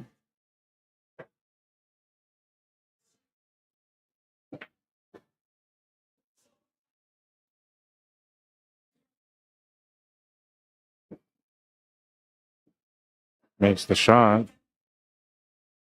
I was wondering whether or not that 8 ball went past the 9 to the top left corner, because that's the way I would have played it.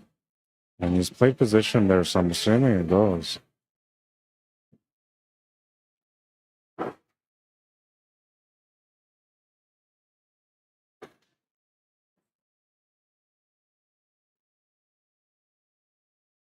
He's gonna make the 8. 2-1 takes the lead in this match. Racing to 5, so he needs 3, and so does Curtis. This Curtis is racing before.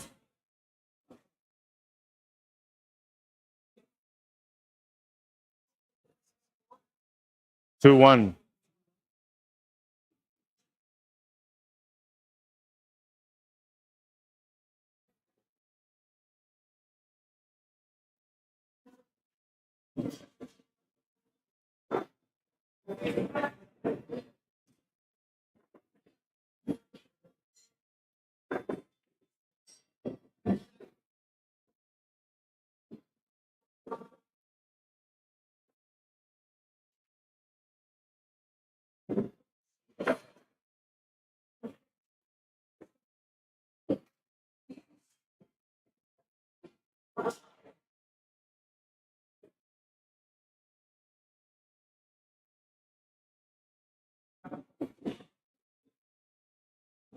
All right, we're going to continue here on this second set. Rack number 4 coming up. It was Chorak to break. Trailing by 1, but technically it only needs 3 to win.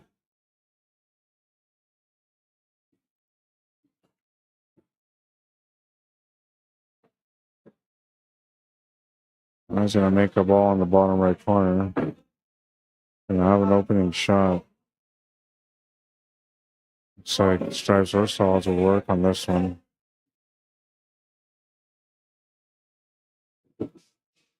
Stripes might be just slightly better.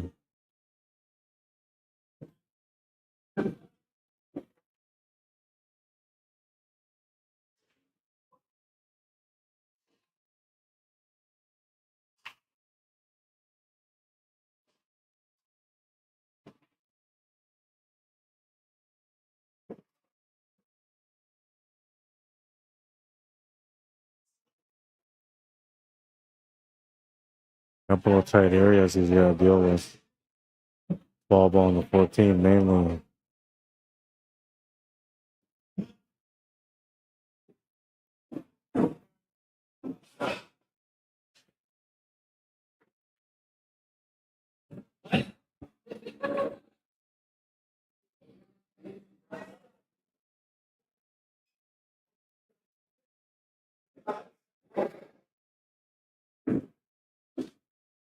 Getting busier in here.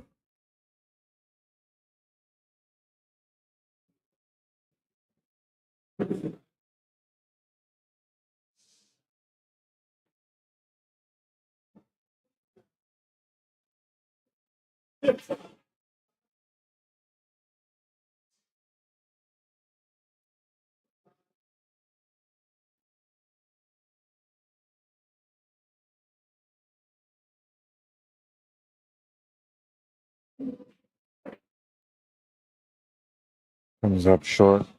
Excuse me. And you'll turn the table over. Limited options here for Guy. Really needs to get that 6 ball out somehow. 3 ball in a tight spot. 4 ball is kind of tight too. And all he's got to start with here is a combination. I'll take that combo though and get started. You can try to break out the 6 ball right now, but I don't know if it's worth it to try to go on that area. I don't think I would. I think I would try to take the cue ball towards the 13. Oh, that's going to work out pretty good. And he's got the shot on the 6 ball for the combo with a stun triangle to get it up for the 4 ball. So that worked out really nice. On a shot where I may have not taken that opportunity, he took the opportunity, got rewarded nicely for it.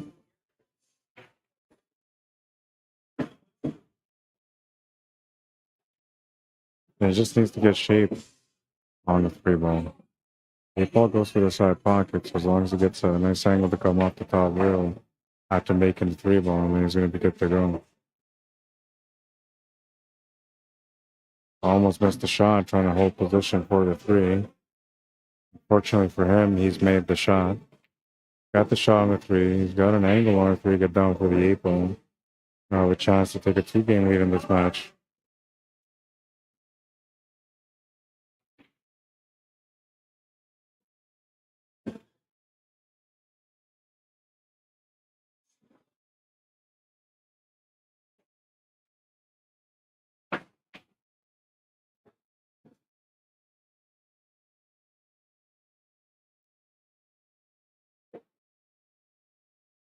Good shot. Perfect shape for the 8.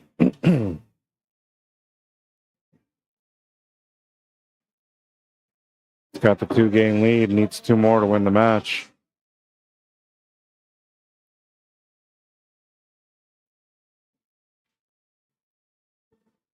And he's breaking next. A chance to get on the hill. Could he finish this match one-sided? 5-1. I don't know, man. Anything's possible. He's had a 5-1 win so far today. But Curtis has been fighting really good, and he won the first set, so you know he's confident still. I guess everything comes down to more or less the next 2 racks.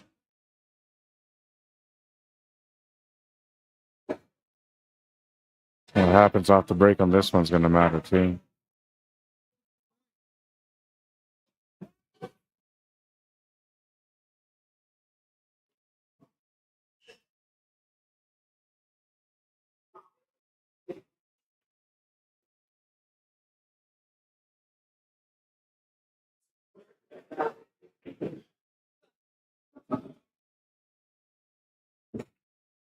Rack number 5, and he's going to make a ball off the break. He's going to have a shot to get started on this one also. Stripes look really nice here on this one. I think you have to start off with a combo, though, which I don't like that, but I do like the stripes.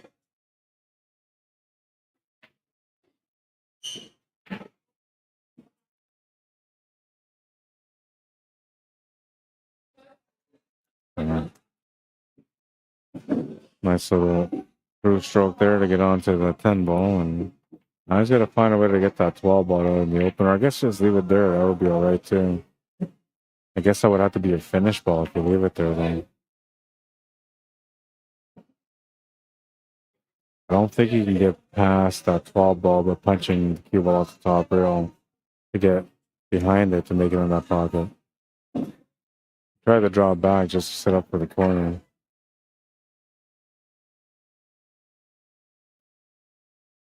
Didn't really want to move that 2 ball and 14 ball because the 14 ball goes to the corner and it blocks the 2 ball as well. And then I have no choice here if he takes that, excuse me, 12 ball to the corner in the bottom left corner.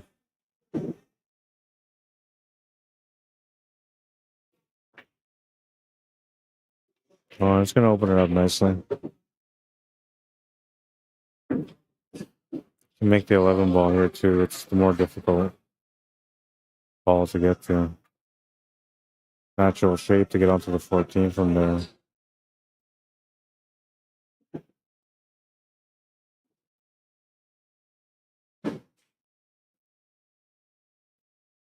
He's looking at this like he can get set up for the 13 ball best from there right now. And he might be right. And you can play the 11 no problem for the 14, but the angle you get on the 14 is going to matter for the shape on the 13.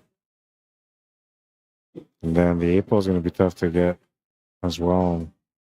Yeah, maybe it's best to look at it ahead of time. Just leave that 11 ball as a finish.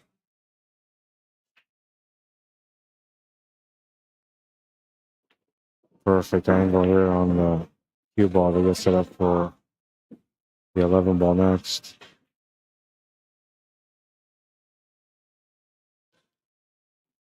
You might have to pace this through though. I don't know. Like you can hit this gentle and just try to get to the middle of the table and that would work. But then if you come up short or if you get too much angle, then you're going to be in trouble. And if you play all the way through, there was always a possibility it might end up funny, but he's got the shot and he's not funny per se, but the angle isn't quite to the angle that he would like to have for the safe ball shape.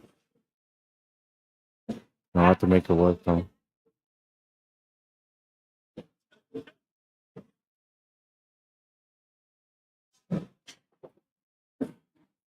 Didn't force the cue ball over too much. He just tried to find a shot. And a shot is what he has. Inside spin well long to avoid the scratch and will complement the cut.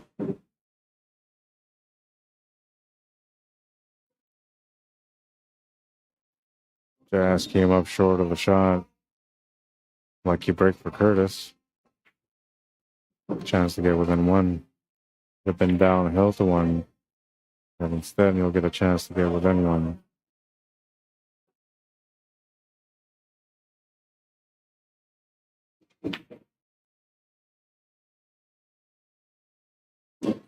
It could be the beginning of a momentum swing.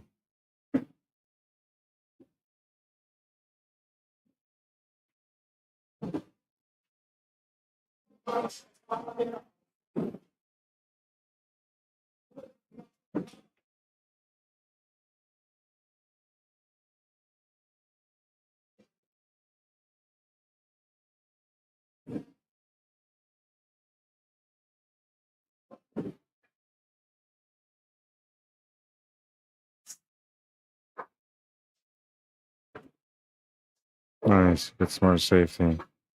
Only problem here is that he's left on a kick shot. And I guess we'll find out how good he is at his kick shots. Post ball system will come in handy on this one. Post ball system says that the middle point is right where the middle pocket is. He has to hit below it with some left hand spin. Or I'm sorry, above it with some left hand spin, or below it with some right hand spin. He's trying a big mass A shot here.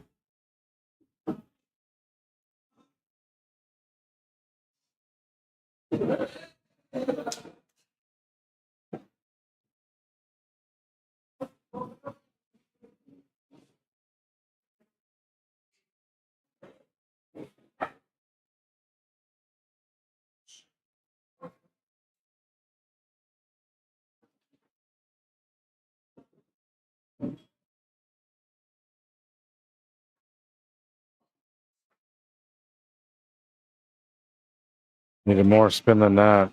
And that one was more like a 7 o'clock sharp, like right to the edge of the ball almost. Right to be able to make the shot and get down there.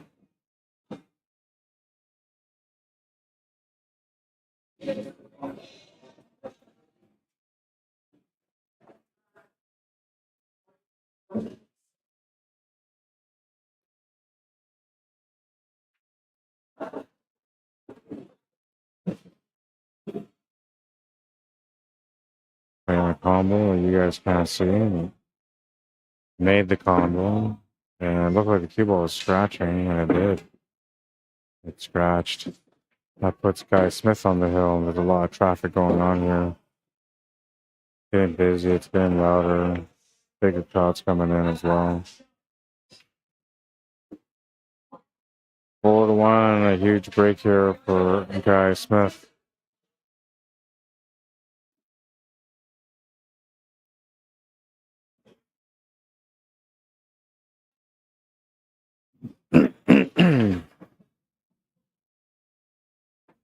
On the hill and waiting for a chance to finish the match now.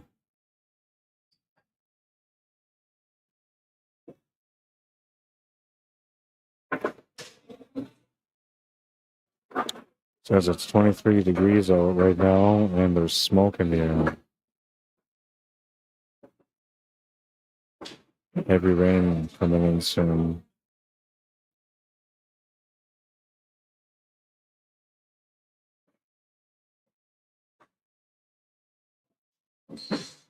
I need to try to defeat the odds here with the rain.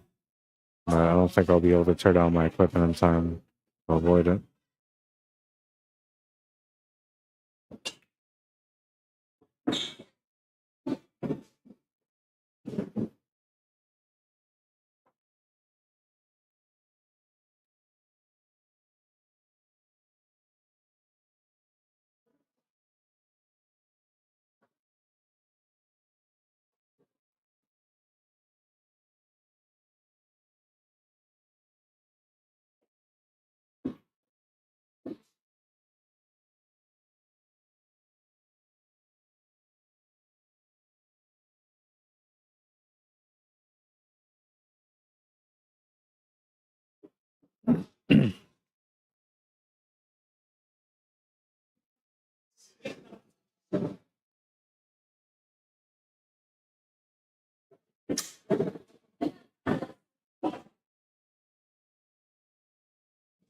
Three ball's gonna be tough to get out.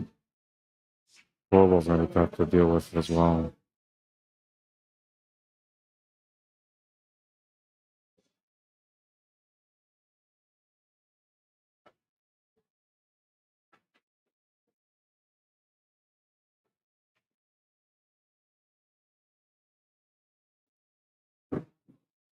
Definitely doesn't have the shot on the 6 ball, but he might have the shot on the 5.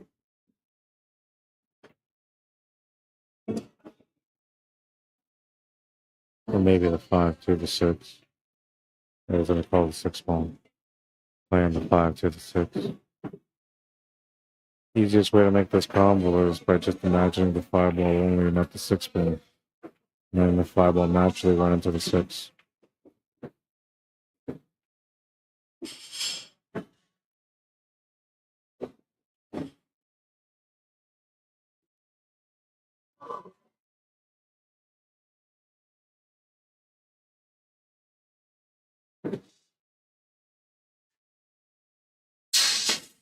Long shot, he's saying.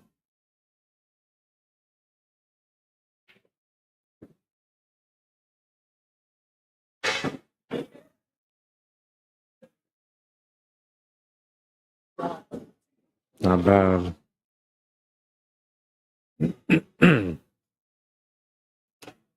Guy Smith with a chance to be able to close out now. I believe he's got a shot to the corner.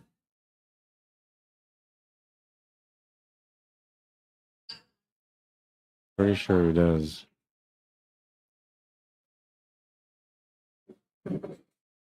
Oh yeah, he's got the pocket all day long.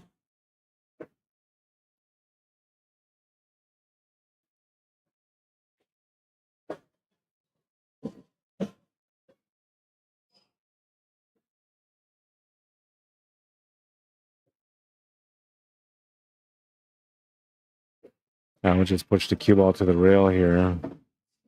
He's going to push right through though, and that's going to get him the shot on the 15 and the 14. I don't like where that 15 ball is, but you know, you might be thinking as a 15 ball as a finish ball. But I don't like the fact that the 4 ball is so close to it, so I would actually get rid of that ball.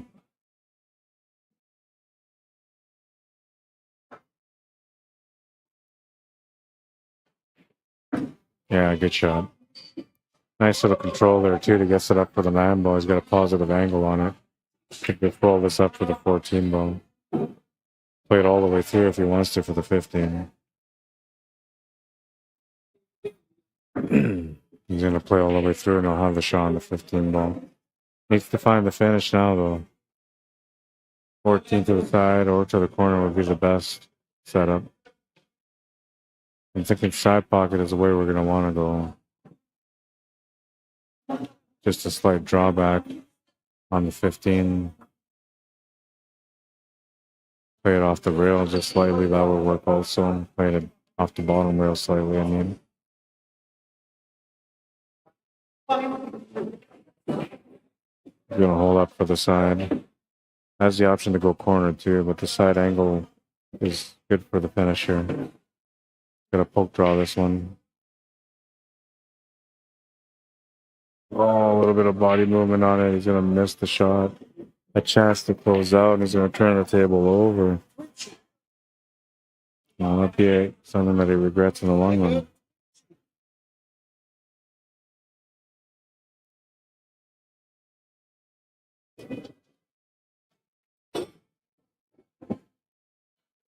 He's gonna miss the shot to the corner. And I believe he's left on the 14 ball also.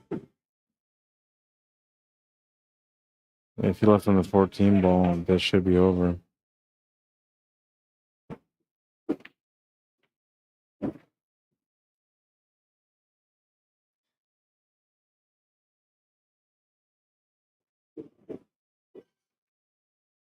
Oh, and he's gonna miss the shot. Had the finish.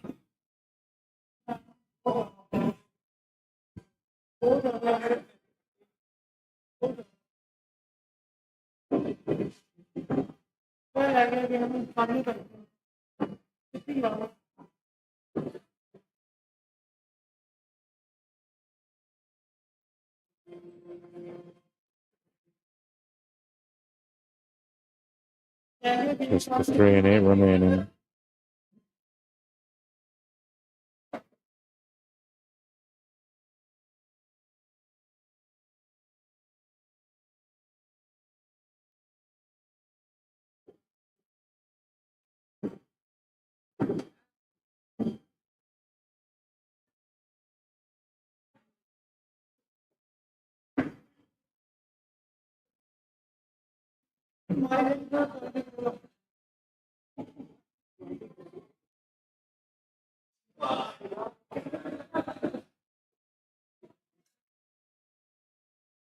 Makes the 8 ball. He's down by 2.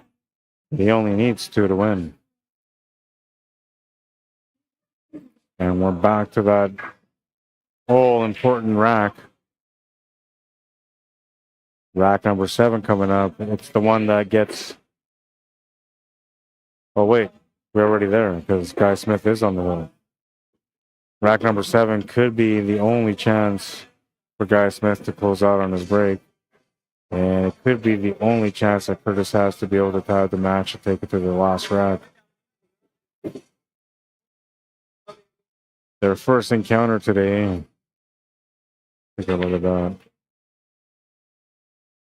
First encounter today was a 5-3 win for Guy Smith.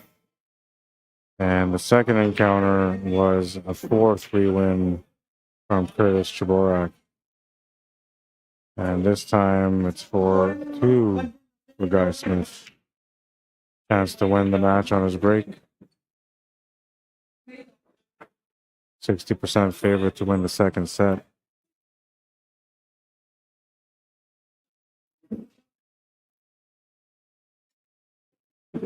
Gonna make the 3 ball off the break, and really nice contact on that one. And limited options for the opening shot. Excuse me, extremely limited. I mean, I think he's only got the 6 ball to the side. I think that's the only shot that's available at the moment.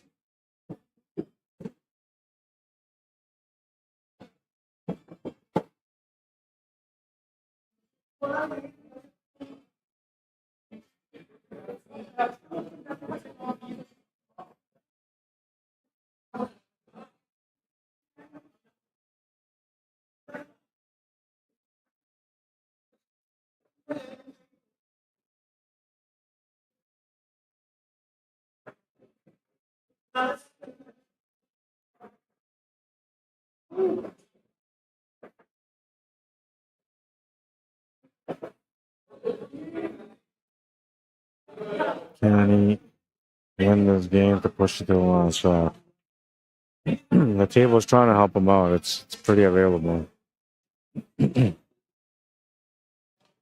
Hardest shot he's got to figure out is right now from the 6 back up to the top left corner. He doesn't really want shape on the 4 ball, but he wants to get into that area where that 4 ball is.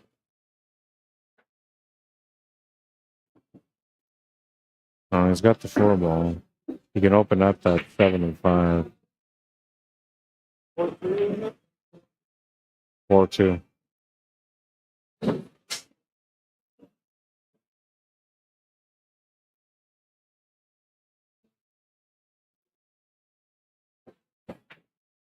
Oh, he went for the breakout.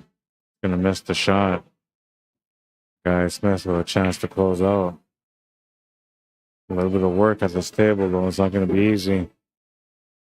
The 13 ball doesn't have a pocket. The 12, the 10, and the 11 are all kind of in a weird spot. However, if you can just get a shot on the 11 ball to the left side middle pocket, that would open up that problem.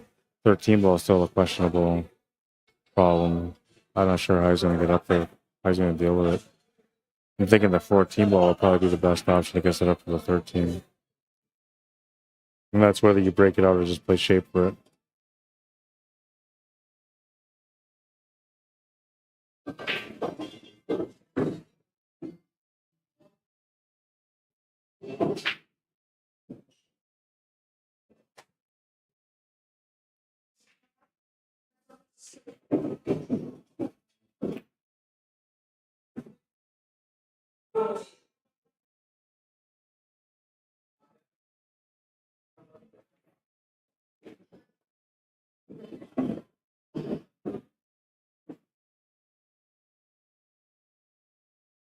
Gonna try to clear up the table a bit more in this corner.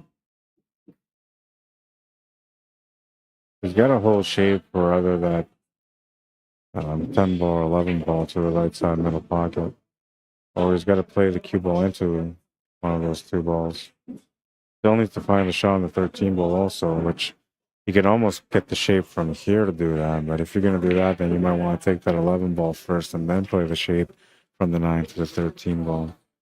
Because then once you make the 13 ball, you'll have the shot on the 10 ball after that, since you took the 11 ball out of the way.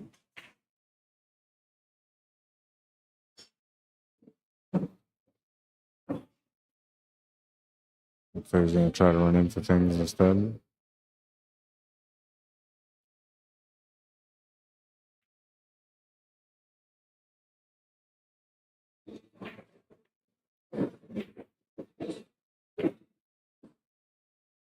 I didn't feel comfortable. He's going to turn the table over. Chris will have a chance to get on the hill now. It would be a good way to finish the day, having hill showdown for the last set of a championship match. And then whoever wins, wins, you know. The percentages say that Guy Smith is supposed to win it.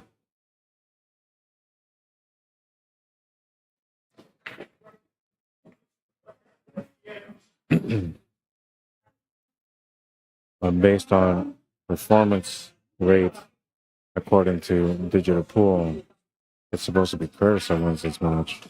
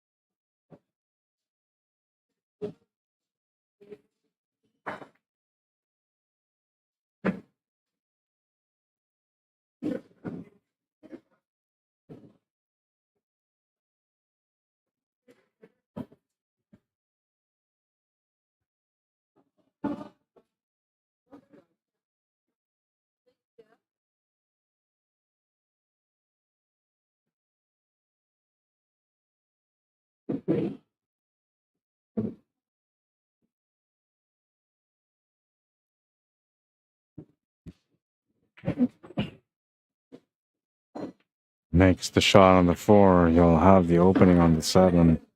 Looking really good to push this one to the last rack now.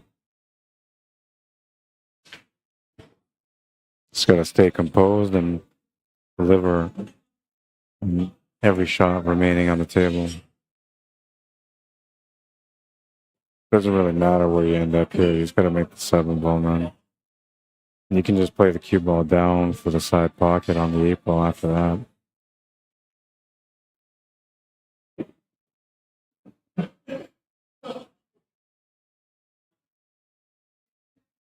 One thing you don't want is to be completely straight on the 5. No, it's going to be alright. He's got a decent angle here. Can work with this to bring the cue ball back down for the 8 ball on the left side middle pocket.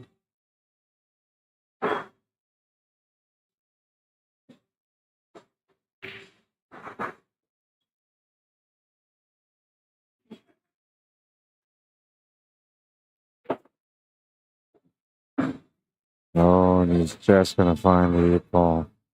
A little bit of luck involved in that one because he could have been hooked. But he found the pocket. He still has an opening. Just has to make the shot now.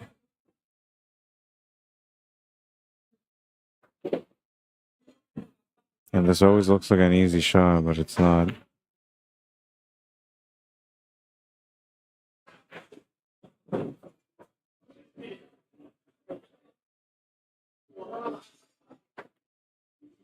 He's going to do a great job making it, though. Ties up the match, hill. There's Chorak finding the pocket. Winner of this next rack wins the match. The real battle has begun. And we're ready for it. Final match or final rack of the second set championship match. Curtis Chorak breaking for the match. Guy Smith just hoping for a chance here. Crowd's loving it.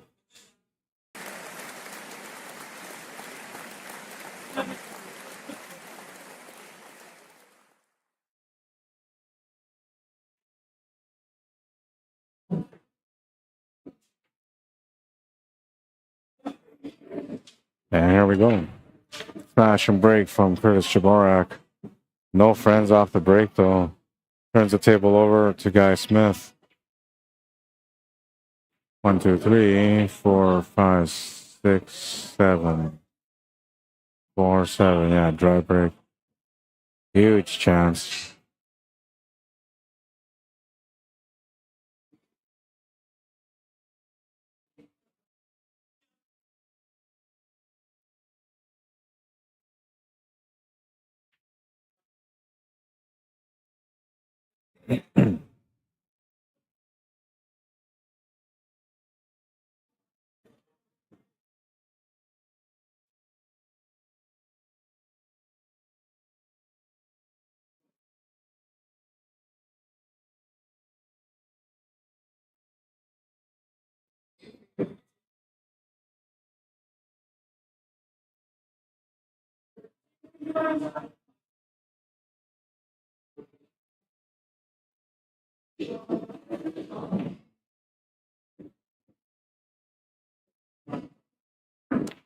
Curtis is going to the bathroom quickly, so Guy's going to wait for him to come back before he continues to shoot.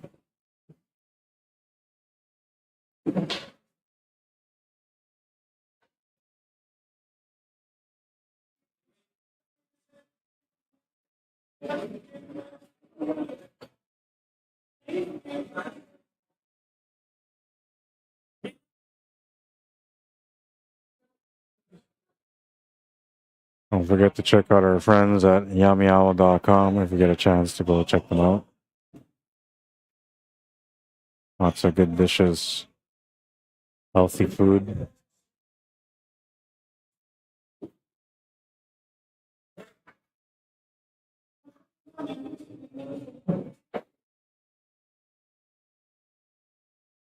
All right, and Guy's going to resume now because Curtis is back. So he's got to work out the table. He's got a pretty good table here, just has to figure out the finish. One big area of concern is the one that we can't see right now, where that 10 and 12 are. But he's got a shot on the 12, which will open up the 10. The other concern is tight work around the 9 and the 11 ball. I'm not sure. That's his coffee. Yeah, I think so.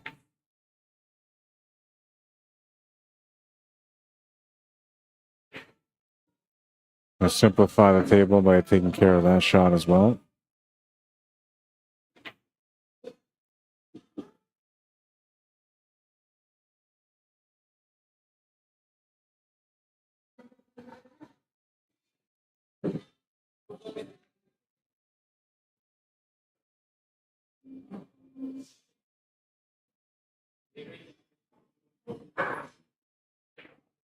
Gonna miss the 9 ball. Trying to get everything opened up. Gonna come up short. Gives Curtis a chance at this table now, and he's only got one problem ball. It's the 1 ball.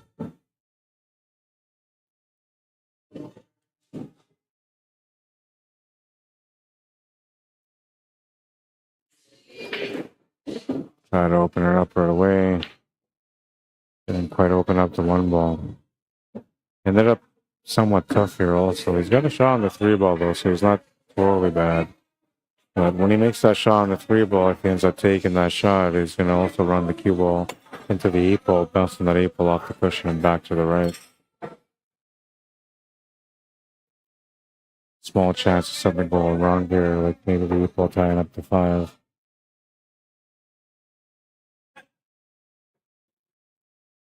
So end up right on it though, does not tie up to 5. It is limited to only the bottom left corner at the moment, but it's somewhat in the open. And if he's got a shot on the 2 ball, that's going to be the shot that he's going to want to take.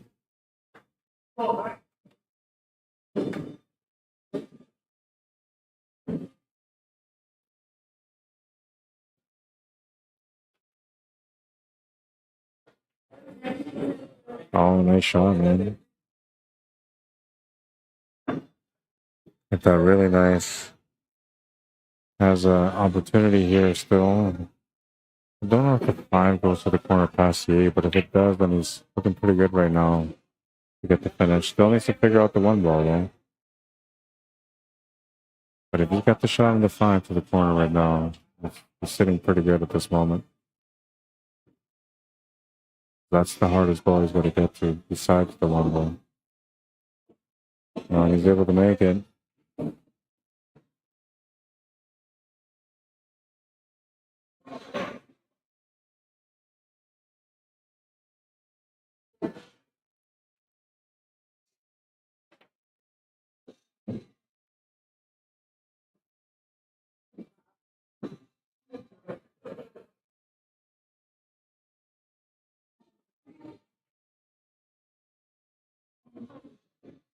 Oh, in the moment of truth, if that 1 ball goes, he's good to go. But if it doesn't go, he needs to break it out or get above it. And above it doesn't really give him anything except for the side pocket.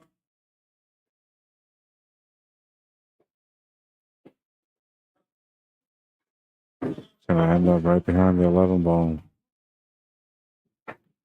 And that one end up there.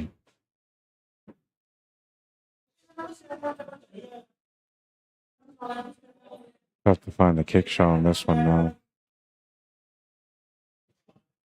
He's likely going to turn the table over with a wide open table. And he's going to open up the only trouble situation for his opponent.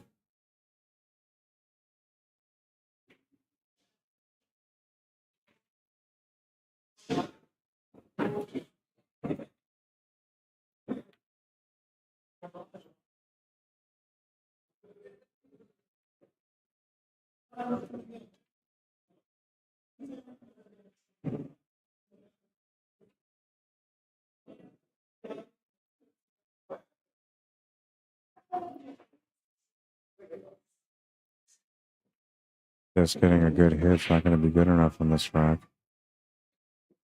Got to try to tie things up and create some problems here. See if it'll work for him or not. Given his opponent, Guy Smith, the ball in hand is going to make things easier for him, but he might have tied things up just enough to create a problem for him. Trying to buy himself a small opportunity in this one.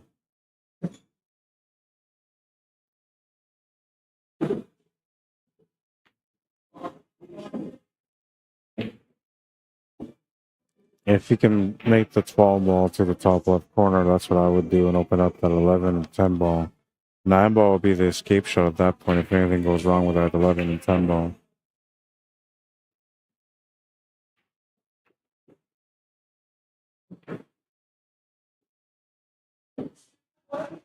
He decided to line up for a combo. He's played a few combos today, so I'm not really surprised that he played for a combo. But it's not something common. Not too many people set up for a combination.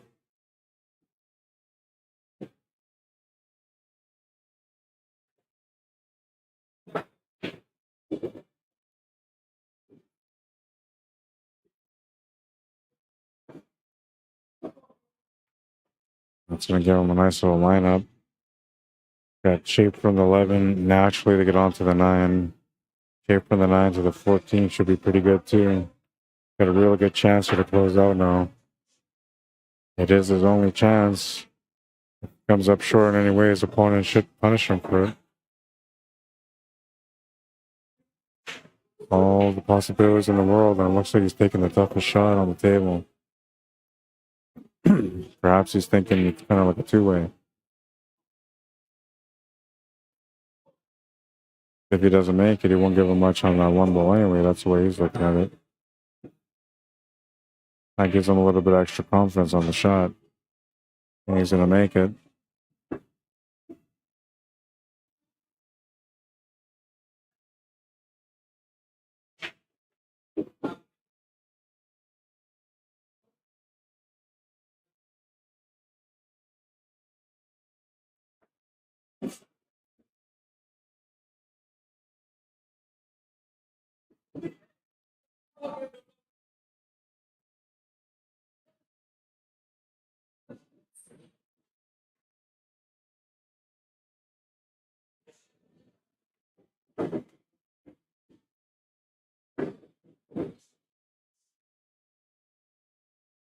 Looks like he's at the finish line, but he'll have to make one more shot and one more positional play.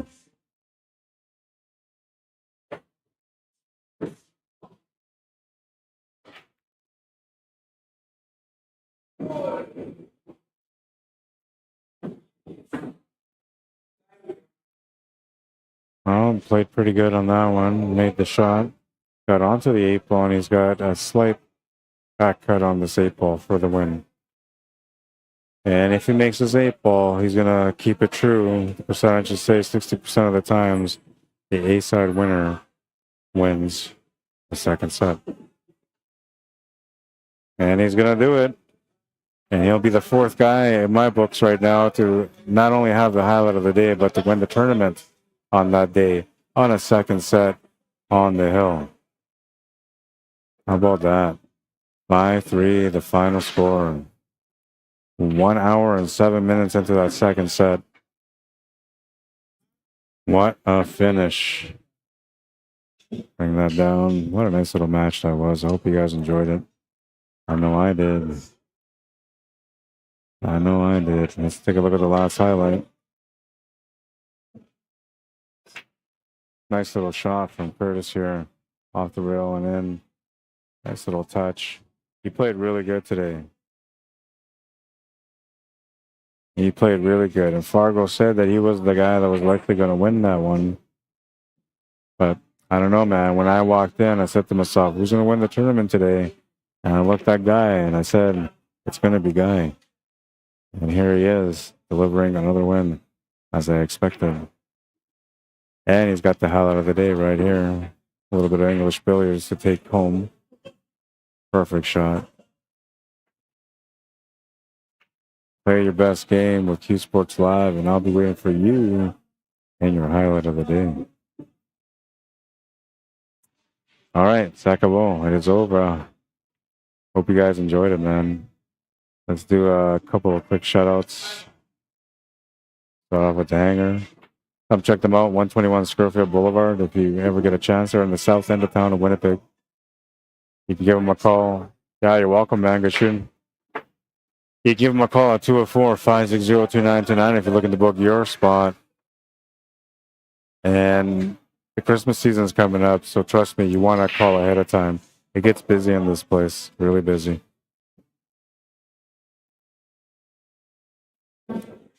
Our friends at Jam Up Apparel. Don't forget to check them out, jamupapparel.com. That's where you find this beautiful gear.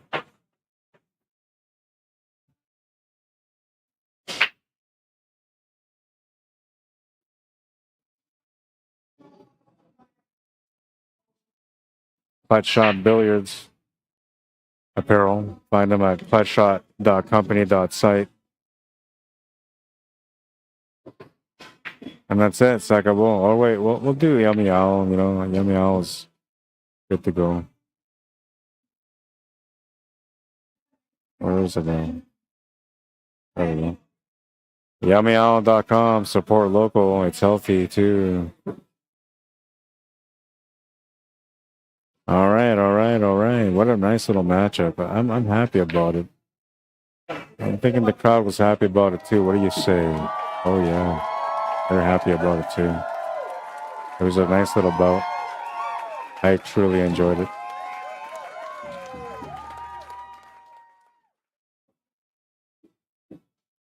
All right, that's it for today. I hope you guys enjoyed the stream. Thank you for liking and sharing the stream if you guys did. If you want to find me on Facebook, you can find me under Arriagada, then Q Sports Live as one word, space Manitoba. I have to make a new account, and I put Q Sports Live, space Manitoba on there. So everybody knew. You're welcome, man. Good shooting, guys. So everybody knew that it was me, that it wasn't a hacker, right? But that's probably something a hacker would do. But yeah, find me on Facebook, Arriagada, space Q Sports Live, one word, space Manitoba. And, well, you're on YouTube already, so you might as well subscribe to the channel. I promise I'll do my best effort every time. Hopefully you'll enjoy it. And if you are enjoying it for real, and you want me to come out and cover your event, message me at CSLMANITOBA@gmail.com. All passion, baby, all the time. And if you want to support my work, we'll do that too. PayPal in the States, e-transfer in Canada, CSLMANITOBA@gmail.com. I'm looking for support and donations for a junior tournament coming up. That would be nice if you guys can help out with that. I'll let you know more as we get closer to the date. I do have some hustling gear that I'm selling right now, courtesy of Ryan Soloveld, and that money is going towards the junior tournament as well. Excuse me, it's 100% of the proceeds going towards that event. All right, that's it. I think I'm done. I put everything up. Highlight of the day has already been up. Last highlight was there. Into the pool wisdom. The more you sweat in practice, the less you'll bleed in battle. Get to those tables to become the champion within. The only way to get there is by being persistent and never giving up. That's the number one thing, never giving up. So any chance that you get to the table where you're frustrated, you know, you're trying to play, get some practice in, but things ain't going right, and you're getting really mad about it, just work through it. And those are the moments that test you the most, but those are also the moments that make you become the champion within, because you overcome yourself, the biggest obstacle at the table. And Leo says, thanks for the stream run. You're very welcome, Leo. Thanks for tuning in and watching, man. Appreciate it. I hope you guys enjoyed the stream. If you guys want to add me or follow me on Facebook, you can find me on the Arriagada Q Sports Live Manitoba. Q Sports Live, one word for Facebook. And, well, the YouTube channel, you're on it right now, so you can subscribe to it. But, you know, by any chance you happen to watch this in the future and you're like, you know, not thinking about subscribing, you can subscribe to my YouTube channel. Find me on the Arriagada/CSLMANITOBA. We also have a Q Sports Live YouTube channel, which is the one that the boys in Calgary run. And don't forget to also follow our Facebook page, Q Sports Live Facebook page. If this is the first time you heard about us, we're very passionate about what we do, and we'll do it with all our heart every single time. I'm pretty sure. I know I do. And I can see it with Ben and with Grant. All right, we'll see you guys at the tables next time, which is going to be, I don't know, next week sometime. I'm getting exhausted, man. I've been trying to take some time off, and I haven't been able to have some time off. So I don't know, I might take some time off here. Maybe not stream till Sunday again, but small chance, really small chance that I might stream on Thursday, okay? No promises, 100%. But if my body's feeling better, I might. If not, it'll be Sunday, all right? Either way, thank you for tuning in. Thank you for liking and sharing the stream. Thank you for taking the time to interact with me. You guys are awesome. Always appreciate your support. I hope everybody has a good week. Don't forget that Monday is not the worst day in your life. It is the first day to have a chance to make a difference in your life. Go out there and face Monday like you faced that 8-ball with some confidence. We'll see you guys at the tables next time, which is going to be Sunday. Until then, have a good night, everyone. Cheers.